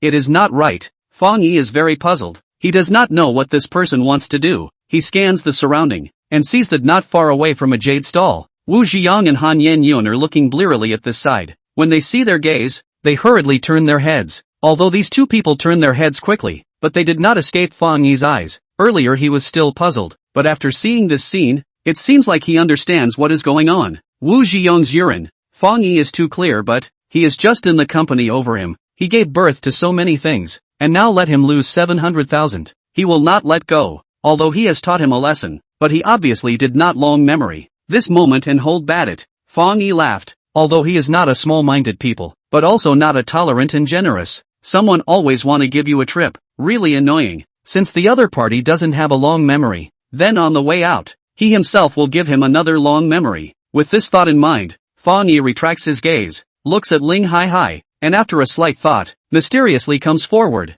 Uncle Ling, didn't you say that you want to multiply the victory? I also think it makes sense. Truth be told. In fact, in addition to the second, I also fancy a stone. Chapter 45, Angry or Not? Wu Xiao, inquired. Number 1. Master Yang gleefully ran to Wu Ziyang's side and said with an excited expression, Did you really hear it clearly? Seeing Master Yang come over, Wu Ziyang's face was also a little excited, pulling him to ask, Listen to 1,000 true. Is the number 1? That kid said. The emerald in number 1 may be more expensive than number 2. Master Yang looked extremely serious, and after hearing this, Wu Zhiyong was even more ecstatic. Good, good, good. Then let's buy number 1. Wu Zhiyong clenches his fists, trying hard to control his voice, as if he is afraid of being overheard. He looks at Fang Yi's direction. A cold smile appears on his face. After hibernating for such a long period of time, now he is finally going to get back in the game. The first time Fang Yi bought a good jadeite, he felt that the other party was lucky. But when Fang Yi bought a valuable jadeite for the second time, he felt that something was fishy. When Fang Yi tries to buy the second number for the third time, and the second number opens up imperial green, he can almost completely believe that Fang Yi's purchase of the good emerald has nothing to do with luck, and he must have some special means. Then, when he thought of his own and Fang Yi's bidding for the stone, the first piece was the one he wanted to buy, so he opened the jade, and the ones after that were all grabbed by himself and him, and there was no jade in any of them. Although it is true that it is not easy to get jade out of the Meng-2 material, but a piece of no is too evil. Now that he thinks about it, he feels that it is very likely that Fang Yi is messing with the ghost. It is said that only your enemy knows you best. Wu Zhiyong's blind guess really let him give a guess. Also because of this, so he more and more believed that Fang Yi has the ability to look at the stone. When determining this conjecture, he immediately sent to identify the stone of their own Master Yang went to probe. Thought Master Yang may not be able to probe what? Did not expect to bring back such an important message. Fang Yi is optimistic about number 1. That number 1 is bound to be the value of the emerald. He said that the value of the first may be higher than the second.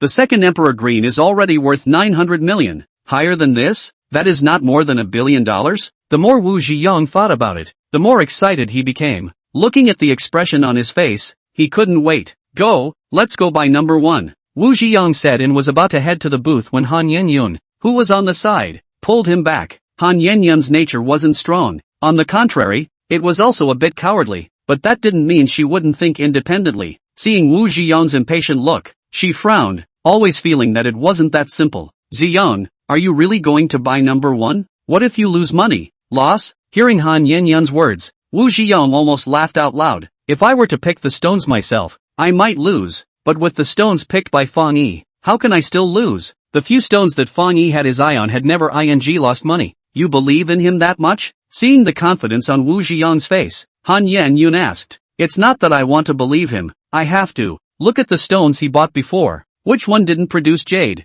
And then look at the number 2 he picked. The youngest member of the Liang family was bound to lose the game. Just because he gambled with him and bought the number 2, he even won the game straight away. 1 or 2 pieces may be luck, but the third piece can still be luck? There's no such thing as luck. Besides, haven't you noticed that Fang Yi has been very strange lately? He's grown taller and stronger than me, and his strength is even greater than mine. If so, we only need to buy the stone he wants to buy. Do not have to bear a trace of risk. We'll be able to earn a pot full of money. And so we earn money, and then to him in front of the money to show off a bit, to teach him to know for others for the taste of the wedding clothes. Twice defeated. Wu Zhiyong has long hated Fang Yi. Now both can make money, but also can give Fang Yi heart-had blockage. Why not? But what if he finds out in advance and wants to deliberately fix us? Han Yenyun had at least been Fang Yi's girlfriend for half a year. She knew more or less about Fang Yi's character, and felt that he wouldn't be so easy to give someone a favor, so she couldn't help but speculate. When Wu Zhiyong heard this, he was instantly on guard, also worried that such a thing would happen. He glanced at Master Yang. Master Yang patted his chest. Don't worry, Mr. Wu. He didn't even notice anything. Those words, I overheard them. Congratulations to this gentleman for opening the purple water seed jadeite. This piece of material is good. I offer $700,000. I'll offer $800,000. Just as Wu Zhiyong is hesitating, a lively bidding sound comes from a small stall not far away. Wu Zhiyong looks at the sound, only to see Fang Yi's hand is holding a baseball-sized purple water seed jadeite. This was opened out of the masked material that he had just spent $1,000 on. Didn't you say he had his eye on number 1? Why are you still buying raw stones from those stalls? Wu Zhiyong asked as he looked at Master Yang suspiciously. He only sold that stone for $80 million, and stone number 1 costs $86 million. And I heard him say before that he didn't have enough money and wanted to open a few more stones to make up the money. Master Yang said. Upon hearing this, the doubts between Wu Zhiyong's eyebrows evacuated. Young Wu, I think you're right. That kid is indeed eccentric. Look at him. The first time he makes a move is the purple water seed. He has bought so many stones. He has never lost money. He said that the no. 1 original stone is good. It must be good. Make a decision quickly. If we wait for him to gather enough money, we won't have a chance. To say that Wu Zhiyong earlier still some hesitation words. At this moment to see Fang Yi and opened a good jade. and then heard the urge of Master Yang. He did not hesitate at all. When a break, the opposite is true. When there is an opportunity, one must seize it. Okay, bye, Ziyong. Seeing Wu Ziyong make up his mind, Han Yun wanted to persuade again, but was interrupted by a raised hand. Okay, stop talking. What do you know as a woman? When your man makes a lot of money, you'll just wait to enjoy it. Wu Ziyong glared at Han Yun. Although his mouth said let Han Yun enjoy, but in his heart he thought, he really want to make a big fortune. Then the first time is to replace this woman. When she was with her, purely to combat Fang Yi, the woman's posture is mediocre, does not match their own identity, not to mention, since she was with her, everything is not good. Even Fang Yi wrote on his head, I do not know if it is not a match, or change the good. Thinking so, Wu Ziyong no longer pay attention to Han Yun, hurriedly call his dad. Wu Ziyong is indeed a rich second generation, but it is not rich. The family is tens of millions of assets, one of the original stone to 86 million. He himself certainly cannot come out, have to discuss with the family. Hearing his son open his mouth to ask for so much money, his father immediately refused. But this isn't the Wu Ziyong expected. He persuaded his father to tell his father to find a powerful master. The master has opened several $100 million of emerald. This piece of stone, is their own grandparents beg grandpa and grandma master to help him see? Absolutely sure to earn no loss. Said a long time, said the mouth is almost dry. Only finally his old man said, mainly because his old man saw the Stone King exhibition news, learned that his son to buy the stone is one of the batch of stones, and this batch of stones and all from the Stone King family to buy. Each piece is worth a lot of money. He also wants to take a shot, although more than 80 million is a bit of a struggle, but part of the real estate mortgage can still be taken out. After all, the son said so firmly, in case it really won it, even if you lose, the stone at the Stone King exhibition, bearing the title of Stone King, where else can you lose? You first buy it, later to give you the money to call over. Carefully, if you lose, see I do not peel your skin. Wu Ziyong father said, hung up the phone. With his father's approval, Wu Ziyong's face was joyful and spirited, and with a wave of his hand, he took Han Yun and Master Yang up to the booth. After the competition, there were still 5 stones left, and many people who were interested in these stones ran up to the stage and scrutinized them. Judging from the competition just now, each of the stones on this stage can produce excellent jadeite, which is worth a lot of money, and really deserve the title of Stone King, but despite this, they are also expensive. This price alone will be a lot of people are turned away, not to mention those who are still worried about losing money. So although a lot of people are interested in, but on the stage to see so long, said to buy, but one are not. This situation, however, soon changed. I'll buy number 1, Wu Ziyong shouted as he ran onto the stage, not even having a chance to take a closer look at what stone number 1 looked like. His words subdued everyone. The jade merchants on stage looked at each other and sized up Wu Ziyong again. They knew that someone would definitely be unable to resist buying these stones, but they didn't expect the person who came to directly say that he wanted to buy that stone without even looking at it. Wasn't this too hasty? Or rather, too confident? This piece is number 1. Right, I'll buy it. Ignoring the strange gazes of the people around him, Wu Ziyong walked over to stone number 1 and pressed his hand against it as if he was afraid of being robbed. Seeing Wu Ziyong's vigilant face to guard against others, the onlookers were even more surprised. Could it be that this one is really a good stone? Seeing the puzzled gazes of the surrounding people, Wu Ziyong looked smug. You guys have been watching on this stage for a long time, but no one is interested in this piece, so it can be seen that you all have no eyesight. Just as he was thinking so, he saw Fang Yi hurriedly walked over. Ha ha ha ha ha, Fang Yi, you want to come and buy the 1 raw stone, right? I'm really sorry, it was bought by me. Wu Ziyong condescendingly called out to Fang Yi with a loud laugh. His face could not hide his dejection. Seeing Wu Ziyong appearing on the stage, Fang Yi seems to be a bit surprised, frowning, saying, Wu Ziyong, this stone does not look good. You have to be careful. Hearing Fang Yi's words, Wu Ziyong immediately sneered. Don't you dare to bluff me. You think I don't know that this is a good stone? You want me to give up and then you come and buy it? Wu Ziyong thought that he could see through Fang Yi's mind and said angrily. It was at this time Fang Yi still wanted to coax him. He really thought he was a little cutie. Unable to do so. I don't have this intention. This stone looks like it doesn't have much value. I won't buy it either, Fang Yi said lightly. Seeing that Fang Yi was still pretending at this point,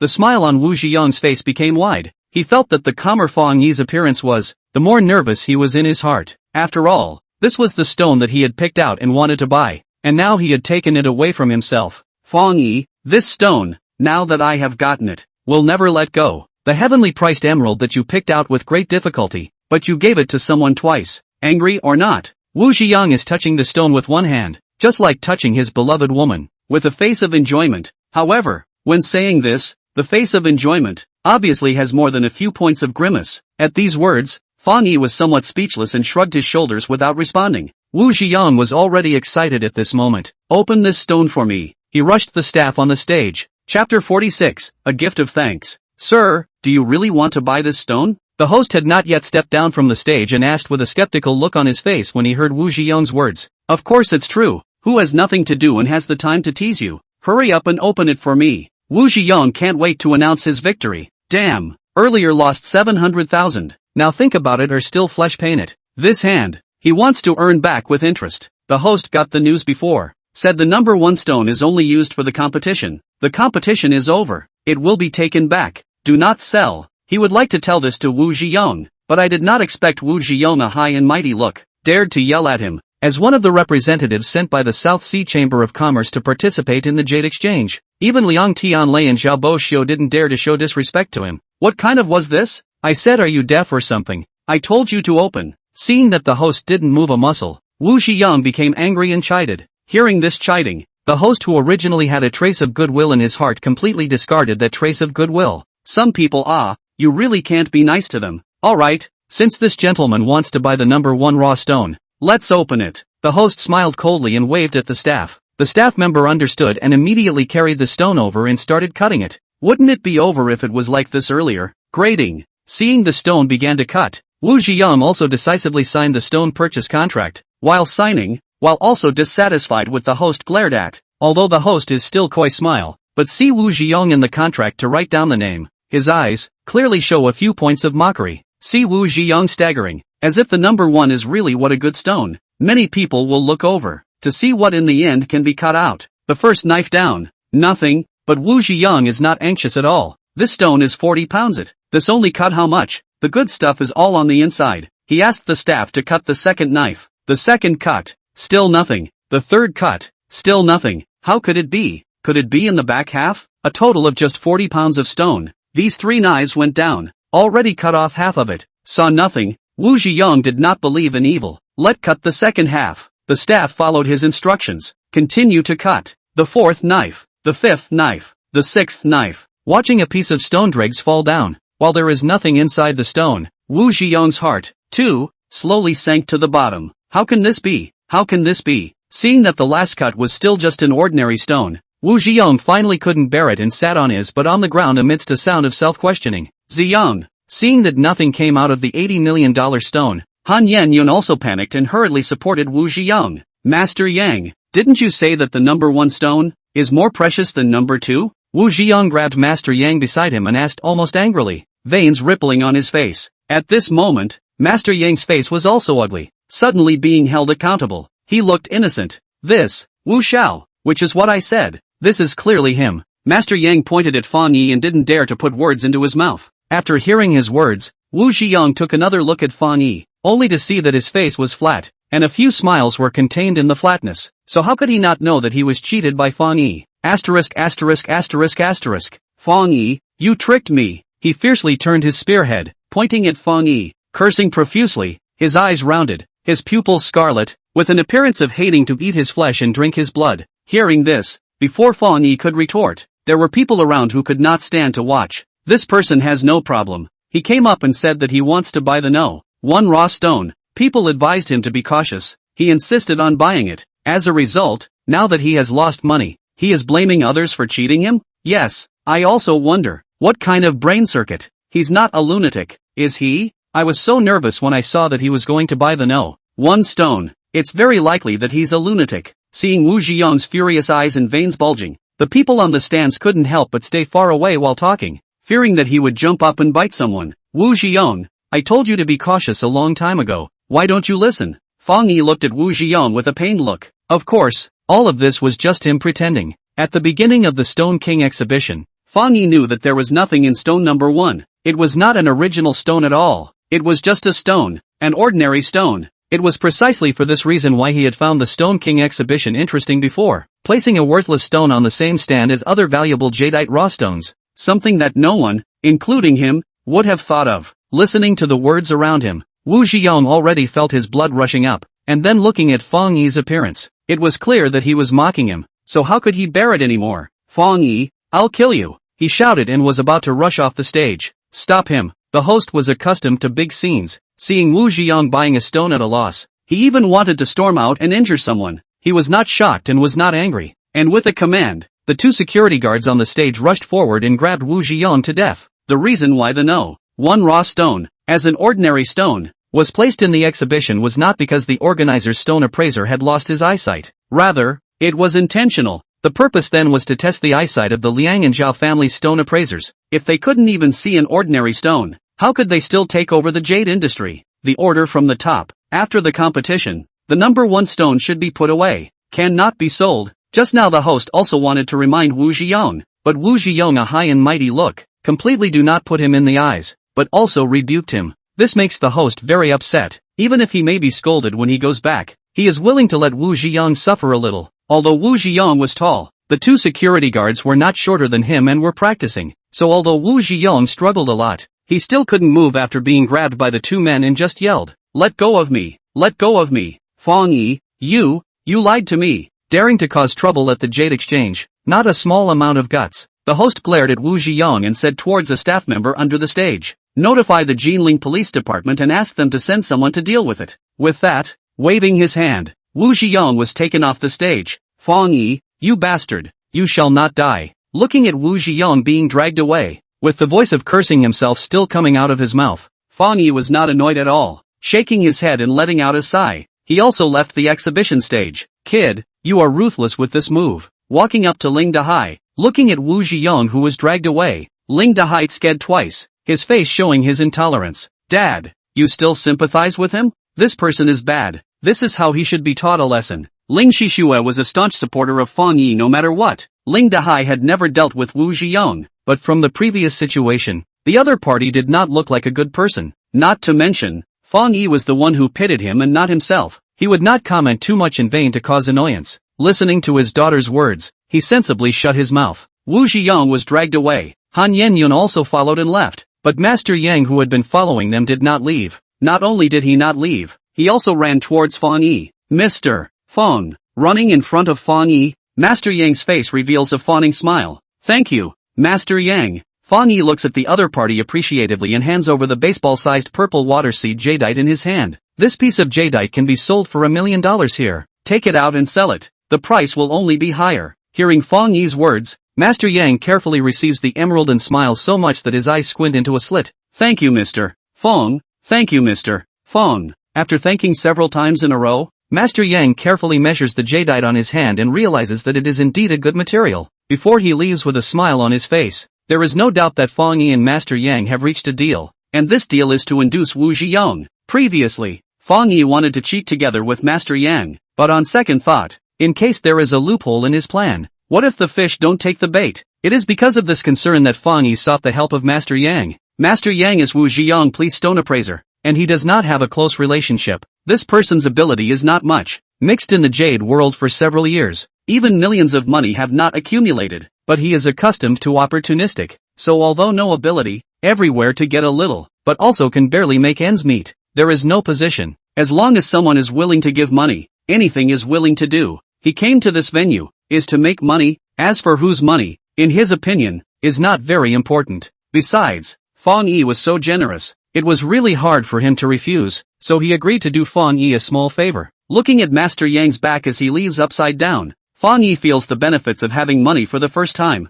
No matter who your enemy is, as long as you are willing to take out money, there are countless people willing to be driven by you. Such a feeling, it was so good. After reminiscing for a while, Fang Yi's mind had many more thoughts that he once did not have. Seeing that it was fine, he was about to propose to leave when he saw Liang Tianlei's assistant hurriedly running towards him. "Mr. Fang, finally I found you. This is a gift from my young master to you." That assistant revealed a smile when he saw Fang Yi and said, respectfully handing a check to Fang Yi. However, Fang Yi did not take it. What gift? Hearing this person's words, Ling Dahai's face was puzzled, and under curiosity, he came over to take a look, and when he could see the numbers on the check, his eyes almost stared out. What? 3333, $300 million.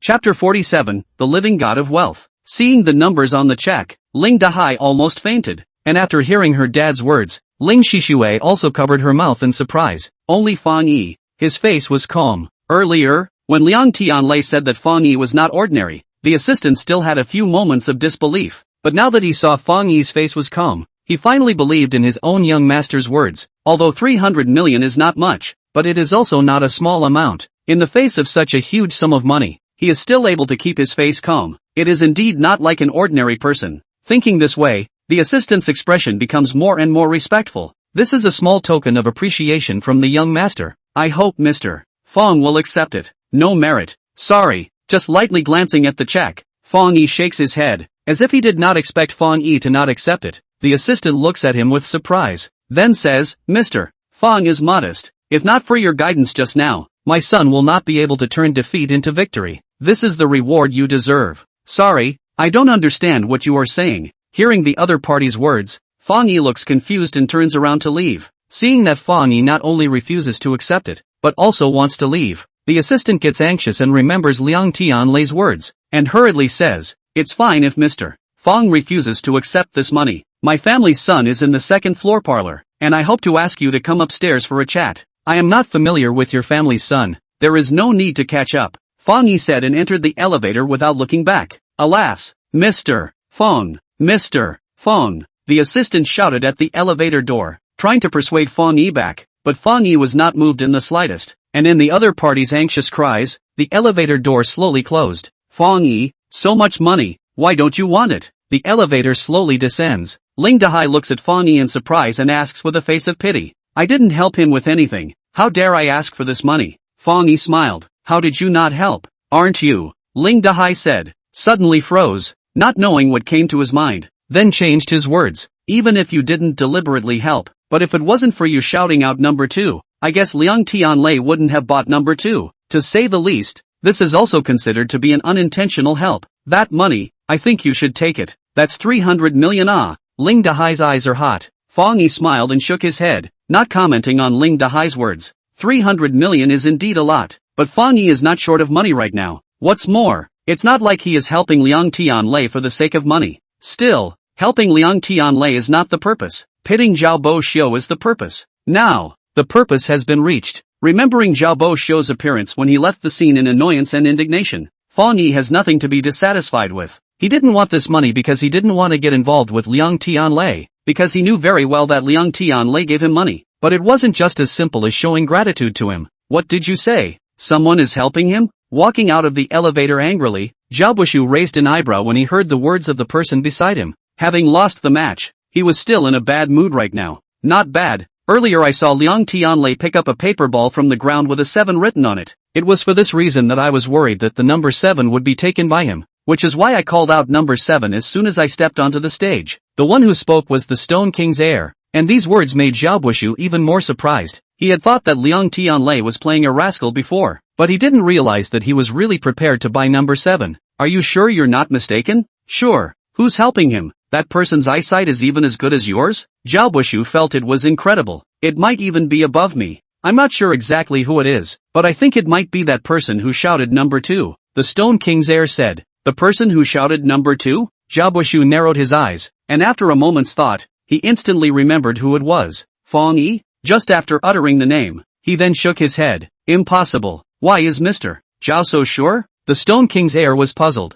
I know him well. He doesn't have the skill, Zhao Boxiu said in a decisive tone, not believing at all that the person who instructed Liang Tianlei would be Fang Yi. If Fang Yi had this ability, half a year ago, he wouldn't have been screwed over by him so miserably, and I heard that he almost committed suicide. There are no absolutes in this world. Mr. Zhao should not be so arbitrary, the Stone King's heir said. Hearing this, Zhao Bushu's brows furrowed, once again suspecting Fang Yi's head, but after thinking about it he felt that it was still impossible. It won't be him, but it can't be ruled out that someone is using his words to help Liang Tianlei, Zhao Bushu said, and suddenly saw a red Porsche traveling over on the street. Let's leave this matter aside for now. I'll have someone investigate. He waved his hand, temporarily interrupting the topic. As soon as the words fell, the red Porsche stopped in front of him, and on the driver's seat, a woman with a tall figure and stunningly beautiful appearance walked out. Seeing this person, Zhao Bushu revealed a smiling face. Yu Yi, why are you here? This woman was no other than her fiancé, Yang Yui, and half a year ago, She was Fang Yi's girlfriend. Yang Yuyi was very pretty, with white skin, slim figure and tasteful dress. As the daughter of the chairman of Yang Group, the three words white rich beauty were the best description of her. Since childhood, in the eyes of all normal males, she was a goddess-like existence. But now, the goddess's face carried an angry expression. Xiaobo Xiao, when did I promise to go to your house for dinner? Just as soon as she got off the bus, she questioned Xiaobo. Hearing this, Xiaobo laughed. I thought you'd agree. I've talked to my parents. Yang Yuyi had always hated people trespassing. Seeing the smile on Xiaobo face, her anger increased. I'm not available. I'm not going. Seeing her reject so sharply, Xiaobo froze for a moment. A flash of annoyance flashed in his eyes, but he didn't flare up. He continued to smile, seemingly unintentionally. Just now, I ran into Fang Yi. What? Hearing Xiaobo's words, Yang Yuyi immediately stared at him closely, and what surfaced on her pretty face was a nervous expression. This expression was piercing to Xiaobo.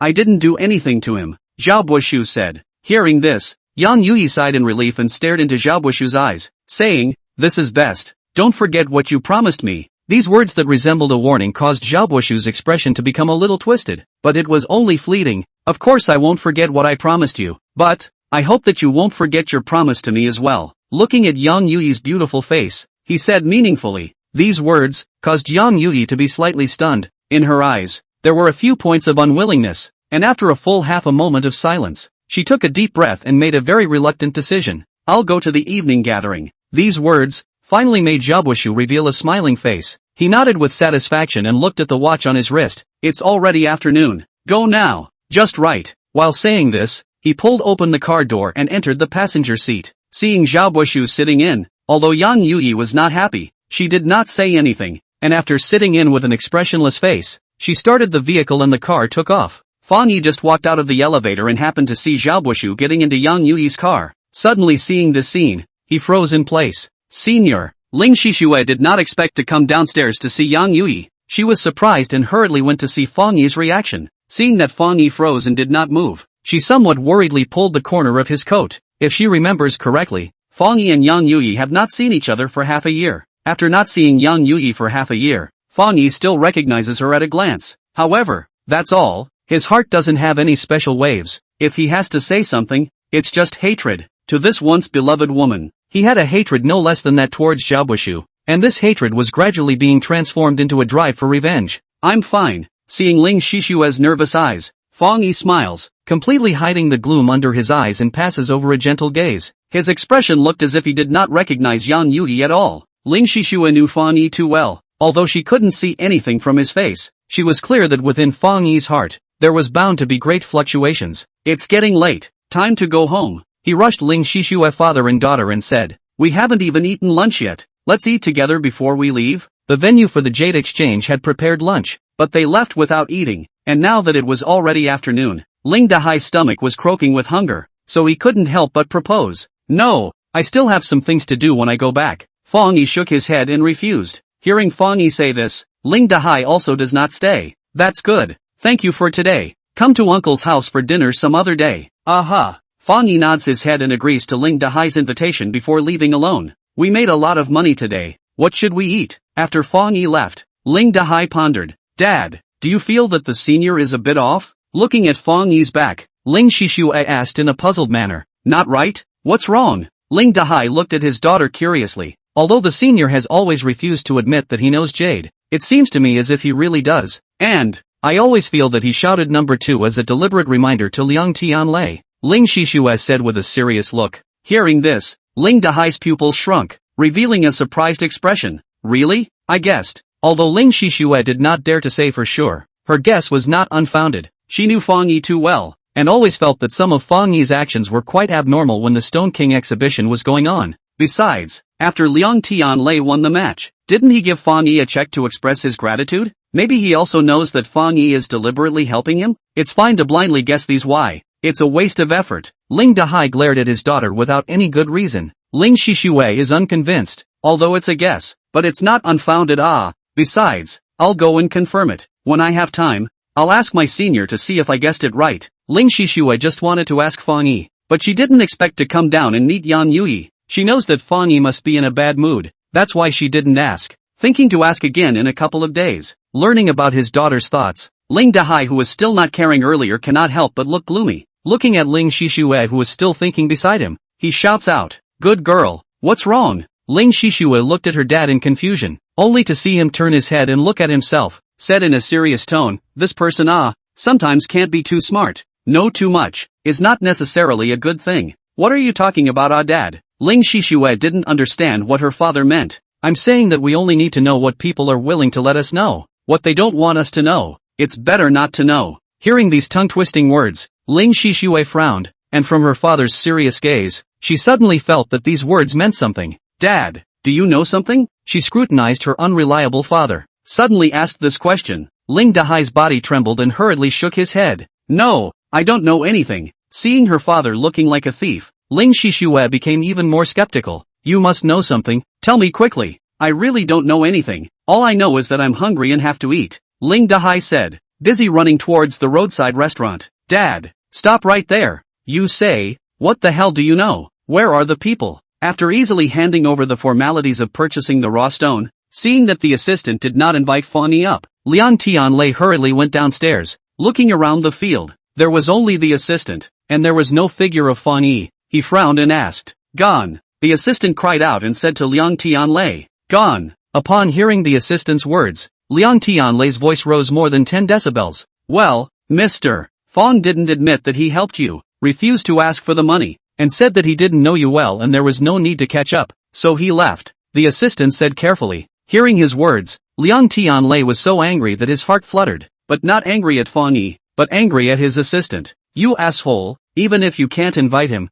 it's good to keep him and wait for me to come down. You just let him go, then I can't do anything if people want to leave." Seeing the furious Liang Tianlei, the assistant said aggrieved. Seeing that he still dared to retort, Liang Tianlei became even more furious and glared at him fiercely. If not for the fact that this person had been with him for many years and was usually reliable, he couldn't help but smack him. After seeing Fang Yi's ability, he admired him to the core. It was simply a living god of wealth. If he could take him in as a helper, why would he worry about not being able to fight Xiaobuishu? "I'll give you half a day. I don't care what method you use. Find me where he is." Fang Yi does not know that so many things have happened after he left. As soon as he separated from Ling Shishue's father and daughter, he went to the designated bank to exchange the check, and the exchange was successful. His value skyrocketed to $80 million. This is of course a very joyful thing. However, he carefully thought about what he did today. Really took a lot of risk. Originally, Fang Yi only wanted to buy 2 stones and that would be enough. One for himself and one for the Ling family. But in order to trip up Xiaobuishu and Wu Zhiyong, he had to exercise his skills a bit more. This was outside of what he had originally expected. And furthermore, doing so had undoubtedly increased the risk of him being exposed. Despite this, he would not feel sorry for himself for what he had already done. After all, this was his choice. He only admonished himself in his heart that after doing these things, it would most likely attract the attention of some people, and he would have to be more cautious in the future. After cashing the check, Fang Yi took out $100,000 in cash and came to the urban village where Li Jingwen lived. Chapter 48, I am your father. Li Jingwen is Li Ningzhi's daughter, and Li Ningzhi is Fang Yi's benefactor. The daughter of the benefactor is having such a miserable time. How can Fang Yi enjoy his life in peace? Even if he doesn't have any money, Fang Yi has to find a way to help her. Not to mention that he has earned tens of millions of dollars now. Last night, he thought about how to help this poor girl, but after thinking about it, there is no good idea. He decided to try the most direct method first, secretly give money. Today is not a weekend. There should be classes in the afternoon. Li Jingwen is not at home. Taking advantage of the fact that there is no one around, Fang Yi puts the money through the broken window, a total of $100,000. It's not that Fang Yi is reluctant to give up, just that without an appointment, he can only take 100,000 at most, and he still doesn't know if Li Jingwen will accept this money of unknown origin. If she is willing to accept it, he will naturally take more next time. After Fang Yi puts the money away, he looks at the time is still early, so he looks for a nearby noodle shop to eat noodles. Just after he eats, he sees Li Jingwen coming back, walking from his side, not noticing him. Seeing Li Jingwen return, Fang Yi couldn't care about eating the noodles. He hurriedly settled the bill, and then cautiously tailed Li Jingwen. After entering the house, she opens the door with a puzzled look and looks around. Presumably she found the money and doesn't know who gave it to her, so she comes out to take a look. Looked around, like she didn't see anyone. Her face puzzled even more. Picked up the phone, didn't know who to call. In this era, even elementary school students are using curved screens. while Li Jingwen is still using an old-fashioned keypad cell phone. Combined with the words of the grandmother last night, Fang Yi is a little heartbroken, and does not dare to think about what Li Jingwen's usual life is like. If she is willing to accept this money, then her living condition can definitely be greatly improved. Fang Yi is still looking forward to it in his heart, but soon, he is disappointed. Seeing a uniformed woman walking towards him, he finally realized who Li Jingwen had called on that phone call. It was the police. He only saw the woman enter Li Jingwen's house, and in no time, she came out with her own bag containing money. And when she was leaving, she also explained something to Li Jingwen. Alas, watching the policewoman leave with bated breath, Fang Yi sighed heavily. He knew that things were not that simple. He really did not have the idea of testing Li Jingwen's moral character. He just felt that if this matter could be resolved simply,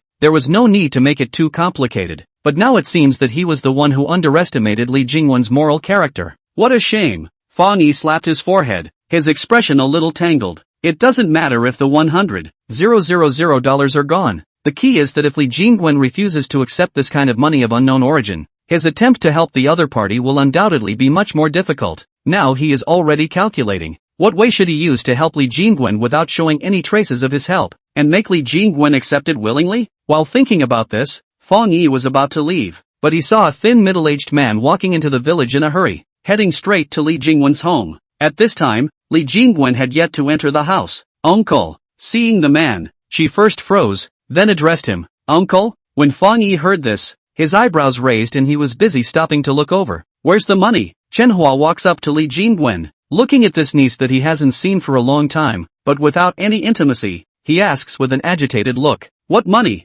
His words caused Li Jingwen to look puzzled, while Fang Yi's expression became odd. Are you still pretending with me? It's the same money that someone put in your house just now, Manhwa said viciously. Li Jingwen was shocked at his words. How did you know? This doubt. Fang Yi also similarly exists. He thought carefully. When he put the money just now, it was not seen by anyone. How did this person know? Don't you care how I know? I'm asking you, where is the money? Manhwa ignored Li Jingwen's words and asked aggressively. I gave it to the police. Li Jingwen looked at her uncle hesitantly. She couldn't figure out how the other party knew that someone had put money in her house. Did he know who did it? What? You gave it to the police? Hearing Li Jingwen's words, Manhwa was furious. Asshole. Who told you to give it to the police? That money came from an unknown source. Of course I had to give it to the police. Do you know where that money came from? Li Jingwen asked suspiciously. Of course Manhwa didn't know. He didn't care where that money came from. He only cared if he had the money or not. These days, the debt collectors were already going to step over the threshold of his house. You hurry up and go get it back for me. Just say that the money is yours,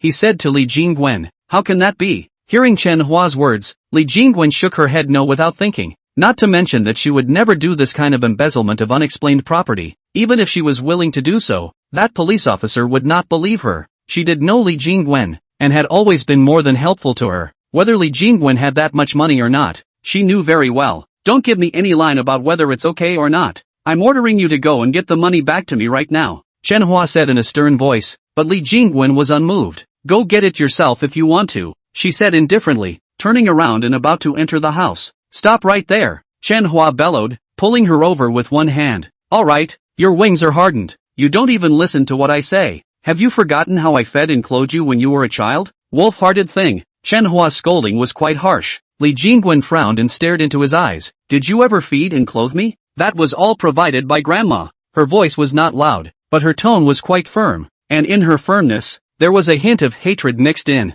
If it wasn't for me agreeing to have you live at home, she couldn't have provided even if she wanted to, Manhwa said with a twinkle in his eyes, looking at the person in front of her, her own uncle. Hearing this, Li Jingwen Shang laughed angrily, only thinking that his words were farting. Ever since she could remember, this man in front of her had never fulfilled a single day of his duty as a son, nor had he fulfilled a single point of his responsibility as an uncle. What he did every day was to gnaw on his old age, gamble, and finally piss his own mother off alive. I'll ask you again, are you going to get the money or not? Seeing that Li Jingwen was unmoved, Manhwa asked again. Not going, Li Jingwen rebuffed with a resolute voice. Pa! As soon as her words fell, an ear slap hit her face with a crisp sound. Asterisk asterisk asterisk asterisk. It's against you. Seeing that she dared to disobey him, Manhwa cursed and yanked on Li Jingwen's clothes to hit her again, while Fang Yi in the distance was already furious. Stop! With a loud shout, Fang Yi ran over with his fastest speed. Who the are you? Seeing Fang Yi running over,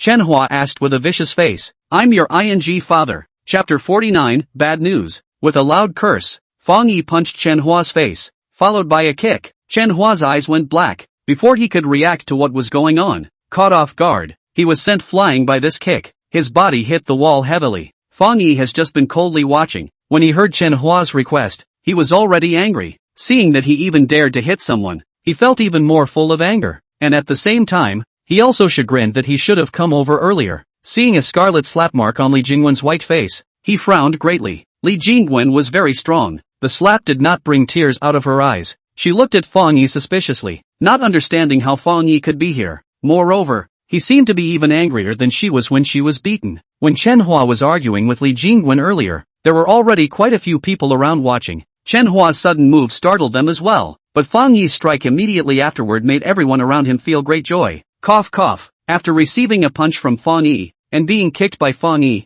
it took Manhwa a long time to regain his strength. Coughing twice, he struggled to get up from the ground. Having the intention to settle the score with Fang Yi, after seeing Fang Yi's bullish and tall stature, his heart's scorn overcame his anger. Good, Li Jingwen, nowadays you have really grown up. How dare you unite with outsiders to bully your uncle? Wiping a handful of sour water from the side of his mouth, Manhwa said indignantly, how can someone like you be worthy of being his uncle? Before Li Jingwen had a chance to speak, the surrounding onlookers had already begun to crusade against Manhwa. They were all tenants who had lived here for decades, and were very clear about what had happened to Li Jingwen, and were even more sympathetic, and knew what kind of goods this so-called uncle of Li Jingwen was. He was a pickpocket. If these people weren't afraid of getting into trouble, they would have wanted to beat him up long ago, and now that they saw him get beaten up, everyone said it was a good beating. Feeling the fiery pain on his face, seeing that the crowd is surging and he is not Fang Yi's opponent, Manhwa does not dare to say any harsh words. After giving Fang Yi a fierce glare, he turns around and runs away. Fang Yi's fists were already clenched. If he did not leave, he would be designated to receive 2 more punches.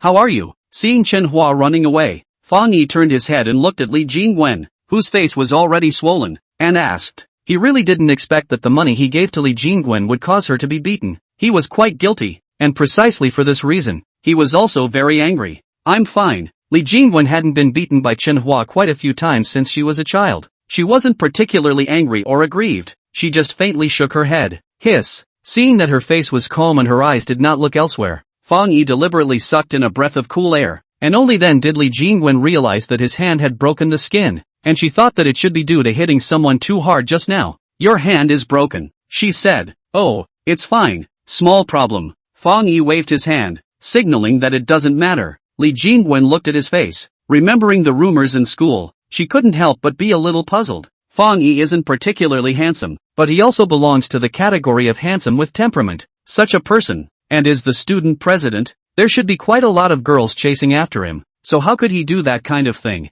I have gauze at home, let me help you bandage it. Although Li Jingwen's impression of Fang Yi was not good, but the other party had already helped her twice, although she didn't know why she was so coincidentally able to run into Fang Yi both times. But with gratitude, after thinking for a while, she still let go of her guard in her heart and invited Fang Yi to enter the house. Yes? That's troublesome. Fang Yi is like a pile of hobnailed meat. When he hears Li Jingwen's invitation, he doesn't even think about it and immediately agrees to it. In his eyes, there is more of a joyful color of a successful scheme. He just hit Manhwa although he used a lot of force, but with his physical quality, it is not enough to break the skin. He deliberately broke his hand. The purpose is to sell in front of Li Jingwen, so that the other party may invite him in. After all, when he knew that Li Jingwen and he was an alumnus, he could vaguely guess that the other party's heart must be wary of himself. It couldn't be helped, mainly because he was too famous and infamous in school. Following Li Jingwen into the house, Fang Yi only then sees the full picture of the house. Not big, just 10 square feet, no toilet, no kitchen.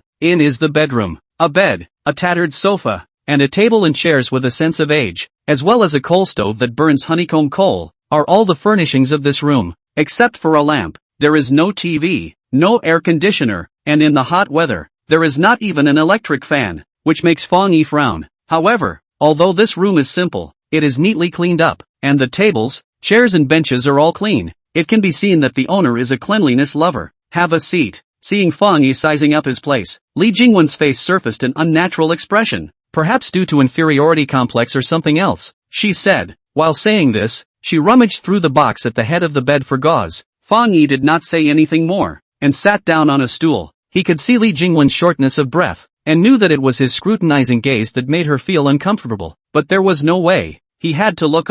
He had just put the money in Li Jingwen's house, and Chen Hua knew about it, and he had to wonder if the guy had done anything to the room, and that, in turn, was the very purpose of his cheeky entrance. Luckily there's a little bit left. Li Jingwen rummaged around in the box for a while, and finally took out a roll of gauze, and an ointment. In order to succeed in gaining sympathy, Fang Yi was not kind to himself, and the injury on his hand still looked pretty much like that. After smearing Fang Yi with the ointment, Li Jingwen carefully bandaged his wound. Looking at Li Jingwen, who was squatting in front of him, her originally white and flawless face was red and swollen. Fang Yi's heart had an indescribable feeling. With her parents' status position, if the family did not suffer a change, she should be living a very happy life. But now, thank you. Seeing the bandaging finished, Fang Yi said to her, "It's me who should thank you. You've helped me twice." Li Jingwen stood up and seriously said to Fang Yi. Fang Yi smiled, not responding to Li Jingwen's words, his gaze seemingly unintentionally looking towards a broken lamp base on the wall. What is this?" With a cry of surprise, he walked over and reached out to pull down an object from the dark lamp base. Seeing Fang Yi's action, Li Jingwen was also puzzled. A miniature camera? After looking at the object in his hand for a long time, Fang Yi guessed. These words caused Li Jingwen, who was originally still unsure, to change her color drastically and looked at the thing in Fang Yi's hand with horror. "How did you have this kind of thing at home?" As soon as he ripped off the wires attached to the camera, Fang Yi asked knowingly. After Fang Yi said the name of this thing, Li Jingwen's face lost its blood color. She looked at this camera incredulously, although she did not respond to Fang Yi's words, but in her heart, she had already guessed who installed this thing. No wonder he knew so quickly what happened in his house. The original. The clear silhouette of the person surfaced in her mind. Li Jingwen only felt a vicious chill in her heart. She originally thought that her uncle was just a good-for-nothing, but she didn't expect that he would be so. Seeing Li Jingwen so angry that her body was trembling, Fang Yi's heart even sighed repeatedly. It was really unlucky to be spread out on such an uncle. And now, he was both disgusted and angry. Even so, but he still had to pretend to be puzzled to ask, "Is this someone else installed in your home? Should I call the police?" When he found the camera, Fang Yi had already determined the view that this camera could capture. He had just put the money through the window and was quite worried that he would be captured as well. But after looking at the angle, he felt that this camera shouldn't be able to capture his own face, which is why he proposed to call the police. After hearing Fang Yi's proposal, Li Jingwen froze for a long time, seemingly thinking and struggling. After a long time, she shook her head. Forget it. Forget it. Fang Yi thought that Li Jingwen must be to call the police. After hearing this, she can't help but be shocked. Being secretly photographed. For women, it should be the most intolerable right. Not to mention, the other party is still her uncle. Seeing Fang Yi's shocked look, Li Jingwen doesn't know how to explain. There is no bathroom at home. She uses the public bathroom in the community to go to the toilet, while bathing is solved in the public bathhouse in the school. Because of the hole in the window, she has never changed her personal clothes at home. Really speaking, this camera can't actually capture anything. However, the reason why she said forget it, not because of this reason, but because their aunt is frail and sickly. There is a cousin in elementary school. Their family all rely on their uncle to support. If they really call the police, arrested him, and then convicted him, aunt and cousin who will take care of? Thinking of these, Li Jingwen's face flashed a trace of pain. It wasn't that she didn't want to punish him, but she couldn't. Forget it, he didn't shoot anything anyway, Li Jingwen said again, while Fang Yi was surprised. He wanted to persuade her some more, but when he saw Li Jingwen's resolute expression, as if she would not change what she had decided, he had to swallow what he wanted to say again. Perhaps she had concerns she didn't know about? Alright, it's your matter. You decide. Fang Yi placed the camera on the table, and after using his perspective to make sure there was no second camera in the house, he got up to leave. Bye. After seeing Fang Yi out, Li Jingwen closed the door of the room. Just as Fang Yi took a step forward, he heard the faint sound of crying coming from inside. Li Jingwen is very strong, but in the end, she is just a girl. What Chen Hua did should be unacceptable to any girl. Asterisk. Hearing this cry, Fang Yi only felt a burst of sourness in his heart, regretting that he didn't give Chen Hua that few more punches just now. Letting him go so easily was really cheap. If Li Mingzhi knows what happened to his daughter, I don't know how he will feel in his heart. Thinking of these, Fang Yi made up his mind. Must help Li Jingwen. Let him completely out of this uncle. Live a good life. With a mood that is not pleasant, Fang Yi returned home. Along the way, he was thinking about how to help Li Jingwen, but thought about it, but could not think of any good way. If he and Li Jingwen were friends, Then they could meet each other and communicate with each other more often, so that they could understand each other's living conditions at any time, and also have more opportunities to help her. But he is annoyed at and Li Jingwen is not a friend, although helped her twice. The other side may be a little grateful to her, but because of preconceived notions, I'm afraid that her own vigilance is far greater than the gratitude. Two people want to develop into a friend. It is not easy. Fang Yi is not short of money, but he is short of an excuse that will allow Li Jingwen to accept her help and feel reasonable. And this excuse must be found on the basis of not revealing that he has had contact with Li Mingzhi, which makes it very difficult. Fang Yi had thought of borrowing the name of a charity organization to be the one to provide financial assistance. However, no one had been funding Li Jingwen all along. Would it seem abrupt for such a person to suddenly appear at this moment? Then should we subsidize a few more to cover our ears? Fang Yi ponders on the feasibility of this plan, returns home and cooks a table of food. Although what happened to Li Jingwen has made his heart clogged up. However, today he made $80 million in the jade exchange. This is a big happy event. Fang Yi can finally start planning his life. He specially prepares a table of food and waits for Yin Xiaorui to come back and share this surprising news with her. However, he waited until 9 o'clock, but did not see the figure of Yin Xiaorui. Fang Yi is a little anxious. Even if the evening study is late, this point should be back. He is about to call and ask where this girl has gone crazy, but he didn't expect to receive a call from her. Fang Yi? After picking up the phone and hearing that it was actually a man's voice, Fang Yi frowned. Who are you? He asked. The other party did not answer his question, but only indifferently said, your sister is in my hands. 48 Binhai Road. Within half an hour, come here to meet me. If you dare to call the police, you will suffer the consequences. Chapter 50, Impatience. Hanging up the phone, Fang Yi straight out the door, hurriedly rushed to the location that the other party said. His back has long been wet with cold sweat. On his face, there is anxious, there is doubt, there is more fear. He did not know what the person who called him was, nor did he know what the other party was doing to arrest Yin Xiaorui, and even less did he know what the other party's purpose was in calling himself over. But it was for this reason that he was afraid. Could it be that he was approached by the person who killed Li Mingzhi? Could he be trying to silence himself by calling himself over? What if he was not his opponent? With these thoughts in his mind, Fang Yi regretting that he had made too much of a spectacle at the jade exchange today, and he thought that he might have been exposed because of this. Thinking of Li Mingzhi's death, thinking that the other party might also be a character with all the supernatural abilities, and might even be stronger than himself, Fang Yi did not know where his retreat was. His heart was in turmoil. However, his heart is in turmoil, but the pace of his feet does not pause for a moment. Yin Xiaorui is in the hands of the other party. Even if he knows that he will definitely die if he goes, he must go, and he must go with the fastest speed. If he could retreat in one piece, naturally it would be the best result. If not, then he would do his best to save Yin Xiaorui, and then fight the other party. Although he is afraid, but he will not tie his hands. After all, this is not his style. Fish death, only in line with his temperament. No. 48, Binhai Road, is a restaurant, but it seems that it is not open for business today, as the door is closed. Fang Yi took a taxi to the door. Just got off the car. He saw the restaurant door open. A skinny man with dyed yellow hair walked towards him with a cigarette in his mouth. There was a surveillance camera at the door, so he thought that the people inside knew that he had come. You are Fang Yi? The smoke smoked onto the little yellow-haired man's eyes, causing him to squint and survey Fang Yi, and after a long time of surveying, he asked. Fang Yi thought that the other party would be dressed like a character from the Matrix. He did not expect this look. He froze, then nodded. It's me, come in. Seeing Fang Yi acknowledge,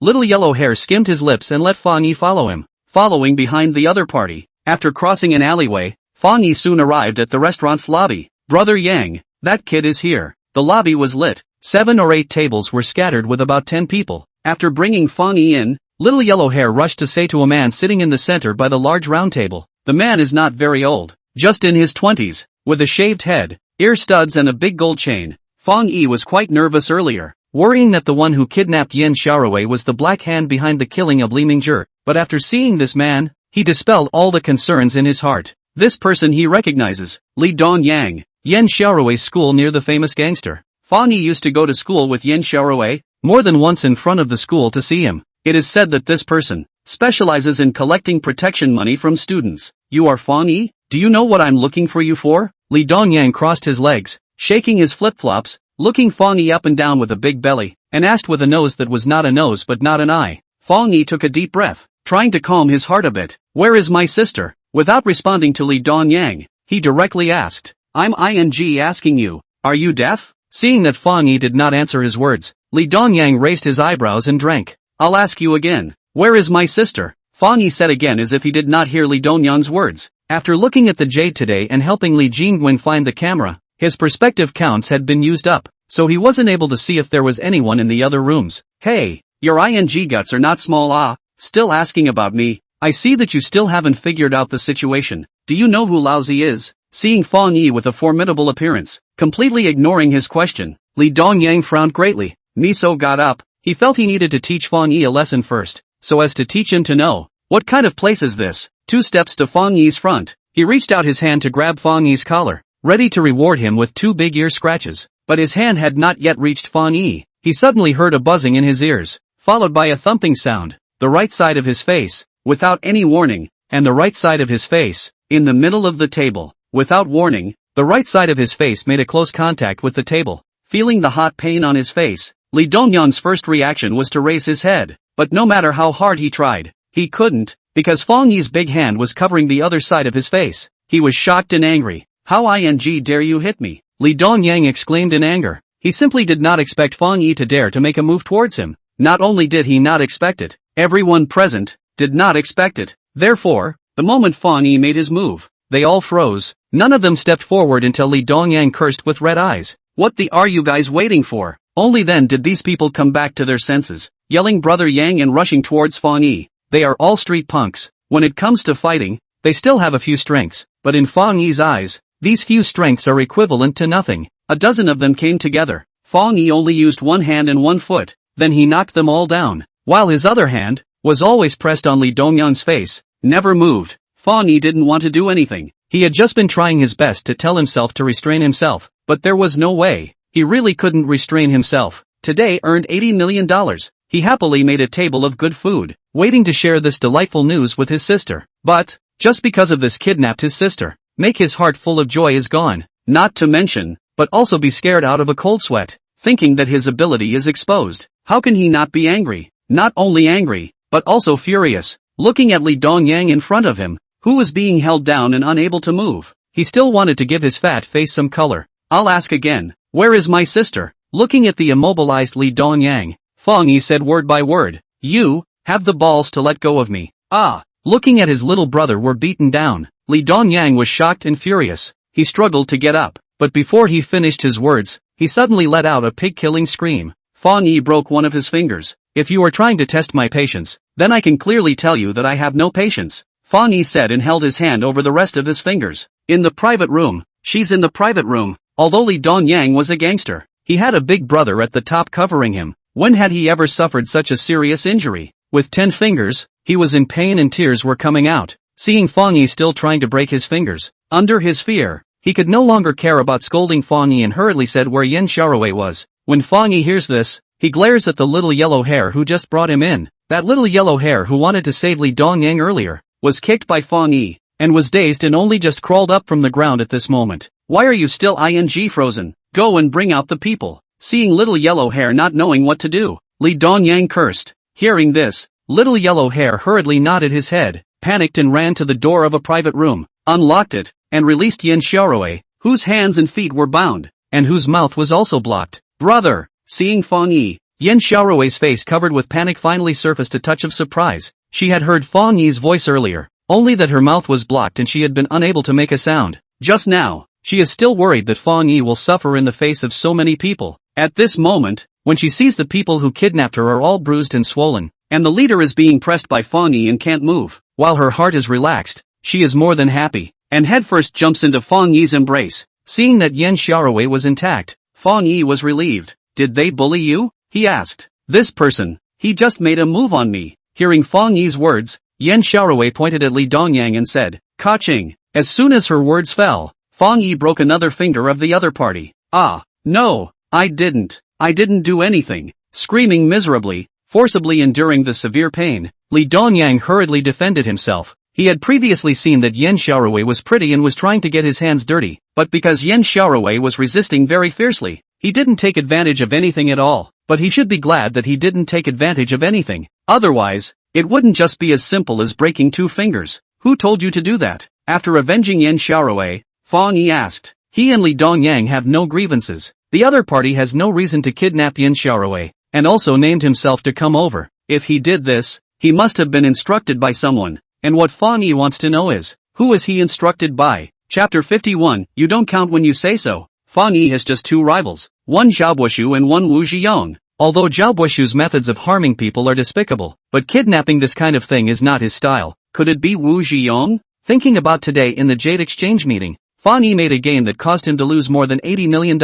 Could it be that he is looking for his revenge? No? Fang Yi thinks to himself. Seeing that Li Dongyang did not answer, he is ready to break another one of his fingers. It's me. A female voice came, and Fang Yi turned his gaze to the doorway. Zhao Xinran. Seeing the familiar figure standing at the doorway, Yin Xiaorui was taken aback, somewhat incredulous. It seems like you've offended quite a few people. To think that it's me. Zhao Xinran had both hands in her pants pockets as she slowly walked into the restaurant. Behind her, there was also a tall and strong man, as well as 20 or so punks. As soon as they entered, they surrounded Fang Yi and Yin Xiaorui. Brother Shun, save me. Seeing the tall and sturdy man, Li Dongyang's face was overjoyed and he hurriedly shouted, Ka-ching! Ah! Just as he made a sound, Fang Yi broke another one of his fingers, causing him to tear his heart out in pain. Seeing Fang Yi surrounded by so many people and still dared to commit murder, not only Zhao Xinran was startled, even the man frowned. The man's name is Zhang Shun. He is a famous figure in Jinling Road, one of the right-hand men of Li Hu, the downhill tiger, and at the same time, he is also Li Dongyang's elder brother. Seeing that Li Dongyang was being pressed on the table by Fang Yi, with 3 fingers on one hand deformed, his face changed slightly and he said angrily, Kid, I advise you to better let him go. You're teaching me things? Fang Yi raised his eyebrows and glanced at Zhang Shun. He. Hearing Fang Yi's words, Zhao Xinran couldn't help but laugh out, once again looking the man up and down with a slightly surprised expression. I can't imagine that Yin Xiaorui's straw brother still has this kind of skill. It's really surprising. She made a condescending gesture, first affirming Fang Yi's strength, and then scanned Li Dongyang's juniors, her eyes not hiding the color of contempt. Previously, after planting evidence on Yin Xiaorui and being recognized by Fang Yi, causing her to lose face, Zhao Xinran was not able to get angry in her heart, and she did not go to class yesterday and today, calculating how to give Fang Yi and Yin Xiaorui a lesson. Today, she figured out a way to let Li Dongyang tie up Yin Xiaorui and ask Fang Yi to come over. She was ready to teach him a hard lesson, but who knew that Li Dongyang's people are so trashy? A dozen of them can't even beat up Fang Yi, and they are still being beaten to death. If not for the fact that she had been watching what was happening here on the monitor, she would have had to let Fang Yi leave unharmed today. Then wouldn't she have wasted her efforts? Zhao Xinran, you planted me before and my brother didn't do anything to you. You're doing this now. It's too much. Where did Yin Xiaorui not know that everything today was Zhao Xinran's trick? Looking at the other party's heavily made-up face, she angrily questioned. He didn't do anything to me. That's because he didn't dare. Do I still have to thank him? This is called excessive? There's even more excessive later. Zhao Xinran sneered and gave a disdainful look at Yin Xiaorui before turning her gaze to Fang Yi. I admit that your hands are quite impressive, but there are more than 20 people on our side. Can you still beat them all? She finished with a smile and added, I'll give you a choice. Kneel down and apologize to me, then break your own arm, and I'll let you siblings leave unharmed. What? Hearing Zhao Xinran's request, Yin Xiaorui's face changed drastically and she nervously grabbed Fang Yi's hand, looking at the demonically dressed woman in front of him,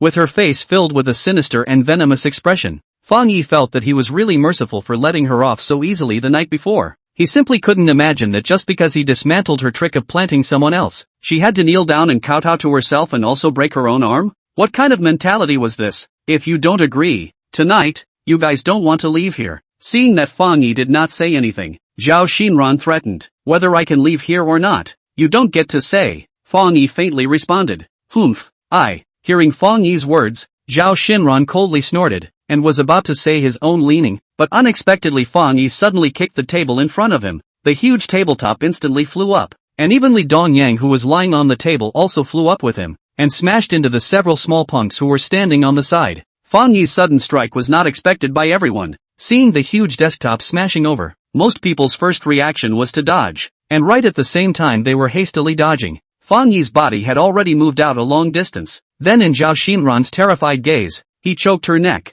Miss Xiao, Zhang Shun was standing at the side, but he completely failed to see how Fang Yi came over. Seeing Zhao Xinran being choked by Fang Yi, he was shocked and twisted his fists to strike at Fang Yi, but his speed was like static in Fang Yi's eyes. Bang! The beer bottle in his hand smashed on his head, and Fang Yi smoothly aimed the disconnected bottle top at Zhao Xinran's neck. Try? He leveled his eyes at the shocked and angry Zhang Shun and said with a smile. Zhang Shun did not expect Fang Yi's speed to be so fast that he could not react in time. Although the other party's face was wearing a smile, he saw a hint of viciousness in his sharp eyes. He did not doubt for a second that as long as he dared to make a slight move, Fang Yi would dare to stab this glass bottle down. So he did not dare to move. You let go of me. Zhao Xinran was shocked by Fang Yi's sudden move. How could she not have imagined that with so many people on their side, Fang Yi still dared to make a move towards himself? And the key is, he even succeeded. Zhang Shun, why don't you save me? Seeing Zhang Shun frozen still, she called out in shock and urgency. Splat! A slap on her face.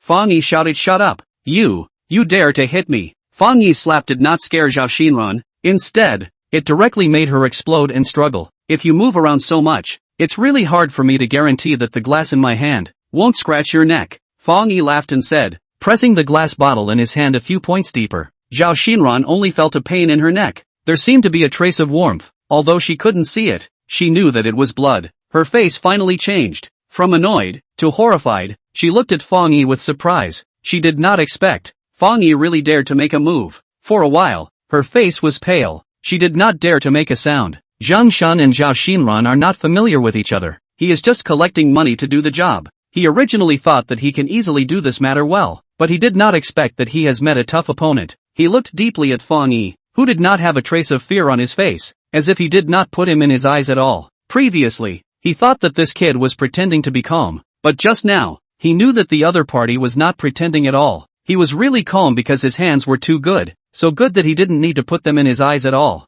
Fang Yi's body is good, but also just let Zhang Shun surprised. Not to talk about fear. In the road mixed so many years, what kind of big scenes have not seen? If a person's skill is good, it is still limited. Can he beat hundreds of people? Call someone. Thinking about this, Zhang Shun waved at the little brother behind him, asking him to call someone, but as soon as the words fell, a cold snort came from the doorway. Who else do you want to call? Are you not ashamed enough? Chapter 52, Killing Intent. Accompanied by the sound of a voice, a burly man with a stature similar to Zhang Shun's walked in at the doorway, followed by a few minions as well. Guo Huai, what are you doing here? Seeing this man, Zhang Shun frowned and asked. This big man's name was Guo Huai, and like him, he was a powerful man under Li Hu, except that the two of them had always been at odds, belonging to the kind of relationship where well water does not offend river water. Seeing Guo Huai suddenly appeared in his own territory, Zhang Shun inevitably puzzled. What am I here for? Of course to see you laugh. Looking at Zhang Shun who was drenched in beer,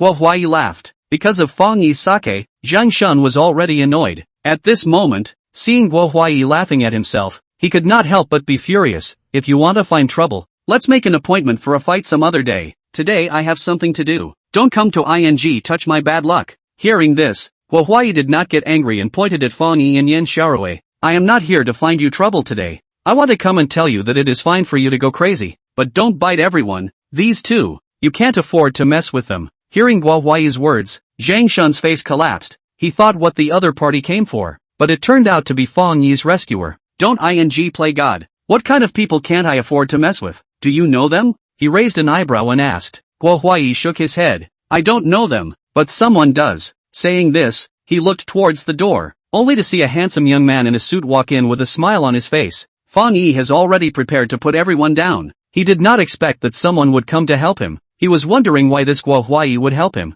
After seeing the person who came in at the doorway, he was suddenly enlightened. This man in a suit was no other than Liang Tianlei. Boss Zhang, long time no see. As soon as Liang Tianlei entered the room, he greeted Zhang Shun. Although they were not familiar, they were acquainted. Li Hu's company and Liang's group had much cooperation. Liang Xiao? Seeing Liang Tianlei, Zhang Shun was also surprised. This Mr. Feng is my friend. Without saying too many polite words, Liang Tianlei opened the door and pointed at Fang Yi. What? Hearing Liang Tianlei's words, Zhang Shun was even more surprised, but before he could finish his words, Liang Tianlei's assistant had already passed $1 million check into his hands. I hope that Boss Zhang will give my young master a few points of face, and not to make things difficult for Mr. Feng again. Receiving Liang Tianlei's check, Zhang Shun did not bother to look at the specific amount on it because there was no need to. When Liang Tianlei said that Fang Yi was his friend, he understood what Guo Huai's earlier words meant. He also knew that it was impossible to find Fang Yi's trouble again today. Liang's group is a famous big enterprise in Jinling. At the same time, It is also one of his boss Li Hu's long-term partners. As the designated heir of Liang's group, Liang Tianlei's status is on the same level as his boss. In a sense, even higher than his boss status. The other party wants to release himself, only need to command a word on the line. But people not only personally appear, but also took the money. This is to give enough face. Even if the other party just gave $1, he also have to smile and accept. Not to mention, the other party gave $1 million, although he also received Zhao Xinran's money, but only 150,000. Not to mention, Zhao Xinran is only the daughter of the Zhao Group shareholders. The future cannot share the shares of the Zhao Group is not certain, and Liang Tianlei is the son of the chairman of the Liang Group. The Liang Group recognized the next generation of the speaker. If you have to offend one, little cutie, also knew how to choose. Besides, Zhang Shun was not stupid. Liang Yang, I am really sorry, it's me who is blind. Thinking about this, Zhang Shun became more and more respectful, sighed and said with a remorseful look. His remorse, not a disguise, but from the heart. If he let his boss Li Hu know that he offended Liang Tianlei's friend, how can he avoid 2 big hard slaps? He had now begun to think about how to explain to his boss in order not to receive these 2 slaps. No harm. Those who don't know are not guilty. Liang Tianlei smiled, did not say much and walked straight to Fang Yi who was on the side. His eyes, there was a kind of eagerness that was hard to hide. Liang Tianlei wants Zhang Shun to release people.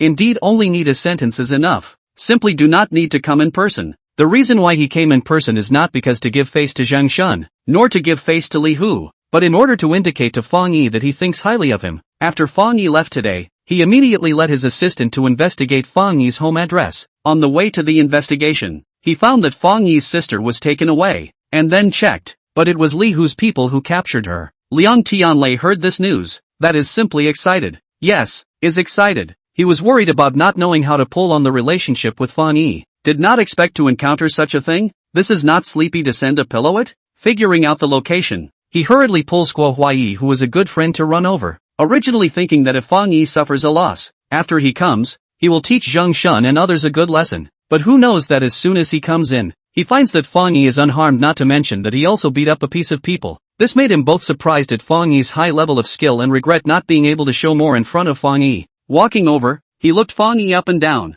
seeing that he was indeed unharmed. While he was surprised, he also felt more and more impressed, and thought that he was extraordinary. Mr. Feng, are you alright? Fang Yi shook his head, signaling that he was fine. You are Zhao Bushu's cousin? After getting Fang Yi's response, Liang Tianlei was even happier. Woody looked at Zhao Xinran and asked. Liang Tianlei was a public figure, and Liang Group and Zhao Group were old rivals, so Zhao Xinran naturally recognized him. But she also ignored Liang Tianlei and just cursed at Zhang Shun. Zhang Shun, you promised to help me deal with Fang Yi, and now you've changed your mind on the fly. How shameless. Amass. Zhao. I didn't know that this person is Liang Xiao's friend beforehand. If I knew that, I will not take this matter. I didn't do it. It's my problem. The money I will return to you without moving a penny. Zhang Shun said. No longer look at her. Turn to the side. Eyes watching the nose watching the heart. Bah! Zhao Xinran spat in annoyance, scoffing at Zhang Shun's approach. However, she seems to feel that she is also powerless to resist, so she simply breaks the pot and glares at Fang Yi with a hideous expression. Fang Yi, you better kill me, or else, the next time I kidnap Yan Xiaorui, I will definitely not give you the chance to save her. Is that so? Then kill. Hearing Zhao Xinran's words, Fang Yi's pupils shrunk slightly, and after a slight thought, he made his decision. These words exited the restaurant, immediately startling everyone in the restaurant. Then, in their shocked gazes, they saw Fang Yi put the glass bottle shards in his hands and ruthlessly stabbed at Zhao Xinran's neck. The crowd was shocked. Zhao Xinran is even more horrified. She said that sentence. It was just a cruel sentence that she was not willing to fail. She didn't think much at all, even though it sounded bold, but it was just a dead duck's mouth. She felt that Fang Yi surely didn't dare to kill her, so that's why she said that. Who knows? Fang Yi dared to come for real? What should I do? What should I do? I've met a madman, and I'm going to die? No, I don't want to die. I haven't lived enough. Don't kill me. Almost just in a flash of lightning, the glass bottle in Fang Yi's hand was about to stab into Zhao Xinran's neck with a difference of 0.5 millimeters. But right at this moment, Zhao Xinran's throat let out a sharp cry as she shouted hoarsely. Seeing that Fang Yi was really going to kill Zhao Xinran, even Liang Tianlei was stunned. So much so that he didn't even stop Fang Yi in the first place. Although Zhao Xinran was only the daughter of a small shareholder of Zhao Group, but after all, her surname was Zhao. If she died, it would be a big trouble that even she couldn't handle. Well, Fang Yi was just scaring her. I thought that you are really not afraid of death, but it turns out that you are also afraid. The glass stopped at the side of Zhao Xinran's neck. Fang Yi's face revealed a smile, a very bright smile. If not for the fact that everyone clearly saw Fang Yi's movements, they would have thought that the scene just now was an illusion. At this moment, Fang Yi was like a big brother next door. Warm and sunny, harmless, any other means, you can use them all. Otherwise, maybe you won't have the chance one day. Fang Yi smiled, wiped the blood on his hand, let go of Zhao Xinran's neck. After saying his words, he turned his head, pulled Yin Xiaorui and went out the door. Looking at Fang Yi leaving so quickly,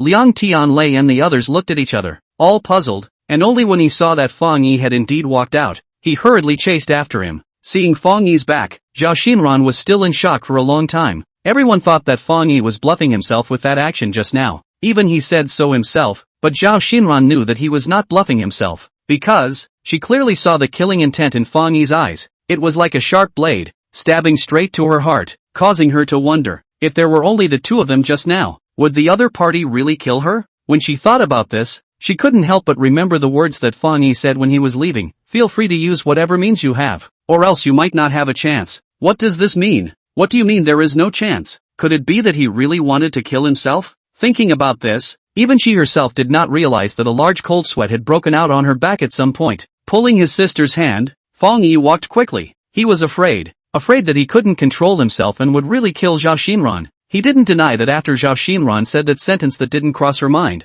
he really moved to kill her. If he didn't still have a trace of sanity, that piece of glass, he might have really stabbed it in. Mr. Fang. Fang Yi walks out of the restaurant. Liang Tianlei chases out from behind and calls out to him. The former turns his head, and a joyful smile appears on Liang Tianlei's face. Chapter 53 A and B. Wait for me here. Fang Yi gave an explanation to Yin Xiaorui and then walked over towards Liang Tianlei. The coastal road. It goes without saying that it is naturally close to the seashore. Leaning on the railing, feeling the not-so-slight sea breeze lapping at his cheeks, Fang Yi takes a deep breath. Thanks a lot for what happened just now. Although even if Liang Tianlei didn't come, he had the confidence to leave unharmed. But if that was the case, Zhao Xinran and Zhang Shun, who had failed to take revenge and had suffered a loss, would definitely come back to pester him. Liang Tianlei's appearance. For him to eliminate the trouble, at least Zhang Shun and Li Dongyang, these people are not dare to find him trouble. As for Zhao Xinran, I do not know that she still have the courage. Even if there is, Li Hu's men will not help her again,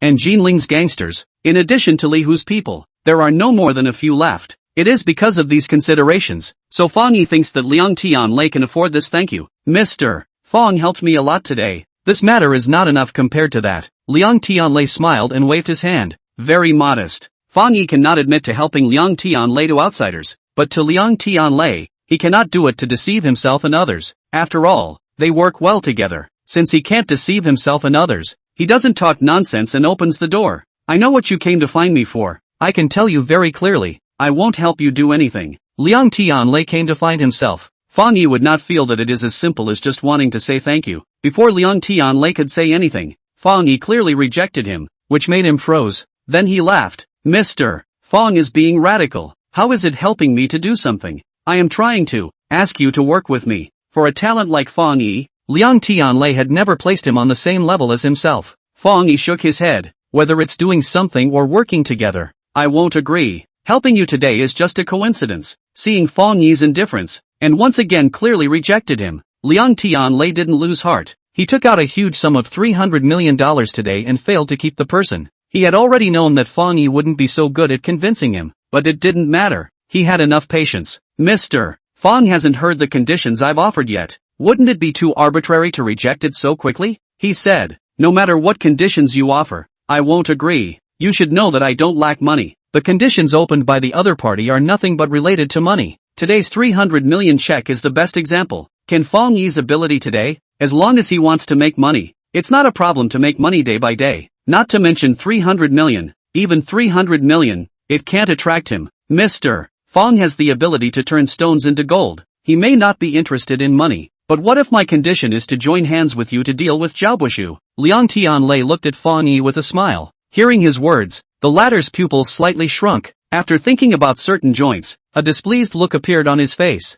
You're investigating me? Looking at Liang Tianlei, Fang Yi's voice, cold for a few points. Seeing this, Liang Tianlei hurriedly apologized. Mr. Fang, don't be angry. I want to find you. I have to investigate a bit, but I can swear that I have never investigated too much into your private life. Liang Tianlei was too eager to find Fang Yi, and was also puzzled by Fang Yi's inexplicable outburst to help him, so he had to have someone to investigate. In the afternoon, he didn't find out much, but he did know some important information. Fang Yi and Zhao Boshou were alumni. There was a conflict between them, and then Fang Yi was misunderstood and expelled from the school. Hearing the word private life, Fang Yi frowns. There is no doubt that Liang Tianlei must know about his scandal in school, otherwise he would not emphasize on this. Seeing Fang Yi's face become a bit ugly, Liang Tianlei seems to realize that he said the wrong thing and hurriedly defends again. Mr. Fang, I absolutely believe that you are innocent, although I don't know what happened between you and Zhao Boshou that caused the conflict, but with my understanding of him, it is highly likely that those trumped-up charges against you are his handiwork. After the matter has passed for half a year and has been deliberately suppressed, there are too few clues that can be found.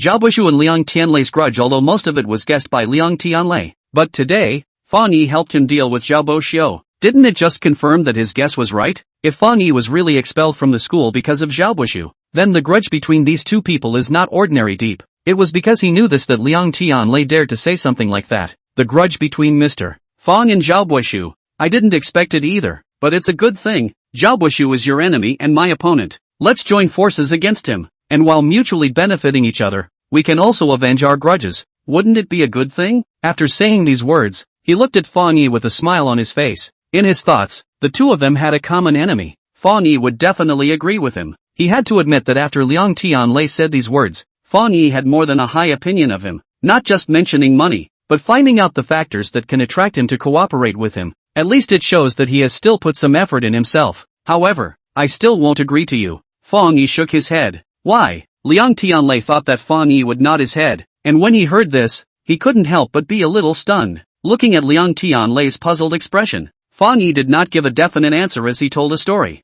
A and B went hunting together, saw a bear. A only wanted to cut off the bear's claws and leave, but B wanted to kill the bear. The two of them were in the process of fighting with the bear. The bear wasn't dead yet, and A had already cut off his claws. Tell me, in such a situation, would A still have the heart to fight with B to kill the bear? This story of Fang Yi's made Liang Tianlei first froze, not understanding the meaning, and then, he pondered. The meaning expressed by this story told by Fang Yi was actually not difficult. A and B were Liang Tianlei and him. Fang Yi and Liang Tianlei did have a common enemy, but the nature of this enemy to the two was different. Zhao Boshou for Liang Tianlei, just a business competitor. The two have no deep hatred, but for Fang Yi, he is not a rival, but a mortal enemy. Fang Yi's future was ruined by Zhao Boshou, not to mention, the two of them also have the hatred of taking his wife. Then life and death enemies, not much worse. Previously, Fang Yi has no power, not to mention little ability, have the heart to revenge, but unable to pay the action. After all, Zhao Boshou power is too big.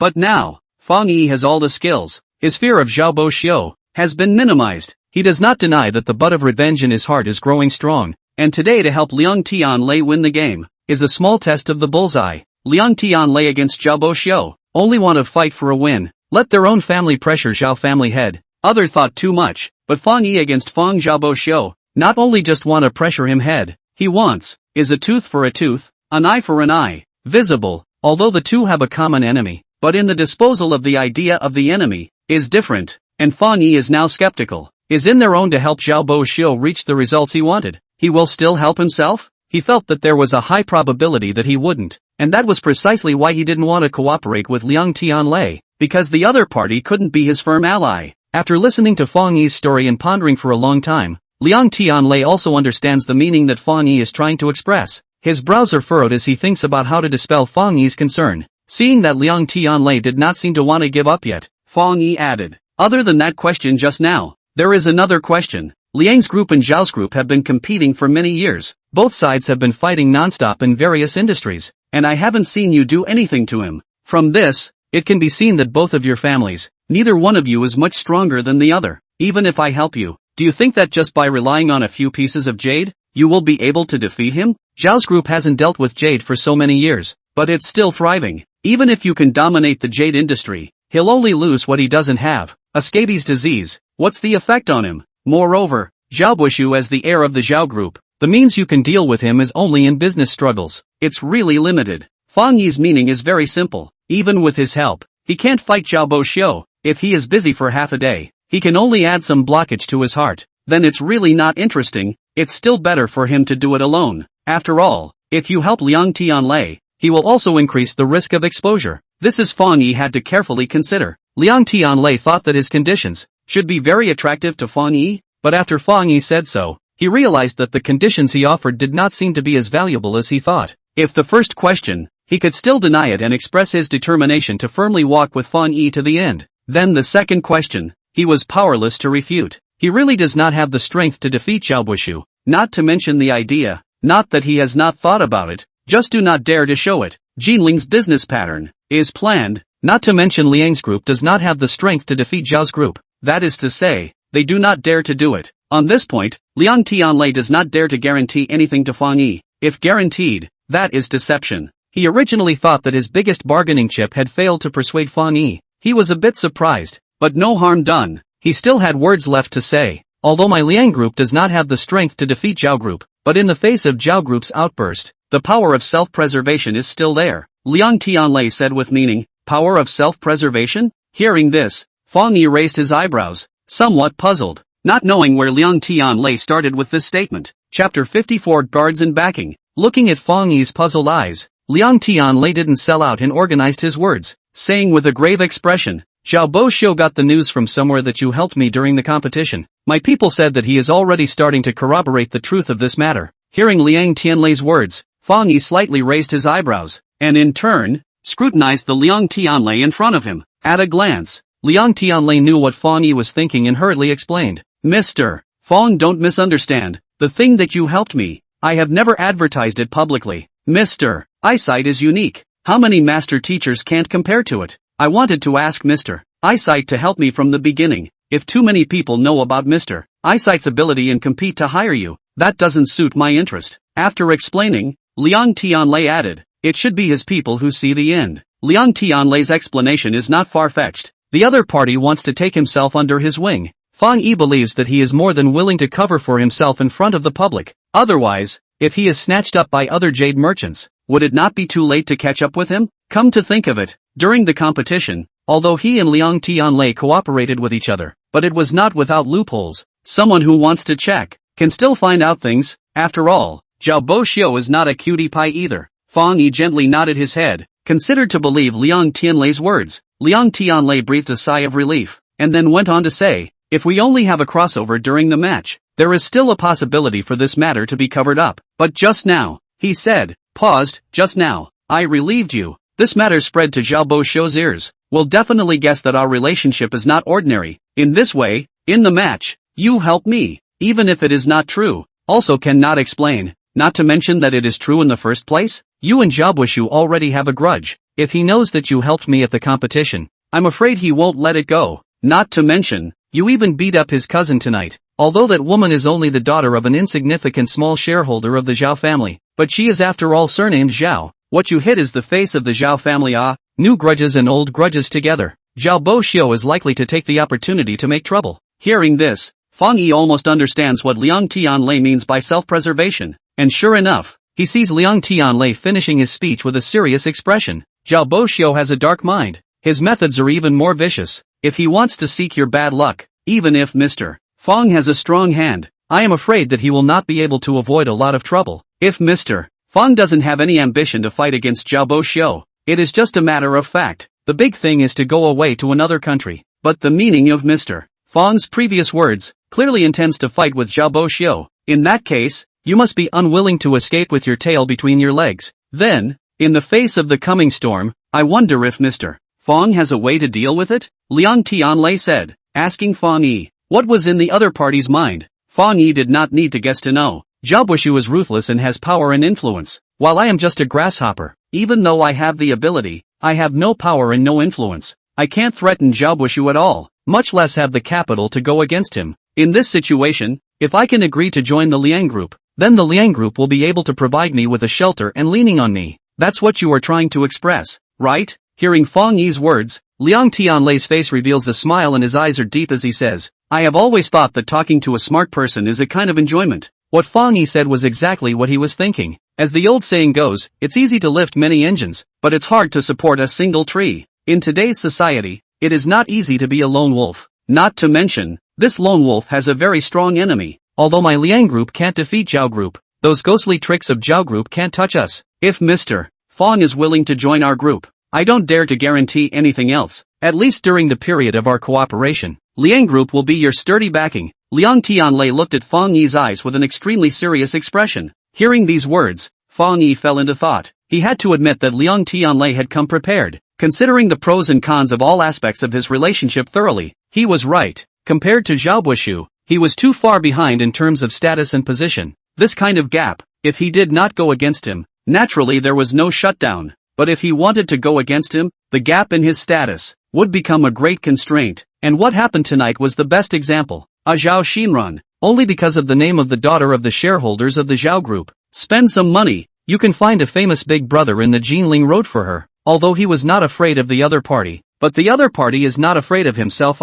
He previously showed a superior body, but the other party has put him in the eyes? No matter how many he knocked down, the other party is not afraid of him, only a call to clean him up. As soon as Liang Tianlei stepped in, the other party immediately wimped out. Could it be because Liang Tianlei is very capable of fighting, more powerful than himself? Nonetheless, Fang Yi knows that Zheng Shun and the others withdrew their hands, not because Liang Tianlei is powerful, but because of his identity as the youngest master of the Liang family. Behind him is the Liang group. Fang Yi is very clear. Just now in the restaurant, even if he beats everyone and leaves with Yan Xiaorui, the other party still won't be afraid of him, not to mention won't let go of him. Maybe next time, he will call more people to find him trouble. But Liang Tianlei identity, the other party not only immediately recognized the goat, more dare not pursue this matter. The importance of identity and backing is self-evident. A Zhao Xinran can find so much trouble for himself? If the identity status is higher than her Zhao Bo Xiushot, will it be inferior to her? Of course not. Zhao Buishu is too powerful. Just by moving his lips, he would not know how many people would be willing to be driven by him. Although Fang Yi is not afraid of Zhao Bo Xiu's methods, however, he is not alone. After looking at Yan Xiaorui who was leaning on the distant railing and blowing the sea breeze, Fang Yi's heart is tightened a few more points. Tonight, although Yan Xiaorui is fine, but Zhao Xinran's behavior, but gave him a wake-up call. This time she is fine. Who knows, will there be a next time? Zhao Bo Xiu's means may not be able to help him, but if he towards Yan Xiaorui shot it, if anything happens to Yan Xiaorui, Fang Yi will not be able to face his father and his mother. Besides, even if Zhao Bo Xiu not to Yan Xiaorui shot, only to deal with him alone, find some fighters to beat him, although it is not on the surface of the trick, but to be so provoked every day, that also upset the toad jumps on the foot, does not bite, but it is disgusting. Besides, if one is really bothered by some punks every day, what energy is there to deal with Zhao Buishu? Join Liang's group. Although Liang's group will not for him and Zhao Bo Xiu dead end, but at least he can solve these worries. After all, some of the only profit-oriented demons and monsters worry about the Liang's group behind him, will not dare to act rashly. These thoughts flashed in his mind. Fang Yi did not make a sound for a long time. See, Fang Yi has been in deep thought. Half a long time did not say. Liang Tianlei no. His own words, said to his heart. The other side although no words, but has been moved. At this time, he threw out substantial chips. If Mr. Fang is willing to join the Liang group, you palm I over the raw stone, but all open jade. You can share the profit of 30%. In addition, I own 15% of the shares of the Liang group. I can make my own decision. 1% of Mr. Fang, in order to show my sincerity. Liang's group nowadays has not been operating jade in a big way, but the total price of jade opened every month has already exceeded $100 million. If Fang Yi really joins Liang's group, with his eyesight, 1 year down, the value of jade opened is at least over $10 billion. Even if $100 billion, 30% of the profit, there are $3 billion. That is to say, as long as Fang Yi is willing to give his all, he will be able to get $3 billion of salary in 1 year. And this is only salary. In addition, there is 1% of the stock dividends. With Liang Group's market value today, even if 1%, there are several hundred million, which is a huge sum of money. Fang Yi only needs to work at ease for 1 year. His value will be able to skyrocket dozens of times on top of the current $80 million. It had to be said that this interest was very tempting, and Liang Tianlei was also very generous, indeed showing sincerity as he said. Liang Tianlei's generosity, of course, is not a flash in the pan, but after careful consideration. In his opinion, if Fang Yi is really willing to work for him, with the other party's ability, Liang's group will certainly only make money in the jade industry. Combined with the victory of the Stone King exhibition, they have a great possibility of obtaining the right to act as the agent of jade in Jinling City. Once the Jade agency rights take over the Su Group's previous store, Jade shipments will increase greatly. The group's annual net profit will rise billions of dollars. Profits rise, the market value will also rise. When the market value rises to a certain extent, Liang's group will have the capital and fame to cooperate with more companies. If they can cooperate with a large number of foreign companies, or even overseas companies, then Liang's group will likely break the golden hoop that has been placed on their heads. This golden hoop, which has been on their head for too long, has been confining them to this acre of land in Jinling. There are quite a number of people in Liang's group who have had enough of this golden hoop. They just haven't dared to rebel. But that's just not a chance. Now, isn't the chance coming? Although Fang Yi does not value money, but when he heard that Liang Tianlei was willing to pay such a large price to invite himself, he still could not help but be shocked. But, surprised to be surprised, he was still quite calm and did not say anything more. He is capable, but he also has concerns. Even if he joins the Liang group, he does not dare to give his full strength. Liang Tianlei was very patient. Seeing that Fang Yi did not instantly agree, he was not in a hurry. Seeing that it was getting late, he did not stay much. After looking at his watch, he said, Mr. Fang didn't give a reply at this time. I think he is thinking. It doesn't matter. I will give you 2 days. You can go home and think about it. Liang Tianlei said. After thinking about it, he added, the story Mr. Fang said earlier is very interesting. I thought about it carefully. After getting the bear's claw, I may not fight with B to kill the bear, but I believe that before cutting down the bear's claw, he must have given it his all. After saying this, Liang Tianlei laughed and left with his assistant. Chapter 55, Do It My Way. Liang Tianlei's last sentence made Fang Yi couldn't help but smile. What the other party wanted to express was nothing more than that. Liang Group might not be able to walk with him until the end, but they would definitely help him with all their might during their walk together. These words expressed a sincere attitude, no matter if what he said was true or false, but at least it made people sound like they were in a pleasant mood. Brother, who was that person just now? Seeing Liang Tianlei leave, Yan Xiaorui walked up and asked suspiciously, a friend. What friend? I see that those people earlier were quite afraid of him. This person is a big shot at a glance. Yan Xiaorui does not remember when Fang Yi has befriended such a big shot. Seeing that Yan Xiaorui is blinking a pair of big and agile eyes, which are full of doubts, Fang Yi cannot help but laugh. It seems that tonight's incident did not scare you, and you still have the heart to ask questions. Hearing this, Yan Xiaorui pouts her mouth, very unconvinced. What's so scary? You didn't come to my rescue. To say that she is not afraid is false, but now that she has been saved, what else is there to be afraid of? Not only not afraid, and even some small excitement. After all, she did not expect his own brother so powerful. A fight a dozen, simply with the same as watching a movie.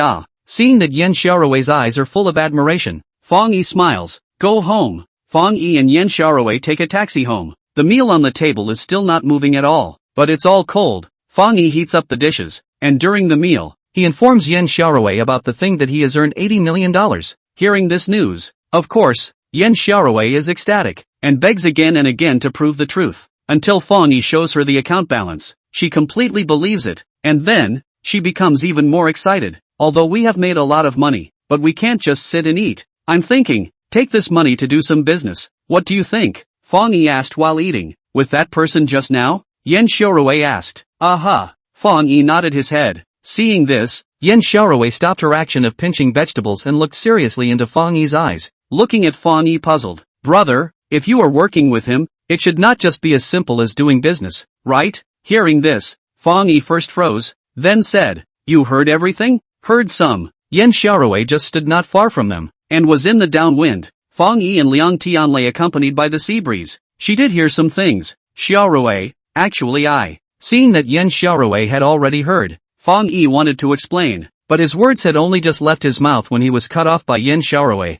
Brother, you don't need to say anything. No matter what you decide to do, I will support you. These words make Fang Yi face surprised. She doesn't even want to hear what she wants to do? Although Yan Xiaorui did not hear their entire conversation just now, but some key ones, she still heard it clearly, vaguely knowing that it was related to what happened half a year ago. It is not that she is not curious about this matter, but she feels that since it is Fang Yi's decision, no matter what he does, she should support it. After all, half a year ago, she has already made a wrong choice once. This time, she will never be wrong again. Seeing the firm color in Yan Xiaorui's eyes, Fang Yi suddenly understands that he doesn't need to explain too much, because no matter if he explains or not, the other party will support him unconditionally. Loved ones, isn't that so? When they returned home, it was already very late. Yan Xiaorui still has to attend class tomorrow, so she didn't sit at the table for too long. After finishing dinner and expressing her attitude towards Fang Yi's decision, she went back to her room. Yan Xiaorui's words made Fang Yi very touched, and at the same time, the original hesitation in his heart became a few points firmer. Previously, he hadn't decided whether he wanted to cooperate with Liang Tianlei or not, but now, he was basically certain. If he wants to fight with Zhao Buishu, in the case of unequal status, he must look for a backer. Liang's group may not be the best, but in the current situation, it is the most suitable. Of course, besides this reason, Fang Yi and Liang Tianlei cooperation, there is another reason. That is, he wants to cultivate his own force, a company, or a business. Apart from Zhao Buishu, who was his enemy, Fang Yi also had another imaginary enemy, which was the person who killed Li Mingzhi, or that organization. Fang Yi had been worried about being found by this organization before, and had only wanted to hide, but today's incident had made him realize that thinking that he could avoid trouble by keeping a low profile was just his wishful thinking. After only showing his hand once today, he was detected by Zhao Buishu to be out of place, so it was evident that he wasn't hiding very well, and unless that organization didn't want to look for him, there would always be a day when they would find him. After all, it was impossible for him to go through his entire life without using the ability of perspective. Not to mention, he still wanted to rely on this ability to go against Zhao Buishu. There was no way to hide, and since there was no way to hide, it was better to boldly face it instead of being afraid of it. Thinking of past events, this thought became clearer and clearer in Fang Yi's mind. Half a year ago, he and Yang Yuyi were in love. When he heard someone say that Zhao Buishu wanted to pursue Yang Yuyi, Fang Yi did not take it seriously, because in his opinion, his and Yang Yuyi's relationship was unbreakable. This matter was not enough to be feared, but in the end, he was actually framed by the two of them. 2 days ago, Yan Xiaorui was planted by Zhao Xinran. With his perspective, the matter was quickly resolved. Fang Yi did not pursue Zhao Xinran's responsibility. He thought it was fine, but today, Yan Xiaorui was kidnapped by the other party. 2 times bitter, let Fang Yi more and more feel. In the face of some can predict the danger. He should not be lucky, but should save for a rainy day, make all the preparations, so that, in the danger comes, can be able to cope with it calmly, and will not be in a frenzy, and even cause irreparable damage. Those who killed Li Niangzhi will not necessarily look for him, but what if they do? In all things, before considering victory, first consider defeat. Think in the best direction, do the worst plan, is a smart person. Although Liang Tianlei's words are only trying to convince Fang Yi to join Liang Group, Fang Yi has to admit that one of his words is right. It is easy to lift up a crowd of people, but it is hard to support a lone wolf. In today's society, it is not good to be a lone ranger. You are not involved with everyone. You seem to be free and easy, but when something goes wrong, who will come to help you? Since Fang Yi has decided not to run away, then he must make preparations. He wants to form his own forces and get more people involved with him. If there was a portion of people whose interests were held by him, then, when he encountered difficulties, this portion of people would possibly embrace him, support him, or even risk their lives to save him. And when more and more people like that, it would eventually form a huge force, one with him at its core. Alone at the dinner table,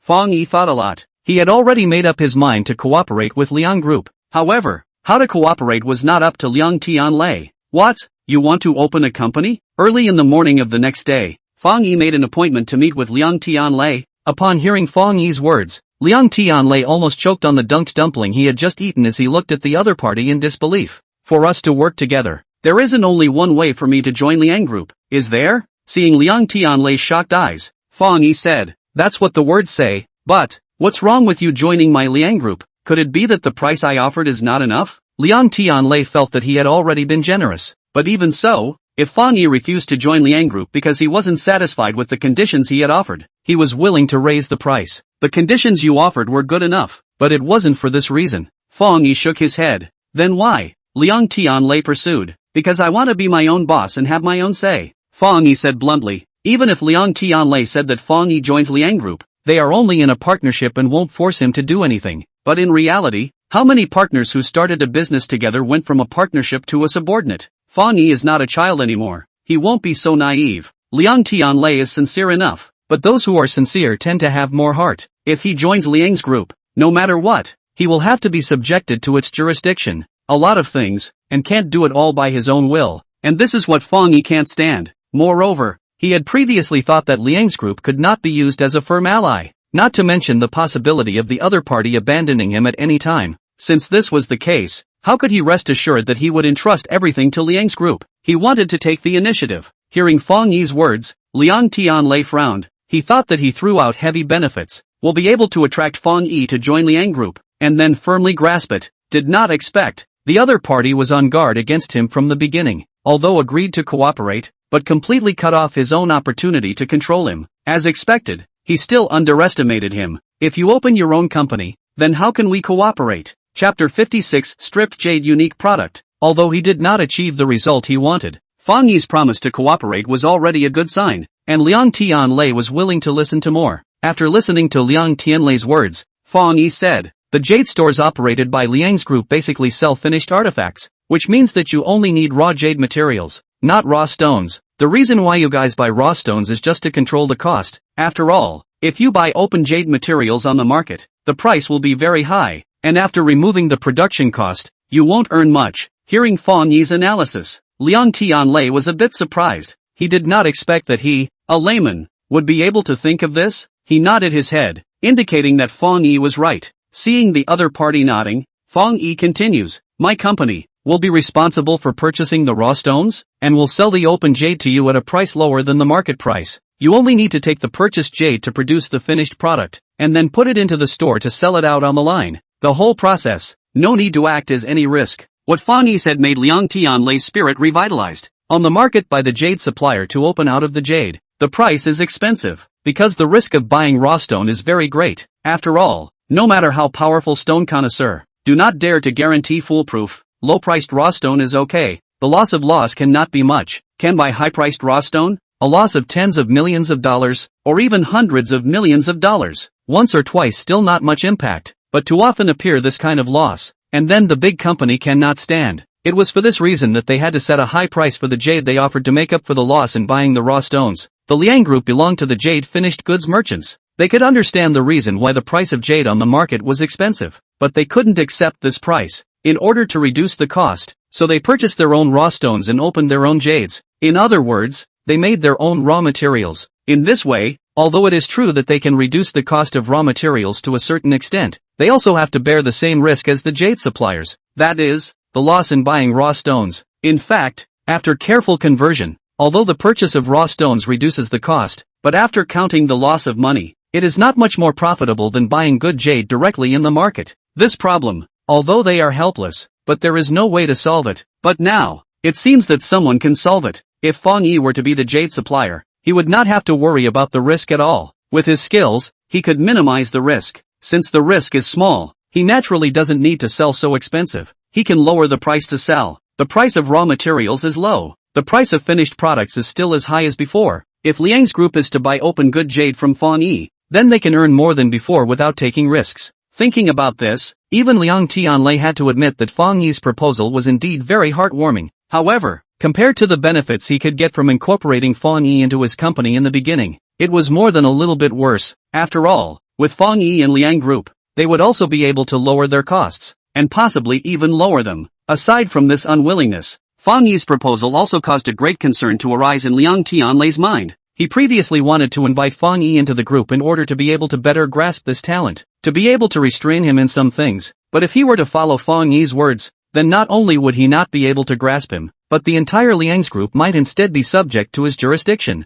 After all, if they have been relying on Fang Yi's company to provide raw materials, in case one day, the other party does not provide what to do, won't they be sitting on wax? It was because of these two considerations that Liang Tianlei's face did not show much of a smile. Fang Yi can say this proposal naturally also considered Liang Tianlei's concerns. Of course he wants to be the master of the guest, the jurisdiction of the Liang group, but he is not so arrogant. Liang's group has been standing in Jinling for so many years. Will it be easily controlled by others? Not to mention that it was still someone like him who had no power or influence. After thinking about it, he said, although I said that my company will provide jade materials for Liang's group, but I didn't say that you can only buy it here. Liang's group's own stone purchasing channels can be retained. You can purchase your own raw stones at any time. I hope that this will eliminate Mr. Liang's concerns. Fang Yi's words made Liang Tianlei slightly stretch his brows, but only slightly, because even if Fang Yi didn't mention it, they would still do it. How could a huge conglomerate be pinched by one person's lifeblood? But even so, they were still very passive, which gave Liang Tianlei, who was used to taking the initiative, a feeling of not being able to control the scene. He took a deep breath and pressed down the lethargy in his heart. I wonder Mr. Fang How many percent are you prepared to give us? Liang Tianlei asked. The stone I open will be sold to you at 80% of the market price, Fang Yi said. From the data he learned last night, most of the jade suppliers were selling at 90% of the price. Liang Tianlei shook his head at his words. Too high. 50%, 70%, 60%, just 70%. Fang Yi's tone was firm and unwavering. This was the minimum he could accept. Seeing Fang Yi's resolute attitude, Liang Tianlei's face does not look too good. Fang Yi gives him 70% of the price. He can earn 30%, after removing 10% of the production, publicity, and sales expenses. He makes a net profit of 20%. Although this profit is much higher than buying jade from other jade suppliers, it is a far cry from what he expected before. What he had thought before was that he would give Fang Yi 30%, take 60% himself, and after deducting 10% of the price of the raw stone and 10% of the production cost, he would be able to make a net profit of 50%. Now 50% into 20%. This difference cannot be said to be not big. Liang Tianlei momentarily feels some hard to accept. 70% of the price is already very low. If Liang Xiao is not willing to accept, then I'm afraid I can only find someone else. Jinling is so big. Although the most competitive to the jade industry are the Liang and Zhao families, but other than them, there are still quite a few big jade merchants. What's more, even if Jinling doesn't have them, will other places not have them? Although the price Fang Yi gave is only 20% lower than the market price, there will still be countless people rushing to buy it. If Fang Yi can think of this, Liang Tianlei can naturally think of it as well. He was worried that Fang Yi would be snatched away by other jade merchants. When he hears this, his expression becomes even more depressed. Seeing Liang Tianlei's expression faltering, Fang Yi gives the final blow. If Liang Xiao is willing to accept,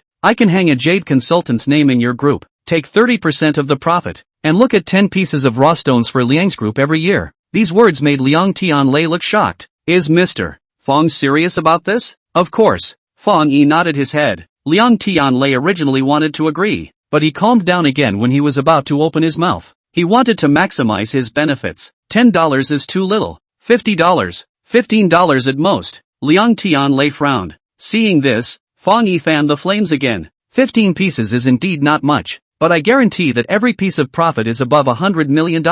Hearing this, Liang Tianlei's pupils suddenly shrunk, and after looking deeply at Fang Yi, only then did his face finally reveal a smile. Only the smile was more or less forced. I had thought that I had already placed considerable importance on Mr. Fang, but to my surprise, I had still belittled you. Mr. Fang's business acumen really amazes me. You agree? Fang Yi asked. Mr. Fang is too powerful. Other than agreeing, I have no other choice. Liang Tianlei showed a bitter smile on his face. Previously, he thought that Fang Yi was just quite knowledgeable about jade and stone and had superior eyesight. Now he realizes that this person in front of him is not only a stone appraisal master, he is also a negotiator. The conditions proposed are all on the edge of his acceptance range, making him not dare to refuse, but also unwilling to agree. Helpless in the end, he can only bow to the wind. Fang Yi automatically omits these flattering words. After determining the partnership, he started to discuss with Liang Tianlei about some matters of opening a company. After all, he was young and hadn't come into contact with this before, so he was inexperienced and needed to find Liang Tianlei to help.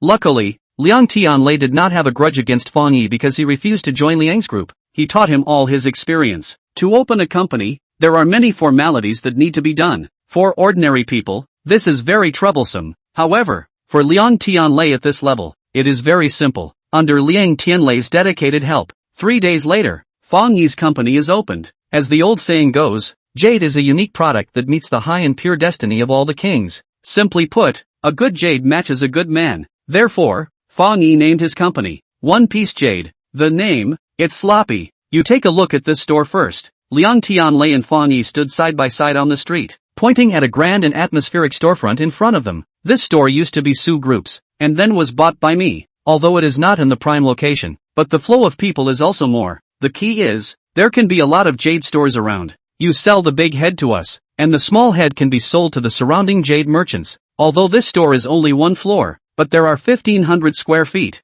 Open supermarket are enough. There is a 350 square feet behind the warehouse, sitting in the south towards the north. The wind direction is very good. The left side is Jinling River. The right side is straight to the center of the city. The location is perfect. The main road is in front of the door. The store will be surrounded. Feng Shui. This pattern is called the jade belt around the waist. You open your company here. Absolutely smooth sailing. Great wealth and prosperity. How about Fang Yi? Am I good enough? After 3 days of dealing, Liang Tianlei and Fang Yi's relationship has deepened a lot. His address to Fang Yi has changed from Mr. Fang to his name. This store was once owned by the Su Group, but just after the renovation was completed, the Su Group had an accident, and was later bought by the Liang Group at a price of $180 million, and now the market price is more than $200 million.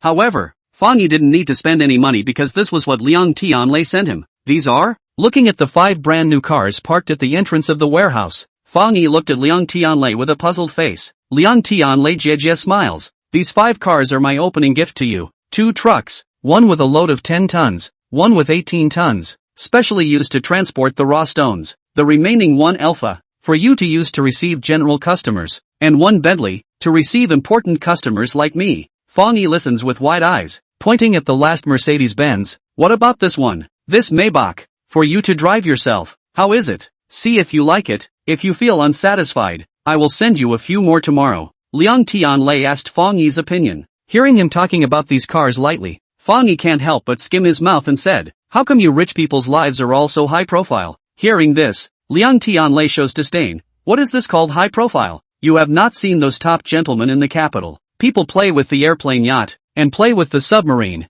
my level, but also play with the car. Speaking here, Liang Tianlei is a little disappointed. He suddenly looks at Fang Yi seriously and sighs. Actually, I also want to play with airplanes and yachts, but it's too difficult to rely on myself to realize it, and most of the time, I have to rely on you. Hearing these half-joking words, Fang Yi also smiles. The reason why Liang Tianlei is so generous is because Fang Yi previously helped him win the Stone King exhibition, earning more than $1 billion. He gave Fang Yi $300 million as a thank you gift, but Fang Yi did not ask for it. To a stranger, Liang Tianlei is still so generous, not to mention that now this stranger has also become his partner? Naturally, he will not be stingy. Fang Yi's company has only just opened. A staff are not. He is a bare-knuckle commander. These things he is a person to buy up more trouble, so Liang Tianlei all help him to do good. Thanks. Although Fang Yi knows that this money is nothing to Liang Tianlei, but the fact that he can think of this is enough to show that the other party's attitude towards him is not perfunctory. So Fang Yi is still very thankful to him. Of course, he knew very well that what the other party wanted was not thanks. Didn't you say that there is a batch of raw stones left behind by the Su Group in the Jinling Bank? Now that the company has opened and the door store is there is nothing left and right. Why don't we go and earn our first bucket of gold? Fang Yi proposed to Liang Tianlei. Good. Hearing Fang Yi's words, Liang Tianlei slaps his palm and immediately nods his head. The matter of making money, little cutie, only to say it's not good.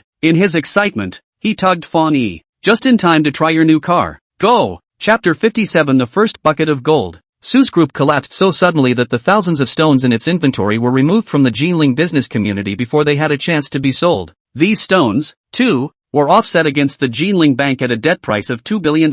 Previously, Liang's group and Zhao's group had already gone ahead and bought away a batch of them, but from what Liang Tianlei said, there were still 3,000 to 4,000 left. Jinling's raw stone, generally from the South Province purchase, but the South Province is more than 2,000 kilometers away from Jinling. The company was built in a short period of time. Fang Yi cannot find the body to buy stone. Now Jinling just have, naturally, will not be close to seek far away. These stones, even if the value is not high, but carefully selected some to enrich the facade, but also good. Fang Yi graduated from high school in the summer vacation, will learn the car, although has not been driven, now drive up some rusty, but with his learning ability, in the Liang Tianlei's instructions, soon mastered the essentials, spent 20 minutes, will be parked smoothly in the parking lot in front of the bank in Jinling. He and Liang Tianlei walked in together, stacked raw stone warehouse in the 3rd floor of the bank, to the different prices of raw stone, divided into 3 areas. ABC, A area of the cheapest stone, the quality is not good, is everyone can enter the area.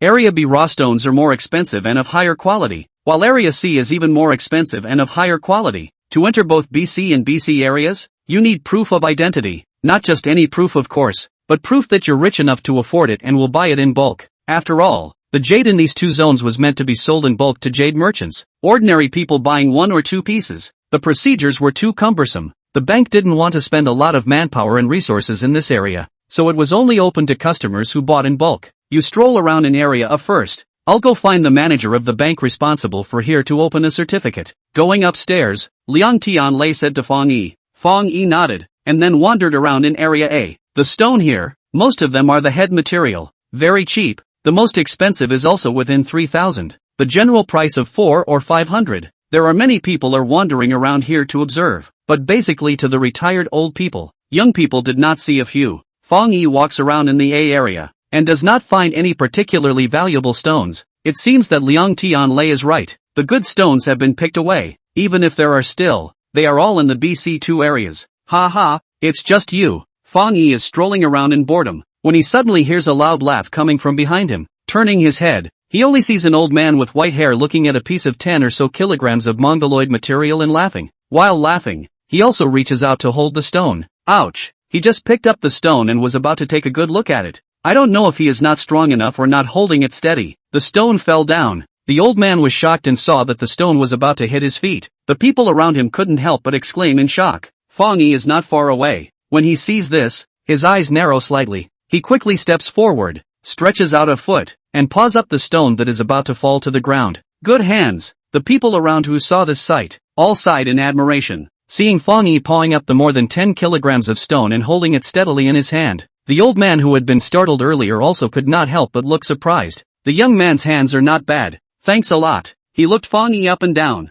A kind smile appeared on his face as he said thanks. You are welcome. Fang Yi gently nodded his head and handed the stone over. After observing for half a day before picking this good stone, I got carried away for a moment and made you laugh. The old man received the stone and laughed at himself. Hearing him say to himself that it is a good stone in his hands, Fang Yi subconsciously shifts his gaze up. Young man, are you also here to buy jade? Seeing Fang Yi's gaze fixed on the raw stone in his hand, the old man asked. Fang Yi nodded his head. Seeing this, the old man became interested and raised the stone in his hand, saying, since you are also here to buy raw stones, then you must have some eyesight. Do you also think that this stone of mine is good? He said. His face did not hide the joy. Quite a bit of bragging. Retired old man and woman like to pick up the psychological. Fang Yi is also clear. See the old man high interest, since it will not say bad. He smiled and nodded, is quite good, but this piece is better. He then pointed to the foot of a piece of head material. This piece? The old man sniffs and casts a curious gaze over, only to see that the stone Fang Yi mentioned is the size of a human head, covered with moss. It is not from a mine.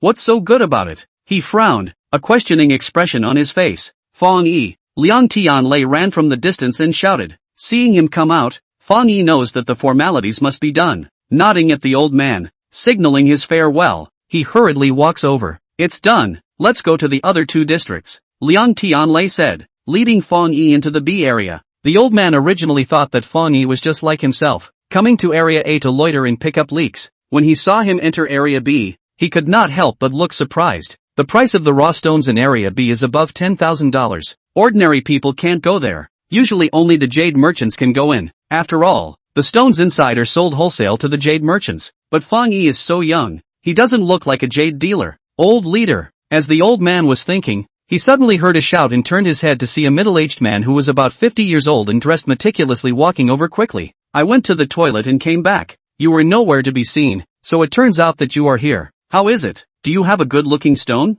The middle-aged man asked with a smile. This piece. The old man raised the original stone in his hand. Since you have a favorite, let's go open it now. The middle-aged man proposed. All the people who had bought the raw stone were eager to open the stone immediately to see if there was jade inside or not, and the old man was no exception. So after hearing this proposal, he immediately nodded his head in agreement. However, on his way out, he glanced at the stone that Fang Yi had previously pointed at, and thought for a moment. Take this one as well. The stone I promised to show your group. Do I need to buy it today? Walking into Area B, Fang Yi asked Liang Tianlei. No. Liang Tianlei hurriedly waved his hand. The stones left behind by the Su group have all been picked over. Even if there are still good ones, they are by no means much, and they may not be much better. I don't want to waste those 15 spots here. Although Fang Yi promises to guarantee that the profit of each stone shown to Liang's group will be over $100 million. But $110 million is over $100 million. And $1 billion is also over $100 million. Who has more of these two? Little cutie. All know, it was hard to get these 15 places. He had to maximize the benefits. Liang Tianlei's idea. In Fang Yi expected. Listening to the other side so say. He also do not ask more. Woody looked at the field of stone. BC2 areas are connected. The area jade prices are basically above $10,000. Within $1 million, while C area, are all above $1 million. Although Liang Tianlei said that the jade here has been picked by a variety of jade merchants, but there are still a lot of valuable raw stones have not been bought. Fang Yi casually looked at a few pieces. Are quite good. told Liang Tianlei that there are still a lot of good things in here. The latter's face smiles are getting thicker and thicker. But soon, this thick smile solidified on his face as he saw a person. Zhao Boxiu, you're here too? Seeing Zhao Boxiu walking head-on, Liang Tianlei's brows furrowed greatly, and Fang Yi's expression was even colder. Zhao Boxiu also didn't expect to run into Liang Tianlei here, but that wasn't what surprised him the most. What surprised him the most was that Fang Yi was also here. Moreover, they were actually traveling together. It's really a narrow road. Looking at the two of them, a flash of suspicion flashed across Zhao Boxiu's eyes. He had previously sent people to investigate the matter of Shi Wangzhan, and the people around him all guessed that it was Fang Yi who had helped Liang Tianlei, but he did not believe it at all. How could Fang Yi have that ability? Besides, with his identity, how could he be involved with Liang Tianlei? He thought that the people under his hand were being paranoid. But now, after seeing Fang Yi and Liang Tianlei appear here with his own eyes, his inner thoughts had to be shaken. Chapter 58, Hidden Worries. What's going on? A puzzled voice rang out and Fang Yi looked behind Zhao Boxiu, only to see that the Stone King family heir who appeared at the Jade exchange with him that day was walking over with a man in his 40s, with a thin figure and a somewhat feminine look. The voice, on the other hand, was emitted by that feminine man. Seeing this person, Fang Yi was unfamiliar, while Liang Tianlei's face showed surprise after his pupils contracted violently. General Manager Kong, you are also here? He clearly recognized this person. Yo, isn't this Mr. Liang? Long time no see, Mr. Liang. The man called General Manager Kong greeted Liang Tianlei with a smile after seeing him. It's been a long time. When did Mr. Kong come to Jinling? Why didn't he tell us? For seeing this man here, Liang Tianlei looked surprised and asked seemingly casually, why does Mr. Kong need to report to you beforehand where he's going? Hearing Liang Tianlei's words, Zhao Boxiu sneered. Liang Tianlei glared at Zhao Boxiu when he heard this and said, of course I don't mean this. It's just that Mr. Kong has come all the way here, and as a Jinling local, I can't help but do my best as a landlord. Otherwise, won't outsiders make fun of us Liang family members for not knowing how to be courteous? Ha ha, it's rare that Liang Xiao has the heart, but I came to Jinling, just dealing with some small matters. I will leave after dealing with them. I don't want to alarm too many people. Therefore, that's why I only contacted Boxiu. I hope Liang Xiao won't be too concerned. Mr. Kong said with a smile, giving Liang Tianlei a confession. Liang Tianlei also smiled, busy saying, Mr. Kong doesn't want to give us trouble. He is sympathetic to us. How could he be overly concerned? You are overstating it. As Liang Tianlei's words fall, Mr. Kong seems to not want to talk more about this matter, changes the topic and looks at Fang Yi doubtfully. Who is this? Seeing Mr. Kong turn his attention to Fang Yi, although Liang Tianlei still wanted to ask more, he had to introduce him first. Oh, this is the general manager of Epine Jade Industry, Fang Yi. Saying that, he introduces Fang Yi again. Fang Yi, this is Mr. Kong, quickly say hello. Hearing Liang Tianlei's introduction to Fang Yi, Zhao Boxiu's pupils contracted fiercely for a moment, looking at Fang Yi's expression. There was some disbelief. This salted fish, when did he become a general manager? Fang Yi doesn't know this general manager Kong. Moreover, he doesn't know why Liang Tianlei is so respectful to him. Seeing the other party and Zhao Boxiu stirred up together, he originally has no good feelings towards him, and intentionally doesn't want to greet him. However, Liang Tianlei's words have been set out. He can't not give him face, so he still stretched out his hand. How are you, Mr. Kong? Fang Yi stretches out his hand. His attitude is also considered sincere. I didn't expect Mr. Kong to take it up. He first contemptuously surveyed him, and didn't have the intention to extend his hand. Smiled. What is the Epine Jade Industry? I haven't heard of it. The identity of General Manager Kong is not ordinary. Liang Tianlei has the intention to let Fang Yi give him a good impression, but did not expect the other party to come up with this style, so that Fang Yi's hot face pasted the cold ass. This is not to give face to Fang Yi. This is not to give him face For a while, Liang Tianlei's face was a bit ugly, and the doubts in his eyes gradually became clearer. Seeing that the other party did not have the intention to shake hands with him, and also uttered such contemptuous words, glancing at Liang Tianlei, Fang Yi could really regret it, but he was not annoyed, smiled and retracted his hand, rushing at General Manager Kong. My company has only been established for 1 day. It's normal that Mr. Kong hasn't heard of it, but I believe that in the future, you will definitely hear about it often. Seeing that Fang Yi is actually so composed, Mr. Kong has some surprise. Hearing the sharpness in the other party's words, he glances at Fang Yi again, a flash of disdain in his eyes, and says in a serious tone, young people starting up a business and opening up a company, being confident is commendable, but if you are overly confident, then it's called arrogance, and that's not good. As he said that, He no longer looks at Fang Yi and rushed Liang Tianlei, who was on the side, and said, "Young Liang, go ahead and do your own thing. I'll just take a look here and leave." "Good, then I won't accompany you." Liang Tianlei smiled and nodded, then went to the other side with Fang Yi. Just after separating from Zhao Buishu and the others and walking to a place they couldn't see, Liang Tianlei hammered his fist on the wall. Who was that person just now? He could tell that he was angry, but Fang Yi did not know why he was angry, so he asked. "He is Kong Yuntao, the general manager of the Earth Group," Liang Tianlei said. "Earth Group?" Fang Yi was a bit puzzled, obviously not having much of an impression of this name. Dottie Group is doing real estate. It may not have much fame in Jinling, but it has industries all over the Soviet province. Its financial strength is extremely strong. It had ranked in the top 10 groups of economic strength in the southeast coast for 3 consecutive years. After listening to Liang Tianlei's words, Fang Yi is dazed, but after thinking for a while, he is more puzzled instead. He does real estate, and is not an enterprise in Jinling. Why are you so afraid of him? Thinking of Liang Tianlei's attitude towards Kong Yuntao earlier, Fang Yi is puzzled. Could it be that the two families have cooperation? Hearing Fang Yi's wording, Liang Tianlei is a little displeased, but he still explains. For no reason.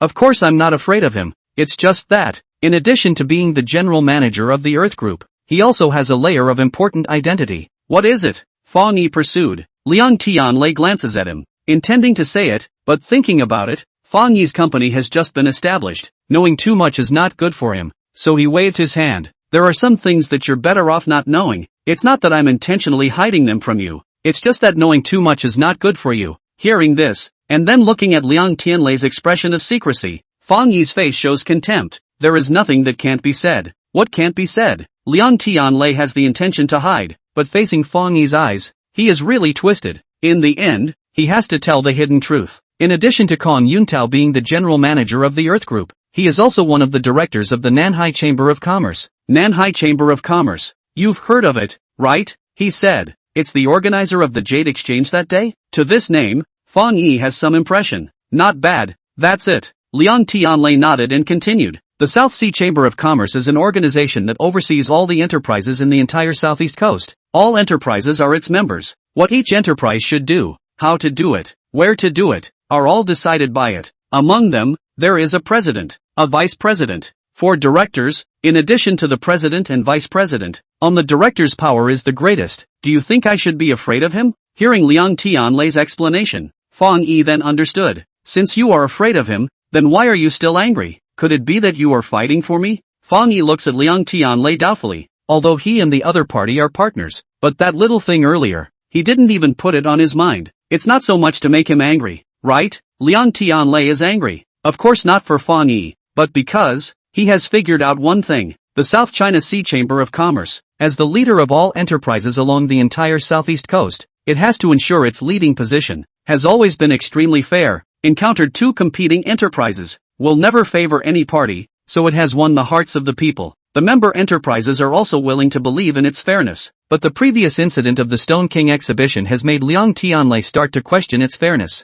Stone King exhibition, Liang Zhao 2 family competition, is the South China Sea Chamber of Commerce internal deliberation after the decision. The original stone from where to purchase, Liang family does not know. Originally the Zhao family should not know, but the Zhao family knew, but deliberately from the Stone King family invited the eye master. Liang Tianlei guessed before. This must be the South China Sea Chamber of Commerce within the information leaked to the Zhao family, but has never known who. Until today, he finally had a clue. In all likelihood it was Kong Yuntao. Kong Yuntao, as the general manager of the Earth Group and one of the directors of the South Sea Chamber of Commerce, every time he came to Jinling, almost all the business owners would receive the news. But this time, everyone did not receive the news, and only Zhao Buishu was with him. This had to make Liang Tianlei suspect that between them, was there some unseemly collusion? Or was this a blatant expression of his support for Zhao Group? If there was a counselor supporting the Zhao Group, then the originally fair competition would become unfair. This was the reason why Liang Tianlei was angry. Fang Yi gradually frowned even after listening to his narration and trying to understand the joints.